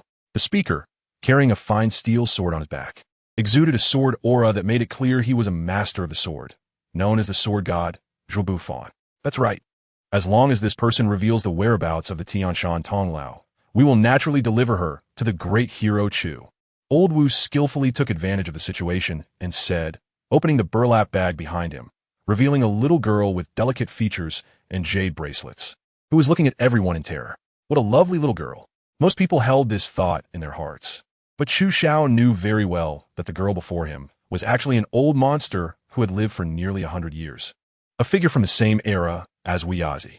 Just as Old Wu was about to press for information regarding the whereabouts of the Tianshan Tonglao, Chu Xiao clasped his hands and said, "I am Chu Xiao, and I have met the heavenly mountain child." Hiss! Upon hearing Chu Xiao's words, Wu Laodao and the others immediately gasped and retreated several feet away from the girl, staring at her in horror. The girl still pretended to be innocent. After all, the heavenly mountain child had lost all her internal power at this moment and was in the hands of these monsters. She would never easily reveal her identity. Even if Chu Xiao pointed out her identity, she would not admit it. "You need not worry, child. I am acquainted with Senior Wuyazi. I have come specifically to pay a visit." So that's how he recognized me at a glance. The heavenly mountain child finally relaxed her guard and replied, "Junior brother Wuyazi, how is he doing?" I cured Senior Wuyazi's stubborn illness. He felt that his lifespan was coming to an end. So he bid farewell to me at Drum Mountain and went to clear the way at the Starry Sea. As for how he is now, I have not heard any news. "What?" The heavenly mountain child was shocked and asked. "Junior brother Wuyazi has been suffering from a stubborn illness for so many years and is completely paralyzed. No wonder I have never heard of him traveling the martial world. That vile Ding Chunxiu has wasted dozens of years of my junior brother's life. With my junior brother's 70 years of pure northern underworld true chi, he could definitely kill that scoundrel. As for his lifespan, as long as my junior brother's internal power has not dissipated." The heavenly mountain child stopped speaking at this point, and upon reflection, she couldn't help but feel sad. She locked eyes with Chu Xiao and immediately understood. "Did he bid you farewell?" He did, a final farewell. Tears streamed down the heavenly mountain child's face like a spring, as she realized why her junior brother said he had little time left. In fact, it was not that Wuyazi's lifespan was nearing its end, but rather that he had no intention of being reborn. After killing Ding Chunxiu, Wuyazi would seek a deserted place, disperse all his northern underworld true chi, and thus there would be no more Wuyazi in this world. Chu Xiao, take me away from here. I want to be alone. The heavenly mountain child's voice was hoarse, as if she had aged several decades. All right. Ignoring the astonished gazes of the crowd, Chu Xiao walked gracefully towards the Tianshan Tonglao. Stop, Brother Chu. This person is the heinous Tianshan Tonglao. Please let us handle her. Today, we must capture Tianshan Tonglao and make her lift the death curse for us. Otherwise, we will.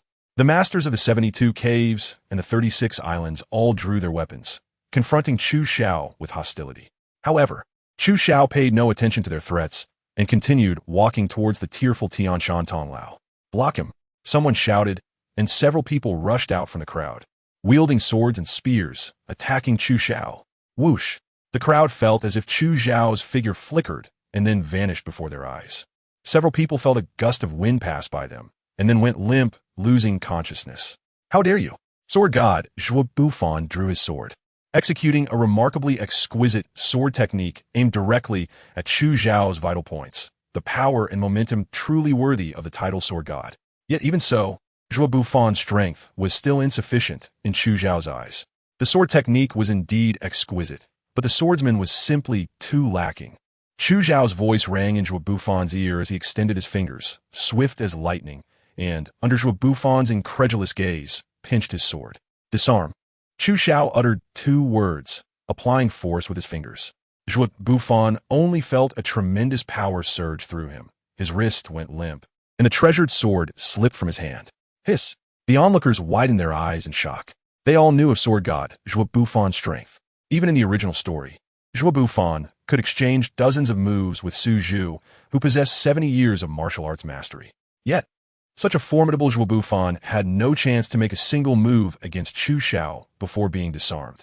How could a sword god be easily disarmed by someone else? His power had become even more unfathomable. Mu Rongfu and Wang Yuyin, who had witnessed Chu Xiao's strength in Xingzi Forest, were secretly astonished, not expecting that Chu Xiao had managed to elevate his power to another level in just a few months, making it impossible for others to catch up, leaving them to look up at his height. Anyone who stands in my way will die, Chu Xiao bellowed, instantly pushing back those who attempted to rush forward. They stared at Chu Xiao in terror, unable to muster even a shred of fighting spirit. Let's go. Chu Xiao approached Tianshan Tonglao, using his internal energy to lift her with one hand, and left the place with her. On Mount Piaomiao, at Lingjiu Palace, Tianshan Tonglao sat quietly in a corner of the palace. The tear streaks on her face had dried, but her eyes were still red. Chu Xiao never expected that the over 100-year-old Tianshan Tonglao would cry like a child. After all, in the original story, when Tianshan Tonglao learned of Wuyazi's death, she simply scolded him for deserving it. Who would have thought that upon actually encountering Tianshan Tonglao, he would witness such a scene? What is love in this world? That it compels people to pledge their lives to one another? Chu Xiao, come here. After a long while, Tianshan Tonglao called Chu Xiao over. The old lady just made you laugh. Chu Xiao remained silent and did not answer. You came to my mysterious peak. You must have something to discuss. Tianshan Tonglao asked straightforwardly when she saw Chu Xiao's silence. I learned the Beiming divine skill and the Lingbo Weibu from Wuyazi, but now I lack an offensive martial art. Tianshan Tonglao nodded and smiled. You're looking for the right person. Our Xiaoyao sect's martial arts are vast and profound. My junior brother Wu Yazi practices the Beiming divine skill. My junior sister Li Qiushui practices the Zhao Wuxiang divine skill. And I practice the Bahuang Luhe Wei Wuduo Zungong. As for the strongest martial art of the Xiaoyao sect, the Tianshan Zhimei Shou, I am the only one proficient in it. Tianshan Tonglao smiled at Chu Xiao. You rescued me from the hands of the masters of the 72 caves and 36 islands. It would be reasonable for me to teach you a martial art. Chu Xiao frowned, listening to Tianshan Tonglao's words as if there were more to come. However, the 8 desolations and 6 harmonies I cultivated allows me to return to my youth once every 30 years. At this moment, I have lost all my internal power and need to recultivate for 90 days to regain my strength. I have an enemy who has calculated that I will be powerless and plans to kill me during this time. You only need to protect me well, and I will teach you the Tianshan Jimei hand. Chu Xiao realized that the Tianshan child aunt wanted her to act as a henchman. Her junior sister, Li Qiushui, who is now the Empress of Xixia, indeed had a deadly rivalry with her in the original story, and in the end, both perished together, which was truly tragic and desolate. The request made by the Tianshan child ant was not unreasonable. Chu Xiao truly had the strength to deal with Li Qiushui. However, waiting for 90 days to learn the Tianshan Jime hand was something Chu Xiao simply couldn't afford. After all, he only had 2 years to stay in the Tianlong world, and nearly half of that time had already passed. How could he afford to wait any longer? Chu Xiao thought to himself and replied, Master Tong, I have no problem protecting you. However, your senior sister is exceptionally skilled, and I fear I might fall short in techniques. Master Tong of Tianshan smiled. Understanding Chu Xiao's meaning, the Tianshan Jime hand has 6 forms, and I will teach you 2 forms each month. After 90 days, you will naturally master the Tianshan Jime hand. Agreed. Chu Xiao nodded, and this matter was equivalent to both sides taking a step back and reaching a consensus. That night, before practicing the 8 desolations and 6 harmonies unique skill, Master Tong of Tianshan must consume fresh animal blood. In the original text, it was Old Wu who helped Master Tong catch mountain deer. Now that Master Tong had not left Lingzhou Palace, she naturally did not need Old Wu, and the people of Lingzhou Palace had prepared the blood food for her. Chu Xiao felt that the 8 desolations and 6 harmonies supremacy was indeed miraculous, but he didn't think much of it. After all, the flaws of this divine skill were so significant that, for Chu Xiao, it only had the value of reference and inspiration. He saw the Tianshan Tong Lao absorbing the essence blood of a mountain deer and then began to meditate in a cross-legged position. Chu Xiao quietly waited nearby, not disturbing Tianshan Tong Lao, while silently reciting the 2 sets of Tianshan Jime Shou that Tong Lao had just taught him. This set of palm techniques was truly exquisite. Chu Xiao thought to himself that under the influence of Wiazi and Wuming the sweeping monk's martial arts, as well as his own extensive study of various martial arts, the more he practiced this palm technique, the more he felt its profound intricacies. No wonder Wiazi said that this palm technique could never be fully learned. It turned out that there were no fixed moves in this set, and the techniques and variations depended entirely on the practitioner's martial arts level and the subtlety of the opponent's techniques. The higher one's martial arts level and the more intricate the opponent's moves, the more formidable the Tianshan Jime Shou would be. The strongest technique in the world is one without fixed moves. Tianshan Jime Shou is the best proof of this saying. Chu Xiao was heavily focused on the training of the 2 roads of Tianshan Jime hand, as time passed by second, until late at night, Tianshan Tong Lao was still practicing the 8 desolations and 6 harmonies, uniquely supreme skill to restore her inner strength. Suddenly, a seductive and enchanting woman's voice came from outside the door. Senior sister, are you living well in this Lingzhou Palace? I specially came to see you today, junior sister. Chu Xiao raised an eyebrow, pulling his mind out of meditation. The Tianshan Tong Lao's expression remained unchanged. This was a crucial moment for her cultivation, and she dared not let herself be disturbed. Chu Xiao said gloomily, this person must be Tong Lao's junior sister, Li Qiushui. I cannot let her disturb Tong Lao's cultivation. Otherwise, how can I learn the last 4 moves of the Tianshan Jime hand? Chu Xiao moved quickly, without a sound, and dashed out the door, colliding head-on with Li Qiushui. Li Qiushui had come seeking revenge, but instead of finding the Tianshan Tong Lao, he encountered a handsome young man emerging from the hall. After a moment of surprise, he spoke again. Senior sister truly has good taste. No wonder she is willing to stay in Lingzhou Palace. It turns out she has such a beautiful person by her side. I'm really envious and jealous. Li Qiushui smirked, already considering Chu Xiao as the little lover of the Tianshan Tong Lao. This made Chu Xiao's face flush. Although he was not an inexperienced youth, he was quite innocent and devoted when it came to feelings. Now, being teased by a woman over 100 years old, with clear implications of an affair with the century-old Tianshan Tong Lao, left him embarrassed. Chu Xiao really feels insulted. Does Li Qiushui think of herself as a duck waddling around, holding on to the wealthy Tianshan Tong Lao? Li Qiushui, clean up your mouth. Oh, is the little brother angry? Come to your sister's arms and play with her. Chu Xiao's face darkened, knowing that Li Qiushui said this to provoke Tong Lao from Tianshan and to disturb her cultivation. However, being teased by an old woman over 100 years old was truly infuriating. Which? Chu Xiao shouted loudly, his footwork of Lingbo Weibo executed to perfection, transforming into numerous phantoms, charging straight towards Li Qiushui. Lingbo Weibo. How can you use Lingbo Weibo? Who is Wiazi to you? Li Qiushui recognized the technique Chu Xiao was using and immediately changed her tone, pressing for answers. But Chu Xiao had no intention of explaining to Li Qiushui. He unleashed the Tianshan hand, his posture elegant and extraordinary, targeting Li Qiushui's vital points directly. Little brother, answer me. Do you know where Wuyazi is now? Li Qiushui pressed again, but instead of receiving a response from Chu Xiao, she was met with his fist. Bang! The sound of flesh meeting flesh echoed, and a soft gasp escaped Li Qiushui's lips. She was already no match for Chu Xiao, and now distracted, she was even less able to resist him. After receiving a punch from Chu Xiao, blood immediately spilled from her mouth, and her internal energy was thrown into chaos, creating turmoil within her body. Li Qiushui was taken aback, never expecting Chu Xiao to possess such skill.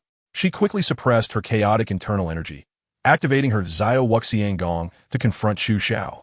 The old and the young clashed outside the Lingzhou Palace, fighting fiercely. Chu Xiao instinctively defeated Li Qiushui with a single strike, but having just learned the Tianshan hand, he needed someone to practice with. Therefore, he was not in a hurry to defeat Li Qiushui, and it was just right to use her as a way to validate his learnings. Li Qiushui, having lived for nearly a century, quickly realized that Chu Xiao was using her to practice his moves. She thought to herself that this young man's Tianshan hand was becoming increasingly proficient, indicating his solid martial arts foundation and exceptional talent. After nearly 100 exchanges, Li Qiushui mobilized her inner strength and used the little wuxiang skill to push Chu Xiao back, creating some distance between them. Little brother, your Tianshan hand is becoming more and more refined. However, you still haven't answered your sister's question. Where did you learn your Lingbo Weibu and Baiming Shingon?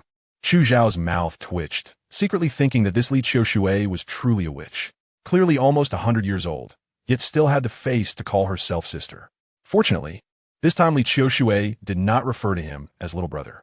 Otherwise, Chu Xiao would definitely have lost his temper again and dealt with Li Qiushui, ridding the martial world of this menace. Your little wuxiang divine skill is also extraordinary, effortlessly using techniques from various martial arts schools. I truly benefit greatly from sparring with you. Chu Xiao continued, my Baiming divine skill and Lingbo Weibu were both learned from Wuyazi. Wuyazi? Li Qiushui immediately asked. Where is he now? Chu Xiao shook his head with a bitter smile, secretly thinking that Wuyazi was indeed carefree and unruly in his youth. The emotional entanglements among the 3 disciples of the Xiaoyao sect were truly too complicated.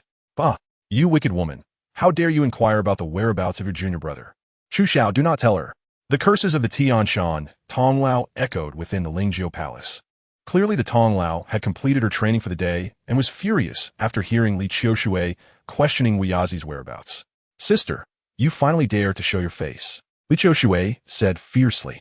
Back in the days when my senior brother and I were deeply in love at the Langyafudi, how joyful and carefree it was. Do you know how delightful such happiness is? Someone like you, a mere girl, would never understand this kind of joy. Li Qiushui's foul language even made Chu Xiao, an outsider, feel uncomfortable, let alone the Tianshan Tonglao, who was the subject of it. You wicked woman. If it weren't for you causing me to go astray during my training back then, I wouldn't have ended up like this today, the Tianshan Tonglao said, her face flushed with anger.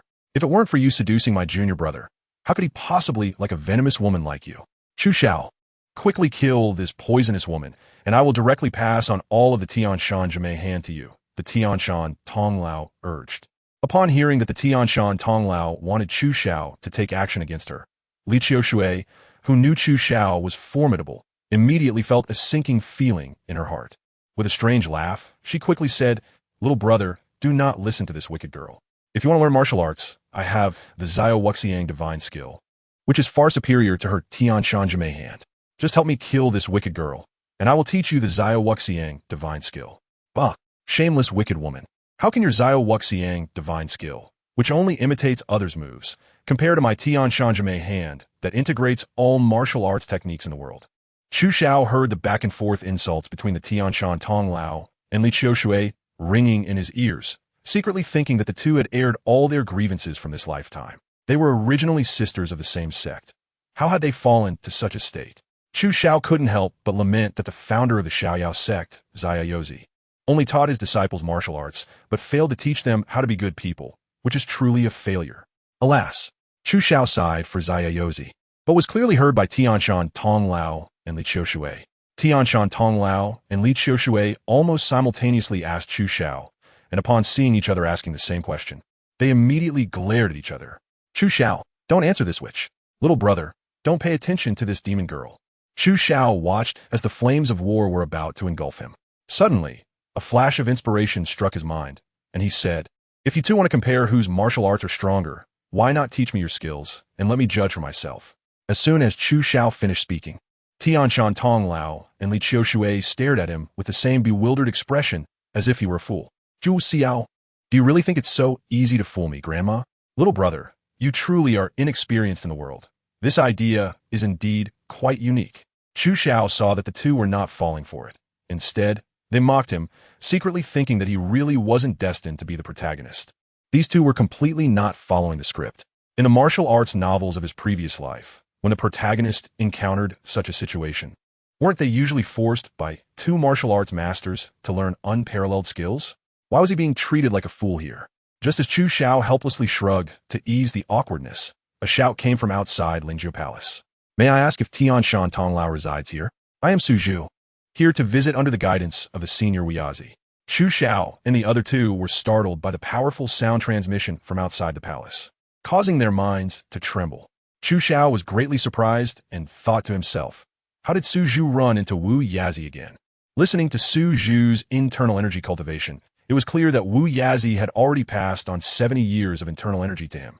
The plot that Chu Xiao had altered seemed to have been corrected again by some force. However, Tianshan Tonglao was extremely delighted deep down, as she had learned from Chu Xiao that Wu Yazi was probably dead. But at this moment, someone appeared, claiming to be sent by Wu Yazi to find her, which showed that Wu Yazi was still thinking of her before he died, not his junior sister Li Qiushui. Sister, did you hear that clearly? This person was indeed sent by Wu Yazi's junior brother to find me. Do you know why he wasn't sent to find you? Because you are just an unremarkable old witch.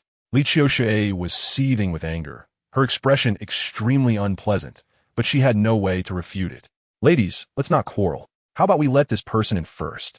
Chu Xiao suggested. The person outside the palace. Come in. When the person from outside entered, Chu Xiao focused his eyes and saw that it was none other than Su Zhu, with his wooden expression, awkward demeanor, and that shiny bald head. A little monk. How could it be such an ugly monk?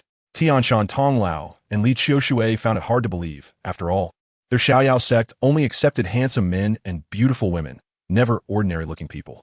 If Chu Xiao was Wu Yazi's successor, with his extraordinary appearance, he completely matched the Xiaoyao sect's recruitment criteria. But what was this ugly monk doing? How was he qualified to join the Xiaoyao sect? Although Tianshan Tonglao and Li Qiushui were unwilling to believe it, the Emerald Green sect leader, Jade Ring on Su Zhu's thumb, gave them a hard slap of reality. This person was indeed Wu Yazi's successor. Tianshan Tonglao looked at Su Zhu and then at Chu Xiao, rubbed Chu Xiao's lower back, and quietly asked Chu Xiao, tell me the truth. Have you joined the Xiaoyao sect? Why did Wu Yazi's junior brother not pass the position of sect leader to you, but instead to an ugly monk? Chu Xiao shook his head and replied, I have no master-disciple relationship with Senior Wiyazi. We simply learn from each other in a sequential manner. Tianshan Tonglao and Li Qiushui felt a jolt in their hearts. They initially thought that Chu Xiao was a junior disciple of the Xinxia sect under Wiyazi's guidance. But to their surprise, Chu Xiao had not joined the Xinxia sect.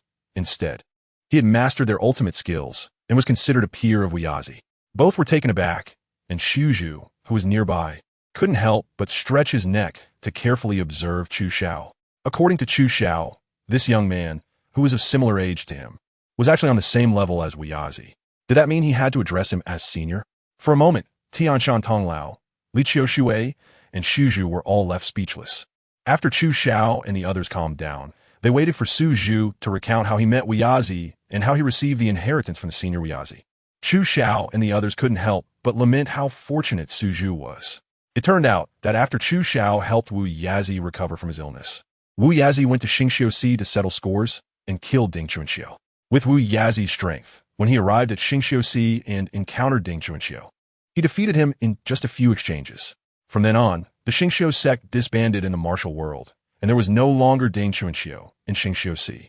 After fulfilling his wish, Wu Yazi felt that he had no more attachment to the mortal world, so he wandered aimlessly, looking for a suitable place to end his life.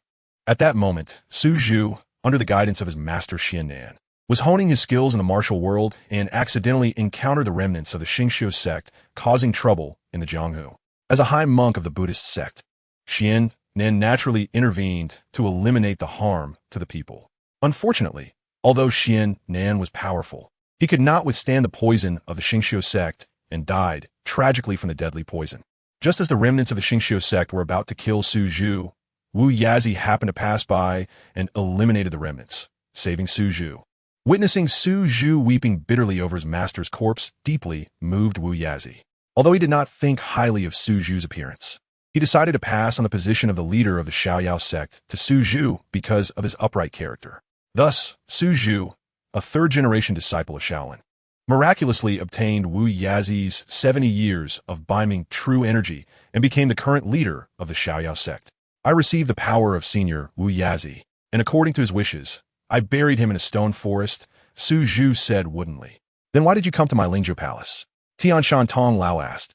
Senior Wu Yazi said he had no intention of teaching me martial arts, so he asked me to come to Tianshan to find you, saying that once you saw this jade ring, you would naturally teach me martial arts. Su Zhu replied, obliviously revealing everything. Now that I possess the martial arts of the Xiaoyao sect, I have been expelled from Shaolin, and I have nowhere else to go in the world. So I had no choice but to come to you. The little monk was quite honest. Li Qiu Shui Shuklat. It seems that your senior brother was not thinking of you before he died, but rather that your Lingzhou palace is easy to find, allowing you to help us with our new leader. Tianshan Tong Lao's expression was not good. As she had said before, she originally thought her junior brother was thinking of her before he died, but it turned out he was just asking her to help this little monk. Junior sister. Don't gossip there. It's better than you. Junior brother can't even be bothered to mention you. You little demon. Say that again. Both of you stop. Chu Xiao didn't want to listen to their argument any longer and said, since he is Wu Yazi's successor, we should guide him. Tong Lao and I have an agreement. Before her power is restored, I will ensure her safety. Li Qiu Shui, if you know what's good for you, you should leave. Little brother. Li Qiu Shui wanted to argue further, but wisely stayed silent. After a moment of silence, he said, since you two have an agreement, I won't break it. But I must settle things with this little demon. So once she regains her power, we will fight, and I ask that little brother not interfere. Chu Zhao's gaze fell on Li Qiu Shui as he quietly observed this woman, secretly thinking that no matter how skilled she was still a narrow-minded woman. Hee. If it's a competition, does Tianshan Tong Lao have to fear you? Tianshan Tong Lao said, but if we fight, there will certainly be casualties. My Xiaoyao sect is unparalleled in the world, and our legacy should not be interrupted by our personal grudges. During this time, we should both find a disciple to pass on our skills, and when my internal energy is restored, we will have a decisive battle. Kiskivik or Kiskivik. Li Qiu Shui nodded and smiled, very much agreeing with Tianshan Tong Lao's words. As you say, as for the disciple, I take a liking to this little brother the moment I see him. He will be my disciple. Ha! You which? Chu Xiao clearly stated that he is my disciple. How could he learn your skills? You can find someone else. Which? This little brother clearly mentioned wanted to learn my little Wuxian divine skill before. Why is he unwilling to learn now? The two began to argue again, but this time, Chu Xiao did not intervene. From their conversation, it seemed they wanted to pass on their martial arts to him before the decisive battle. This was naturally a good thing for Chu Xiao. Li Qiu Shui's little Wuxian skill could mimic all martial arts techniques in the world, while Tianshan Tong Lao's Tianshan Jime hand could integrate all techniques. Additionally, Tianshan Tong Lao's life and death talismans used to control the masters of the 72 caves and 36 islands were also a supreme skill for enslaving others. If Chu Xiao can learn it, it will naturally be greatly beneficial to his strength. You two don't need to compete. I'll reluctantly learn both of your unique skills at the same time. After all, the unique skills of the Xiaoyao sect must not be lost. Chu Xiao put on a righteous look, as if he had been wronged. Tianshan Tong Lao and Li Qiu Shui spoke in unison to express their agreement. Both wanted to defeat the other. However, if Chu Xiao was caught in the middle, it would be difficult for them to decide each other's fate. Now that both of them were passing on their martial arts skills to Chu Xiao, on one hand, it was to prevent the unique skills of the Xiaoyao sect from being lost, and on the other hand, it made it harder for Chu Xiao to intervene in their duel, allowing them to discuss life and death freely. The three of them settled this matter, and when it was time to disperse, Chu Xiao suddenly remembered that Su Zhu was still standing there. 3 seniors. Su Zhu, don't know what to say, as he is now the leader of the Xiaoyao sect, but facing Chu Xiao and the two of you, he lacks the authority of a leader. Little monk, don't panic, leader. When I teach Chu Xiao martial arts alongside this, which I will naturally teach you some as well, Tianshan Tonglao comforted. Naturally, Su Zhu looked helpless, but had no way to refute. Little monk, don't be afraid. When I teach Chu Xiao martial arts alongside this demon girl, you can learn around 70 to 80% of the essence by listening. Li Qiushui also comforted. Listening, Su Zhu felt even more helpless, but still had no way to argue against it. Chu Xiao patted Su Zhu's shoulder and comforted him, saying, "Don't be discouraged. As long as you work hard, you will definitely become an excellent leader. The future of the Xiaoyao sect is in your hands." Su Zhu not that helper. The once naive and oblivious person had finally seen the darkness and filth of the world. 90 days passed in the blink of an eye. Finally, the day had come for Tianshan Tonglao and Li Qiushui to engage in a life-and-death battle. During this time, under the guidance of the two, Chu Xiao's martial arts had reached a new level. He not only learned the Tianshan Jime hand, but also mastered the life and death talismans and Li Qiushui's Zio Wuxiang divine skill. This not only made up for his previous lack of offensive power, but also gave Chu Xiao an additional means to control others with the use of the life and death talismans. On the Piamiao Peak, Tianshan Tonglao and Li Qiushui faced each other from a distance, while Chu Xiao and Su Zhu watched the battle from the side. Demoness, demon child, come and take your life. With a loud roar, the two engaged in fierce combat.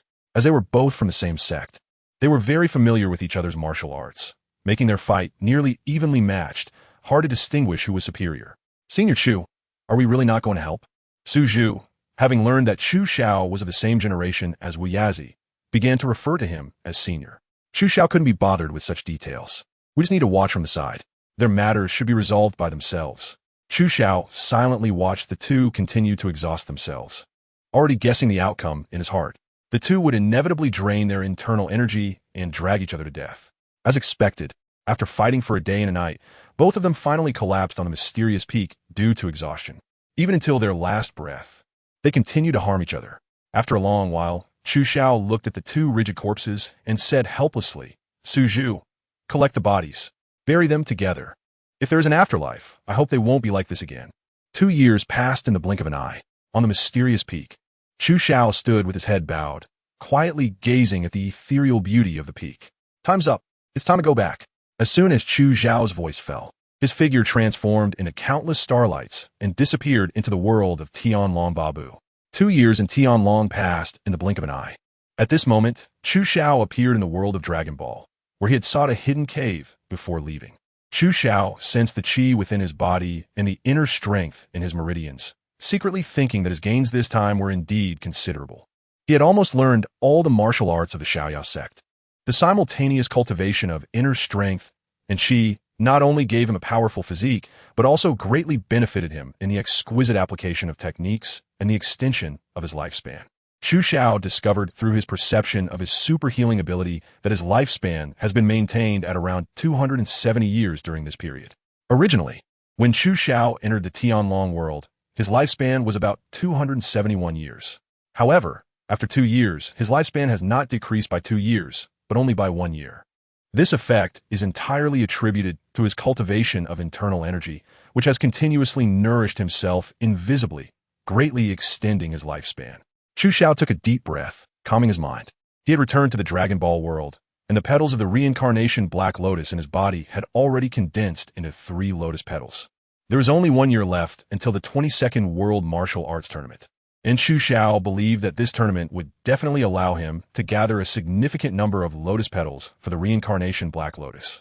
Therefore, Chu Xiao decided to participate in the World Martial Arts Tournament a year later. On one hand, he wanted to obtain lotus petals. On the other hand, he also wanted to see what level of power Sun Wukong would reach in a year. After all, as the main character of Dragon Ball, Sun Wukong was someone Chu Xiao took very seriously. Who knows, he might have a breakthrough one day that could leave Chu Xiao far behind. This constant feeling of pressure motivated Chu Xiao to continuously seek ways to become stronger. At the same time, according to the original plot development, after the 22nd World Martial Arts Tournament, it would be the time for King Piccolo to make his appearance. As one of the major villains in the early part of the Dragon Ball world, King Piccolo's reputation was still quite formidable.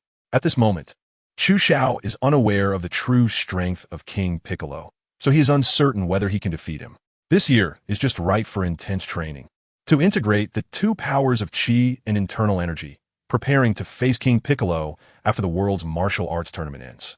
As for why Chu Xiao doesn't stop the Fried Rice King from releasing King Piccolo in advance, well, it's because the reincarnation Black Lotus within Chu needs to seize the fortunes of others to solidify its petals. Otherwise, Chu Xiao would have already been strategizing and achieving victory from afar. On another note, in the Dragon World, under the guidance of the nameless monk, Chu Xiao has developed a warrior's unwavering spirit. No matter how strong King Piccolo is, he is merely a thorn on his path. What is there to fear? A warrior, when standing firm, can face thousands of foes, possessing the courage to forge ahead. If one does everything with hesitation, worrying that others will surpass them or that others are stronger, then how can one have the energy and time to continually improve themselves? Chu Xiao's mind was clear, and with a light step, she gracefully moved forward, heading towards the Buma family in East City. East City, Universal Capsule Company, Buma family. Although Chu Xiao has stayed in the Tianlong world for 2 years, only 2 days have passed in the Dragon Ball world. Chu Xiao's brief disappearance didn't matter at all to Bulma, who was buried in her laboratory all day. Even when Chu Xiao returned home and went to the lab to visit Bulma, she remained focused on cracking and researching Dr. Gero's android technology, completely ignoring Chu Xiao. Chu Xiao understood the situation and didn't disturb Bulma. He quietly left the laboratory and returned home alone to rest. The next day, influenced by Bulma, Chu Xiao didn't indulge in a few days of vacation, but instead entered the training ground that Bulma had specially prepared for him to begin his training. Everything was in preparation for the world's #1 martial arts tournament and the upcoming threat of King Piccolo. Time flowed like water, just like a beautiful person. A year later, on Papaya Island. The plane from East City to Papaya Island was about to land. Please take care of your luggage and prepare to disembark. On the airplane, Chu Xiao slowly opened his eyes, stretched comfortably, and nudged the sleeping Bulma beside him. Bulma, we've arrived. At this moment, Bulma, compared to a year ago, had not changed much in appearance, but her entire demeanor was like that of a different person. The youthful innocence had not completely faded, but the unique aura of a genius scientist from Dragon Ball was already beginning to show. Huh, we're here so soon? Bulma rubbed her eyes and opened her light blue eyes, curiously looking outside the plane at the blue sky, white clouds, and sandy beaches. It was simply a vacation paradise. The decision to hold the world's #1 martial arts tournament on Papaya Island was also because it was a famous tourist destination. Awesome. This place really didn't disappoint me. Bulma exclaimed excitedly, grabbing Chu Xiao's arm and said, "Hurry, let us go play at the beach. I want to wear a bikini, eat ice cream, and go surfing." Chu Xiao smiled gently and nodded, saying, "Don't worry. Let's first go to the registration point for the world's #1 martial arts tournament to sign up. Master Rashi and Goku should be arriving soon too, and we can all go together then." "That works. Your matters are more important after all. You've worked so hard training this past year, and I'm sure you want everyone to see the results of your efforts." Hee. Bulma made a funny face and pulled Chu Xiao off the plane, heading towards the registration point for the world's #1 martial arts tournament. When the two arrived at the registration point, they saw a long line that twisted and turned like a dragon. Outstanding martial artists from all over the country had gathered here to participate in the tournament held once every 4 years. Chu Xiao's aura spread out, enveloping the surroundings, unnoticed by the ordinary martial artists in the crowd. However, those who had cultivated their aura immediately sensed it and turned their gazes towards Chu Xiao. Among those looking at him, there were indeed many familiar faces that Chu Xiao recognized. Master Rashi led Krillin and Yamcha, and they were all touched by Chu Xiao's aura. Perceiving his presence, Chu Xiao, Master Rashi called out his name, but was shocked deep down. Judging from Chu Xiao's aura, his current strength had far surpassed his own. Perhaps no one present could match Chu Xiao's power. Master Rashi wondered to himself how this kid had trained, as his strength had improved so rapidly. Master Rashi and the others stepped out of the line and approached Chu Xiao. "Chu Xiao, what are you doing here on Papaya Island? You're not here to participate in the World Martial Arts Tournament, are you?" Master Rashi asked. "Yes, just like you. I'm preparing to sign up for the World Martial Arts Tournament to see the results of my training during this time," Chu Xiao replied. Master Rashi's lips twitched as he quietly said to Chu Xiao, "Ahem. Chu Xiao, we all understand that, with your strength and level, signing up for the World Martial Arts Tournament is really lacking in challenge. You need to give the younger generation a chance. Goku and Krillin still need to be cultivated." Chu Xiao smiled, secretly thinking that his master was indeed thoughtful. "Master Rashi, don't worry, I understand your intentions. If I encounter Goku or Krillin in the competition, I will help train them well. Cough, cough. Master Roshi felt even more awkward, shaking his head and sighing. Well, this is your young people's matter. An old bone like me should not interfere anymore, so I'll leave it to you. Master Roshi took 3 seconds to mourn for Goku and Krillin, hoping they would meet Chu Xiao later. Otherwise, if they were eliminated in the preliminary rounds, his reputation would be ruined. Just as they were talking, 2 more people walked out of the crowd, and Chu Xiao focused his gaze. Tien Shinhan, Kaiatsu? The 3-eyed Tien Shinhan exuded a powerful aura. His muscles taut and filled with strength. Floating beside Tien was a pale-faced child with rosy cheeks, undoubtedly Kaiatsu. Zhu Xiao, you've become stronger, but I'm not afraid.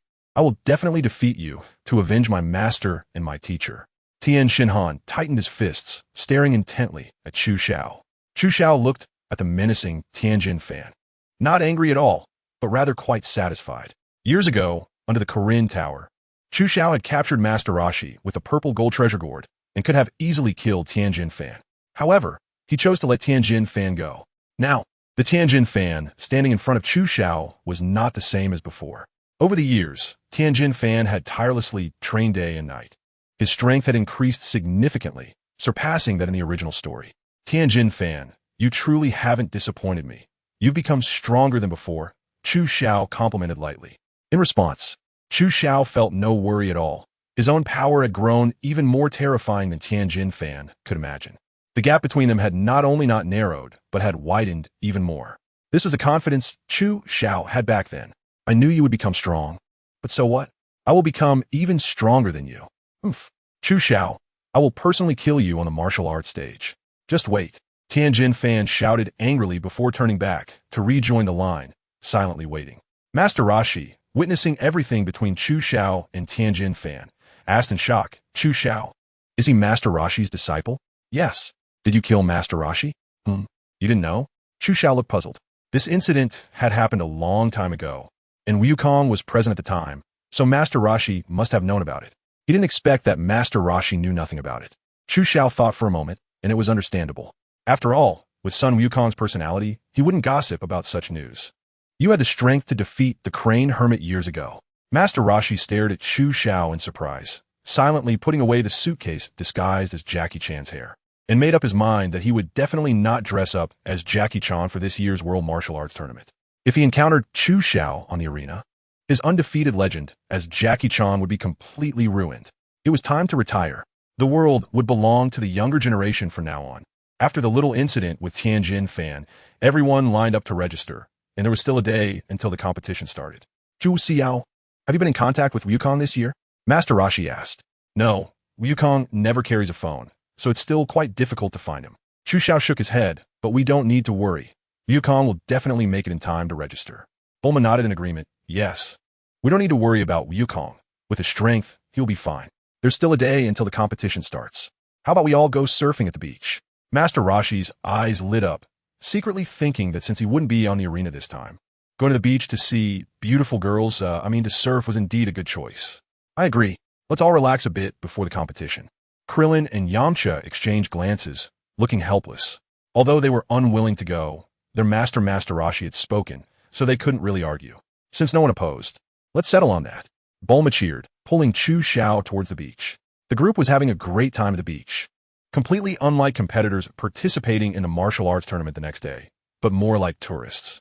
Just as everyone was enjoying themselves, a powerful and extremely evil energy came from far out at sea. This energy almost vanished in an instant, but on the beach, Chu Xiao sensed this terrifying and evil aura. King Piccolo has finally been released. Chu Xiao thought to himself. That aura, just now, was at least twice as strong as his own. King Piccolo was even stronger than Chu Xiao had imagined. And this was while Piccolo had just been released and was old and weakened. If Piccolo used the Dragon Balls to restore his youth, how powerful would King Piccolo become? Chu Xiao couldn't imagine such a situation. It was much more serious than he had anticipated. But Chu Xiao wasn't worried about it. As the saying goes, when the water comes, let the earth cover it. When the soldiers come, let the generals block them. What if the power of King Piccolo was twice as strong? Chu Xiao's year of hard training mainly focused on the complementary relationship between Qi and internal strength, making it difficult to assess his power solely based on Qi. It's time for this world to witness true strength. At the same time, the Turtle Sage as a pillar of the martial arts world. naturally has strength that goes without saying, and he has also sensed this evil aura. The turtle sage, who was leering at the bikini girl, suddenly changed his expression, his gaze extremely serious. Noticing that Chu Xiao had also perceived something, the turtle sage approached and said, Chu Xiao, have you sensed it? Just a remnant of an old era, Chu Xiao said with a calm demeanor, but Master Roshi felt uneasy and worried deep down. Chu Xiao, don't be careless. He is far more terrifying than you can imagine, Master Roshi warned. Master Roshi, I'm also far more terrifying than you can imagine, Chu Xiao replied. Chu Xiao wore a smile on his face, as if the sky were falling. He remained unfazed. Master Roshi was taken aback, realizing that Chu Xiao's confidence was genuine. Reminiscent of his former teacher, Master Wu Tai-Do, this was the kind of confidence that a martial artist must possess. The road ahead was fraught with thorns, and we must have the determination to cut through them. Master Roshi thought to himself, Chu Xiao, you are becoming more and more like a great master. However, he hoped that you also had the strength of a master. Master Roshi, hunching his back, muttered, if you can't defeat that person, then I will end the remnants of the old era and create a better future for you young people. Master Roshi's figure appeared even more haggard, looking increasingly like an ordinary lecherous old man. The next day, at the registration point for the world's #1 martial arts tournament, Chu Xiao and the others asked the staff about the registration, but still couldn't find son Wukong's name. Why hasn't Wukong arrived yet? Today is the last day. He might be on his way, Yumucha said. Let's wait a little longer. If it doesn't work out, I can have Puar transform into Wukong and help him register. Seeing that everyone was still worried, they continued to wait. Chu Xiao's aura spread out, extending in all directions, sensing Wukong's presence, and soon he discovered Wukong's trace. There's no need to worry. Wukong will be here soon. Chu Xiao clearly sensed that Wukong's aura was rapidly swimming towards Papaya Island from the sea. Just like in the original storyline, Wukong swam all the way from the other side of the earth to Papaya Island. This kind of training method probably only exists in the Dragon Ball world. Everyone was puzzled as to why Chu Xiao knew that Wukong was arriving soon. At that moment, aside from Master Roshi, who could sense others' ki, Krillin and the others had not yet learned to sense ki, so they naturally found it hard to understand. As Chu Xiao had said, after waiting for a while, Wukong really did arrive. Wukong's appearance had not changed much, just that he had grown a little taller. Under Chu Xiao's perception, Wukong's unrestrained aura was completely visible. Not bad. The strength of his ki is actually on par with mine. It seems that Wukong has been training very hard this past year, Chu Xiao thought to himself, looking forward to competing with Wukong in the arena. After Wukong registered, everyone went to a nearby restaurant to eat. With the terrifying appetite of the Scions, plus Chu Xiao and the others eating several times more than ordinary people, their table finished off the restaurant's entire month's food supply. After paying the bill, Master Roshi looked at his empty wallet and thought to himself that it would be impossible to treat them next time. This group had wiped out his savings in one meal. If they came a few more times, all the treasures in his cane house would be gone. As the sun set and the moon rose, the first martial arts tournament finally began. The preliminary rounds of the world's #1 martial arts tournament officially started. Chu Xiao and the others received their badges and waited in the waiting area. This year's World Martial Arts Championship had double the number of participants compared to previous years. So the preliminary selection took quite a bit of time. After 2 days of intense competition, the list of contestants who advanced to the preliminaries was finally announced. The results of the selection were obvious. With Chu Xiao and others present, those who made it through must have some strength. The quality of this preliminary round was exceptionally high, with the participants being Chu Xiao, Sun Wukong, Krillin, Yamcha, Tien, and Kairatsu, as well as the celebrity player Poof, who made it to the top 8 in the original storyline. Due to Master Roshi destroying the moon, he could not transform into a werewolf. The top 8 were set, and the group preliminaries officially began. While the 8 drew their badges in the waiting area, Chu Xiao clearly noticed Tien instructing Kairatsu to tamper with the badge, privately determining the group positions. Chu Xiao didn't mind this, as the outcome of the match had already been decided. The main reason Chu Xiao continues to compete is to gather lotus petals for the rebirth Black Lotus. The quarterfinals are divided into 4 groups. The first group is Chu Xiao versus Tianjin Fan. The second group is Yamcha versus Puff. The third group is Sun Wukong versus Klin. And the fourth group is Dumpling versus Werewolf. This grouping is filled with malice towards Chu Xiao. As Tianjin Fan lost his patience so quickly, Chu Xiao shook his head and laughed, saying that the young man is still too young and cannot keep his cool. In the first group of the quarterfinals, Chu Xiao faces Tianjin Fan. With the host shout, the match officially begins. Chu Xiao suddenly flies into the air and lands on the stage, causing an uproar among the audience. Wow, did you see that?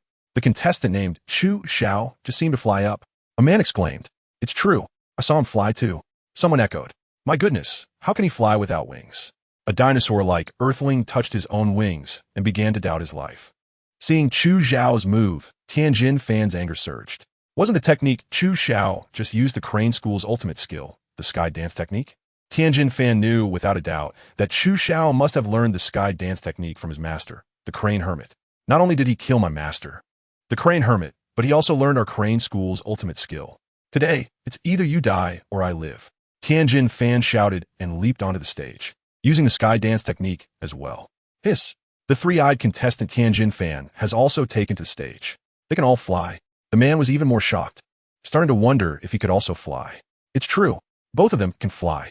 My goodness, how can he fly without wings? The dinosaur-like earthling touched his wings, and his worldview began to collapse. Zhu Xiao, D.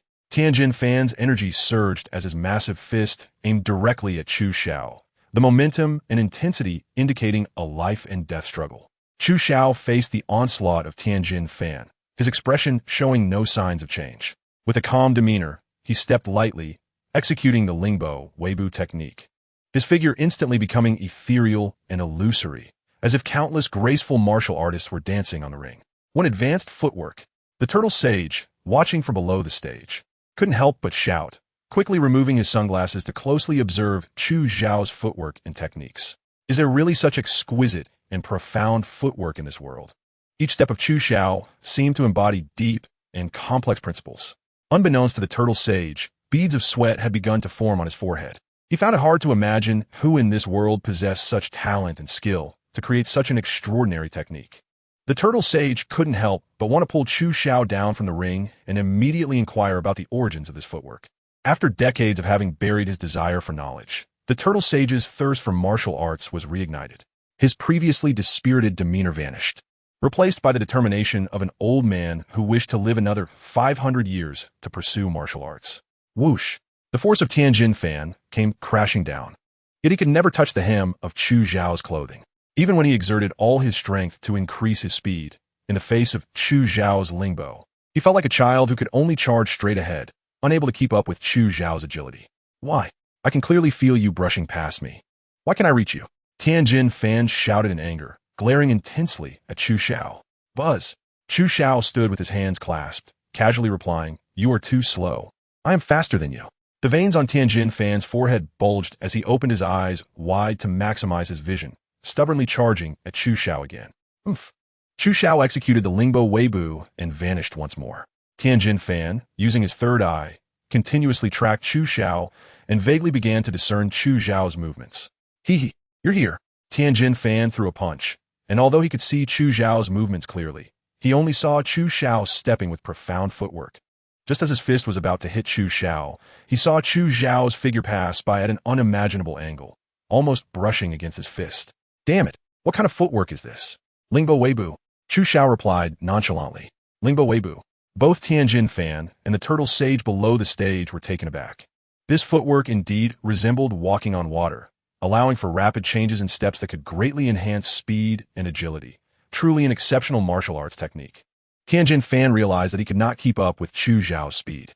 He clenched his fists, his expression heavy, took a deep breath, and created some distance from Chu Xiao, adopting a strange stance. Huh! Tianjin Fan raised both hands and a fist above his head, his entire body brimming with energy, as if countless energies were coursing through his muscles. As the energy surged faster and faster, an extremely painful expression appeared on Tianjin Fan's face. Chu Xiao's gaze was sharp, closely watching Tianjin Fan's movements as he activated the Xiao Wuxiang divine skill, beginning to memorize the techniques that Tianjin Fan would use next. After all, the techniques that Tianjin Fan decided to employ, knowing that he was not facing a worthy opponent, were definitely not nameless techniques. Tianjin Fan's expression grew, increasingly pained, and both Chu Xiao and the audience could even hear the cracking sounds of his bones. Was Tianjin Fan about to self-destruct? Chu Xiao furrowed his brows, but felt that it didn't seem likely, as Tianjin Fan showed no signs of self-detonation. So what was this technique? Just as Chu Xiao was puzzled, Tianjin Fan finally completed his technique. To everyone's astonishment, 2 more arms sprouted from his shoulder blades, transforming him into a 4-armed being. 4 demon fists. Chu Xiao finally recognized the name of the technique. It was indeed the 4 demon fists that Tianjin Fan used against Sun Wukong in the original storyline. Prepara 2D. Tianjin Fan said confidently. However, in Chu Xiao's eyes, Tianjin Fan's speed couldn't keep up with him. Even if he grew 2 more arms and became a 6-armed being, what essential difference would that make? But why did Tianjin Fan have such confidence that he could defeat him with the 4 demon fists? As Tianjin Fan unleashed the 4 demon fists, his momentum surged. Yet, in Chu Xiao's eyes, he couldn't see how Tianjin Fan could win against him with this technique. To Chu Xiao, the 4 demon fists seemed somewhat useless. If you couldn't defeat your opponent, what difference would it make to grow 2 more arms? Without fundamentally enhancing his abilities, relying on numbers to win was inherently flawed. Tianjin Fan waved his 4 arms, not rushing to attack Chu Xiao, but instead struck a pose again. Tianjin Fan was about to use that move. Under the stage, Jiaozi looked tense, very worried about Tianjin Fan's safety, knowing that the technique Tianjin Fan was about to use not only had immense power, but also inflicted significant damage on himself. Chu Xiao's small wuxiang divine skill began to simulate Tian Xinhan's moves. Tian Xinhan raised his 4 arms, supporting them on both sides of his head. His 5 fingers stretched wide, veins bulging on his forehead as he shouted, "Solar flare! Buzz!" Tian Xinhan's body emitted a dazzling bright light with his roar, resembling the sun in the sky, making it impossible to look directly at him. Everyone had to close their eyes. All the spectators below the ring had already focused their attention on Tian Xinhan, and now, with his solar flare move, it was as if everyone had become blind. Chu Xiao was no exception. Although his strength was great, his eyes had no enhancements, and he was also hit by the sun fist, becoming blind in an instant. Chu Xiao's eyes stung painfully, rendering him unable to see. He immediately extended his senses to detect the position of Tianjin Fan. However, to his astonishment, he found that he could not sense Tianjin Fan's aura at all, despite having always been able to do so before. Instead, he was enveloped by Tianjin Fan's aura, which was everywhere around him. An upgraded version of the Solar Fist. Chu Xiao thought to himself. The original Solar Fist only temporarily blinded a person, but did not affect their ability to sense aura. However, the upgraded version not only causes blindness, but also interferes with the opponent's perception of aura. It was truly surprising for Chu Xiao that Tianjin Fan had managed to create an upgraded version of the Solar Fist ahead of time, due to his influence. Chu Xiao felt a sharp pain in his eyes, and his super self-healing ability activated. A warm current flowed through his eyes, instantly alleviating the pain, and his vision quickly returned to normal. Chu Xiao focused his gaze, searching for the figure of Tianjin Fan on the arena. Chu Xiao let out a soft exclamation. There was no sign of Tianjin Fan on the stage, and there was not a single person around him. Could it be that, after using the Solar Fist, Tianjin Fan had employed some kind of invisibility technique? Chu Xiao did not remember any invisibility techniques in Dragon Ball. The audience under the stage gradually regained their sight and looked towards the ring, facing the same question as Chu Xiao. Where did Tian Xinhan go? How did he disappear? Yes, I just saw Tian Xinhan glowing all over, and now he has gone. Did he ascend? Ascend? Then how does this match count? Chu Xiao just wins like this. How boring. We want to see a fight. This is clearly a fixed match. There is something fishy going on. Not only did the fighter come on stage with a spotlight, but now he is also fleeing without a fight. I want a refund. The audience below grew noisy, filled with curses, all shouting that this match was meaningless and demanding their money back. Chu Xiao calmed down. The grudge between him and Tianjin Fan would definitely not lead to Tianjin Fan fleeing without a fight. Moreover, with Tianjin Fan using the 4 demon fists and the Solar Fist, he would not hide his whereabouts just to avoid the match. Chu Xiao spread his aura again. The influence of the Sun Fist on the aura had already dissipated. At this moment, under Chu Xiao's perception, the auras of everyone around him fell into his awareness. But where exactly is Tianjin Fan? Right here. Chu Xiao suddenly looked up, his energy locking onto the sky, where he saw 4 black dots quietly floating. The audience below the arena was also puzzled as to why Chu Xiao suddenly looked up. Following his gaze, they discovered the figure of Tian Xinhan. The contestant Tian Xinhan did not escape. He was in the sky. He really ascended after releasing his energy. Ascended what? He could fly all along. He flew up into the sky. Wait, am I seeing things? Why do I see 4 Tian Xinhan? I must be seeing things. I also see 4 Tian Xinhan flying in the sky. The audience below the arena did not stop their noisy discussions. On the contrary, they became even more intense, as everything they were witnessing was hard to comprehend. 4 Tien Shinhan. Under Chu Zhao's perception of energy, all 4 Tien Shinhan in the sky were the real body, all sharing the same energy. Four-way fist. In the original plot, Tien Shinhan used this technique to create 3 clones, each with the same strength as the original. But with 4 Tien Shinhan, it divided his strength so that each only had a quarter of it. He unleashed the 4-demon fist, then used the solar flare to blind Chu Xiao, followed by the 4-way fist to become 4 Tien Shinhan. The 4 Tien Shinhan, each with 4 arms, quietly flew in the sky, and Chu Xiao did not believe Tien Shinhan's techniques had ended there. Tien Shinhan definitely had an even greater killing move left. Die, Chu Xiao! Tien Shinhan shouted from the sky, and each Tien Shinhan raised 4 arms, pointing a finger towards Chu Xiao on the arena. 2. 4 times 4 is 16. 16 white energy waves shot from Tien Shinhan's fingers, which were the signature technique of the Crane School, the Dodon Ray. The 16 Dodon rays shot towards Chu Xiao at an extremely fast speed, almost completely sealing off his movements and leaving him no space to evade. Chu Xiao was like a caged bird surrounded by enemies, trapped tightly in the attacks of the cave wave. What a great tactic! Chu Xiao was not afraid. Instead, he praised the combination of techniques used by Tianjin Fan.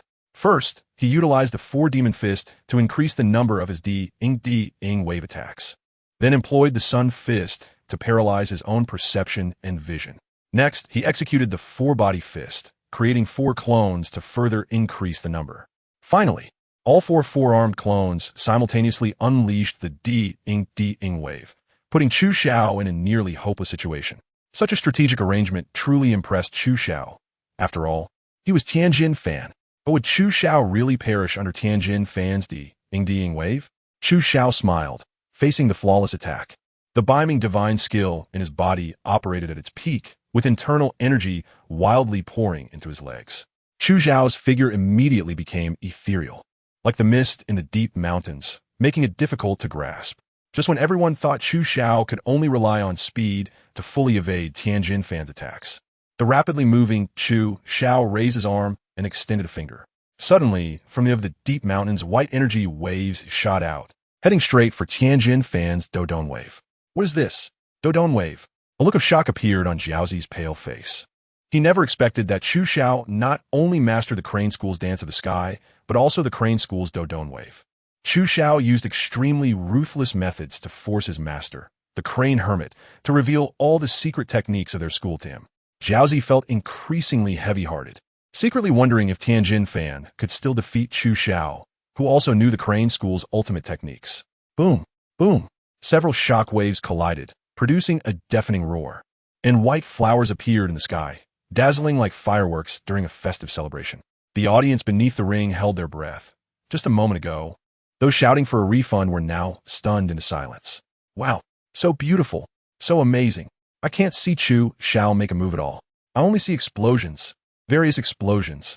It's simply art. This battle is just too exciting. Chu Xiao's martial arts are truly impressive. Tianjin Fan skills are also formidable, with many incredible techniques. The roaring gradually subsided, and the 4 Tianjin Fans in the sky were panting heavily, clearly exhausted from the recent attacks. In contrast, Chu Xiao appeared calm and unbothered, as if the previous attacks hadn't come from him at all. How infuriating! How could this be? Tianjin Fan wore an expression of disbelief. In such a lethal situation, why was Chu Xiao completely unharmed? Is this all your strength? Chu Xiao smiled at Tianjin Fan, sending a chill down the Tianjin Fan in the sky. The 4-armed Tianjin Fan slowly descended from the sky, and after landing, 3 of the clones turned into phantoms and disappeared. Tianjin Fan released his 4-body technique, gasping for breath, clearly fatigued. However, Tianjin Fan did not lose his fighting spirit. He was using the little time he had to catch his breath and recover his strength. Chu Xiao did not take advantage of Tianjin Fan's fatigue to directly defeat him, but instead gave Tianjin Fan time to recover. Chu Xiao's actions were not due to his confidence in his own strength, looking down on Tianjin Fan, but rather his curiosity about Tianjin Fan's techniques. The 4-demon fists did not attract Chu Xiao much, and he felt a bit strange about having 2 extra arms. Next was the solar fist, which Chu Xiao believed was still appealing to him. The solar fist could temporarily blind enemies and also shield them from sensing qi, whether used for combat or escape. It was a decent technique. In certain special situations, the solar fist could be cleverly utilized to produce remarkable effects. Then there was Tianjin Fan's four-body fist, which could create three identical true forms. Although the three clones would disperse the main body strength and would revert to the original form upon being attacked, this technique, similar to a shadow clone technique, was still highly practical. If Chu Xiao remembered correctly, the android cell had once used an improved version of the four-body fist. Not only did it retain the ability to produce true forms, but also improved the limitation of strength dispersion, with each clone possessing the power of the original body. Three clones with strength comparable to Chu Xiao's would naturally have significant implications. Therefore, the four-body fist was indeed a highly attractive technique for Chu Xiao. Solar fist. Four-body fist. Chu Xiao silently recited, quietly operating the small, formless divine skill to its utmost. When Tianjin Fan just used the four demon fists, Chu Xiao simulated the chi techniques of the four demon fists using the small, formless divine skill, and he felt somewhat confident about imitating the solar fist and the four-body fist. However, the simulation of the solar fist was only partial because Chu Xiao was caught off guard at the time. Chu Xiao was confident that as long as Tianjin Fan performed his technique once more, he could use the simulation ability of the Zio Wuxiang divine skill to replicate the Sun Fist and the Four Gods Fist. Next, he needed to have Tianjin Fan execute the previous move again, doing his best to simulate these two ultimate skills with the extraordinary simulation ability of the Zio Wuxiang divine skill. Tianjin Fan was diligently recovering his strength while cautiously guarding against Chu Xiao's attacks. Just when Tianjin Fan was tense, he saw Chu Xiao relax, sitting cross-legged on the ring and closing his eyes to meditate. What? Tianjin Fan stared at Chu Xiao in disbelief, unsure of what to do for a moment. The audience below the ring was also puzzled, not knowing what Chu Xiao was up to. Tianjin Fan focused on the calm Chu Xiao and, after a few breaths, realized why Chu Xiao was doing this. In his heart, Tianjin Fan thought, Chu Xiao, you're giving me time to recover, aren't you? What kind of person are you? Last time, you could have killed me, but you let me go. This time, you could easily defeat me, yet you still give me time to recover. Tianjin Fan shook his head, unable to figure it out, so he sat down cross-legged, fully focusing on recovering his energy, trying to regain what he had just lost. What? Tianjin Fan also sat down. Are they still going to fight? What are they doing? A tactic of not moving while the enemy does not move? You don't understand anything. This is clearly Chu Xiao seeing that Tianjin Fan had consumed too much energy, affecting his subsequent state and deliberately giving him time to recover. From this point of view, Chu Xiao is truly a great martial artist. Now that you mention it, it's true. Not only is Chu Xiao powerful, but his realm is also extremely high. We should learn from Chu Xiao. Below the ring, the audience was praising Chu Xiao's recent actions as a model for martial artists.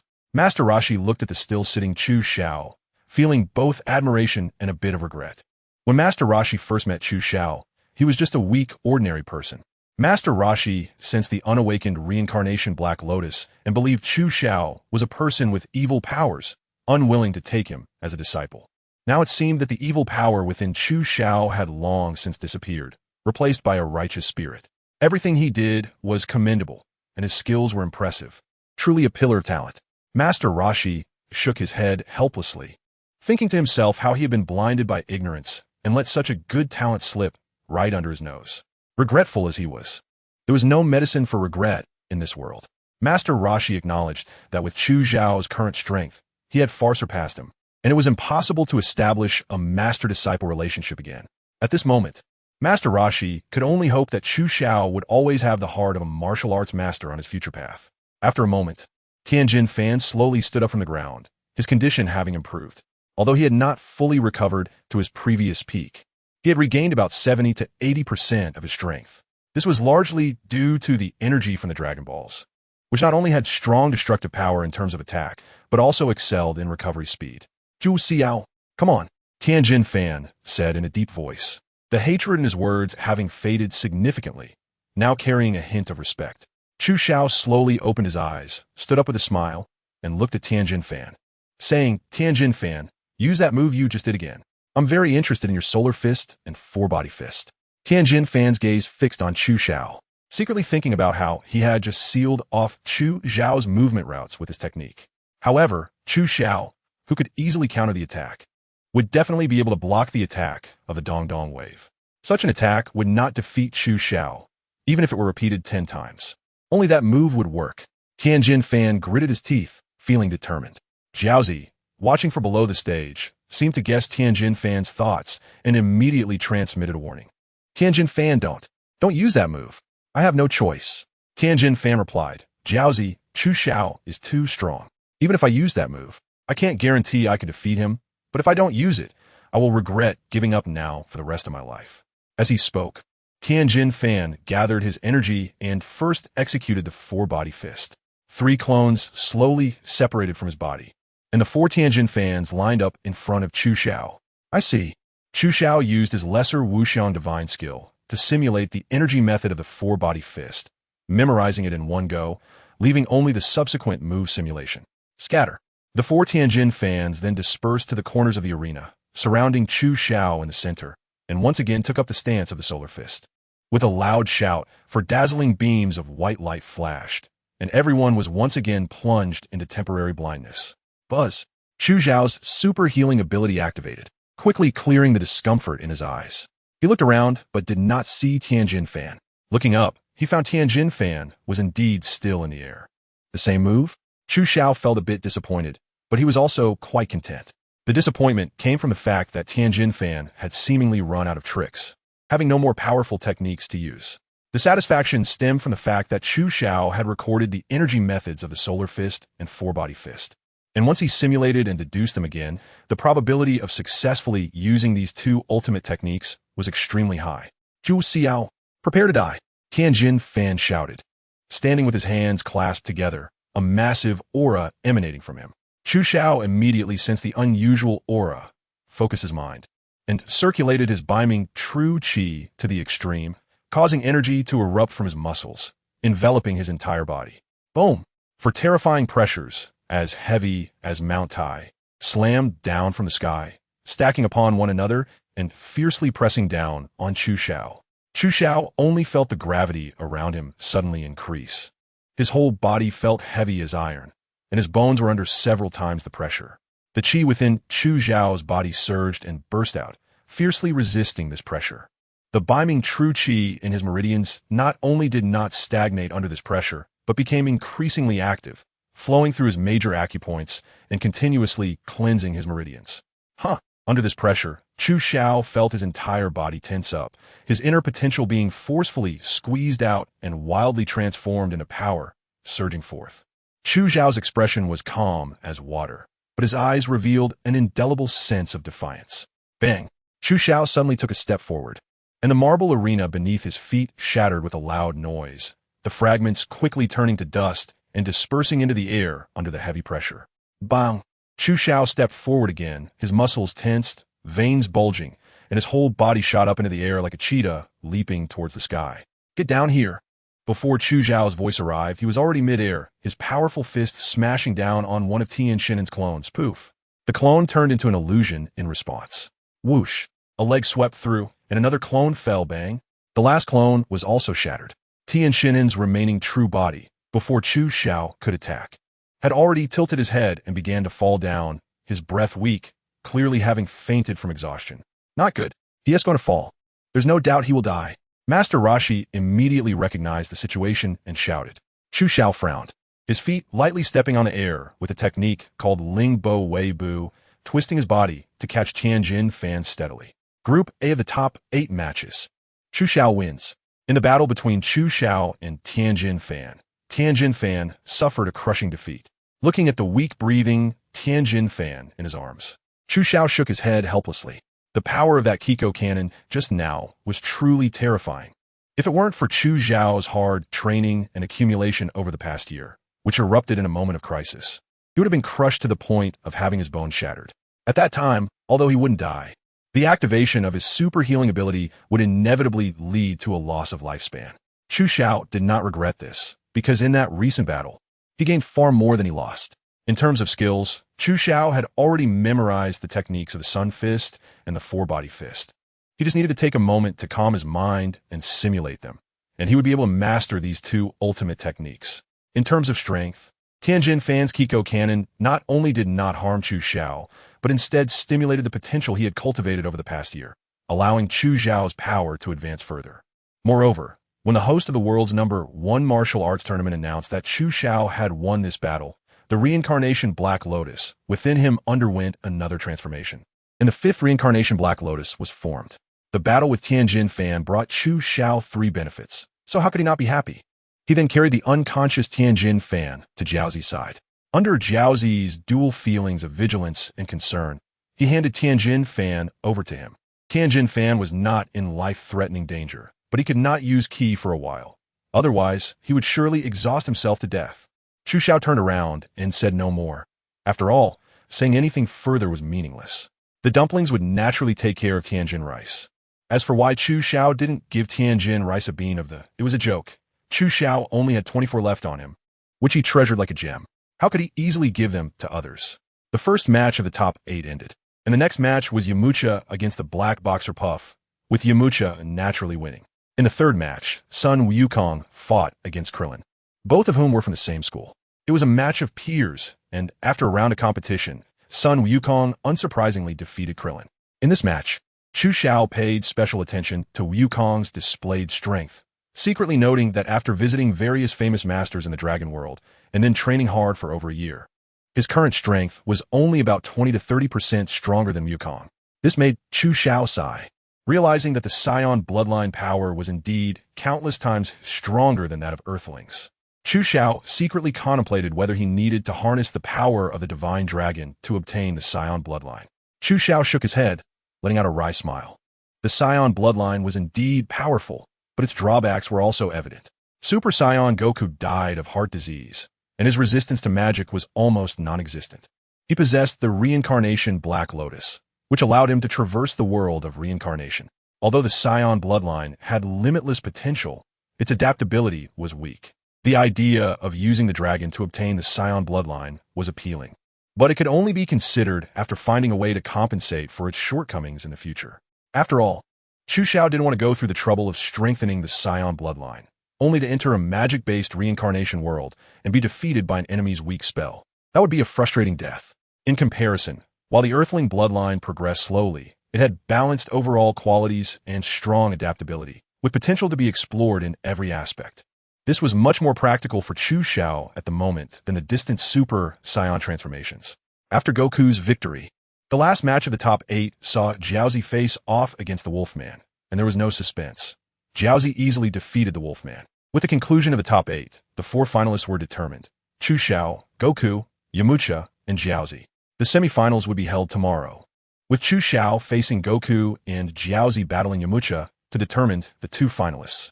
In the waiting area, Tianjin Fan slowly regained consciousness. He quietly watched Jiaozi, who was worried beside him, and smiled wryly as he patted Jiaozi's head, comforting him. "Jiaozi, I'm fine. Don't worry." Tianjin Fan looked at the now empty arena, realizing the top 8 had ended. "Did you make it to the semifinals?" "I did. The next match is Chu Xiao against Goku, and I'm up against Yamcha." Upon hearing Chu Xiao's name, Tianjin Fan paused and remained silent for a long time. "Jiaozi, did Chu Xiao save me?" Jiaozi didn't want to admit that the one who killed their master had saved Tianjin Fan's life, but facts were more compelling than words. "Yes. At that time you were unconscious in mid-air, and only Chu Xiao had the ability to save you." Tianjin Fan slowly stood up, appearing quite weary. He looked into the distance, as if speaking to Chu Xiao. "Chu Xiao, I owe you a life." "Tianjin Fan, don't you want to take revenge for Master?" Jiaozi asked anxiously. "The revenge for our master is something I must fulfill. One day, I will defeat Chu Xiao and avenge him," Tianjin Fan replied. "But I'm not an ungrateful person, nor do I want to owe Chu Xiao any favors. I will repay this life to him." With a weak body, Tianjin Fan slowly left the martial arts arena, and Jiaozi silently followed him. The two disappeared into the sunset, one after the other. The next day, the first martial arts tournament was held as scheduled. In the waiting area, Chu Xiao, Goku, Yamcha, and Jiaozi quietly awaited the start of the matches. Jiaozi slowly walked towards Chu Xiao, and under the puzzled gazes of the others, he deeply bowed to Chu Xiao. "Thank you for saving Tianjin Fan's life yesterday." Jiaozi said few words, and before Chu Xiao could respond, he continued, "Tianjin Fan has left Papaya Island to continue his training. He asked me to tell you that he will repay the life he owes you, but he will also avenge our master." After speaking, Jiaozi fell silent and quietly sat in a corner. Chu Xiao shook his head helplessly, secretly thinking that Tianjin Fan and Dumpling could say such things in front of him, which showed that their nature was not bad. It was just a pity that they hadn't found a good master. Yesterday's match was exceptionally exciting, leaving us in awe. And today the semifinals are about to begin. First, let's welcome our first group of competitors. Chu Xiao, Sun Wukong. The arena was filled with warm applause and cheers. As the host's voice fell, Chu Xiao and Sun Wukong walked straight from the waiting area to the stage. The match begins. Whoosh! Sun Wukong clenches fists tightly, his eyes shining with determination, striking the unique attacking stance of the Turtle School, ready to launch an attack at any moment. In contrast, Chu Xiao remained calm, quietly standing on the stage without adopting any stance. Sun Wukong furrowed his brows. Chu Xiao's approach seemed passive, yet it put immense pressure on him. As the saying goes, the strongest technique is to have no technique at all. Chu Xiao's current state is the most natural state, and there are no flaws to speak of. Sun Wukong wants to take action first, but it's difficult to spot any vulnerabilities in Chu Xiao. The two are thus locked in a stalemate, their momentum radiating out as they wait for the other to reveal a weakness. The battle could erupt at any moment. On the arena, Chu Xiao and Sun Wukong stand facing each other. Below the arena, the audience holds their breath, fully focused. A gentle breeze sweeps through, stirring up dust between Chu Xiao and Sun Wukong, the thin layer of sand barely obscuring their line of sight. Now, Sun Wukong growls quietly, and with a burst of energy from his feet, before his voice even carries, his body has already lunged forward. In the blink of an eye, he leaves behind an afterimage where he stood, and in an instant, he is before Chu Xiao. Afterimage fist. Chu Xiao raised his hand, executing the Tian Shan Jime technique, and collided with Wukong's fist. Poof! Wukong's fist shook, clearly just an afterimage. Whoosh! Before he could catch his breath, a gust of wind came from behind Chu Xiao, aiming directly at his waist. If that kick landed, it would surely deal a heavy blow. Wukong's steel leg swept in, striking Chu Xiao's waist, but it felt completely insubstantial, like water and moonlight in a mirror, turning into nothingness. Illusionary fist. Wukong's heart trembled as a sense of danger came from the side. Wukong dared not be careless and instinctively flipped backward to retreat. Boom! A loud sound erupted as Chu Xiao's fist smashed down hard on the marble arena, shattering the solid marble into pieces. Chu Xiao smiled and said to Wukong, "Well dodged. Let's go again." The two transformed into streaks of residual shadows, disappearing from the arena. The endless phantoms on the stage left the audience dazzled, while ordinary people simply couldn't keep up with their speed, only able to hear the deafening sound of metal clashing. Did these two start out giving it their all? Master Rashi watched in astonishment. Usually, when two people spar, they first test each other. But watching Chu Xiao and Wukong's battle, it was clear they were going all out from the very beginning, showing no signs of any probing. In fact, Chu Xiao and Wukong had known each other for a long time, and they understood each other well, so there was no need for any testing. Wukong's initial all-out effort was naturally due to this consideration. For Chu Xiao, this level of power was not even his strongest. Nowadays, Chu Xiao not only relied on Qi to fight, but the beaming true Qi within his Dantian was also one of his trump cards. During the battle with Wukong, he was able to firmly suppress Wukong simply by using his Qi. If he added the beaming true Qi, he could definitely overwhelm Wukong in a short time. However, Chu Xiao was not willing to end the battle so quickly. He had yet to fully simulate the solar fist and four-body fist techniques he learned from Tianjin Fan. Just now on the sidelines, Chu Xiao had meticulously studied the methods of the solar fist and four-body fist. Was he at the perfect time to apply them in actual combat? Thinking without action is futile. Chu Xiao's energy surged, immediately creating distance from Wukong, and he changed his stance, assuming the starting position of the sun fist. Wukong let out a light gasp, unsure of what Chu Xiao was doing. However, upon closer inspection, it seemed that he had seen this movement somewhere before. This technique is... The turtle hermit in the audience focused intently on Chu Xiao, secretly thinking that the stance Chu Xiao was displaying was exactly the sun fist that Tianjin Fan used yesterday. "This is Tianjin Fan's sun fist," Jiaozi exclaimed in surprise. Unlike the turtle hermit, he was very familiar with the sun fist. While the turtle hermit only looked at the technique, Jiaozi was observing the method of energy flow in Chu Xiao. Upon closer examination, he realized that it was exactly the same as Tianjin Fan's method of energy manipulation when he performed the sun fist, as if it had been carved from the same mold. How is this possible? How could Chu Xiao perform the Sun Fist? He had only seen Tianjin Fan use it twice and could master this ultimate technique? Jiaozi muttered in disbelief, looking at Chu Xiao as if he were a monster. After all, he understood the difficulty of training in the Sun Fist the best. If he could learn it after just seeing Tianjin Fan demonstrate twice, then Chu Xiao's comprehension must be extraordinarily high. Wukong on stage also heard Jiaozi's words and curiously examined Chu Xiao, stopping his attack. In Wukong's eyes, the outcome of the match was less important than the joy of the competition. He enjoyed the process of fighting, the thrill of battling, and witnessing various unique techniques.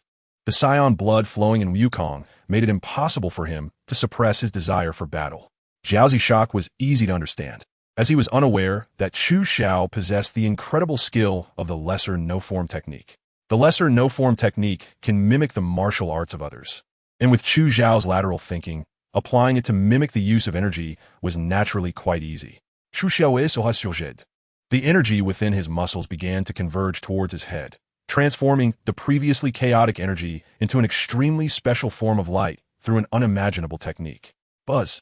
Chu Xiao felt a humming sound in his head, and following the technique of Tianjin Fan, he fully unleashed the energy within him.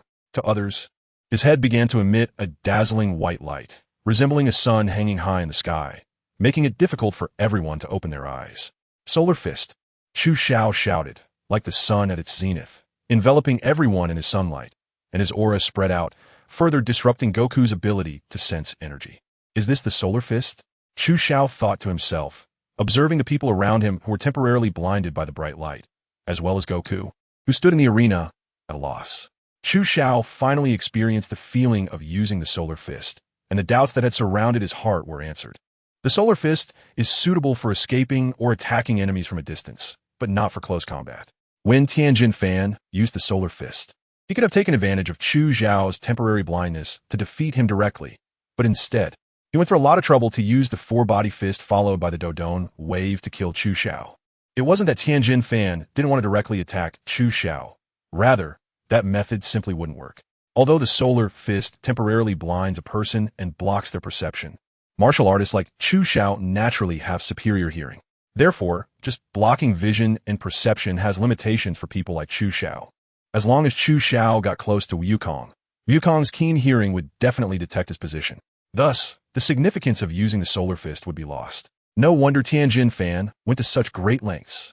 At this moment, Chu Xiao chose not to attack Wukong, but instead continued to circulate the energy in his muscles and began to use the four-body fist. This difficult-to-understand technique was vividly displayed in Chu Xiao's mind through the simulation ability of the small no-form divine skill. Chu Xiao didn't need to know the operating principles of the four-body's fist. He only needed to understand that by operating his chi in this way, he could create 3 clones. With the experience of using the Sun Fist, Chu Xiao found it much easier to simulate the four-bodies fist using the Zio Wuxiang divine skill. In the blink of an eye, 4 identical Chu Xiaos appeared on the stage. Whether in temperament or perception, they were indistinguishable from the real Chu Xiao, making it truly difficult to tell which was the original and which were the clones. After a few breaths, people gradually regained their vision. Look, there are 4 Chu Xiaos on the stage. Someone in the crowd shouted, immediately causing a stir, and the audience below began to discuss animatedly. Just now, Chu Xiao had used the Sun Fist of the Tianjin Fan contestant, and now he was using the Four Bodies Fist to create 3 clones. The insight of Chu Xiao was astonishingly high. After just one exchange, he was able to learn martial arts techniques that others had painstakingly practiced for years. This truly opened my eyes, and I finally understand why my strength has been improving so slowly. It must be because I haven't sparred with real experts. Perhaps if I had a spar with Tianjin Fan, I could also comprehend a unique skill. Save it. Do you really think Tianjin Fan would need to use a special skill against you? He could defeat you with just a finger. To be continued. Below the stage, he even learned the Four Bodies Fist. Jiaozi's face turned pale, showing no expression, but his eyes were filled with admiration and fear. Is there really a martial arts genius in this world? Jiaozi's heart was mixed with emotions. The stronger Chu Xiao became, and the higher his talent, the harder it would be for Jiaozi and Tianjin Fan to avenge their master. In this sense, how could Jiaozi feel good? Moreover, at this moment, Jiaozi's mind was still immature and truly unable to bear such immense pressure. What would Tianjin Fan do if he were here now? Jiaozi asked himself, and his youthful mind gradually began to mature. In contrast to Jiaozi's worries, the people on Chu Zhao's side were indeed cheering. Chu Zhao's future is limitless. At this moment, Master Rashi regretted deeply, wishing he could slap himself hard. How could he not see Chu Zhao's talent back then? Bulma listened to the praises of Chu Xiao from the audience, smiling happily in her heart. After all, having her boyfriend praised by others would make any woman happy. On the stage, wow, there are actually 4 brother Chus. Wukong exclaimed in surprise as he looked at the 4 identical Chu Xiaos. Although he had seen Tianjin fans' 4 bodies fist before, Chu Xiao's demonstration still gave Wukong a huge shock. He was really looking forward to competing with all 4 brother Chus. Wukong rubbed his fists, eager to try. Just as he was about to attack Chu Xiao, he saw 3 of the Chu Xiaos flicker and then disappear, leaving only the original Chu Xiao standing on the stage. Why did Brother Chu disperse the 3 clones? Wukong was puzzled and couldn't understand why Chu Xiao did this. Wukong didn't realize, but Chu Xiao was very clear. The 4 bodies' fist appeared powerful and relied on the strategy of using many to defeat the few. However, in its current unrefined version, each clone would only harness a fraction of Chu Zhao's strength. The 3 clones each had only a quarter of Chu Zhao's power. This quarter wasn't just a reduction in the amount of internal qi and beiming true qi, but also included a comprehensive decrease in speed, endurance, agility, flexibility, strength, and control. Chu Xiao and Wukong's strength was not far apart to begin with. If he continued to divide his power like this, it was very likely that Wukong would discover the flaws of the 4-body fist in the upcoming battle and defeat Chu Xiao. Rather than take such a risk, it would be better for Chu Xiao to actively the 4-body fist and consolidate his divided strength. Although his state would be affected, the consumption of power would naturally be minimized. After simulating the solar fist and the 4-body fist, there was no need for Chu Xiao to continue entangling with Wukong in the arena. Chu Xiao's muscles surged with energy, and the internal power in his meridians flowed rapidly. The 2 types of power complemented each other, instantly geometrically enhancing Chu Zhao's strength. Stepping lightly, he moved like an ethereal immortal. With the Tian Shanzhime hand, his palms were as fierce as a dragon. With such power, Wukong, who relied solely on energy, was naturally no match for him. After several exchanges, Wukong was finally defeated by Chu Xiao and knocked off the stage. This battle, Chu Xiao wins. The host excitedly announced that contestant Chu Xiao would advance to the finals, competing with another contestant for the championship of this martial arts tournament. As soon as the host announced the result, a petal of the reincarnation Black Lotus condensed within Chu Xiao's body, surrounded by 6 lotus petals. Just one more, and Chu Xiao would be able to traverse the reincarnation world again. In the next match, Jiaozi faced Yamcha. Although Yamcha was strong, he was still at a disadvantage against Jiaozi. Not only did Jiaozi train in energy under Master Crane, but he was also a superpower user. In the original storyline, Jiaozi used his superpower to restrict Wukong's movements. This showed his exceptional talent and limitless potential. Therefore, for Yamcha to defeat Jiaozi would truly be a tough battle. The match began. Just as Chu Xiao expected, Yamcha was immediately pressured by Jiaozi and had almost no power to fight back. Jiaozi used the sky dance technique to float in the air, keeping his distance from Yamcha and continuously attacking him with the Dodon wave. Yamcha, lacking long-range attack, could only stare blankly and couldn't touch Jiaozi at all. A prolonged defense will lead to a loss. Yamcha was soon hit by the Dodon wave, and his arm weakly fell. Damn it, if this continues, I will definitely lose, Yamcha said helplessly, with no way out in his heart. Jiaozi's face was pale, showing no expression, and the amount of energy within him was abundant. Even if he continued to exhaust himself against Yamcha, he felt no pressure at all. The Dodon wave continued to shoot out, and in just a short while, Yamcha was covered in injuries. Chu Xiao shook his head. The outcome of this match was already determined. Yamcha was bound to lose. Sure enough, after a brief stalemate, the injured Yamcha collapsed weakly. Yamcha fell unconscious, and the winner of this match was the dumpling contestant. Next, the exciting moment is about to arrive. The overall champion of the World Martial Arts Tournament is about to be born. Now, let us take a short break. The championship finals will take place in the afternoon. In the afternoon, the championship finals. Chu Xiao and Jiaozi stared at each other. Compared to Chu Xiao's calm and composed demeanor, Jiaozi appeared very nervous and restrained.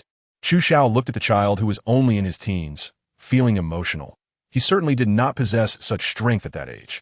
Yet, Dumpling was able to stand on the same stage at the world's #1 martial arts competition, competing alongside him. Talent, at times, is truly self-evident. Come on, Dumpling. Let me see your power, Chu Xiao said, indicating for Dumpling to begin his attack. Dumpling's face remained pale, showing no expression. He opened his 5 fingers and thrust both palms forward, unleashing his mental power, pressing down on Chu Xiao. With his keen sense of aura, Chu Xiao immediately noticed the changes around him. A force entirely different from Qi enveloped him, as if he were trapped in a quagmire, unable to extricate himself. Is this Dumpling's superpower? Chu Xiao thought to himself. Mental oppression? Mental power? Chu Xiao was not only unfazed but also somewhat excited. This was the first time he encountered a superpower user since arriving in the Dragon Ball world. In this world where combat power is measured by Qi, superpower users seemed to lack significant fame and were hard to remember. Looking at Gyoza, although he possessed superpowers, his main attack methods still relied on Qi. In terms of developing superpowers, he remained at the most instinctive level of usage, treating superpowers as a special skill. Qi, while powerful, is certainly not the only skill. It represents a new direction of power, and its potential is absolutely not inferior to that of Qi. As a traveler, how could Chu Xiao not recognize the potential of mental power? If he could obtain mental power, his strength would become more comprehensive. The physical body and mental power are both indispensable. From Gyoza, it was clear that superpowers and Qi could indeed coexist within a single person. The superpowers related to mental strength did not conflict with Qi. The two had strong compatibility and synergy. With this in mind, Chu Xiao was determined to see if he could study a method for cultivating mental power from Gyoza, allowing his own power to develop more comprehensively. Only through comprehensive development could he face the unpredictable cycle of the world. In the arena, the battle between Chu Xiao and Gyoza had entered a heated stage. Chu Xiao could have directly defeated Dumpling, but in order to study Dumpling's superpowers, he deliberately lowered his strength and continuously entangled with Dumpling, often forcing Dumpling to use superpowers to battle against him. Chu Xiao's small Wuxiang Shengong was operating at its peak, attempting to simulate superpowers with it. However, the result was clear. It had no effect whatsoever.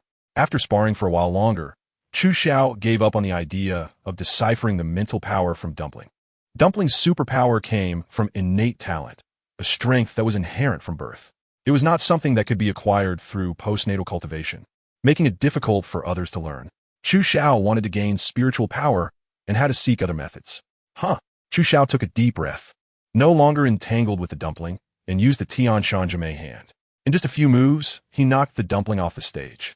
Ladies and gentlemen, the champion of this year's World Martial Arts Conference has been born. That is Chu Xiao. Around the reincarnation Black Lotus, 7-colored auspicious clouds rose, slowly forming the last petal of the lotus flower, with 7 petals swirling around, reopening the permissions of the reincarnation world. The World Martial Arts Conference concluded with Chu Xiao winning the championship. However, many martial artists present did not disperse. They gathered in groups of 3 to 5 to exchange and learn from each other. Chu Xiao, Wukong, and Master Roshi were also in the crowd. Brother Chu is getting stronger and stronger. Every time I fight with Brother Chu, I gain so much, Wukong said excitedly, feeling a bit unsatisfied. Yeah, you're definitely much stronger than before, Master Roshi echoed. Chu Xiao, the footwork you used in the arena called Lingbo Weibu. Which master did you learn from? Could you introduce us? We can all learn from each other. Oh, and that set of palm techniques you used is so exquisite. It seems to encompass all martial arts moves. Chu Xiao paused for a moment. He was reluctant to reveal the source of his martial arts skills, as it involved the secret of why he could traverse the cycle of worlds. Naturally, the fewer people who knew, the better. However, when Master Roshi mentioned the Lingbo Weibu, light wave step, it reminded Chu Xiao of the scene when Wu Yazi taught him the Lingbo Weibu in the Tianlong world. That parting back, then, was a final farewell. Chu Xiao felt a sense of sadness and responded quietly. I learned from a senior who was both a mentor and a friend to me, but unfortunately, he is no longer in this world. The turtle hermit noticed Chu Xiao's expression and realized he had evoked his sad emotions. Quickly apologizing, I'm sorry, I didn't know this master had passed away. It's all right. Let's not mention the past. Chu Xiao shook his head with a bitter smile and moved on from the topic. The others continued to engage in small talk about trivial matters. At that moment, however, Chu Xiao couldn't afford to be careless. He relaxed his breath and tried to sense his surroundings as much as possible. According to the original plot development, as soon as the worlds know, one martial arts tournament ended, the Demon King Piccolo would make his appearance. Piccolo's subordinate, Tambourine, would kill Krillin at the tournament venue. Due to Chu Xiao's intervention, Krillin had not left alone, so Tambourine should not have the opportunity to kill him. But no one could predict what would happen next. Chu Xiao believes it would be better to be more cautious. The turtle sage noticed Chu Xiao's unusual behavior, and although he didn't know what Chu Xiao was on guard against, with Chu Xiao's current strength, there shouldn't be anyone present who could threaten him. However, he still became alert and began to observe the suspicious individuals around. Suddenly, Krillin seemed to remember something important and said to everyone, "You all continue chatting? The host just called for me and need me to verify my personal information. I almost forgot." Chu Xiao raised an eyebrow, thinking that it had finally arrived. With Klin's departure, he would inevitably encounter Ling Gu trying to seize the list of the world's #1 martial arts competition. In the original plot, Klin met a tragic end at the hands of Ling Gu because he tried to stop Ling Gu from taking the list. "Klin, I'll go with you. I also have some matters to discuss with the host." Chu Xiao, although it seemed a bit abrupt, it did not attract anyone's attention. Only Master Roshi seemed to sense something was off, but thinking of Chu Xiao's strength, he naturally felt at ease. "All right, then let's go together." Klin was unaware of the fate that awaited him, completely oblivious as he followed Chu Xiao to the martial arts competition venue. When Chu Xiao and Klin entered the venue, they saw a monster covered in greenish-blue skin, its skin resembling that of a toad, covered in bumps, with meaty wings on its back, incredibly ugly. Chu Xiao Stain Tenti. Recognizing that this monster was none other than the Tambourine, a minion of the Demon King Piccolo. At that moment, the Tambourine was trying to snatch the contestant list from the host's hands. "Chu Xiao, quick, save me. This monster wants to take the contestant list." Hee. Calling for help is useless. The Tambourine cackled with a spine-chilling laugh. "Once I get that list, everyone on it will die." What a bold claim. Chu Xiao scoffed, activating his beaming true chi to its fullest. Utilizing the Lingbo Weibo technique to its utmost, he vanished from his spot and appeared before the Tambourine in the next breath. "Hand over the list." Before the Tambourine could finish his threat, he felt a blur in front of him, as Chu Xiao stood directly in his way. Huh. The Tambourine was startled. Just as he was about to retaliate, his copper bell-like eyes reflected a single finger. There was no splatter of flesh, nor any cries of agony. A blood hole the size of a bowl appeared in the Tambourine's forehead, and he fell backward helplessly. "Is he dead?" The host and Krillin stared incredulously at the Tambourine's corpse, then looked in disbelief at Chu Xiao. Although Chu Xiao displayed great strength in the World Martial Arts Tournament, it had not reached this level just moments ago. However, with the Tambourine's death, even Krillin hadn't seen Chu Xiao's movement clearly. The truth of the matter was evident. "Chu Xiao, did you not use your full strength in the tournament?" Krillin swallowed hard and asked. "Was that just now your true power?" "Sort of," Chu Xiao replied casually. The World Martial Arts Tournament was meant for him to condense his lotus petals. The Sun Fist and Four Body Fist from Tianjin Fan were unexpected gains. Naturally, Chu Xiao had no intention of using his full strength in this tournament, nor was there any need to do so. When it came to dealing with his enemies, however, there was no need for him to hold back. He unleashed his full power and instantly killed the Tambourine.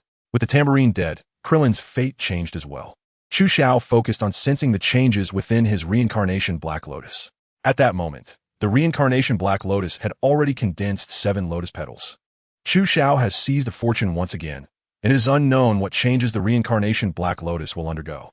A gentle breeze passes by, and there is not the slightest change within Chu Xiao. 7 lotus petals quietly float in the dantian, showing no signs of condensing into lotus petals at all. Why hasn't he condensed the lotus petals?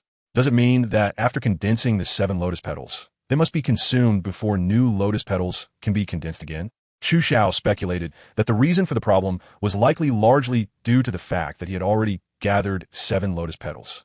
In other words, the reincarnation Black Lotus cannot gather lotus petals without limit, and each time it can gather a maximum of 7 petals, which need to be consumed before it can gather petals again. Chu Xiao shook his head helplessly, gaining a deeper understanding of how to use the reincarnation Black Lotus. At the same time, on a magnetic levitation airplane on the other side of the Earth, the green-skinned, wrinkled-faced Demon King Piccolo felt a sharp pain in his heart. He had just been released from the seal of the rice cooker and was still very weak. Using the little energy he had, he created a tambourine to eliminate martial artists in this world. However, he did not expect that the tambourine would meet a tragic end at the hands of others just days after being released. It seemed that there were still many powerful beings in this world. Demon King Piccolo slowly stood up and looked at the Fried Rice King and his subordinates who were busy. Find the location of the Dragon Balls. I need to collect all 7 Dragon Balls to restore my full power from the past. Demon King Piccolo's eyes were filled with malice as he clenched his fist and muttered fiercely, "At that time, I will let the whole world witness the terror of me." Demon King Piccolo. The fried rice king trembled, wondering what kind of monster he had released. He had initially hoped to use Demon King Piccolo to rule the world, but now it seemed that surviving under Demon King Piccolo would be a good outcome. The commotion at the martial arts competition quickly attracted Goku and the others.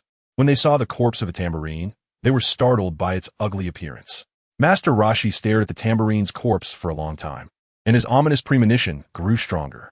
Earlier, when they were playing on the beach, Chu Xiao and Master Roshi had already sensed the aura of Demon King Piccolo. Master Roshi knew that the ancient Demon King had been released, but he didn't expect that the Demon King's minions would appear so quickly. Master Roshi searched the corpse of the tambourine and soon pulled out a tag with red edges and black characters. Demon King Piccolo has indeed been released.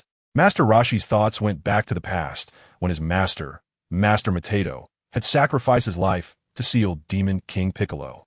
Now that this Demon King had returned to the world, humanity would once again face a catastrophic disaster. Grandpa Roshi, is the Demon King Piccolo you mentioned very strong? Goku asked foolishly. Very strong, and extremely evil. He is a demon who knows only slaughter, without a shred of compassion. Goku clenched his fists and said, I've defeated many bad guys like him before, and I can defeat him this time too. Master Roshi shook his head and said, Goku, Demon King Piccolo is stronger than any enemy you've faced before. Even our strongest, Chu Xiao, may not be his opponent. Chu Xiao's heart sank. Although he sensed the aura of King Piccolo, only Master Roshi knew the true strength of King Piccolo present. Now that Master Roshi said he was no match for King Piccolo, it was definitely not an exaggeration and would surely draw Chu Xiao's attention. Master Roshi, how do I compare to the King Piccolo of old? Master Roshi pondered for a moment and replied, with your current strength, facing King Piccolo would be a matter of life and death. Hiss! Everyone gasped in shock. Chu Xiao's strength was already well known. And now Master Roshi suddenly said that there was a great demon king whom even Chu Xiao could not defeat. This was hard for everyone to accept. Is there really such a powerful being in this world? Master Roshi and the others fell into silence, not knowing what to say for a long time. Although Chu Xiao has the spirit of forging ahead with great ambition, he must also treat his enemies with caution. Knowing oneself and knowing the enemy ensures victory in every battle. One can look down on the enemy in spirit, but must take them seriously in action. Therefore, Chu Xiao must enhance his strength once again. The host of the world's #1 martial art conference felt a storm of emotions in his heart upon hearing this news, which was difficult to calm down. The strength displayed by Chu Xiao and the others has left him in shock. And now, a terrifying demon king, even more powerful than Chu Xiao, has emerged. This is truly terrifying, almost unimaginable. It's like Chu Xiao on the arena suddenly going mad and charging into the audience to slaughter ordinary people. It's nothing short of a disaster. As the host of the world's #1 martial arts conference, he may not possess extraordinary strength, but his perspective on issues is more comprehensive than that of martial artists. Although I am powerless and lack your formidable strength, I believe that there is nothing to fear from the Demon King Piccolo. Everyone turned to look at the host. If we can't win, we don't have to fight. If our strength is insufficient, we can train. It's like the world's #1 martial arts conference. If we can't win the championship this year, we can strive to win it next year. The host's words were straightforward but quite reasonable. Indeed, so what if the Demon King Piccolo is stronger than Chu Xiao? Just because Chu Xiao can't defeat the Demon King Piccolo now, does that mean he will never be able to? As long as Chu Xiao continues to train hard and surpass himself, he absolutely has the potential to defeat the Demon King Piccolo. Master Roshi and the others regained their confidence and looked at Chu Xiao. Among those present, only Chu Xiao has the strength, potential, and responsibility to take on the task of defeating the Demon King Piccolo. The responsibility of maintaining world peace and protecting the earth now rests on Chu Xiao's shoulders.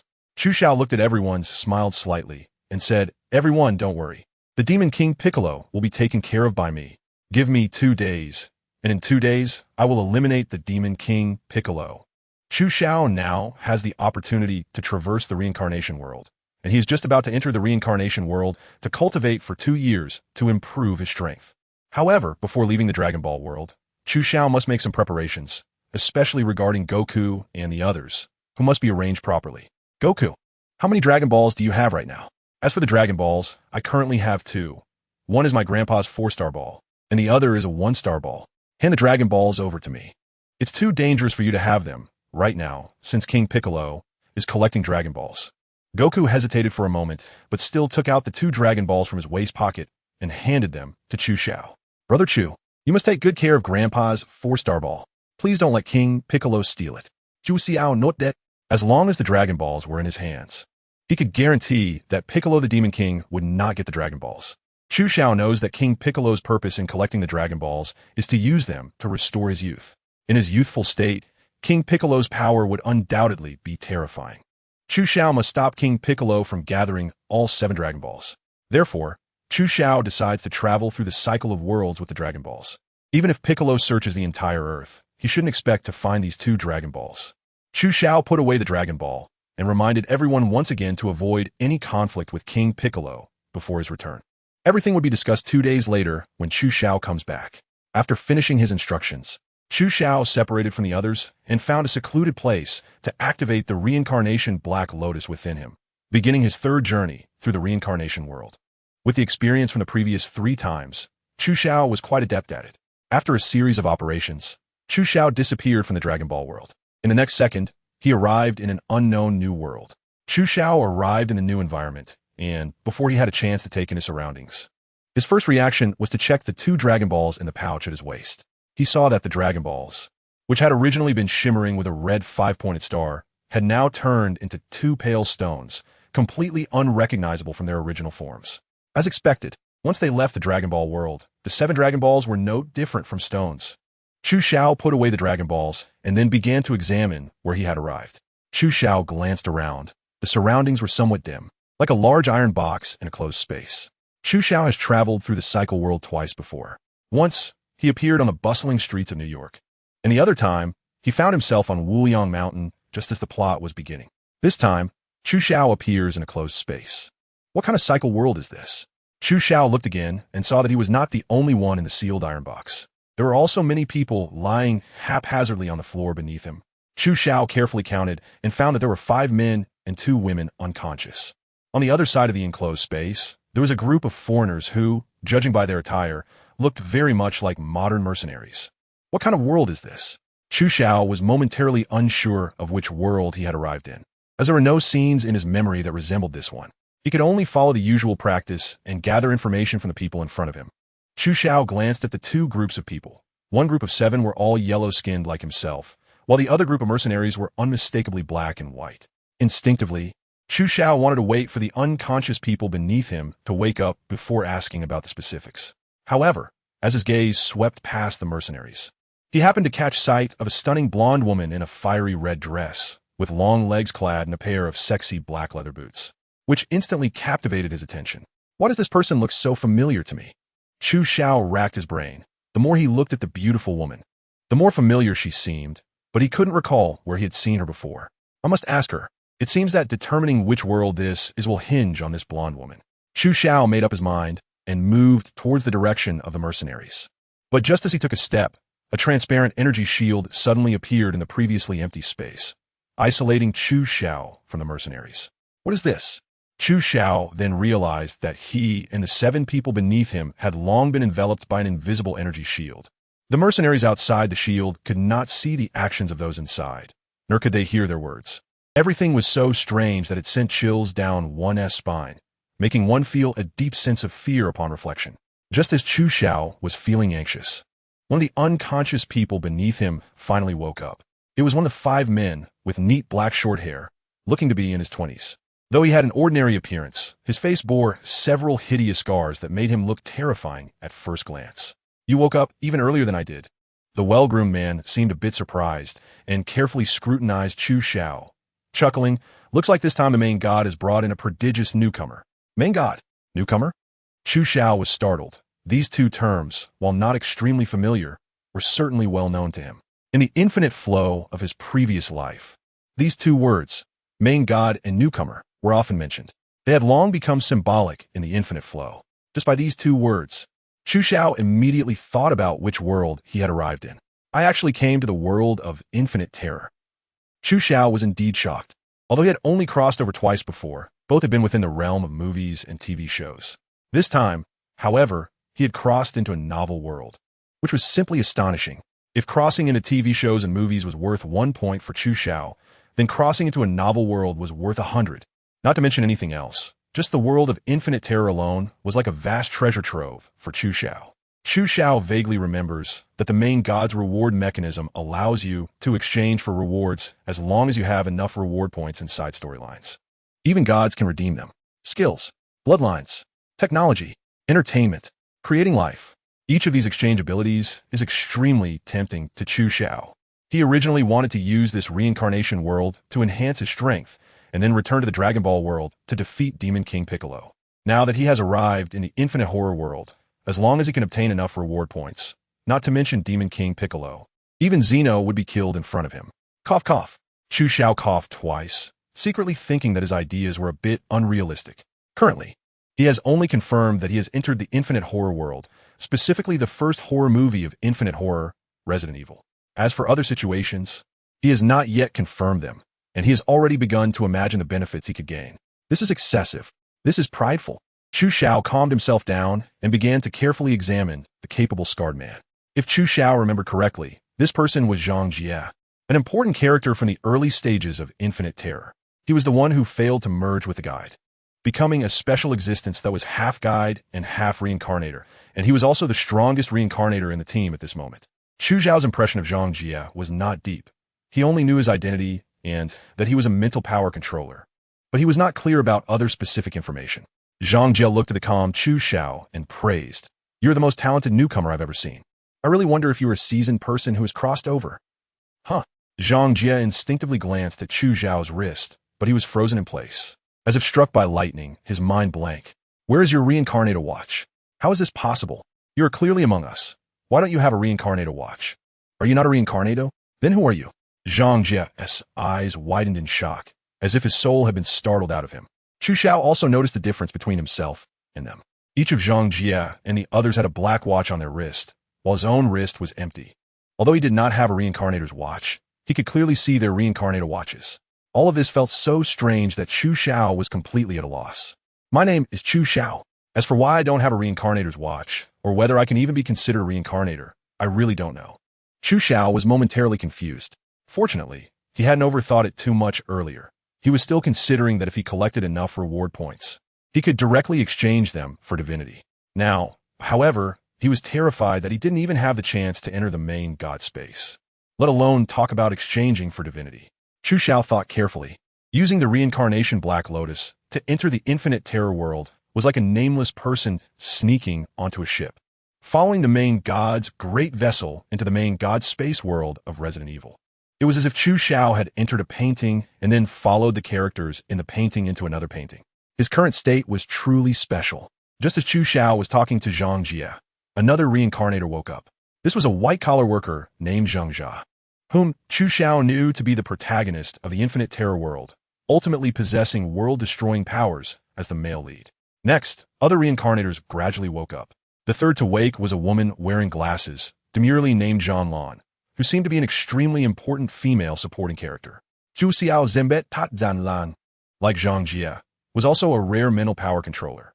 Finally, the remaining few, such as Li Xiaoyi and others, Chu Xiao had long forgotten.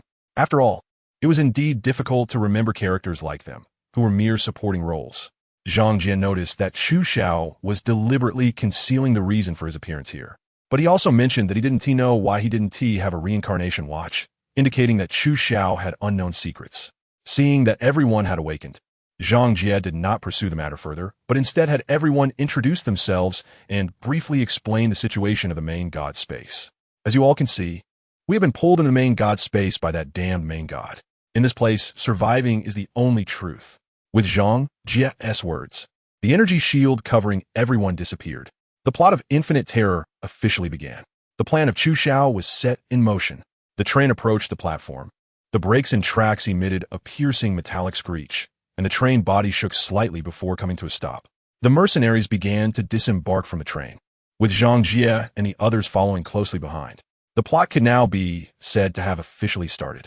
It seemed that Zhang Jie and the others had received the main storyline task from the main god space, and everyone intentionally kept close to the mercenary team. Clearly, The main storyline task was closely related to the mercenary team.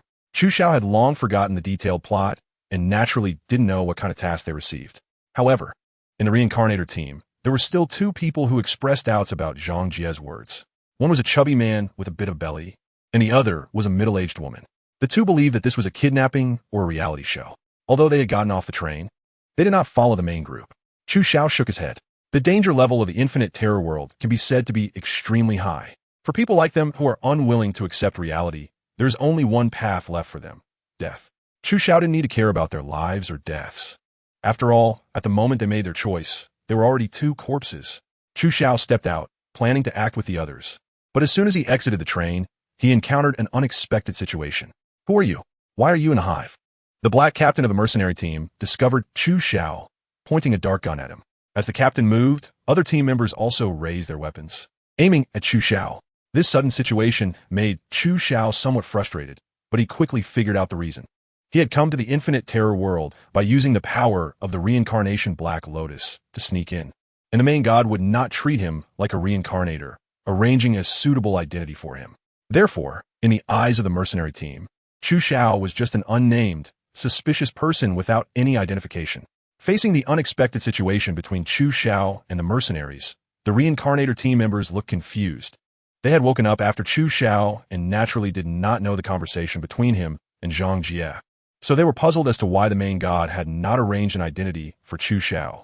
Zhang Jie, knowing that Chu Xiao was not a reincarnator, understood the reason, narrowing his eyes as he watched Chu Xiao and the mercenary team, silently aware of the situation. The black captain of the mercenaries looked at Chu Xiao, who remained silent for a long time, and pointed at Zheng Jia and others, who were security personnel with verifiable information in the company system. Although most of them did not seem like it, compared to someone like you, who had no identity at all, you were indeed too suspicious. Speak, who exactly are you? Chu Xiao looked at the gunpoint directed at him and thought about his current strength. Although he no longer feared bullets, there was no need to confront the mercenary team at this moment. Chu Xiao came to the reincarnation world to enhance his strength, so naturally. The most important thing is anything that can help him grow stronger. The reincarnators in the main god space beside him serve as a stepping stone for Chu Xiao to access the main god space. As long as he utilizes them, he can obtain what he desires from them. Chu Xiao has made up his mind to exchange items that can enhance his strength through barter. Therefore, there is no need to disrupt the plot's development due to his own reasons, causing the reincarnators, especially the main character Zheng Cha from the infinite terror world, to miss the opportunity to gain a huge amount of reward points. That would be a loss. After all, the reincarnator's wealth is what allows for the exchange of reward points for the items that Chu Xiao desires. I don't even know who I am. My mind is completely blank right now. I don't remember why I'm here or what I've done. I can't recall anything. Chu Xiao happened to recall some plot points from Resident Evil, and right now, he was taking advantage of his amnesia to evade the interrogation from the mercenary team's black captain, due to an error by the hive's artificial intelligence queen. All the personnel inside the hive were poisoned to death, while those outside the hive temporarily lost their memories due to the nerve toxin. Chu Xiao cleverly used this excuse to deflect questions about his identity. As expected, the black captain of the mercenary team stopped probing after hearing Chu Xiao's explanation. He ordered his subordinates to cuff Chu Xiao's hands behind his back and instructed mercenary team member Ren to keep a close watch on him, which marked the end of the matter. After all, with the hive in trouble, among those present, Chu Xiao was the most suspicious. Since Chu Xiao was amnesiac and could not be interrogated, they could only wait for his memory to recover to extract valuable information. Before you regain your memory, you must stay close to us and never leave our sight. Otherwise, I will cripple you and hand you over to the company.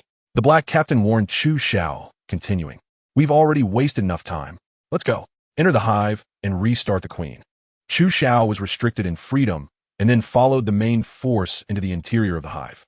As in the original plot, the path to the hive was flooded, and they could only go down via the stairs. The first physical test of infinite terror had already begun. Chu Xiao's hands were cuffed behind his back, but the handcuffs had no effect on him. However, for the other reincarnators, having Chu Xiao with his hands cuffed had made it much more difficult to keep up with the speed of the main force. Once inside the hive, when the zombies were released, Chu Xiao's level of danger was self-evident. The others cast sympathetic glances at him. Zhang Jie also noticed that when Chu Xiao was handcuffed, he did not resist or say anything.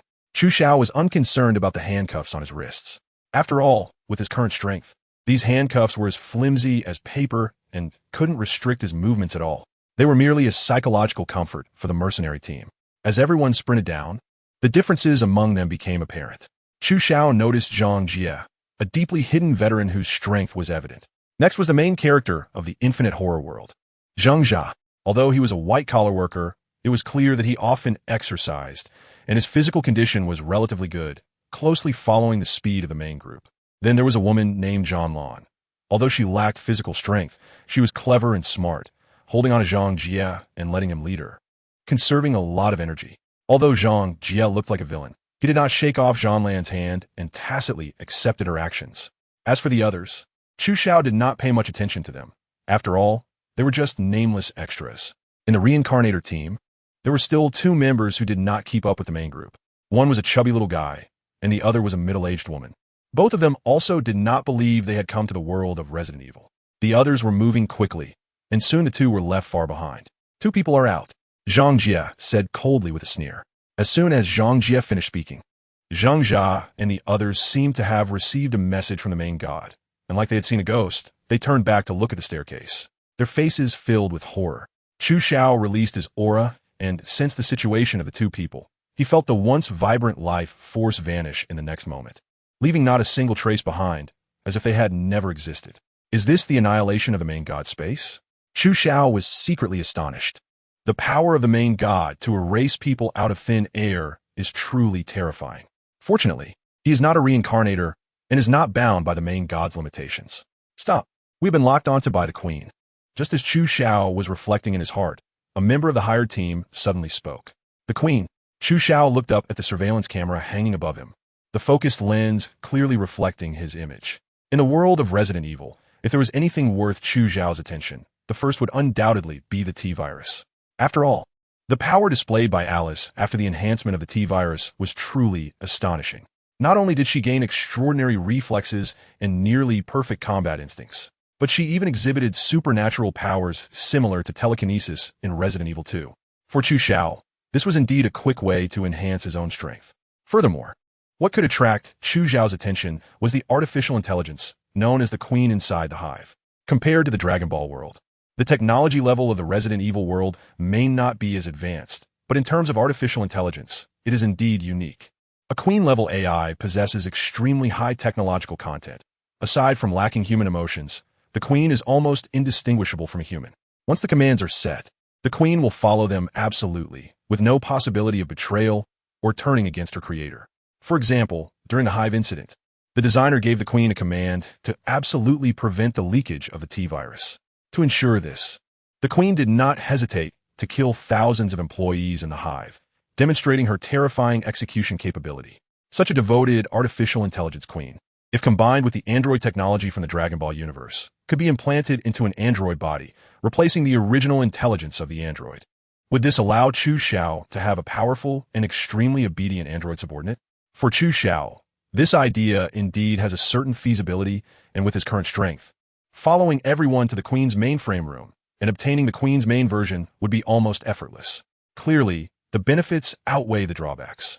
So Chu Xiao was naturally willing to take action. As the mercenaries noticed the Queen, they had their methods to deal with it. One technical mercenary used the equipment at hand to connect to the Queen's port, and after a series of operations, temporarily severed the Queen's control over some devices. Everyone smoothly entered the Queen's mainframe room. Along the way, Chu Xiao learned from Zhang Jie and others that the main god had assigned them the task of surviving for 4 hours in the Resident Evil world. The 4-hour survival task was naturally not difficult for seasoned individuals like Zhang Jie, nor was it particularly challenging for the protagonist of this world, Zhang Jia. The real difficulty lay in how to obtain more reward points and side storylines in the Resident Evil world. Chu Xiao knew that he did not have the reincarnation watch, so he naturally would not leave the Resident Evil world after 4 hours to enter the main god space. He would have to stay in the Resident Evil world for 2 years before he could return to the Dragon Ball world.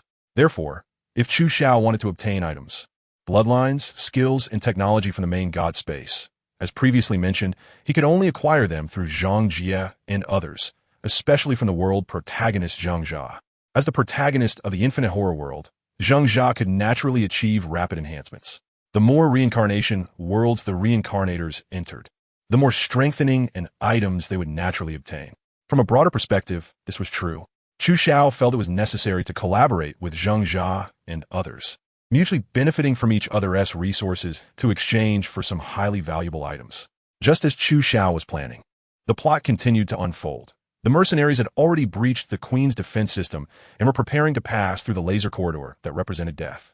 Chu Xiao and the other reincarnators present have a deep impression of this death laser corridor. After all, this is one of the most classic scenes in Resident Evil, which naturally leaves a lasting impression. Chu Xiao looked at the reincarnators and found that they were as still as a cold statue. They all knew that the situation inside was a certain death, yet no one dared to speak up to warn others.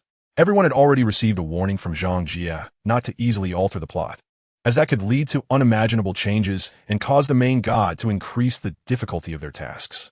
The consequences could be death or, in the worst case, total annihilation. With Zhang Jia's warning, these newcomers naturally had their concerns. Wait a minute, don't you find it strange? How could such a high-level artificial intelligence like the Queen be so easily breached? The one speaking was none other than Zheng Jia. Chu Xiao thought to himself, no wonder he is the protagonist. Knowing the terrifying consequences of changing the plot, he still reminds others, unwilling to watch the mercenary members die tragically. Oof. Zhang Jie heard Zheng Jia's words and let out a low grunt, saying nothing more. However, Zhanlan pulled Zheng Jia back, not allowing him to continue, but it was already too late. I suspected something was off with you all from the very beginning. The black captain of the mercenaries stared at Zheng Jia. As security members of the Umbrella Corporation, they did not meet the requirements for recruiting security personnel in terms of identity, physique, or abilities. They seemed more like a makeshift team infiltrating the hive. Since you think this passage is problematic, then you two come with me to take a look. The black captain of the mercenaries directly named Zheng Jia and Mu Gang, not giving them a chance to explain, and pointed a gun at them. No, I won't go in. I'm not going. Mu Gang's face turned pale. He naturally knew the horrors of the death passage, and upon hearing his name called, he immediately thought he would be dismembered by lasers. How could he stay calm? He even turned to try to escape the Queen's chamber. Bang! A searing bullet shot straight for Mu Gang's forehead. At such close range, if it hit Mu Gang, it would surely take his life. But would Mu Gang really die like this? Chu Xiao was unwilling to watch Mu Gang die. And the reason was simple. The reincarnation Black Lotus condensed lotus petals and had to seize the fortune of others. At this moment, saving the doomed Mu Gang would, based on past experience, surely allow him to condense a lotus petal. In an instant, Chu Xiao moved with incredible speed, utilizing the Lingbo Weibo technique to its utmost, becoming a blur as he appeared in front of Mu Gang. He raised a gigantic gold sword horizontally in front of him, and with a loud bang, he blocked the deadly strike. What? The members of the mercenary team stared at Chu Xiao in disbelief, their guns raised without hesitation, and they crazily opened fire at him. Bang! Bang! Chu Xiao's expression was calm as water. Holding the vibrating golden greatsword and using the Tianshan folding plum sword technique to defend himself flawlessly. In an instant, he withstood the mercenaries' hail of bullets, even managing to avoid several ricochets that nearly hit the mercenary members. So strong. Zheng Jia stared at Chu Xiao in shock, overwhelmed by the powerful force. He turned to the equally astonished Zhang Jia and asked Zhang Jia, how many horror movies do I need to experience to be as strong as Chu Xiao? Zhang Jia furrowed his brows, not answering Zheng Jia's question, but silently wondered, who exactly is Chu Xiao? He's neither a reincarnator nor a character from the storyline, yet possesses such strength. Cease fire! Cease fire! The mercenary captain, a black man, saw his own people getting injured by ricochets and immediately called for a halt to the gunfire, looking at the unharmed Chu Xiao in terror. Is this still human? Is there really someone in this world who can block bullets with cold weapons? If he hadn't witnessed it personally, it would be simply unbelievable. Chu Xiao slowly lowered the vibranium greatsword in his hand, his gaze sweeping over each member of the mercenary team. No one dared to meet his eyes directly, and finally, his gaze landed on the black captain. He, Captain Matthew, while our identities may be questionable, it shouldn't warrant a price on our lives. Even if we are indeed related to the Hive incident, it should be addressed by the Umbrella Corporation. Therefore, until the facts are clarified, please keep your guns at the ready. As Chu Xiao's words fell, no one dared to question him. After all, it was unnecessary for the mercenary team to push Chu Xiao and the others to their deaths, both emotionally and rationally. Their purpose in coming here was to restart the Queen and investigate the truth behind the Queen incident. Any measures could be decided after the investigation results were out. Shooting and killing Mao Gang was merely because he turned to flee. In battle, such a situation warranted a shot. Oof. The mercenary team's black captain snorted coldly. He couldn't quite grasp Chu Xiao. After so many years in the field, he had never heard of or seen anything like this. Even witnessing a human block bullets with cold weapons firsthand, he dared not easily provoke Chu Xiao. However, their team's mission must continue. The Red Queen had to be restarted, and the Hive incident needed thorough investigation. The black captain had a bad feeling that if the investigation results truly implicated Chu Xiao and the others, their team might not make it out of the Hive today.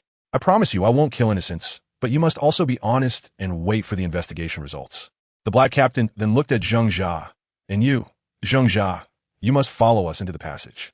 Everyone must be responsible for what they say, even if someone is protecting you. The black captain instinctively glanced at Chu Xiao, saw that he was unconcerned, and continued, "Stay behind us and enter the passage together." Zheng Jia's face turned pale, but he quickly adjusted himself. Chu Xiao clearly sensed the changes in Zheng Jia, secretly thinking that he truly was the protagonist. His temperament was indeed remarkable, and his self-regulation ability was commendable. Even when facing a seemingly deadly passage, he could swiftly adjust his mindset, which was indeed a necessary quality for a strong person. Meanwhile, Mao Gang, who had been saved by Chu Xiao, slowly got up from the ground and gratefully thanked Chu Xiao. "Thank you. I owe you my life, and I will repay you." Chu Xiao did not pay attention to Mu Gang, focusing instead on the changes within his body. Sure enough, the reincarnation Black Lotus condensed the first petal of the lotus flower. Mu Gang clenched his fists tightly. The impact of Chu Xiao's strength on him was truly overwhelming. Originally resistant to the main god space, he now felt a strong impulse to reach the main god space as soon as possible to exchange for strength. As in the original storyline, the hired team entered the laser passage behind Zheng Jia. As expected, the door closed, the lasers activated, and chaos ensued within the passage. Zheng Jia reacted quickly, at the last moment forcefully pushing the team leader, Matthew, toward the end of the passage, pressing tightly against the wall. The web-like laser beams, at the last moment, dissipated just 0.01 centimeters away from the two of them. In the blink of an eye, the several people who had entered the laser passage moments earlier were reduced to just Zheng Jia and Matthew. Chu Xiao didn't say anything about it. When Zheng Jia came out of the laser passage, it was clear to notice the changes in him. His gaze was sharper than before, as if his mental strength had just improved. At the brink of life and death, Zheng Jia broke through his mental limit, which made Chu Xiao envious and secretly thought that he truly deserved to be the protagonist of the Infinite Terror world. Since Chu Xiao witnessed the mental abilities of the dumpling, he has become very interested in mental power. Seeing Zheng Jia's transformation at this moment made him even more eager to enhance his own mental strength. After all, for Chu Xiao, mental power has become a shortcoming in his strength, and addressing this shortcoming is the quickest way to improve his overall ability. Matthew, the captain of the hired team, was naturally very grateful to Zheng Jia for saving him, which also changed his impression of the entire reincarnated team. As everyone entered the Queen's main control room, despite the Queen's warning, they proceeded to restart her according to the original plot. Soon, those in the Queen's main control room heard gunfire from outside, which was fired by the team members heading to Restaurant B. Matthew immediately realized the situation was dire and led the remaining team members to support the gunfire coming from Restaurant B. Zheng Jia and the others decided to use the power of the laser passage to hold their ground in the Queen's main control room. Matthew did not say anything about this. After all, Zheng Jia had just saved his life. Before leaving, Matthew gave Chu Xiao a meaningful glance, wanting to say something but ultimately held back. It seemed that Matthew had also realized the strangeness of the hive and wanted to ask Chu Xiao for help but decided against it. After Matthew left, only Chu Xiao and the reincarnation team remained in the Queen's main control room. "Are you all just going to wait for 4 hours?" Chu Xiao turned to Zhang Jia and asked. "What else can we do? This mission is a very simple survival task. As long as we hold this place, we can easily get through the main storyline." Zhang Jia replied without any reservations, as it had already been confirmed. Even if Chu Xiao was not a reincarnator, revealing the main god's information to him would not result in punishment, indicating that Chu Xiao's existence was shrouded in mystery. According to the rules of the main god you mentioned, things are definitely not as simple as you think. At the last moment, who knows what might happen? Chu Xiao kindly reminded them. From Chu Xiao's perspective, he naturally hoped that the reincarnators would take risks to gain more reward points and side plots, so that he could trade with them. Zhang Jia and Zheng Jia fell silent after hearing Chu Xiao's words. They were not fools. On the contrary, they were very intelligent and could naturally understand that what Chu Xiao said was not an exaggeration. The probability of something happening was at least 90. But if they did not hide in the Queen's main control room, did they want to go out and fight over 1,000 zombies in the hive? Or use their own bodies to feed those ravenous lick-eaters? How about we make a deal? Chu Xiao noticed the concerns and difficulties of the crowd, and smiled as he looked at the reincarnators. A deal? What kind of deal? Zhang Jie and Zheng Jia focused their attention on Chu Xiao. Any deal that could be brought up at this moment was definitely not a joke. Zheng Jia even had a feeling that hope was about to emerge. Chu Xiao didn't explain much. He casually took out a universal capsule from the capsule box at his waist, found an open space, and tossed it. After a puff of white smoke dissipated, a number of weapons emitting a faint blue light appeared.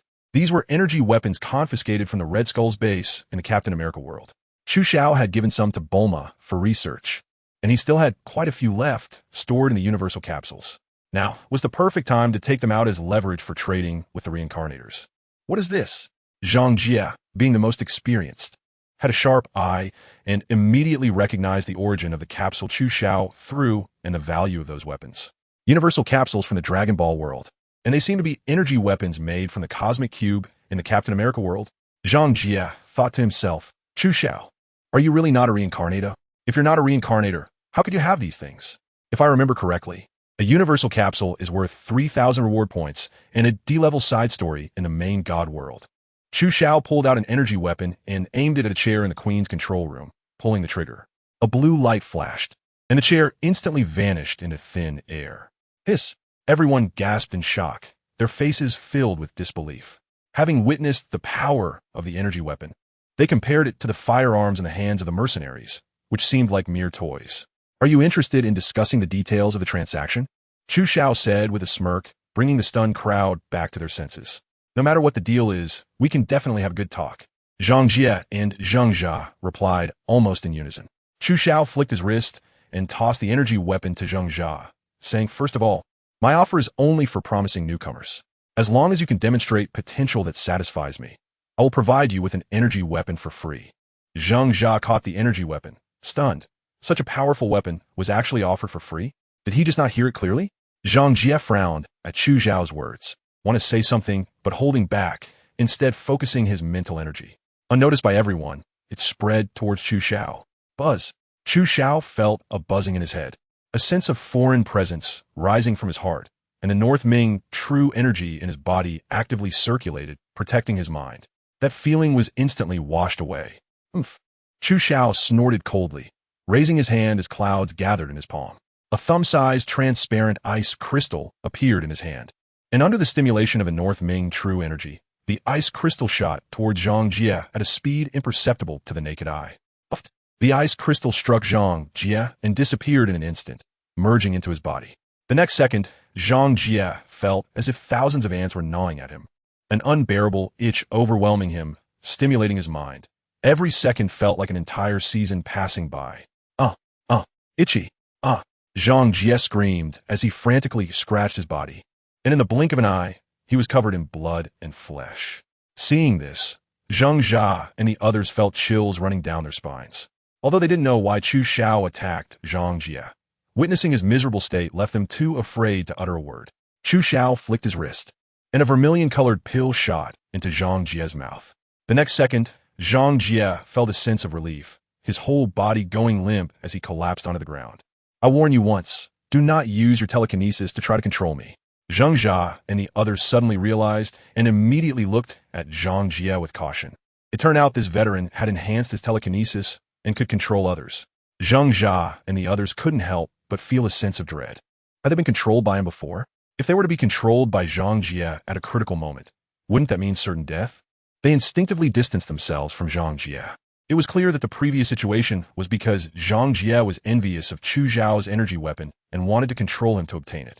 However, it seemed that not only did he fail to control Chu Xiao, but he was also discovered by him, resulting in the death curse being planted on him. This pill can only relieve you for 3 days. You'll have to return to the main god space and use your reward points to deal with this death curse. Zhang Jie lay on the ground, not getting up for a long time, nor saying a word, just quietly watching Chu Xiao. Chu Xiao locked eyes with him, and deep down he initially wanted to kill Zhang Jie directly.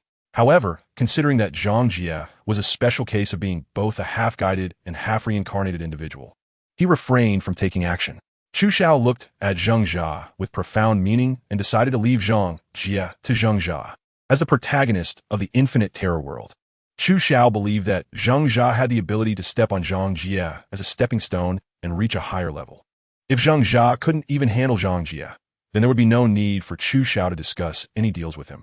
After the incident with Zhang Jie, the reincarnators dared not question Chu Xiao's decision and all pitifully prayed that Chu Xiao would value them, just as he valued Zhang Jia.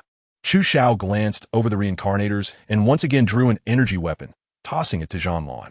Zhanlan was immediately overjoyed and thanked him repeatedly. Mao Gang hesitated on his face, but finally mustered the courage to ask Chu Xiao, "Brother Chu, could you give me a weapon?" "Oh." Chu Xiao turned to look at Mao Gang, the man he had just saved. "I've already saved you once. Tell me, what reason do I have to help you a second time?" Mao Gang paused in his heart, clenched his fists tightly, and said, "My life is already yours. As long as I don't die, I can do anything for you." Ha! Chu Xiao didn't know whether he was mocking Mao Gang or pleased with his response. "Then you should live well and use the life I gave you." Mao Gang took the energy weapon and nodded heavily, his eyes revealing determination and resolve. "Can you give me one too?" Li Xiaoyi, who had been silently standing in a corner, weakly asked. "State your reason." I don't want to die." Li Xiaoyi's answer was very straightforward, but it was hardly convincing to Chu Xiao. Who among those present wanted to die? No one. Everyone wanted to live. Even Chu Xiao's ultimate goal was to live and live with dignity, which was why he worked so hard to become stronger. "Your reason doesn't convince me." Chu Xiao rejected Li Xiaoyi, but did not extinguish his hope for life. "But you can convince me with your potential if you have the courage to do so." Li Xiaoyi was still young and impulsive, and being provoked by Chu Xiao stirred his blood. He took a step forward and joined Zhang Jia and the others. Even without an energy weapon, he could still deal with zombies using other weapons. "Since you have already received my sponsorship, let us talk about what you should give in return." Zhang Jia and the others tightened their grips on their weapons, taking a deep breath as they awaited Chu Xiao's words. 3 hours later, you will return to the main god space. Next, you will face endless mainline tasks and experience countless terrifying worlds. I don't need you to do anything deliberately. Just bring me the special world items you acquire from the task world, the techniques, items, bloodlines, and technology exchanged from the main god. As long as they are valuable, you can trade with me. Zhang Jie got up from the ground and exchanged a meaningful glance with Chu Xiao, secretly guessing, is this what they call a trade? He wants to connect with us to gain the main god's exchange after advancing to the main god space. The universal capsule from Dragon Ball, Captain America's energy weapon, and the life and death talisman from the Dragon World. Are these all things you obtained through trading with other reincarnators? Zhang Jia also understood that although Chu Xiao was not a reincarnator, he felt a bit like a wandering merchant in a game, or perhaps a black market dealer. As for the items for trade, we will use a barter system. I will evaluate the value of the items you present, and you can choose to trade or not. Chu Xiao took out a blue vial, immediately drawing everyone's attention. This is the super soldier serum of Captain America, which is extremely needed by you all. If you want it, just bring an item of equal value to trade. Near the end, Chu Xiao reminded, I have many good things here, so if you need anything, come trade quickly. Zhang Jia stared at the super soldier serum, his eyes filled with desire. However, he understood that he currently had nothing to trade with Chu Xiao. So how should we trade with you after leaving the biohazard crisis? Zhang Jia asked. It's simple. Zhang Jia, as a veteran, can answer your question, Chu Xiao replied. Looking at Zhang Jia, after a moment of silence, Zhang Jia answered, to return to the task world you experienced. You only need to pay for a D-level side quest in exchange for the daily reward points at 10 o'clock. Chu Xiao nodded and smiled. Then at that time, everyone is welcome to come find me for exchanges. Watching Zhang Jia and Zhang Jia leave the queen's control room, only Chu Xiao remained in the entire room. He slowly approached the queen's main board and, following Matthew's method to reboot the queen, carefully disassembled the main board. Looking at the 1-meter-long main board, Chu Xiao took out an empty universal capsule from his waist and stored the queen's main board inside. Chu Xiao confirmed the direction and headed towards the exit of the hive. If Chu Xiao remembered correctly, the T-virus in Resident Evil was on the train. Chu Xiao has already obtained the queen's main version, so naturally he is focusing on the T-virus. Chu Xiao stepped lightly on the waves, weaving through the hive, and returned to the platform along the original route. He encountered no obstacles along the way and did not face any unexpected events. When he arrived at the platform, Chu Xiao saw a figure in the distance carrying a silver-white box, quickly slipping into a train carriage, followed by the sound of the train starting up. Has someone found the T-virus in advance? Chu Xiao was astonished, and as his aura spread out towards the train, he immediately sensed the identity of the person inside. It was none other than Alice's ex-boyfriend, Spence. Moreover, he was the culprit behind the hive incident. He had stolen the T-virus and released it, infecting everyone in the hive. To prevent the T-virus from leaking, the queen had released toxic gas, killing everyone inside. At this moment, it seemed that Alice's ex-boyfriend Spence had regained his memory early, taking advantage of the mercenary team's inattention to sneak out of the hive, and was now preparing to leave with the T-virus to sell it to his employer. Chu Xiao snorted coldly and suddenly rose up. He had never liked people like Spence, who had no bottom line for the sake of money. Now, under the influence of the reincarnation Black Lotus, there was also a high chance that Spence could condense lotus petals. Chu Xiao was more than happy to deal with such scum. On one hand, it was for the T-virus, and on the other hand, it was for the lotus petals of the reincarnation Black Lotus. Crash! The train had just started, not yet at full speed, when Chu Xiao stepped onto the train. He drew his vibration gold great sword and struck down fiercely. The seemingly solid metal exterior was instantly torn apart by the sword, and through the gap, Chu Xiao clearly saw Spence's shocked face and the silver password box falling inside the carriage. The vibration gold great sword did not stop, quickly creating a large opening that a person could enter. Chu Xiao leaped into the carriage, causing Spence to panic and fall to the ground. In the Queen's control room, Spence had personally witnessed the power of Chu Xiao's vibration gold greatsword. At this moment, seeing Chu Xiao's unfriendly demeanor, how could he not be terrified? Chu Xiao, why are you here? Were you scared by those monsters too? Let's escape together. Spence pretended to be innocent, smiling hypocritically, thinking that Chu Xiao was easy to fool. Hee hee. Chu Xiao was too lazy to waste words with Spence and directly said, "Open the box and hand over the T-virus." Spence's hypocritical smile immediately froze. What T-virus? I don't know what you're talking about. He continued his clumsy act, stealthily reaching for the handgun he had stolen from a member of the mercenary team in his panic. As soon as Spence's hand touched the handgun, a crystal-clear ice crystal slid through the air and entered his arm. Immediately, Spence's face turned pale. Beads of sweat rolled down his forehead, and a massive itch started to spread from his arm, driving him to scratch his body frantically. In the blink of an eye, he rolled on the ground, groaning in pain. The terror of a life-and-death talisman was unbearable even for someone like Zhang Jie, a reincarnator, let alone an ordinary person like Spence. Itchy. So itchy. I'm gonna die from the itch.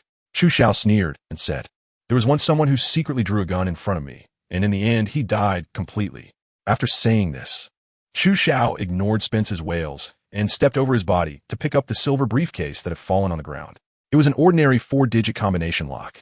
Although Chu Xiao had the strength to directly destroy the case, he found no need to use violence to retrieve the T-virus inside.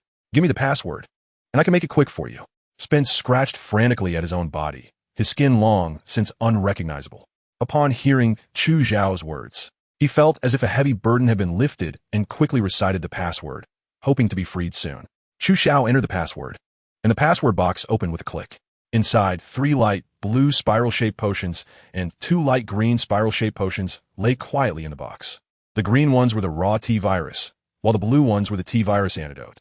Chu Xiao nodded, closed the password box, and although he had obtained the T-virus, he dared not use it directly. Chu Xiao is unsure whether he can possess the virus immunity like Alice, perfectly integrating with the virus and thus undergoing evolution. If he receives the injection and cannot withstand the T-virus, he might end up turning into a zombie, which would be a serious joke.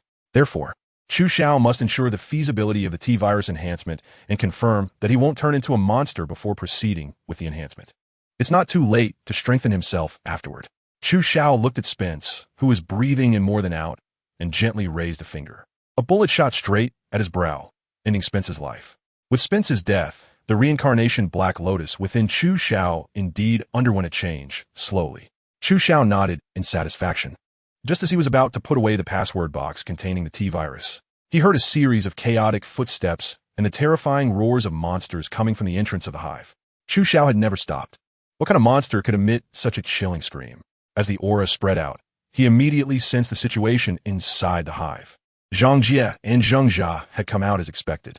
At the corner of the hive entrance, the figures of Zhang Jie and Zhang Jia quickly flashed out, closely followed by Zhang Lan, Mao Gang, and Li Xiaoyi. It could be said that the reincarnators had all exited. Moreover, the protagonist of the Biohazard series, Alice, along with the mercenary team, had only the black captain and female mercenary Rain left. Even Matt, who transformed into an Avenger after being infected with the T-virus in the original story, followed closely behind. At the moment they burst out of the hive, tightly following them were nearly 1,000 zombies that had come back to life within the hive. Among the horde of zombies, Chu Xiao vaguely saw several grotesque crawlers. Why were Zheng Jia and the others so desperately escaping from the hive at this moment? Given the power of the energy weapons that Chu Xiao provided to Zheng Jia and the others, it should have been enough for them to last 3 hours. In those 3 hours, if used properly, they could not only earn a lot of reward points, but also successfully complete the main quest. But now, not only had they failed to last 3 hours, but they had also brought a large number of zombies and crawlers out of the hive, which truly surprised Chu Xiao. In fact, Zheng Jia and the others could have easily survived the remaining 3 hours of the biohazard scenario with Chu Xiao's energy weapons. But how could the main god allow them to pass so easily? After Zheng Jia and the others had harvested a wave of reward points, they received a change in the main quest information from the main god. The previous 4-hour survival task was changed to a task to protect the mercenary team as they left the hive. For each mercenary team member that survived, they would receive corresponding reward points and side storylines. Although it sounded easy, just as they received the task, the entire hive suddenly lost power. The queen controlling the hive could no longer be contacted, all the equipment broke down, and the closed doors opened, releasing a flood of zombies and some crawlers. It was clear that the hive's paralysis was due to Chu Xiao pulling out the queen's mainframe, which caused Zheng Jia and the others to suddenly bear the pressure of all the zombies inside the hive. They fought and fled all the way, and escaping from the hive was already a stroke of luck. Moreover, Chu Xiao noticed that aside from Zheng Jia still holding onto an energy weapon, the weapons of the others had long since vanished, having been swallowed up in the tide of corpses. As soon as they exited the hive, they saw Chu Xiao.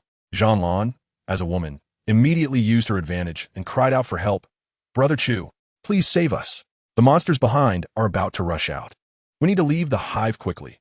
Those monsters are going to catch up." Zheng Jia also saw Chu Xiao, but having faced zombies and crawlers, he did not believe that Chu Xiao had the strength to withstand such a number of corpses. Most of the time, individual strength seemed so small and powerless in the face of a terrifying horde. As soon as Zheng Jia's words fell, he did not see Chu Xiao running away.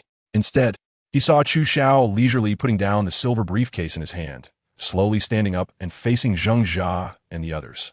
Zheng Jia was puzzled, not knowing what Chu Xiao intended to do. Did he not understand the terrifying nature of that group of monsters? Zheng Jia's gaze fell and happened to notice the corpse of Spence on the ground, stunned and lost in thought, recalling the original plot. Zheng Jia's gaze immediately fixed on the silver briefcase next to Chu Xiao's heel. It must contain the T-virus. No wonder Chu Xiao chose to act alone. He was after the T-virus. "Get out of the way." Chu Xiao's voice was not loud, but it resonated in everyone's ears, making them instinctively clear a path. What does Chu Xiao want to do? Could it be that he really has a way to deal with the group of monsters behind? Zheng Jia said with some disbelief. As the crowd made way, Chu Xiao could clearly see the rotting zombies and the hideous crawlers.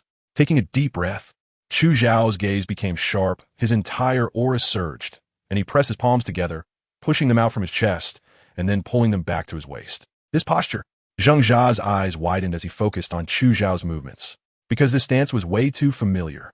Almost all the reincarnators had encountered such a stance to some extent. Could it be the Kamehameha? Zhang Jia, being more experienced, had sharper insight than Zheng Jia and the others. The Kamehameha from the Dragon Ball world? Zheng Jia instinctively exclaimed. Before the crowd could react, they saw a dazzling light blue energy ball slowly forming between Chu Xiao's palms, radiating intense energy waves that created a suffocating pressure on Zheng Jia and the others. It really is the Kamehameha wave. Chu Xiao can actually use the Kamehameha wave. How is that possible? Zheng Jia exclaimed. If Chu Xiao using the vibranium greatsword to block bullets could be understood as a power beyond human limits, then the Chu Xiao who was now unleashing the Kamehameha wave was simply wielding a power that was hard for ordinary people to comprehend. Why would a power that exists in anime appear in Chu Xiao? Could it be that this power was also obtained by Chu Xiao through transactions with the reincarnators? Zheng Jia and the others' confusion went unanswered, as they saw the Kamehameha wave in Chu Xiao's hands had already gathered to the size of a volleyball. with a loud shout. As Chu Xiao dragged his palms back, a light blue energy column broke through all the crowd's speculations, stirring layers of air as it passed by. The scorching wave making it hard to breathe, with terrifying destructive power aimed directly at the group of T-virus-infected zombies. Boom! As expected, the zombies and crawlers that had been closely following Zheng Jia and the others let out no cries of struggle, as they were directly dissolved into ashes by the Kamehameha wave. Chu Zhao's turtle school Qigong wave directly created a nearly 10-meter vacuum zone amidst the tide of corpses. Even the zombies that slightly touched the Qigong wave had half of their bodies melted away, struggling and howling on the ground in a mutilated state. The air in the entire hive seemed to quiet down at this moment, leaving the reincarnators and the remaining mercenary members speechless in amazement. The power of Chu Zhao's recent Kamehameha strike was simply more terrifying than a powerful rocket launcher. No, even a rocket launcher could hardly compare to this Kamehameha strike. After all, a rocket launcher couldn't create a nearly 10-meter vacuum zone. Is this really the kind of power that humans should possess? Zheng Jia silently pondered how much enhancement one must undergo in the main god space to have such terrifying combat power. Zhang Jia couldn't help but speculate about black merchants like Chu Xiao who roam the main god space. No, wandering merchants, who are not restricted by the main god space, but can obtain most enhancement resources through reincarnators. Suddenly, Zhang Jia felt a deep sense of envy. He had experienced life and death only to end up with a special identity that was half guide and half reincarnator. To survive, he had dragged this battered body through several horror movies, but the final outcome was already predetermined to be a dead end. Compared to Chu Zhao's freedom, Zhang Jia let out a heavy sigh. Everyone has their own life. Some can choose their path, while others don't even have the chance to choose. What am I still doing here? Am I supposed to hold back this tide of corpses all by myself? Chu Zhao's words pulled everyone back from their daze, and they finally realized that they had not yet escaped the threat of the monster. Chu Zhao's Kamehameha strike killed quite a few zombies, but for the nearly 1,000-strong zombie tide, it only slowed down their speed significantly, giving everyone some time to catch their breath and adjust. Chu Xiao did not hesitate and took out the universal capsule containing energy weapons again, equipping Zhang Lan and the others with weapons, while also giving each member of the higher team one. This was not out of Chu Zhao's goodwill, but rather part of the agreement between himself and the reincarnators. Only if Zheng Jia and the others earned more reward points and survived in more storyline worlds could they bring Chu Xiao greater benefits. If Zheng Jia and the others were to fall here today, Chu Zhao's gains in this reincarnation world would undoubtedly be greatly reduced. 2 years later, after returning to the Dragon Ball world, Chu Xiao still has Demon King Piccolo waiting for him, so how could he easily give up the opportunity to become stronger? As for Zhang Jia, due to the previous conflict with Chu Xiao and the fact that Zhang Jia has a Desert Eagle with infinite bullets, he was still not considered in the distribution of weapons this time. Zhang Jia had nothing to say about this. After all, the strength and methods Chu Xiao displayed at this moment, along with his status in everyone's eyes, made Zhang Jia hesitant to act, even if he was unhappy and wanted to take action. Draw your gun. With a command from Chu Xiao, everyone aimed their guns at the entrance of the hive. Fire. The blue energy beams sliced through the air, reflecting off the blood-soaked walls and emitting a blue glow. The entrance to the hive was already narrow, and now, faced with such dense gunfire, it was completely sealed off. Any zombie that dared to approach would turn to ash upon merely touching the blue light, disappearing from this world. After several minutes, the zombies charging toward the hive entrance had dwindled to just a few, a scattered handful that posed no threat to Chu Xiao and the others.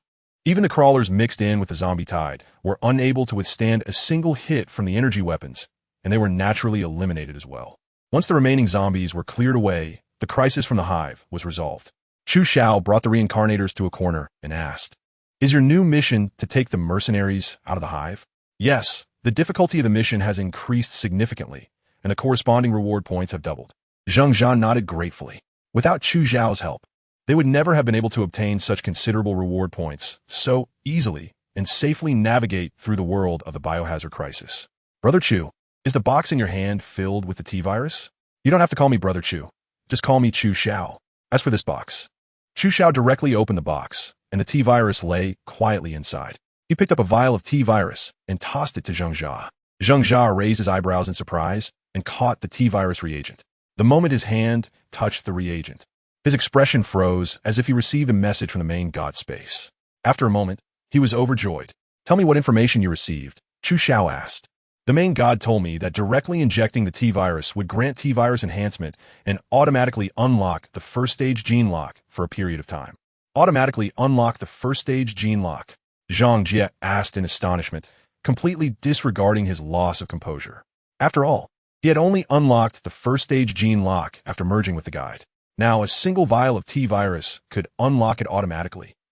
The others had long known about the power of the gene lock from the main god, and naturally looked eagerly at the T-virus reagent in Chu Xiao's hand. Aside from the one given to Zheng Jia, there was another vial lying quietly inside. Zheng Jia, that vial of T-virus is for you. Next time you come, use an item of equal value to exchange for it. As for this one, I'll keep it for myself, but you don't have to be disappointed. When you come for the trade, I will prepare quite a few T-virus reagents, and the prices will be fair. The reincarnators could only helplessly watch as Chu Xiao put away the T-virus. As for Chu Xiao's promise, they had long sensed the heavy scent of a shrewd businessman. Chu Xiao learned about the effects of the T-virus reagent from Zheng Jia, and naturally, he felt very pleased. The enhancement from the T-virus not only boosts his physical attributes, but also has a certain chance of awakening psychokinesis. Most importantly, after injecting the T-virus, his body would automatically unlock a first-level gene lock after a period of time. What is a gene lock? As a transmigrator, Chu Xiao understands it better than reincarnators. The gene lock is the most valuable existence in the infinite terror world. The first-level gene lock can restore human combat instincts and the ability to perceive danger. Even a shut-in, after unlocking the gene lock, will become a top-notch warrior. Coupled with millimeter-precise control and prophetic reflexes within milliseconds, an ordinary person could perform intricate surgeries, preliminarily read others' brainwaves, and their neural reflexes could reach a level where they can see the trajectory of bullets, possessing a concrete ability to perceive danger and its severity, with foresight enough to easily dodge a silenced pistol. For someone like Chu Xiao, who is already powerful and has a deep foundation, the enhancement after unlocking the first-level gene lock should not be underestimated. At the same time, unlocking the first-level gene lock also signifies that Chu Xiao has opened the door to the gene locks, and every subsequent level of gene lock enhancement will bring him immeasurable benefits, whether viewed from the present or in the long term. This injection of the T-virus reagent is indeed extremely valuable for Chu Xiao. Chu Xiao watched as Zheng Jia and the others boarded the train with a mercenary team, planning to stay in the hive for a while longer, eagerly preparing to inject the T-virus into himself. After all, the enhancement from the T-virus is instantaneous.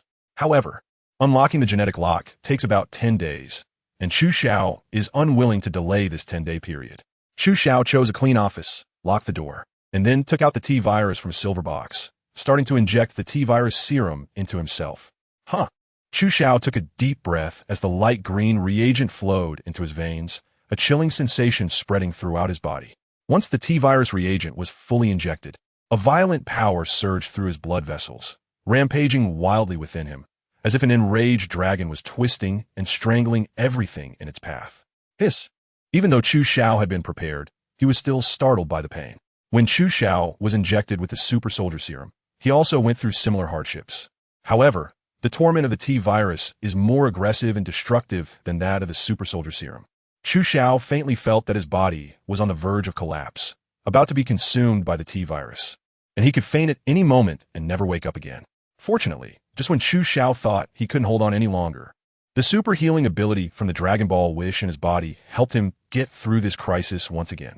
The super healing ability activated, and the muscle tissue, cellular structure, and meridians destroyed by the T-virus began to recover at a visibly rapid pace. The recovered body tissues had significantly enhanced resistance and adaptability to the T-virus. Even when faced with the T-virus's invasion again, he could completely withstand it. As this tug-of-war continued to clash within Chu Xiao's body, the power of the T-virus weakened further and further, until the last trace of the T-virus was obliterated by Chu Xiao's enhanced muscles. He knew that his T-virus enhancement was complete. Chu Xiao slowly opened his eyes, feeling a powerful force surging through his limbs, and couldn't help but feel delighted. After all, gaining such a significant enhancement so easily would make anyone feel overjoyed. He glanced at the time. It had only been a little over an hour. This meant that it had been an hour since Zheng Jia and the others left the hive. In just 1 hour, Chu Xiao had completed the enhancement of the T-virus, raising his strength to a new level. Zheng Jia and the others should have already returned to the main god space. Chu Xiao stood up, opened the door, and planned to leave the hive. Now it was time to wait for their return from the biochemical mission, hoping that Zheng Jia wouldn't let him down and that what he brought back would satisfy him. Just as Chu Xiao was about to leave the hive, he sensed that something was wrong outside. Expanding his aura, he saw that a massive number of armed personnel had gathered outside the hive at some point. They were all wearing uniforms emblazoned with the Umbrella Corporation logo, undoubtedly sent by the Umbrella Corporation. Chu Xiao Fadawen. In just 1 hour, the Umbrella Corporation had mobilized such a large number of armed forces, which shows how terrifying the power of a top-tier company like Umbrella has become. Chu Xiao knew that he would stay in the world of Resident Evil for 2 years. 2 years is neither long nor short. At this moment, he had already developed an inseparable interest relationship with the Umbrella Corporation. Considering his plans for the next 2 years, Chu Xiao immediately came up with a strategy.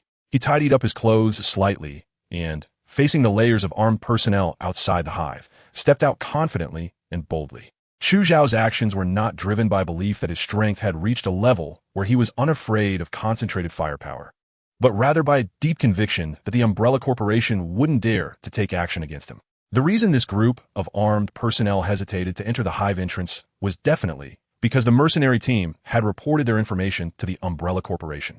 The superhuman abilities displayed by Chu Xiao naturally attracted the attention of Umbrella's higher-ups, leading them to mistakenly believe that his strength derived from the enhancement of the T-virus. Chu Xiao has clearly taken the place of Alice in the original storyline, becoming the core figure in the Umbrella's efforts to unravel the secrets of the T-virus enhancement. As Chu Xiao stepped out of the hive, the armed personnel raised their weapons in a defensive manner, aiming at him, and the atmosphere immediately became extremely tense, as if a confrontation could erupt at any moment. Wait! A heavy male voice came from behind the armed personnel. Chu Xiao focused his gaze and saw a cold-faced white man. Judging by his demeanor, his status within the Umbrella Corporation was undoubtedly high. The man's true identity was none other than the antagonist Thomas Kretschmann from Resident Evil 2. Mr. Chu Xiao, I am Thomas, responsible for this mission. It's a pleasure to meet you, Thomas greeted politely, completely unaware that Chu Xiao was currently surrounded by numerous guns. With such a grand reception, how could I not know what you were up to? Chu Xiao chuckled. I'm not a member of the Umbrella Corporation, but now, I formally applied to join the Umbrella Corporation.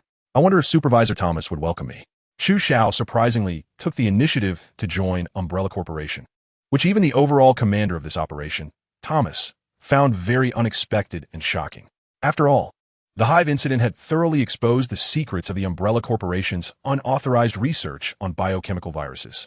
The terrifying biochemical virus could turn thousands of people into mindless, bloodthirsty zombies in an instant. If Chu Xiao were a person with normal values, it would be hard for him to accept such inhumane biological experiments. Yet, at this moment, knowing the secrets of the Umbrella Corporation, Chu Xiao still chose to join them willingly, which inevitably led one to wonder what his true intentions were. Thomas shook his head, thinking he was overthinking. Regardless of Chu Xiao's motives for joining, his own purpose was singular: to find a way to obtain Chu Xiao, the perfect T-virus host. Whether alive or a cold corpse, all they needed was data on the enhancement of the T-virus.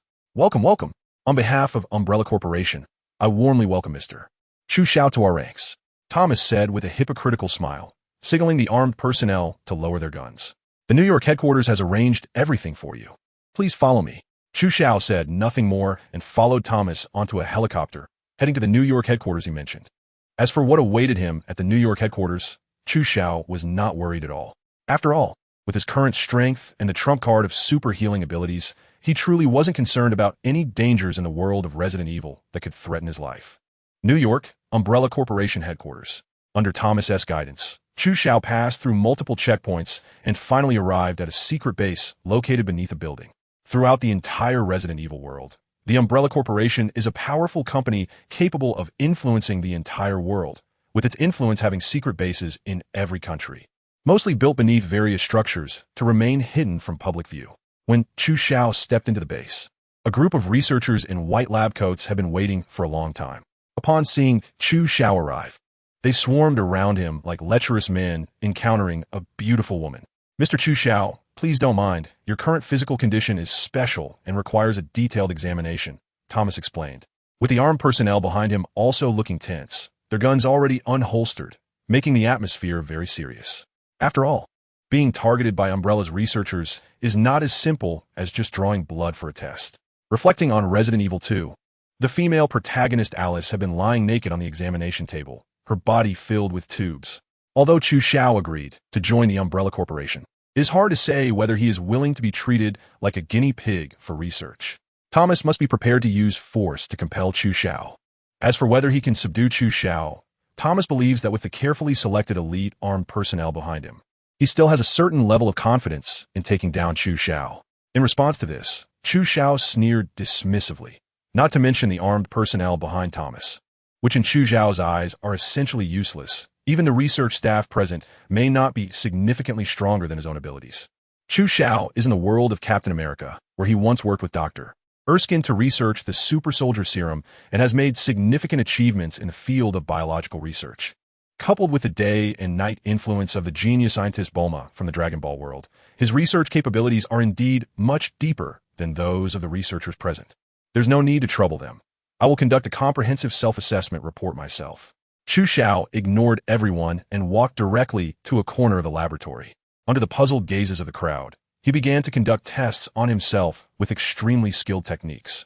The equipment here was too old and outdated, much rougher than what I usually use. Chu Xiao murmured to himself, however, it's barely enough for some basic tests. After hearing this, the researchers couldn't help but twitch their mouths. If it weren't for the fact that they recognized Chu Xiao's extremely professional methods, they would have pointed at him and scolded him, claiming that their Umbrella Laboratories equipment was at the leading level in the world today, and could easily outshine any other laboratory by miles. How could it be considered rough equipment by Chu Xiao? This experimental subject, who appeared out of nowhere, truly spoke arrogantly and was unaware of his own limitations. Seeing Chu Xiao so cooperative in conducting experiments himself, Thomas felt relieved and signaled the researchers to keep a close eye on Chu Xiao and quickly report the data on the T-virus adapters. He also ordered the armed personnel behind him to serve as Chu Xiao's personal guard from now on. This was ostensibly for protection, but in reality, it was to monitor every move of Chu Xiao. If they detected even the slightest abnormality, they could shoot him on the spot. In Thomas's eyes, Chu Xiao alive held the same research value as Chu Xiao dead. After Thomas left, a group of researchers surrounded Chu Xiao, all focused on his self-assessment. As the saying goes, amateurs see the method, while professionals see the details. Soon, the Umbrella researchers witnessed Chu Xiao's research capabilities. Hey, this cell separator can be used like this? Wow. The muscle fiber composition analyzer can actually be adjusted to analyze muscle tissue strength? Why is this 35,000 RPM ultra-precision target cell tracker set to 25,000 RPM with an additional 38-degree amplitude change? Adding 3 degrees of culture medium to the biological cell dish can actually triple the cell growth rate? Why didn't we think of that? Throughout the laboratory, exclamations and praises echoed as the researchers expressed their astonishment. Each time Chu Xiao completed a test, they felt as if a light bulb had gone off in their heads. Realizing that research could be done this way, watching the formerly high and mighty researchers gather around Chu Xiao like elementary school students, frequently raising their hands to ask questions, the armed personnel left behind by Thomas were dumbfounded. Was this really the same group of researchers they usually saw? Where was their usual arrogance? Where was their sense of superiority? After several hours, Chu Xiao finally completed his assessment of his own body. An evaluation report was presented before everyone. Chu Xiao roughly skimmed through the data, and his current state was still within expectations.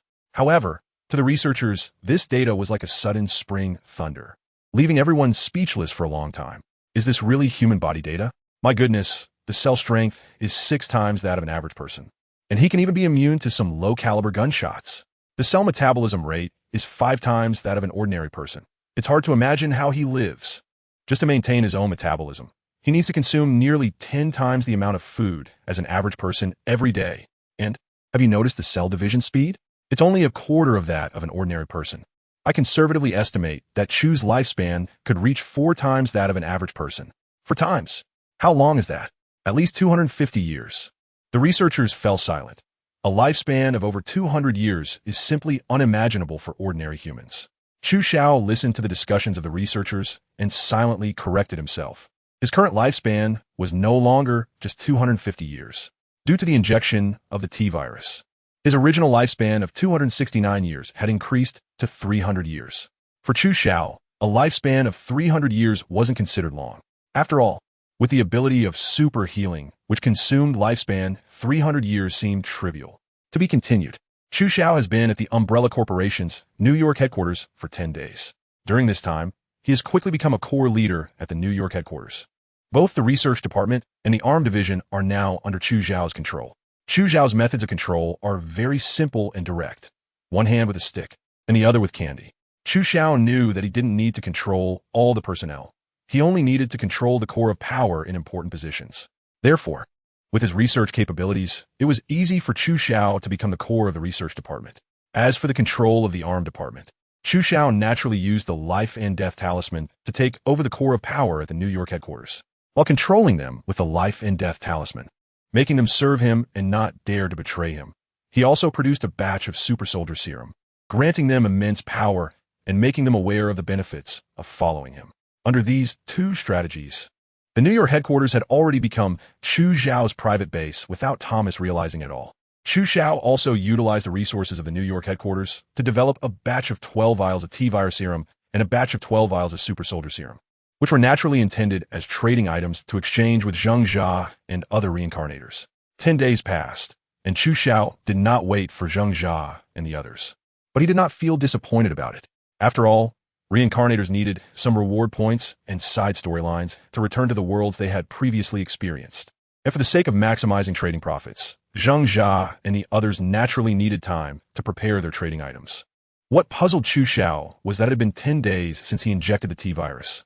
However, apart from a significant increase in strength at the beginning and a slight increase in strength due to his training during this time, there had been no other changes in his body. Originally, in Chu Xiao's plan, he expected to gradually develop telekinesis and automatically unlock the first-level genetic lock. But there were no signs of awakening or unlocking at all. It was as if the T-virus had not granted Chu Xiao these two abilities at all. There must be a problem with this situation, although Chu Xiao did not know where the problem lay at the moment. He considered the information obtained from the main god to be absolutely accurate. Therefore, the issue must lie within himself. Setting aside the telekinesis awakening that the T-virus was supposed to provide, the unlocking of the first-level genetic lock was extremely tempting for Chu Xiao. But why had he not unlocked the genetic lock himself? Chu Xiao pondered carefully and ultimately could only place the answer to the question in the main god space. The gene lock is a special power possessed by the reincarnators in the main god space.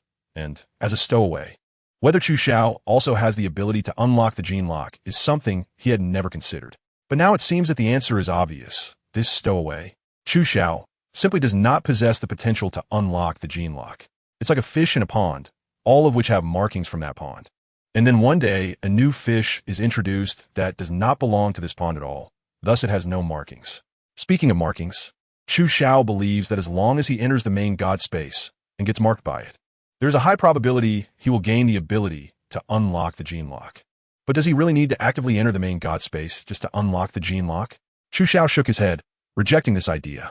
Infinite horror, as the name suggests, involves continuously experiencing various horror worlds, much like raising poisonous insects, allowing them to fight among themselves, ultimately leaving only the strongest insect. Compared to the reincarnation Black Lotus that Chu Xiao possesses, which allows him to traverse the reincarnation worlds, the latter is clearly more advanced and suitable for him. Chu Xiao would naturally not choose to give up the reincarnation Black Lotus and enter the main god space. Would that mean giving up on unlocking the gene lock? Chu Xiao was indeed somewhat unwilling to give up. After all, such easily accessible power was right in front of him. So how could he easily let it go? No matter what Chu Xiao says, he still needs to try his best. If he can obtain the ability of the gene lock, that would be great. If there is really no way, at least he has tried his best, and he won't regret it in the future. Ding! Ding! The door to Chu Xiao's office was gently knocked, interrupting his train of thought and bringing him back to reality. Guoming, a woman dressed in professional attire, with a perfect figure, walked in holding a document. Mr. Chu Xiao, this is the latest report from Raccoon City that just came in this morning. Please take a look. Chu Xiao took the report, and an enticing fragrance wafted from the woman. He instinctively glanced over her voluptuous figure and alluring waist, but quickly returned his gaze to the report in his hand. The woman seemed to notice his gaze and subtly leaned closer to him, trying to present her most perfect posture to the man before her. Is there anything else? Chu Xiao asked, his eyes still on the report, speaking in a neutral tone. The woman appeared startled and somewhat disappointed as she replied, "No, sir. You can leave now." "Yes." The woman lightly bit her red lip, seemingly feeling wronged. As she approached the door, she added, "Mr. Chu Xiao, if you need anything, you can always call for me." Chu Xiao no longer paid attention to the woman and instead focused entirely on the report in his hands. As one piece of information caught his attention. Yesterday, two unfamiliar Chinese men appeared in Raccoon City, looking extremely similar to the target individuals. Preliminary judgment indicated that they were Zheng Jia and Zhang Jia, and these two did not appear in Raccoon City at the same time. Zheng Jia arrived an hour before Zhang Jia entered the city, and at this moment, they were staying in two different hotels, one in the south and the other in the north of the city. In the original storyline, Raccoon City had turned into a hell on earth due to the T-virus outbreak. However, because of Chu Xiao's intervention, everyone had long since eliminated the zombies and creepers within the hive, and with Umbrella Corporation's later remediation efforts, the T-virus outbreak had been temporarily suppressed. It had not fully erupted, affecting the entire Raccoon City. But according to Umbrella Corporation's estimates, it was only a matter of time before the T-virus outbreak occurred. Finally here, Chu Xiao thought to himself, wondering what worlds you have experienced and what good things you would bring me this time. Chu Xiao said, then recited again. This time, Zhang Jia also arrived, and the two did not travel together. It seems that Zheng Jia did not know that Zhang Jia had followed him to the biochemical world. Zheng Jia and Zhang Jia. Something must have happened between the two of you. Chu Xiao slowly stood up, picked up the phone next to him, and said, "Prepare a plane to Raccoon City for me in 10 minutes. Chu Xiao checked once again the items he needed to bring. 12 vials of super soldier serum and 12 vials of T-virus enhancement solution, all of which were already stored in the universal capsule. With everything prepared, Chu Xiao headed to Raccoon City, where Zheng Jia was waiting for him. The Umbrella Corporation's private plane slowly landed on the landing pad, and Chu Xiao walked down from the plane alone, signaling that he didn't need anyone to follow him, and blended into the crowd, heading toward the hotel where Zheng Jia was staying. As for why Chu Xiao didn't use his flight technique to come directly, it was mainly because his flight technique couldn't allow him to fly freely in the sky like in the later parts of Dragon Ball. He could only float 3 to 4 meters up and move at a speed of 20 to 30 miles per hour, which was quite unsuitable for transportation. About an hour later, Chu Xiao knocked on the door of the hotel room where Zheng Jia was staying. "Who?" A familiar voice came from behind the door. Who else could it be but Zheng Jia? Chu Xiao. After a flurry of sounds and clattering from inside the room, the door finally opened to reveal a sweaty Zheng Jia, shirtless, showcasing his muscular physique and a broad smile on his face. However, upon closer inspection, Chu Xiao could clearly see a significant difference between the Zheng Jia from last time and the current one. The present Zheng Jia had a pale complexion, devoid of any color, exuding a somewhat feminine and cold beauty that could easily mesmerize ignorant young girls on the street. Upon further sensing, Chu Xiao actually detected a trace of pure and gentle internal energy within Zheng Jia, existing in his dantian. Compared to Chu Xiao's vast and all-encompassing North Ming true qi, Zheng Jia's internal energy was evidently insignificant. Vampire bloodline, internal energy?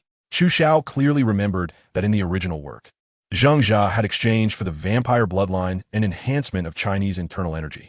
It seemed that he had indeed exchanged for these two enhancements. Zheng Jia's smile momentarily froze, and he nodded, saying, "Chu Xiao, you really are impressive. You can tell my enhanced bloodline and attributes at a glance. Haha, I had originally planned to let you guess." Zheng Jia laughed heartily again, inviting Chu Xiao into the room. Stepping inside, Chu Xiao saw a complete mess, as if a thief had broken in. The bed was collapsed, the table was broken, and the bathroom's water pipe had burst, spraying water everywhere. "Haha, don't mind the mess. I was just training. I just mastered the power of the second stage gene lock, but I'm not yet fully in control of my strength, so I accidentally destroyed some furniture." Chu Xiao note that, unable to see a place to land. "Come to my place. I prepared a set of rooms for our transaction in Raccoon City." Chu Xiao left the hotel with Zheng Jia, secretly thinking that Zheng Jia's gene lock had already been unlocked to the second stage. No wonder he was the protagonist of Infinite Terror. His strength was increasing too quickly. Along the way, Chu Xiao inquired more about Zheng Jia. It turned out that after leaving the world of Resident Evil, Zheng Jia and his group had subsequently experienced 3 horror films: Ju-On, Alien, and The Mummy. Especially in The Mummy, Zheng Jia and his team experienced their first team battle. In the process of fighting against the Indian team, they paid a great price to wipe out all the reincarnators on the opposing side. having witnessed the terrifying aspects of team battles. Zhang Jia learned that the next horror world would be Resident Evil 2, and it would still be a team battle. His team would encounter the most terrifying demon team in the main god space. Therefore, Zhang Jia didn't hesitate to spend side quest storylines and reward points to come to the world of Resident Evil. On one hand, he traded items with Chu Xiao, and on the other hand, he made preparations within the Resident Evil world for the upcoming team battle. The two arrived at the trading location mentioned by Chu Xiao, a privately owned villa courtyard that Chu Xiao had secretly purchased using Umbrella's financial resources. Once seated, they got straight to the point. Zhang Jia, let me see what good stuff you brought me. Zhang Jia did not respond verbally. Instead, he raised his right hand, revealing an ancient ring on his index finger. He shook it in front of Chu Xiao, and a pile of dazzling items appeared on the table before them. It was as if by illusion. Chu Xiao actually saw glowing items produced by the main god space. Indeed, absolute quality. Chu Xiao's eyes lit up as he watched Zhang Jia carefully survey the items for trade this time. A minute later, Chu Xiao's mouth twitched, and his expression darkened a bit. Zhang Jia seemed to notice Chu Xiao's dissatisfaction and hurriedly explained that the exchange rates in the main god space were just too expensive. The reward points and side storylines that their team fought hard to earn couldn't withstand the expenses. After the deadly encounter with the Yinzhu team, the only things I could offer are these. After finishing his explanation, Zhang Jia fell silent, looking at Chu Xiao with a pitiful expression. After all, the items he brought out were indeed not very impressive. There was an ancient book, black as iron, with a skull emblem, made of an unknown material. A somewhat worn dagger that was meant for personal use, notable for its exceptionally sharp blade. A ring that resembled the design on Zhang Jia's index finger, which also seemed to be a storage ring. There was even a muscular corpse of man, charred black from being burned by flames. None of these four items seemed to catch Chu Xiao's eye. This is all I can offer for trade, Zhang Jia said helplessly. This ancient book is the undead Bible from the legend of gods and demons. Possessing it allows the casting of many necromancy spells. This dagger is the underworld flame blade, which Zhao Inkong discarded and I exchanged for a high price from the main god space. It not only has physical attack bonuses, but also deals special damage to soul entities. Chu Xiao shook his head and looked at Zhang Jia. Although he didn't say anything, it was clear that he was very dissatisfied. Don't worry, this is good. This ring is a legendary storage ring. It has a cubic meter of space inside and also adds spirit body damage. Chu Xiao took out the box containing the universal capsules and waved it in front of Zhang Jia. It's different. The storage ring is much more convenient for the universal capsule, although it has significant drawbacks in terms of space. Its flexibility and versatility are far superior to that of a universal capsule. Think about it. Chu Xiao had a long face, his expression unchanged. Deep down, he did feel that this storage ring had its uses. At the very least, it could hold frequently used items, making retrieval and storage much more convenient. His universal capsule, while capable of holding many things, was cumbersome in terms of taking items out and putting them in. It was nowhere near as convenient as the storage ring. And this corpse, what a material. It was an excellent material. He was a first-tier gene lock powerhouse from the Yinzhu team, and his enhanced bloodline was that of the famous demon, Getsu from Yu Yu Hakusho. The bloodline strength had reached 80%, and with one punch, he could easily shatter boulders. Boom! Before Zhang Jia finished speaking, Chu Xiao stepped forward with one foot, and the stone floor beneath him shattered with a sound. Is this how it shattered? Zhang Jia fell silent again, unsure how to respond to Chu Xiao, but deep down, he regretted not bringing Xiao Yilu along. With his intelligence, he would definitely outshine Chu Xiao, exaggerate these things to the heavens, and then sell them for a good price. Chu Xiao looked at Zhang Jia and understood his difficulties. The main god space was indeed fraught with dangers, and it was not easy to gather these items. However, Chu Xiao was not a charity, and he couldn't buy these items just out of pity for Zhang Jia. As mentioned before, what Chu Xiao needed were valuable items. In the four types of props before him, Chu Xiao felt that only the storage ring had some value for him. The remaining necromancer's scripture was useless, as he didn't understand any ancient Egyptian and couldn't possibly learn the spells recorded in it. As for the dagger, it was clearly discarded equipment from Zhang Jia and others. The most disappointing was the corpse of the Yinzhu team. What was the point of having 80 bloodline strength from the Eula brothers, a terrifying first-level gene lock powerhouse? The person was already dead, and the body was completely stiff. There was no value left to speak of. Wait, Zhu Xiao suddenly paused. Looking at the corpse on the ground, a bold idea flashed through his mind. To be continued. Chu Xiao stared at the corpse on the ground, lost in thought. Suppose using android technology to recreate this body, and then using it as a vessel, along with the Queen's artificial intelligence. Wouldn't that mean Chu Xiao could obtain an absolutely loyal subordinate who is a first-tier powerhouse with the bloodline of the Yuryu brothers? Chu Xiao estimated the feasibility of this matter and felt that his idea could indeed be realized with the current technological capabilities. First, regarding the android technology. Android 8 from the Dragon Ball world is a life form pieced together from countless corpses and using the same technology. It is naturally possible to transform the corpses of the strong members of the Inzhou team into androids. Furthermore, the Queen's motherboard is already in Chu Xiao's universal capsule. As long as he returns to the Dragon Ball world and hands it over to Bulma for research, with Bulma's extraordinary talent, resetting its settings or creating a substitute should not be very difficult. Thus, it seems that this matter is indeed feasible. Next, it is time to discuss the price with Zheng Jia. Chu Xiao focused his gaze, and at that moment, Zheng Jia had a look of worry on his face. After all, Chu Xiao had always been dissatisfied with the props in front of him. Zheng Jia wanted to spark Chu Xiao's desire to purchase. So he had to come up with a way, and the simplest and most direct method was to hold a big sale and a blood auction. Chu Xiao, this is all I can offer. I know it's not quite to your liking, but I really need to become stronger right now, Zheng Jia said heavily. Please, help me out. Chu Xiao put on a troubled expression, picked up the Book of the Dead with a critical eye, flipped through a few pages, all of which were completely incomprehensible ancient Egyptian texts, and shook his head as he put it down. Chu Xiao, it's okay if you can't understand the content of the Book of the Dead. I have a tutorial on ancient Egyptian prepared specifically for me by Kit, which includes phonetic charts and illustrations, making it easy to learn. I guarantee you'll be able to master it. Chu Xiao still shook his head and said to Zheng Jia, even if I can learn it, so what? The magic in the Necromancer's Bible doesn't mean much to me. Chu Xiao picked up the dagger. It was quite nice, but I'm not skilled with daggers, so buying it would just be for show. I could use a storage ring, but the price for this wouldn't be very high.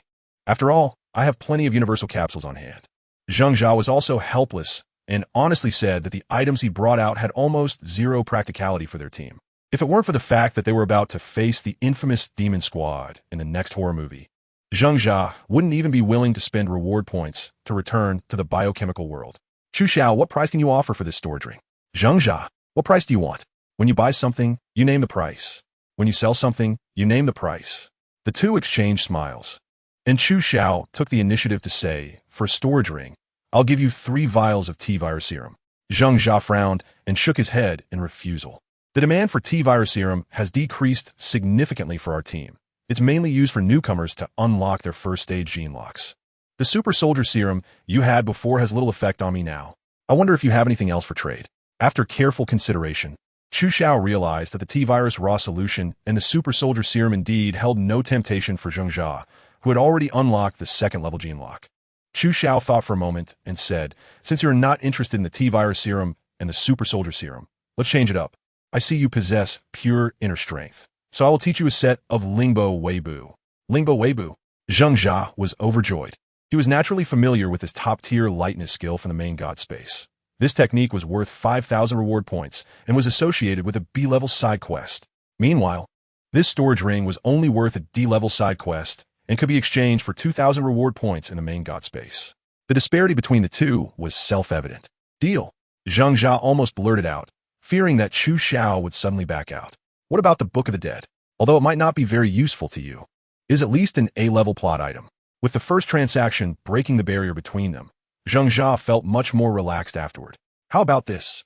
1 Book of the Dead in exchange for 3 vials of T-virus serum and 3 vials of super soldier serum.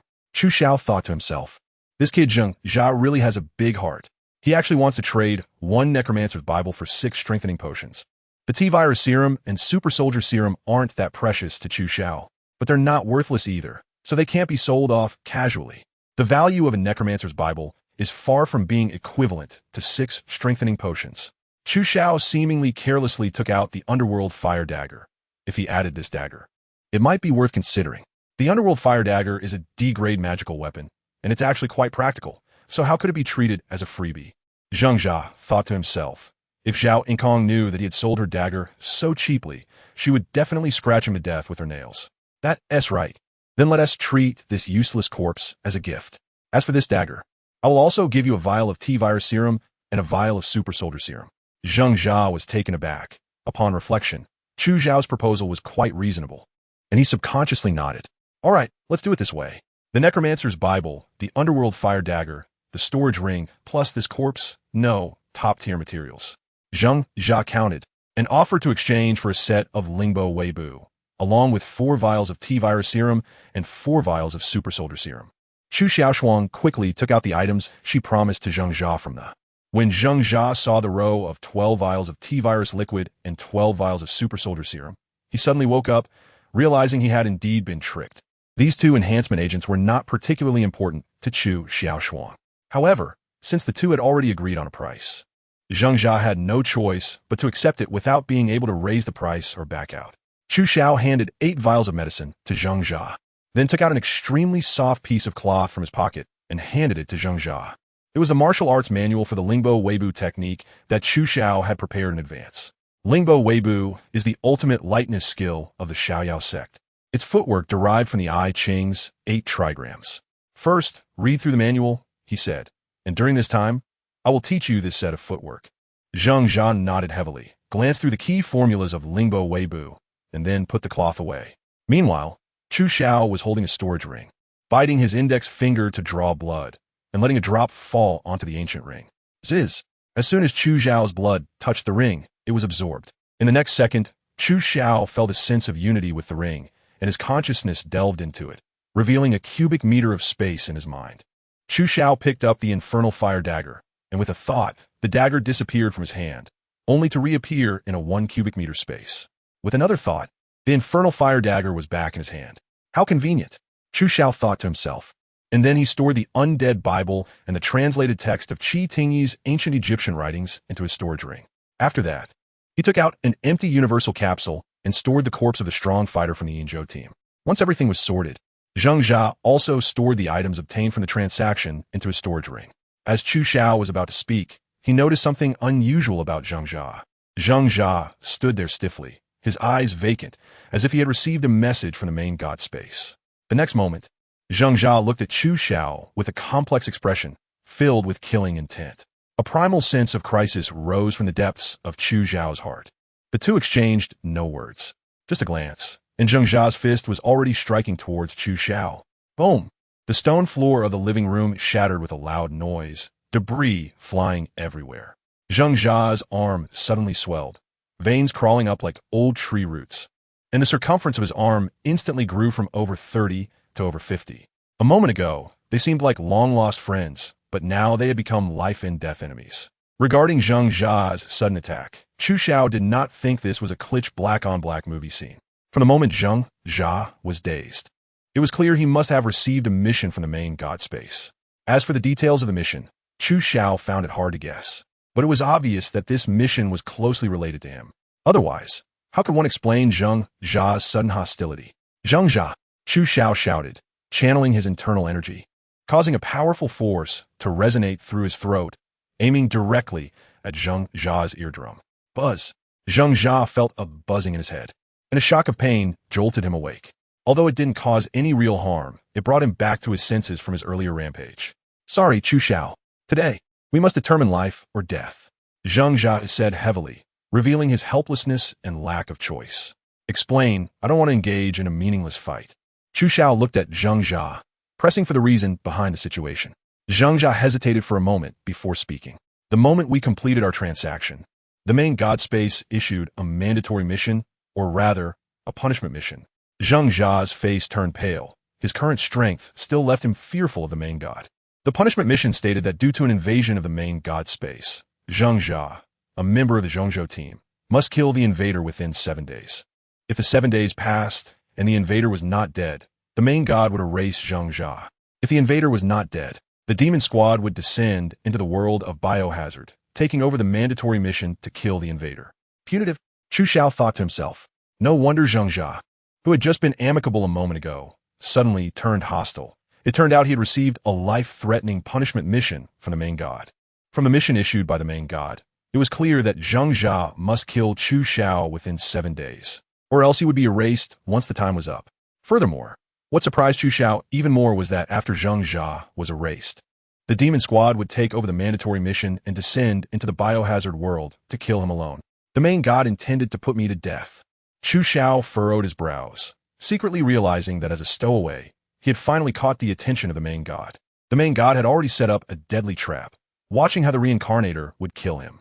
At this moment, Zheng Jia had already unlocked his second-tier gene lock, enhancing his bloodline as a vampire and his internal power.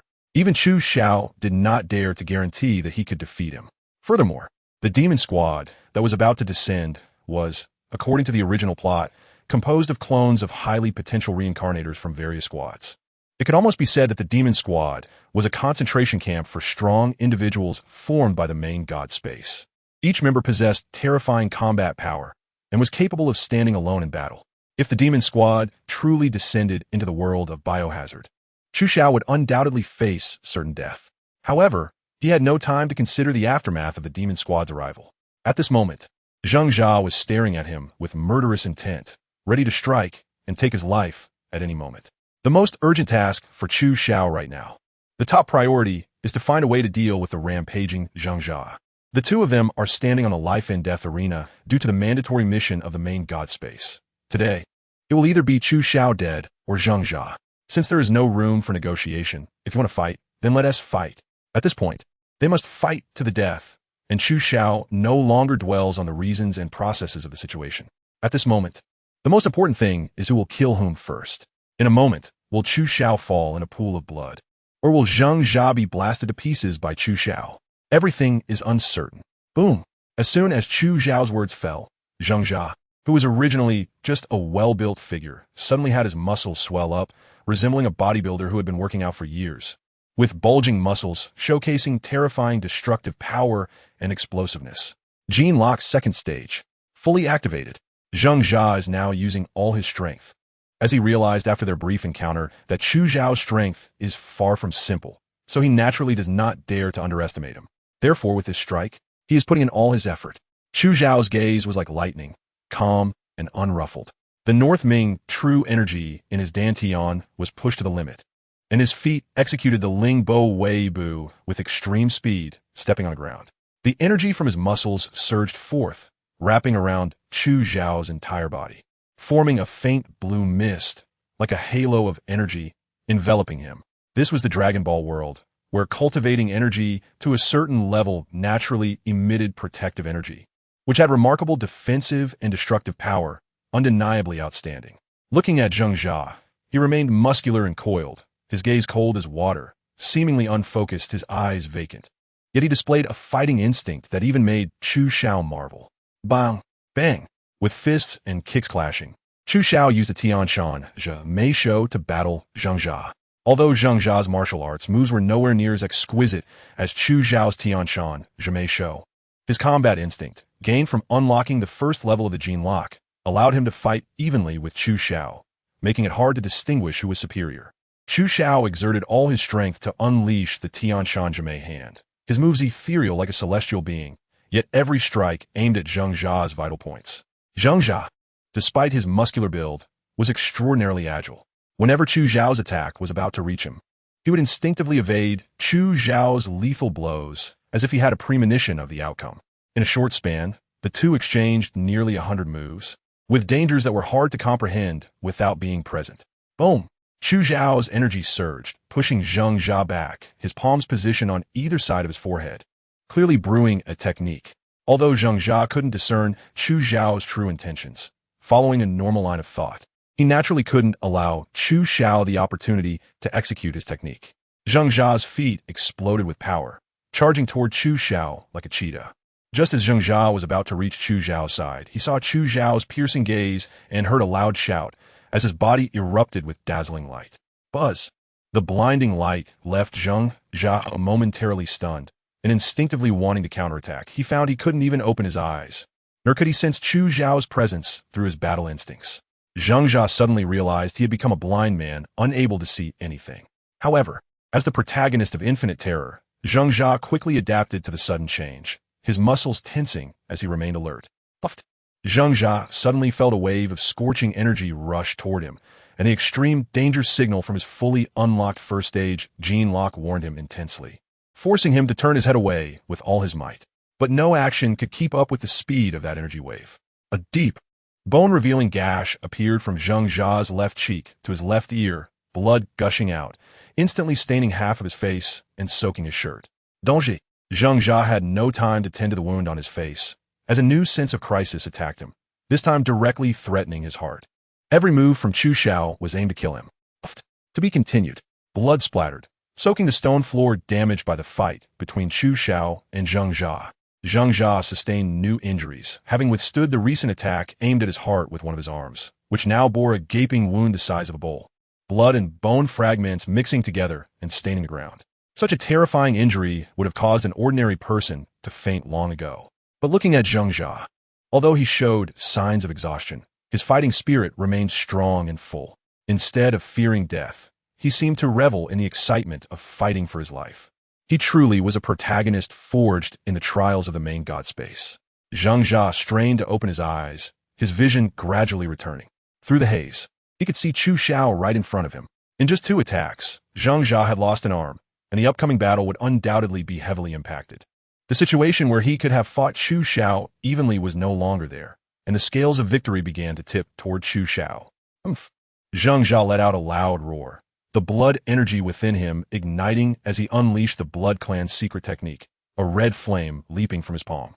The Blood Clan's secret technique, exchanged from the main god space, possessed unimaginable power. The heat it radiated could even make one's soul feel as if it was being scorched.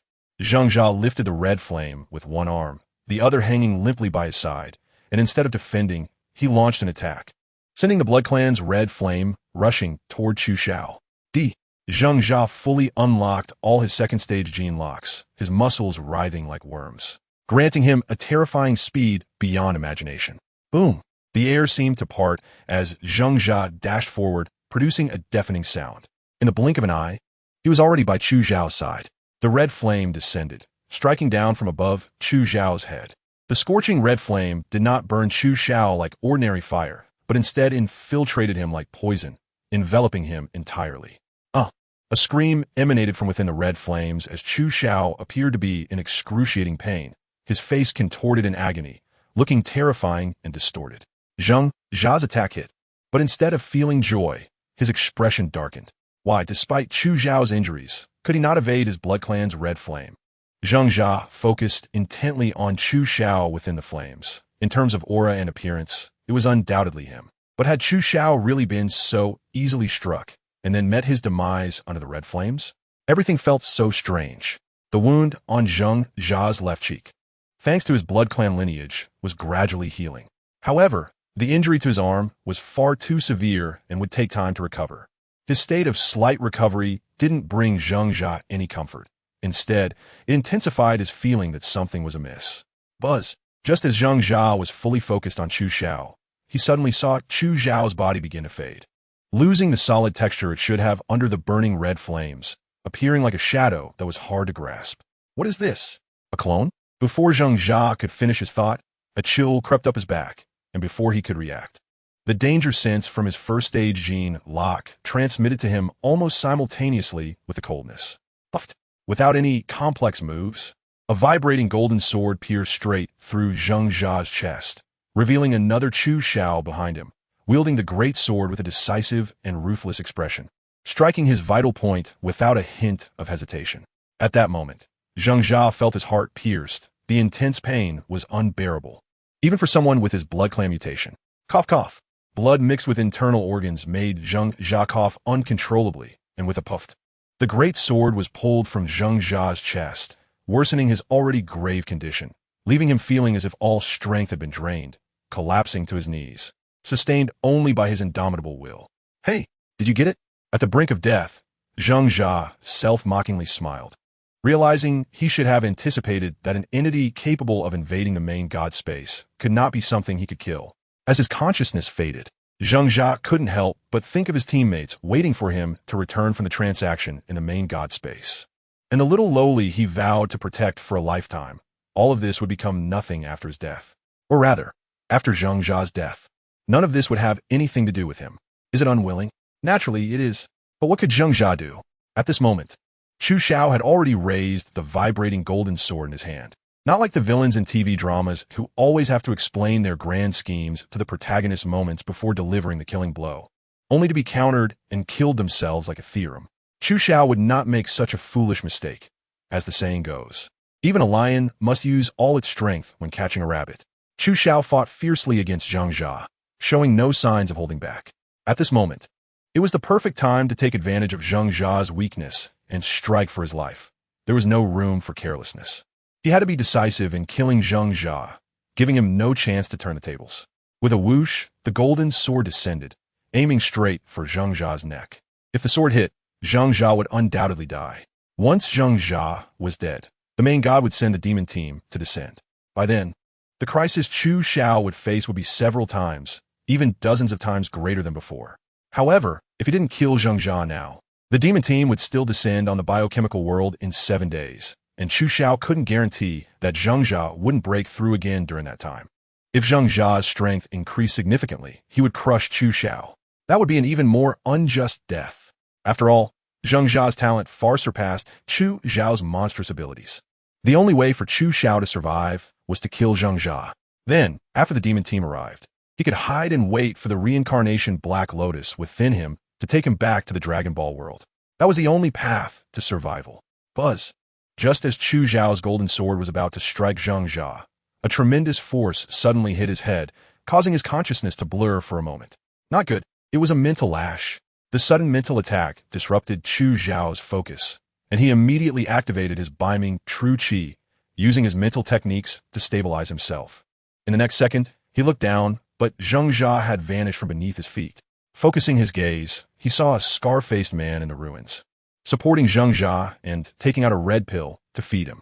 This man was none other than Zhang Jia, a veteran of the Central Continent team. Having come to the biochemical world with Zhang Jia, Zhang Jia finally made his move, exuding the unique aura of a mental power enhancer, locking onto Chu Xiao tightly. Cough! Cough! In just a few breaths, the heavily injured Zhang Jia had recovered. Although his injuries weren't fully healed, he was no longer in danger of death. Zhang Jia, why are you here too? Let go of me. How much power have you been hiding? Zhang Jia stared at Zhang Jia in shock. There had been a rift between them since their time in the Ghost Legend world. Everyone knew Zhang Jia possessed great power, yet he did nothing to save his teammates from dying. How could Zhang Jia entrust his back to such a teammate? I told you, the time has come. I will explain everything to you. Now it's time to tell you the truth about our captain, Zhang Jia. Zhang Jia said, looking relieved. Zhang Jia, actually, I have great difficulties. He began, his expression earnest. The story starts with my first horror film, A Nightmare on Elm Street.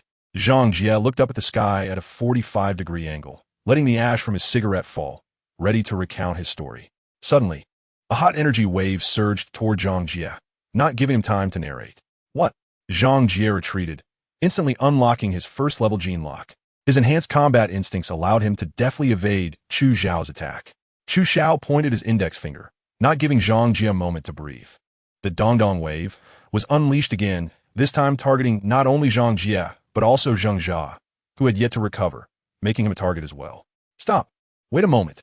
Let me finish my words. Zhang Jia felt utterly frustrated.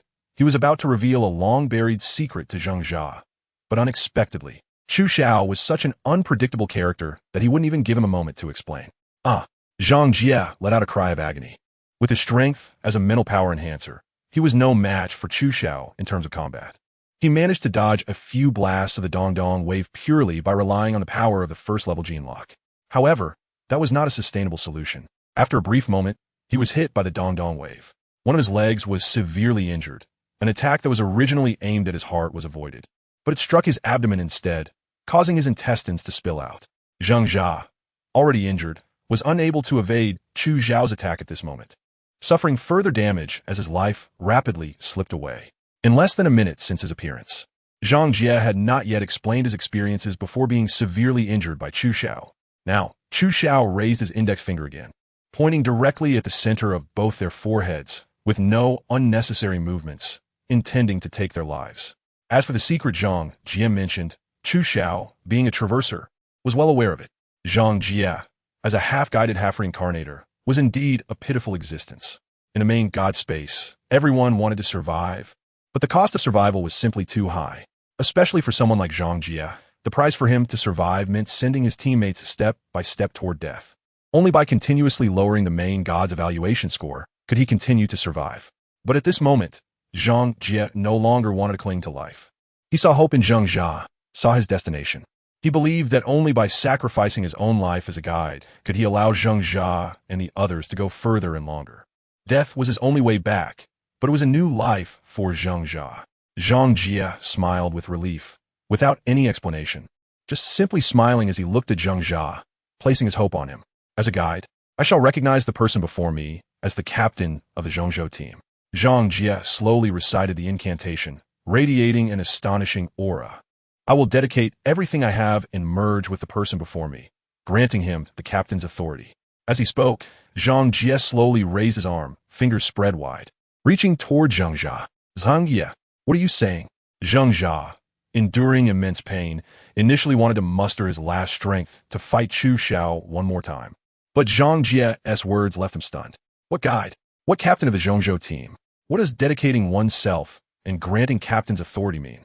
Meanwhile, Chu Xiao, who was ready to deliver a fatal strike, also heard Zheng Jia's words and was greatly shaken. He thought to himself that Zheng Jia intended to use the authority of the guide to grant Zheng Jia the captain's authority. At the same time, if Chu Xiao remembered correctly, granting captain's authority would also elevate Zheng Jia's gene lock rank by 1 level. This meant that Zheng Jia, who originally had his 2nd level gene lock unlocked, would automatically unlock his 3rd level gene lock after merging with Zheng Jia. If Zheng Jia obtained the captain's authority, it wouldn't matter much to Chu Xiao. However, if Zheng Jia reached the 3rd level gene lock, his strength would increase exponentially. At that point, Chu Xiao believed he would absolutely not be a match for Zheng Jia. It was likely that even before the demon squad arrived, Chu Xiao would perish at Zheng Jia's hands. Therefore, for Chu Xiao, it was absolutely unacceptable to allow Zheng Jia to grant Zheng Jia the captain's authority and merge with him. But the situation was urgent, and Chu Xiao had no effective way to stop it. Should he directly kill Zheng Jia? What if the star particles had self-healing abilities? Even if he severed Zheng Jia's head, what if the merged Zheng Jia stood up again? Then death would still await Chu Xiao. The most appropriate and reliable way to resolve the current crisis was probably only one method: to block the flow of those star particles. As he spoke, Zheng Jia's body slowly became ethereal, transforming into countless tiny particles resembling stars, wrapping around his arm and gradually enveloping Zheng Jia. Zhu Xiao snuck on Li, secretly thinking that he must stop Zheng Jia's actions. The North Ming true energy within him was operating at its peak, fully activating the Lingbo Weibu, light wave step, and he shot towards the space between Zheng Jia and Zheng Jia like a rocket. At this moment, Zheng Jia had lost consciousness, with only a trace of star particles representing his past existence. These glowing particles were the captain's authority granted to the guide by the main god, as well as the main god's rules that unlocked the genetic lock restrictions. Whoever possessed them could gain the captain's authority in the main god space and unlock the 1st level genetic lock restrictions. Meanwhile, as Zheng Jia began to become ethereal, it was as if the entire biochemical world's time had been frozen. Time stood still and everything was solidified. However, in contrast, Chu Xiao was unaffected by these rules and did not find his form and consciousness frozen at all. It was unclear whether this was a loophole in the main god space rules or a result of the powerful reincarnation Black Lotus within Chu Xiao, leading to the current situation. In any case, at this moment, only Chu Xiao, Zheng Jia, and Zheng Jia could move within the entire biochemical crisis world. Just as these star particles were about to merge with Zheng Jia, Chu Xiao, utilizing the speed of Lingbo Weibu, inserted himself between Zheng Jia and Zheng Jia. Buzz! Countless star particles surged through the void, instantly surrounding Chu Xiao, who was positioned between the two.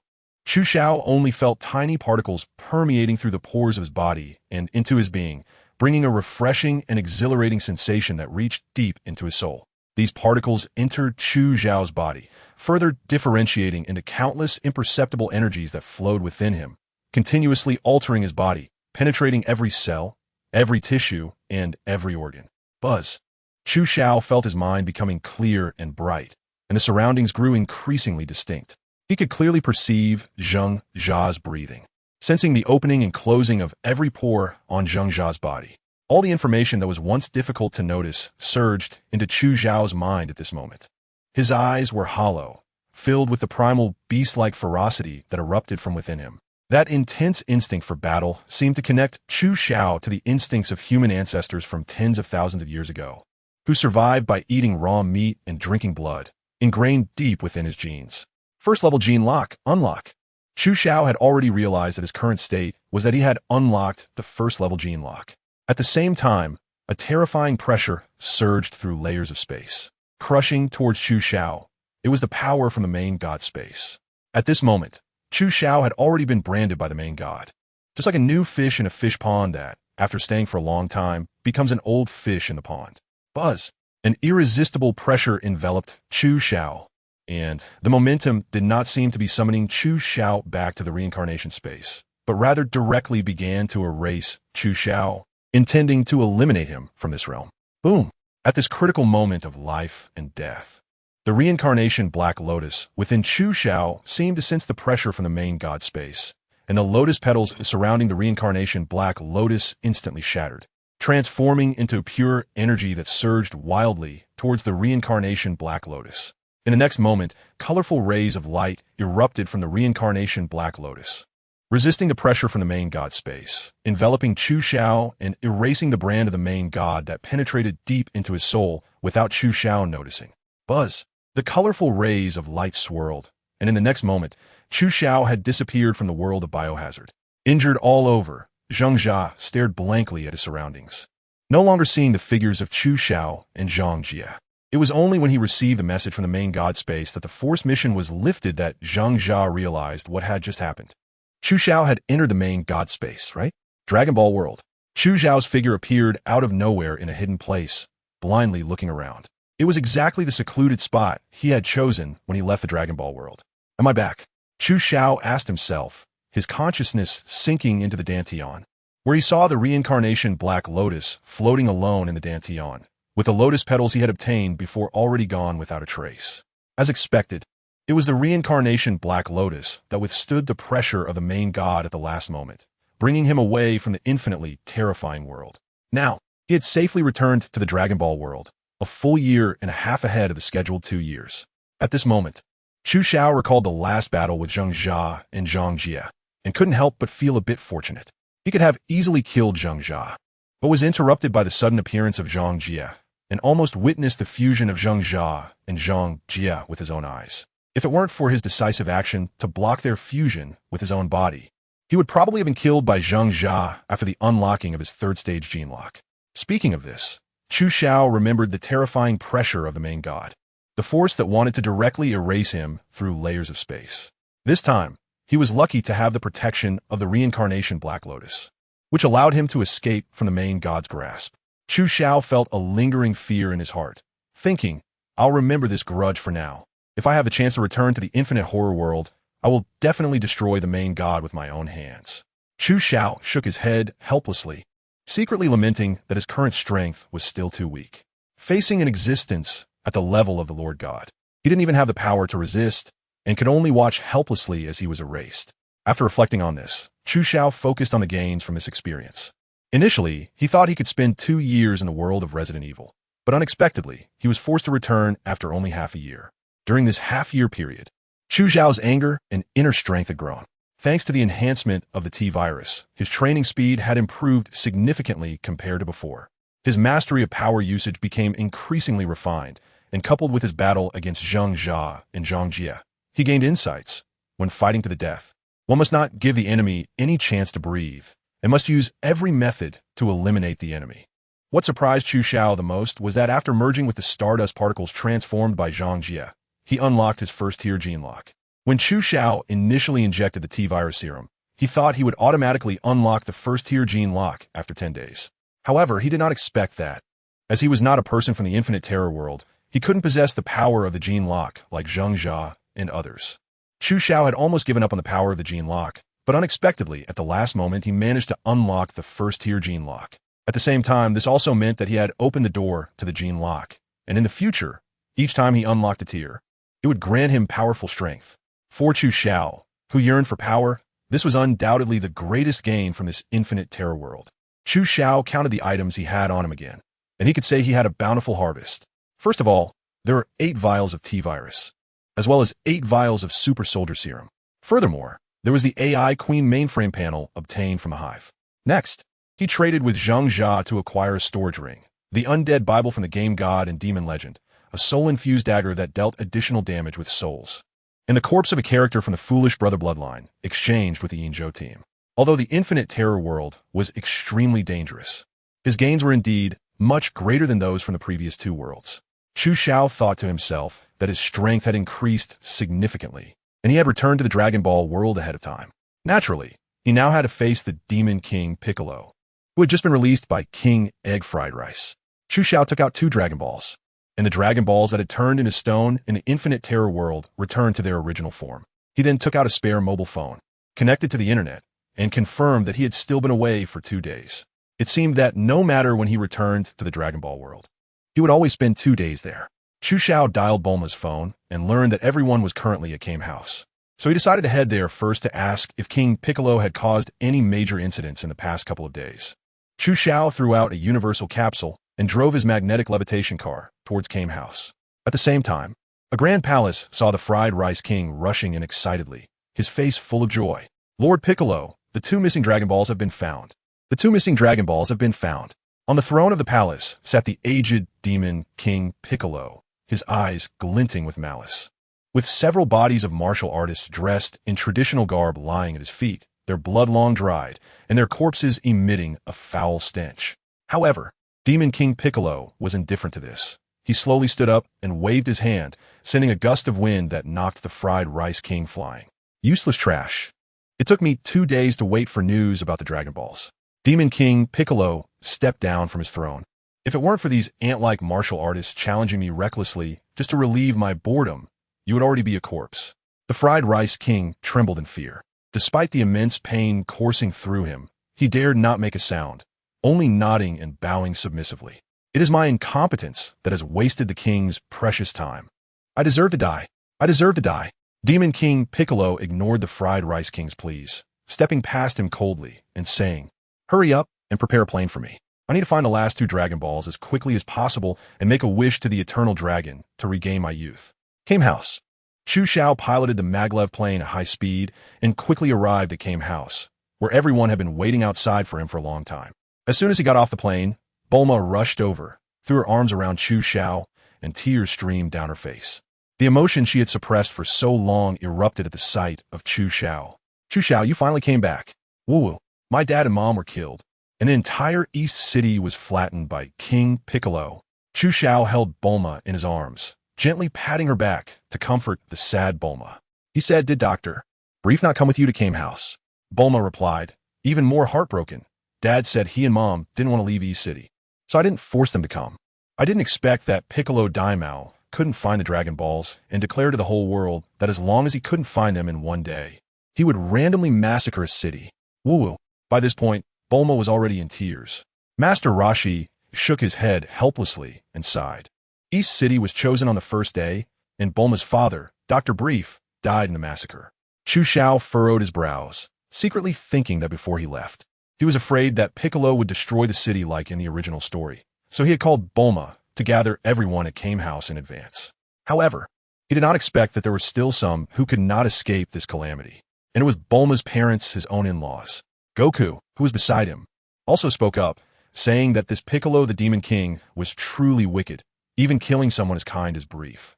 "If it weren't for you asking me to wait for you at Kame House for 2 days, I would have definitely taken the Flying Nimbus to defeat him." Chu Xiao shook his head. In the original story, the current Wukong is not a match for Demon King Piccolo at all. Only Wukong, who has drunk the true super divine water, has the strength to defeat Demon King Piccolo. "Bulma, don't worry, I have brought back the Dragon Balls. As long as we gather all 7 Dragon Balls, we can revive everyone killed by Piccolo, including your parents." Bulma nodded slightly, gradually stopping her sobs. Just as everyone was calming down, the Dragon Ball radar in Bulma's pocket started beeping wildly. Bulma was immediately startled, took out the Dragon Ball radar, and saw 5 Dragon Balls flying towards Kame House at an incredible speed. "Oh no, Demon King Piccolo is coming." Looking out over the horizon, a huge magnetic levitation aircraft was racing towards Kame House at an astonishing speed. Chu Xiao and Master Roshi sensed the powerful and evil aura from the plane immediately. And who else could it be if not King Piccolo? Chu Xiao had no time to let Bulma and other non-combat personnel evacuate. The plane had already arrived above Kame House. A strange figure slowly descended from the plane, dressed in a dark blue training outfit with a large demon symbol on his chest, green skin all over, and snail-like antennae on his forehead. Facing the aging Demon King Piccolo, Chu Xiao could sense Piccolo's weakness, but even so, the overwhelming aura of the Demon King was still beyond Chu Xiao's capabilities. Even if all the power of those present combined, it would be difficult to match the Demon King Piccolo. On Chu Xiao's side, the only ones qualified to face King Piccolo are probably Chu Xiao himself, who is fighting with all his might, and Master Roshi, who can use the Mafuba. King Piccolo landed on the soft, damp beach, looking at Chu Xiao and the others with a meaningful smile. No wonder the last two Dragon Balls were hard to find. It turns out they were hidden by this group. Looking at the combat power of this group, it is indeed completely different from a martial artist encountered in the past 2 days. The handsome young man, the old man with a bald head carrying a backpack, the child with a long tail, and the bald child all possess considerable combat strength. Such a group definitely has the ability and qualifications to hide the Dragon Balls. But now, King Piccolo has arrived. He came specifically for those 2 Dragon Balls. No matter how strong Chu Xiao and the others are, King Piccolo will step over their corpses, gather all 7 Dragon Balls, and make a wish to the Eternal Dragon to regain his youth. So it was you who hid the Dragon Balls, making me waste 2 days of time for nothing? King Piccolo sneered, as if looking at a bunch of ants. Do you know the consequences of offending me, King Piccolo? The murderous intent emanating from King Piccolo's dry, wrinkled face sent chills down people's spines, as if they were being watched by a beast. Chu Xiao gestured for everyone to step back and took a step forward to face King Piccolo. Oh, do you really want to face me, King Piccolo, all by yourself? It seems I have been asleep for too long, and a brat like you dares to challenge me? King Piccolo's gaze locked onto Chu Xiao, and his entire aura erupted, an evil presence spreading from within him, swirling around and enveloping both Chu Xiao and King Piccolo in layers of energy. Master Roshi protected Bulma and the others as they retreated. The pressure from King Piccolo's aura was unbearable for ordinary people. Facing the oppressive aura of King Piccolo, Chu Xiao not only did not take a step back, but instead stepped forward, his own energy erupting as well. Although it did not cover the entire battlefield like Piccolo's, it surrounded him and resisted the pressure of King Piccolo's aura. Oof. The resistance of an ant, King Piccolo said, raising one hand, and the surrounding energy surged violently towards Chu Xiao, increasing the pressure on him dramatically. Chu Xiao's feet dug into the ground, but against the incoming pressure, he slid back 10 centimeters. Fortunately, his aura was constantly resisting King Piccolo's, causing no harm to his body. Haha, you do have some strength, but you're not strong enough to make me take you seriously, King Piccolo said, seeing his pressure fail to affect Chu Xiao, and he naturally retracted his aura. Buzz. The moment King Piccolo withdrew his aura, before his words fell, Chu Xiao had already vanished from his spot. Boom! A punch like iron struck King Piccolo's cheek, sending him flying backward like a kite with a broken string. Tap! Tap! Chu Xiao used his toes to push off the ground, accelerating in midair, closely following the flying King Piccolo, his attacks raining down like a storm. Ugh! In midair, King Piccolo twisted his body, trying to counter Chu Xiao's attacks, but found himself unable to do so, as most of the strikes landed on him. Damn it! King Piccolo cursed inwardly. This damned and didn't even wait for him to finish speaking before suddenly attacking. When did martial artists in this world become so shameless? Get lost! King Piccolo roared, compressing his massive aura, which erupted violently, instantly sending the close-range Chu Xiao flying away. Chu Xiao hung in the air, landing elegantly and stepping out a profound technique, stabilizing himself and creating distance from King Piccolo once more. Young man, your rudeness will cause you to meet death early. No, I will slowly torture you until you breathe your last. King Piccolo's aging body trembled, his small pupils shining with an evil red light, which Chu Xiao could easily sense. In the blink of an eye, King Piccolo's aura had grown nearly twice as strong as before. Started to use full power? Huh? Chu Xiao thought to himself, as the North Sea true energy surged wildly into his meridians. With the dual enhancement of energy and inner strength, his combat power soared. However, this was still far from enough to kill King Piccolo. Buzz. Chu Xiao focused his mind inward, and a shackle binding every cell within him was suddenly released. His eyes turned cold as water, and information that he could not perceive before flooded into his mind. King Piccolo's heavy breathing, the rustling of his clothes against the wind, and the creaking of the soft sand beneath his feet under his weight, all of it seemed to be sensed by Chu Xiao. This is the first stage of the gene lock. Boom! Chu Zhao's legs filled with North Sea true energy, and his body shot forward like a sharp sword. Without waiting for King Piccolo to strike first, Chu Zhao launched his killing move. Boom! The Tian Shan folding plum technique reached its peak, and in King Piccolo's eyes, it seemed as if countless hands were swaying in front of him with an ethereal elegance. King Piccolo thought that by using his full strength, he could crush Chu Zhao. But at this moment, it became clear that his full power not only failed to crush Chu Zhao, but instead made him feel that Chu Zhao was growing stronger. This kid was hiding his strength. That was all he had just now. King Piccolo was secretly shocked by the intricacies of the Tian Shan folding plum technique. Even he found it difficult to detect any flaws, and could only watch helplessly as he was continuously attacked. Fortunately, King Piccolo's aura was exceptionally strong, and most of Chu Zhao's attacks were blocked, causing little actual damage. Heh, your moves are flashy, but are you just tickling me? King Piccolo couldn't help but mock, as he couldn't find any flaws in Chu Zhao's technique for the time being. He could only rely on words to disrupt Chu Zhao's mindset, hoping to influence him. Unfortunately, King Piccolo didn't understand what the first stage of the gene lock meant. Chu Zhao, under the condition of unlocking the first-level gene lock, showed no signs of emotional fluctuation at all, no matter how much Piccolo taunted him. It was all in vain. Chu Zhao still had a cold expression, and the techniques in his hands not only did not slow down, but instead became even faster. Damn it! King Piccolo cursed under his breath, channeling his energy and condensing it between his palms, aiming at Chu Zhao as a scorching energy blast quickly formed. Explosive demon light cannon. A beam of energy, as thick as a waist, shot out from Piccolo's palm, slicing through the air and directly targeting Chu Zhao. Buzz!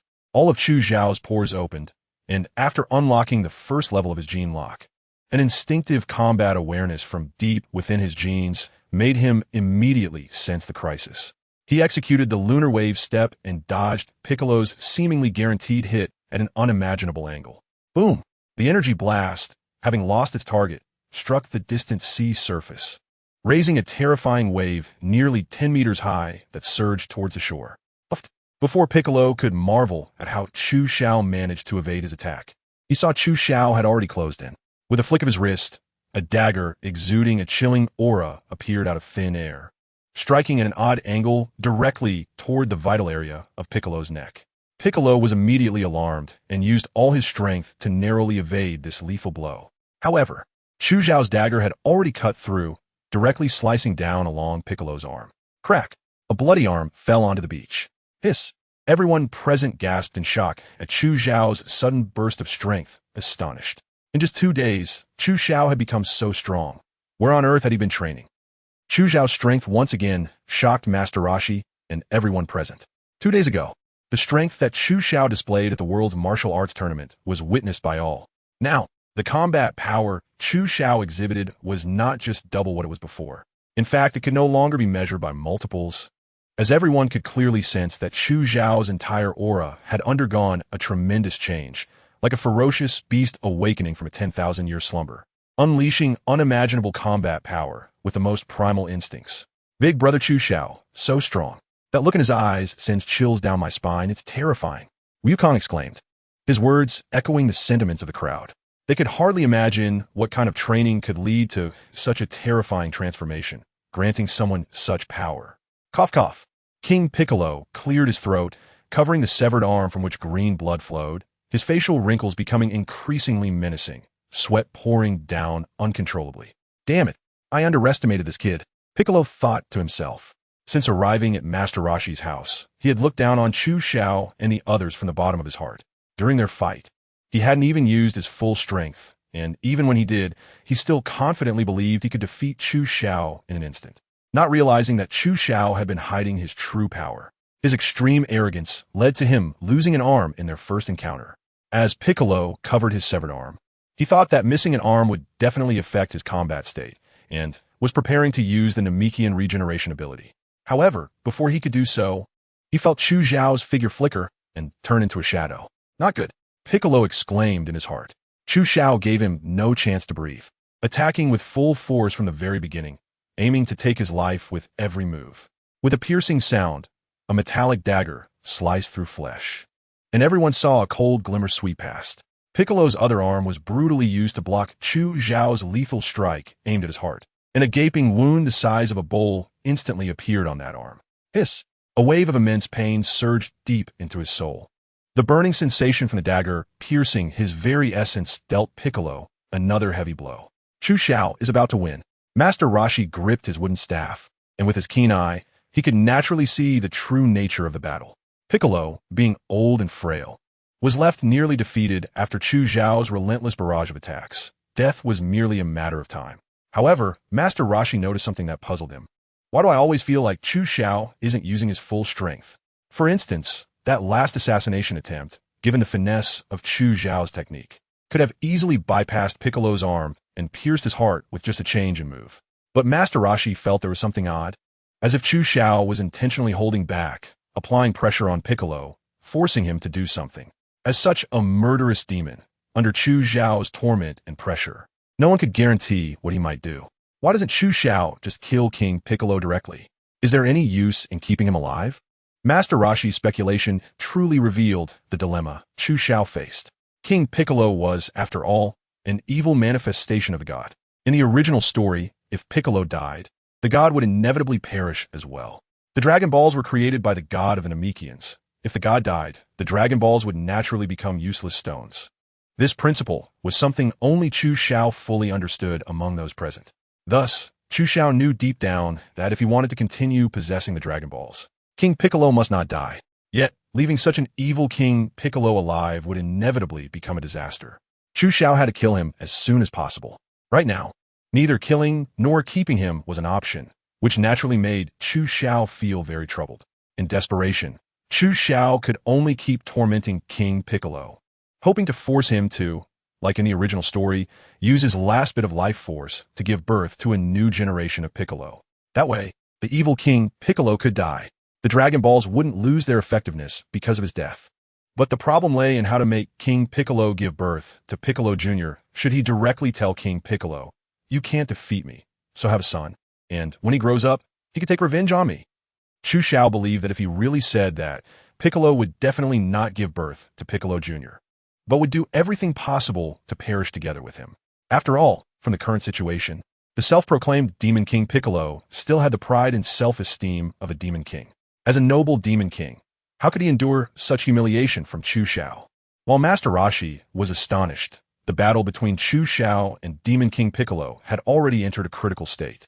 Piccolo was covered in injuries, with one arm severed, the other arm rendered useless, and his body covered in shocking wounds, the emerald green blood soaking his Navy martial arts uniform.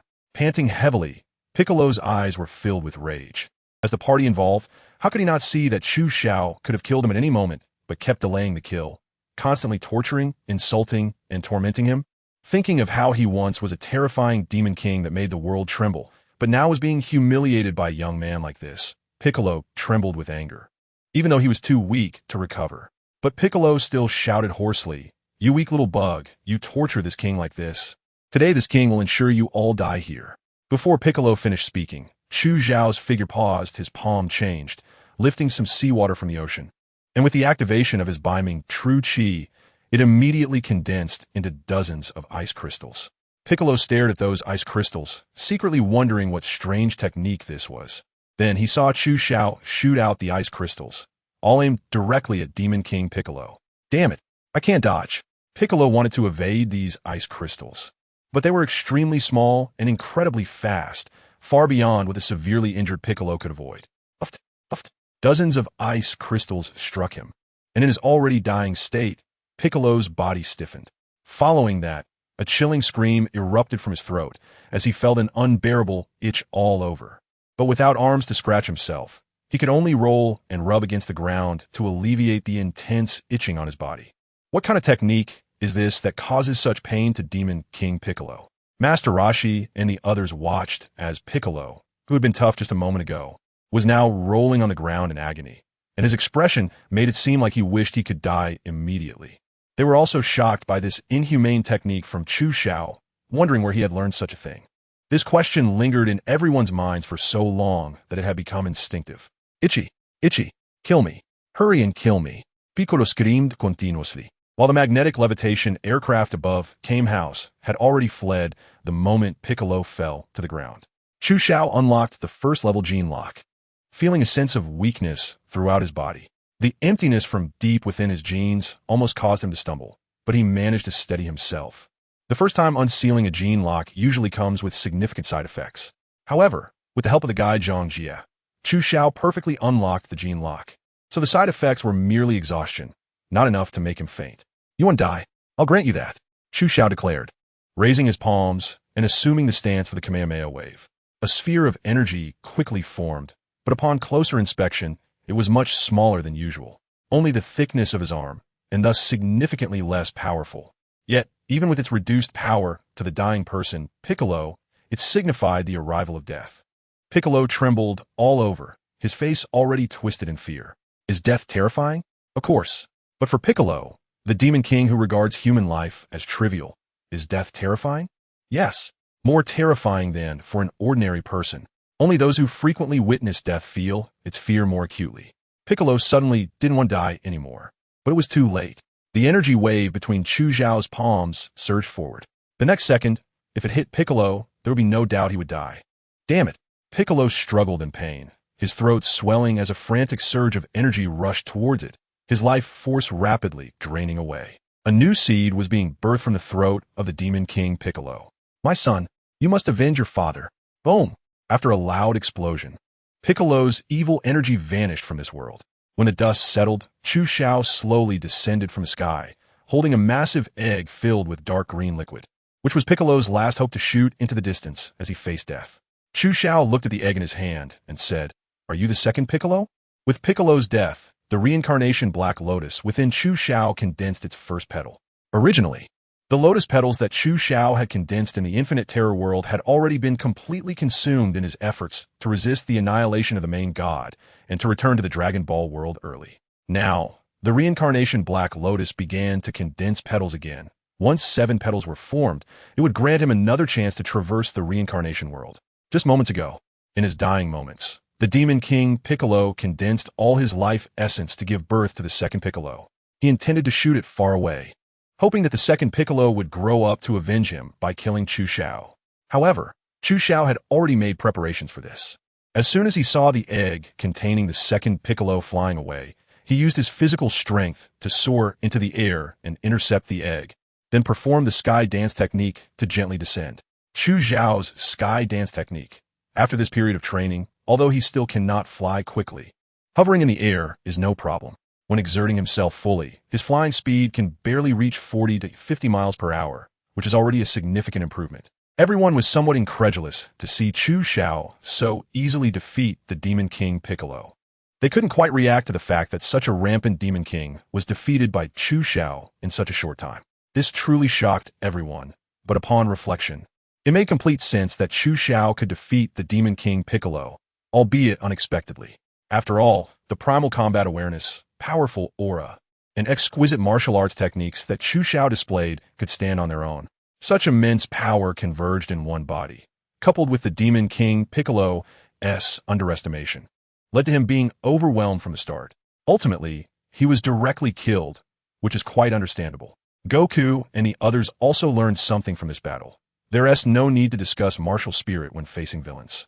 One should use every means possible and fight with all their might to eliminate them, never giving them a chance to retaliate. Everyone rushed towards Chu Xiao, and Bulma threw herself into his arms.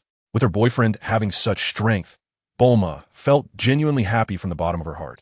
Moreover, Chu Xiao defeating the Demon King Piccolo avenged Bulma's parents. How could she not be happy? "Chu Xiao, you are amazing." Woo! Bulma buried her head in Chu Xiao's arms, rubbing against him, tears flowing uncontrollably from her excitement, contrasting sharply with her mature and composed demeanor when focused on research in a laboratory. It perfectly illustrates the saying that no matter how strong a woman is, she will show her soft and lovable side in front of her beloved. And at this moment, Bulma was just that. Chu Xiao gently stroked Bulma's blue long hair and comforted her. "All right, Bulma, stop crying. We could talk about it when we get home. Right now, everyone has important things to do." The serious matter that Chu Xiao mentioned was none other than the wish upon the Dragon Balls. When Chu Xiao left the Dragon Ball world, he took 2 Dragon Balls from Goku's hands. Now, with Piccolo the Demon King personally coming over, he he naturally brought the remaining 5 Dragon Balls with him. Soon, Goku picked up the 5 Dragon Balls that Piccolo had dropped from the nearby sea, and the 7 Dragon Balls were once again gathered. Last time, Chu Xiao used the wish from the Dragon Balls to resurrect those killed by Tao Pai Pai. Now, the wish from the Dragon Ball still cannot be used to fulfill Chu Xiao's personal desires. After all, more people were killed by Piccolo the Demon King, including Bulma's parents and his future in-laws. Logically and emotionally, this wish should be to resurrect those killed by Piccolo the Demon King and bring Bulma's parents back to life. Come fort, Shenron. As Chu Xiao shouted the incantation to summon the dragon, the 7 Dragon Balls emitted a dazzling light, and soon the sky darkened. With thick clouds gathering and thunder rumbling, a winding stream of light shot into the sky, and in the blink of an eye, a greenish-blue eastern dragon appeared before everyone. Are you the one who summoned me? What wish do you have? Just say it, and I can help you fulfill it. Shenron's voice was still majestic and heavy, with his crimson dragon eyes looking down at Chu Xiao and the others. Shenron, please resurrect those who were recently killed by Piccolo, the Demon King. I wonder if this wish can be granted, Chu Xiao asked, looking up, and everyone cast hopeful glances. After hearing Chu Xiao's wish, Shenron pondered for a moment and then said, Your wish is quite simple. Without any unnecessary words or actions, Shenron's crimson dragon eyes flashed with red light, and he replied, Your wish has been granted. Goodbye. Having fulfilled Chu Xiao's wish, Shenron's body began to dissipate, transforming back into the 7 Dragon Balls, slowly rising into the sky, and was about to shoot off in all directions when Chu Xiao's eyes gleamed like lightning as he locked onto a Dragon Ball.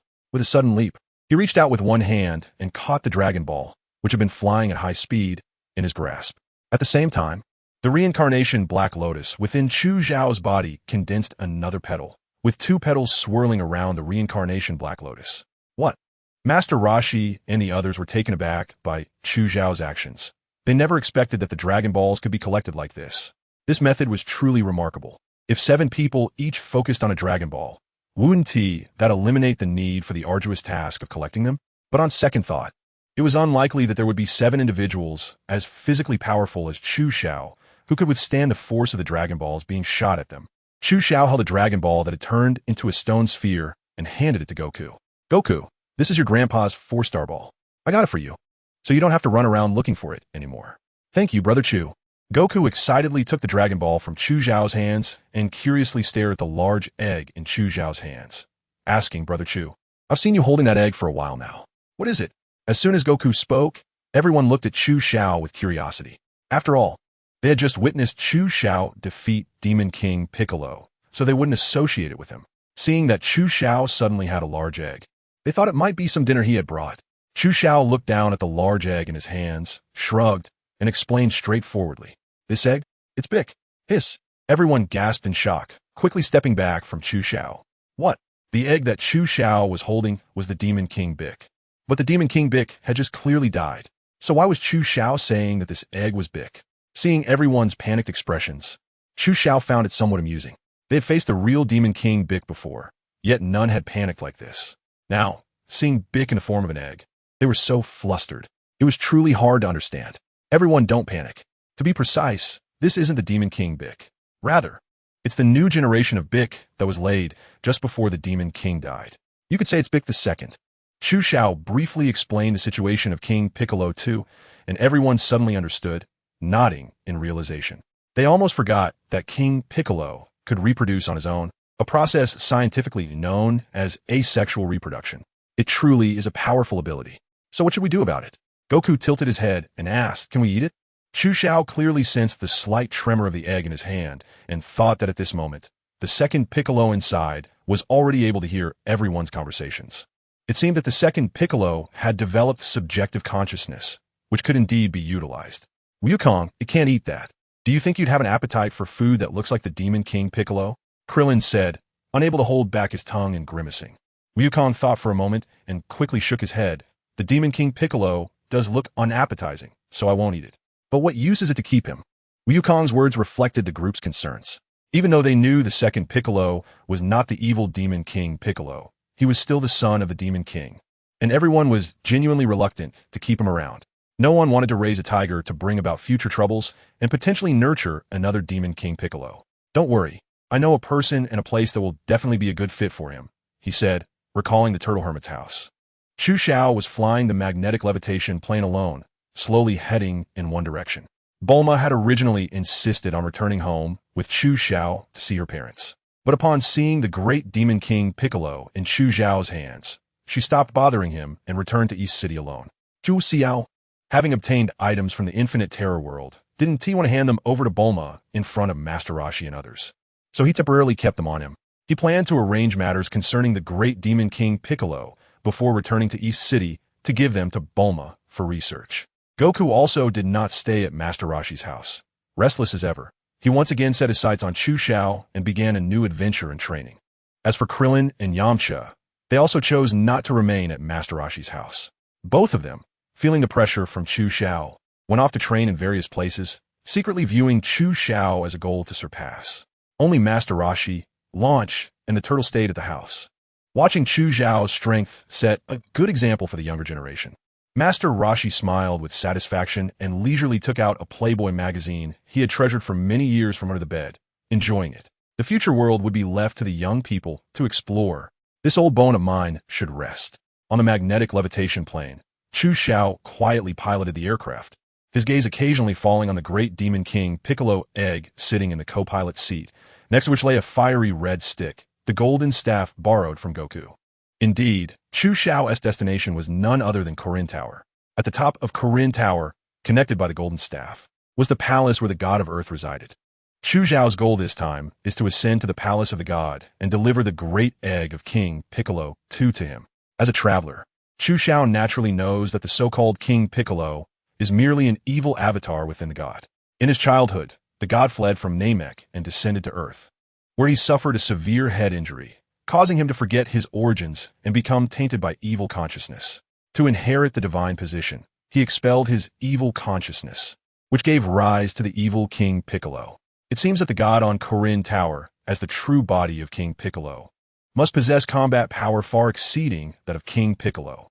Chu Xiao's gaze fell into the distance, and he silently thought to himself that once King Piccolo died, when Piccolo Jr. grew up and participated in the World Martial Arts Tournament, the story of Dragon Ball should come to an end.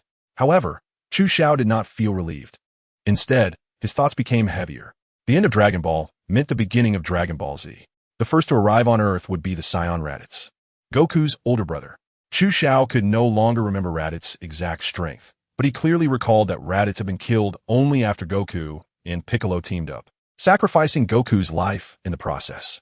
This showed that although Raditz seemed like just an ordinary minor character, he was actually an extremely dangerous figure when faced directly, playing a crucial role in opening the Scion arc of Dragon Ball. Following Raditz would be the Scion Prince Vegeta, who was dozens of times stronger, and Nappa, who would also soon arrive on Earth. Their fighting power was unimaginable for Chu Xiao. The time left for him was indeed running out. Chu Xiao deduced from the original plot that when Raditz arrived on Earth, Son Goku's son, Son Gohan, was probably around 5 or 6 years old. This means that there were only about 5 or 6 years left before the Scions descended on Earth. Thinking of this, Chu Xiao felt his own weakness even more acutely and became increasingly eager to enhance his strength. Buzz! Chu Xiao suddenly accelerated the magnetic levitation aircraft, flying swiftly towards Korin Tower. His mind was no longer on the present, but rather focused on preparing for the upcoming battle with the Scions. Soon, Chu Xiao's magnetic levitation aircraft arrived at the base of Korin Tower. Without lingering around the tower, he took the egg of Piccolo Jr. and the golden staff and ascended the tower. Unlike 2 years ago when he first climbed Korin Tower, Chu Xiao found it relatively easy to reach the top this time. Reflecting on the hardships of his first ascent, he couldn't help but feel a wave of emotion. At the top of Korin Tower, the Elder had been waiting for quite some time. Compared to 2 years ago, the Elder appeared to be much thinner now, no longer as round and cute as before. He had transformed from a plump figure into a lean one. Chu Xiao was taken aback, wondering if the immortal had been on a diet these past 2 years. But the truth is often not so easy to guess. The reason the immortal had become so thin was all due to Chu Xiao. Back then, when Chu Xiao handed the powerful mint to the immortal's life underwent a drastic change. He became obsessed with mint, indulging in pleasures and losing track of time, looking like a drug addict. After 2 years, he had become increasingly emaciated and lacked vitality. He had already become a shell of his former self. Upon learning the truth, Chu Xiao could only shake his head in helplessness. although the immortal's addiction was partly his responsibility. He had no choice but to resort to such a method at that time, remembering how the immortal had devoted himself to teaching him cultivation in the past. Chu Xiao contacted Bulma, asking her to find a way to help the immortal overcome his dependence on Mit. Originally, Mit was not harmful in itself. However, for someone like the immortal, who was deeply addicted, if no remedy was found, the next time they met, he might very well be dead. Additionally, what pained Chu Xiao even more was that after the immortal became addicted to mint, he became too lazy to tend to the cultivation of the fairy beans, resulting in no yield at all. He couldn't even provide a single fairy bean to Chu Xiao. Chu Xiao was filled with regret, secretly thinking that he had shot himself in the foot. He truly hoped that the immortal would soon emerge from the shadows, regain his spirits, and return to the state of great vitality he once had, quickly planting the divine beans. Farewell to the useless immortal.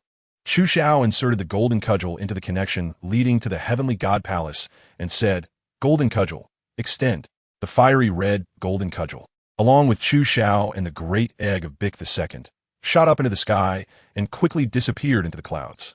After an unknown amount of time, Chu Xiao felt the temperature around him dropping and the air becoming thinner. Even he, with an extremely powerful physical body, felt a slight difficulty in breathing. There was nothing around him except for the sky, making it seem as if he was suspended in space, experiencing true tranquility. A massive palace floated above the sky, and Chu Xiao clearly sensed two faint auras within it. Here we are, Chu Xiao thought to himself, knowing that the sensed auras must belong to the heavenly god and his servant Bobo. As for why their auras were so weak, Chu Xiao understood well. This was another powerful skill in the Dragon Ball world besides the perception of energy, control of energy. Since Chu Xiao began to understand energy, his own energy had grown stronger, and his sensitivity to it had become sharper. At the same time, his urgency to enhance his control over energy had also increased. The techniques about energy taught by the immortal and others placed great emphasis on the perception of energy, but they did not delve deep into its control. The heavenly god and Bobo were just the ones to help Chu Xiao solve his current problem. As long as he enhanced his control over his own energy, he would be able to hide his aura like the warriors in the later stages of Dragon Ball, remaining undetected by enemies. For this reason alone, the journey to meet the heavenly god would definitely be worthwhile. Chu Xiao held the egg of Bic II and used the technique of floating in the air to slowly rise, flying up the staircase on the outside of the palace. Above the palace was a huge white stone platform, on which stood 2 rows of straight little trees. Through the passage between the little trees was a palace with a distinctive Dragon Ball architectural style, naturally the residence of the gods. Chu Xiaoluo landed on the white stone platform and finally saw clearly that there was a stout black man dressed like an Indian standing in the small tree passage. Chu Xiao Thou Wen. Just now, when he scanned the white stone platform, there was definitely no one in the corridor, but now there was indeed someone standing there. Chu Xiao thought to himself that this black man must be the servant Bobo of the celestial being. Just for Bobo's skills, it was clear that his strength was not simple. At the very least, he was a few notches faster than Chu Xiao. As for why Bobo was standing here, there was no need for explanation. He was naturally waiting for Chu Xiao. Chu Xiao didn't hesitate and directly approached Bobo, explaining his intentions. He hoped that Bobo could take him to see the god, so he could personally hand over the egg of Piccolo II to the god. Additionally, Chu Xiao wished for the god to help him in his training to elevate his energy to the next level. In the original work, after training with the god, Goku experienced a significant leap in strength, which was highly tempting for Chu Xiao, who craved power. You are the first human to arrive here. To meet the god, you must pass a test. Bobo's face, as dark as carbon, showed no expression, and his voice was as calm as water, without a hint of fluctuation. If you can defeat me, I will naturally take you to meet the god. If I defeat you, put down the egg in your hand and leave the god palace. After hearing Bobo's words, Chu Xiao thought to himself that he had worked hard to defeat the Demon King Piccolo and brought Piccolo II to find the god. Now, he had to pass Bobo's test to see the god. However, Bobo's sudden move earlier had truly piqued Chu Xiao's curiosity about Bobo's strength. He wondered what kind of power this seemingly ordinary black man possessed. Since there was going to be a test, Chu Xiao naturally wouldn't refuse. He temporarily set aside the egg of Piccolo II, took an attacking stance, and stood facing Bobo. A gust of wind blew past, brushing against Chu Xiao's face. He fixed his heavy gaze on Bobo, yet he hesitated to make a move. One impressive defense, completely watertight, with no flaws. Chu Xiao thought to himself, Realizing that although Bobo seemed to be standing there doing nothing, his battle experience told him that the most natural state was the strongest state. Bobo appeared to be inactive, but he was also without any flaws. Oomph. Chu Xiao's not Li. Since you have no flaws, then I will create some for you. Chu Xiao dare not hold back. With the power of the first-level gene lock fully unleashed, the beaming true Qi and Qi operated simultaneously, attacking with no reservations. Buzz. Chu Xiao suddenly disappeared before Bobo, and no trace of him could be found in the surroundings.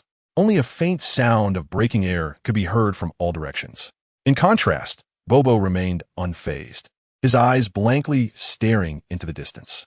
What incredible speed, Bobo said indifferently, then casually threw a punch to the side. Bang! The sound of fist meeting flesh echoed as Chu Xiao's forearm blocked Bobo's punch. Thanks to the gene lock, he twisted his body mid-air, swinging his thigh like a steel whip toward Bobo. That is quite strong too, Bobo remarked again, and before the words finished, the leg was already in front of him. However, Bobo's figure swayed and easily dodged Chu Xiao's kick, appearing behind him. The intense sense of crisis from the gene lock made Chu Xiao's muscles tense up, and his battle instincts caused him to suddenly retreat, avoiding Bobo's heavy attack. Your reflexes are impressive. Bobo's voice rang out again, following Chu Xiao closely like a shadow. Chu Xiao realized that he was no match for Bobo. With a change of his palm, he executed the Heavenly Mountain Plum Blossom Palm, displaying a complex array of moves that finally elicited a hint of expression from the usually unflappable Bobo, though it was merely surprise. What a profound palm technique. Still a very brief evaluation, Bobo met Chu Xiao's Heavenly Mountain Plum Blossom Palm head-on. Bang! Bang! The sound of fists and feet clashing echoed loudly. Chu Xiao's moves were extremely exquisite, dazzling the onlookers, yet each strike aimed directly at the opponent's vital points. In contrast, Bobo's attacks were devoid of any technique, merely basic punches and blocks, effortlessly countering Chu Xiao's assaults and consistently hitting the real strikes within his techniques. The difference in skill between the two was immediately apparent. You're very strong. You do have the capability to defeat the Demon King Piccolo. While blocking Chu Xiao's attacks, Bobo replied, your test is passed, but Bobo's gaze remained unchanged. Yet Chu Xiao sensed an extremely terrifying hostility that instantly made every pore on his body stand on end, causing him to retreat as if facing a formidable enemy. However, Chu Xiao's withdrawal was clearly not fast enough to keep up with Bobo's speed. Boom! Chu Xiao felt a sharp pain in his neck, his mind went blank, and he lost consciousness. When Chu Xiao opened his eyes again, he found himself lying in a neat and simple bedroom, with Bobo standing beside him. You finally woke up. Bobo had a rare smile on his face. How long was I unconscious? Chu Xiao awkwardly propped himself up, recalling that just a moment ago he had defeated the Demon King Piccolo and thought he was quite strong. But now, he couldn't even defeat Bobo, leaving him a loss for words. You were unconscious for 4 hours, Bobo said as he turned and walked outside. Get up. The god has been waiting for you for a long time.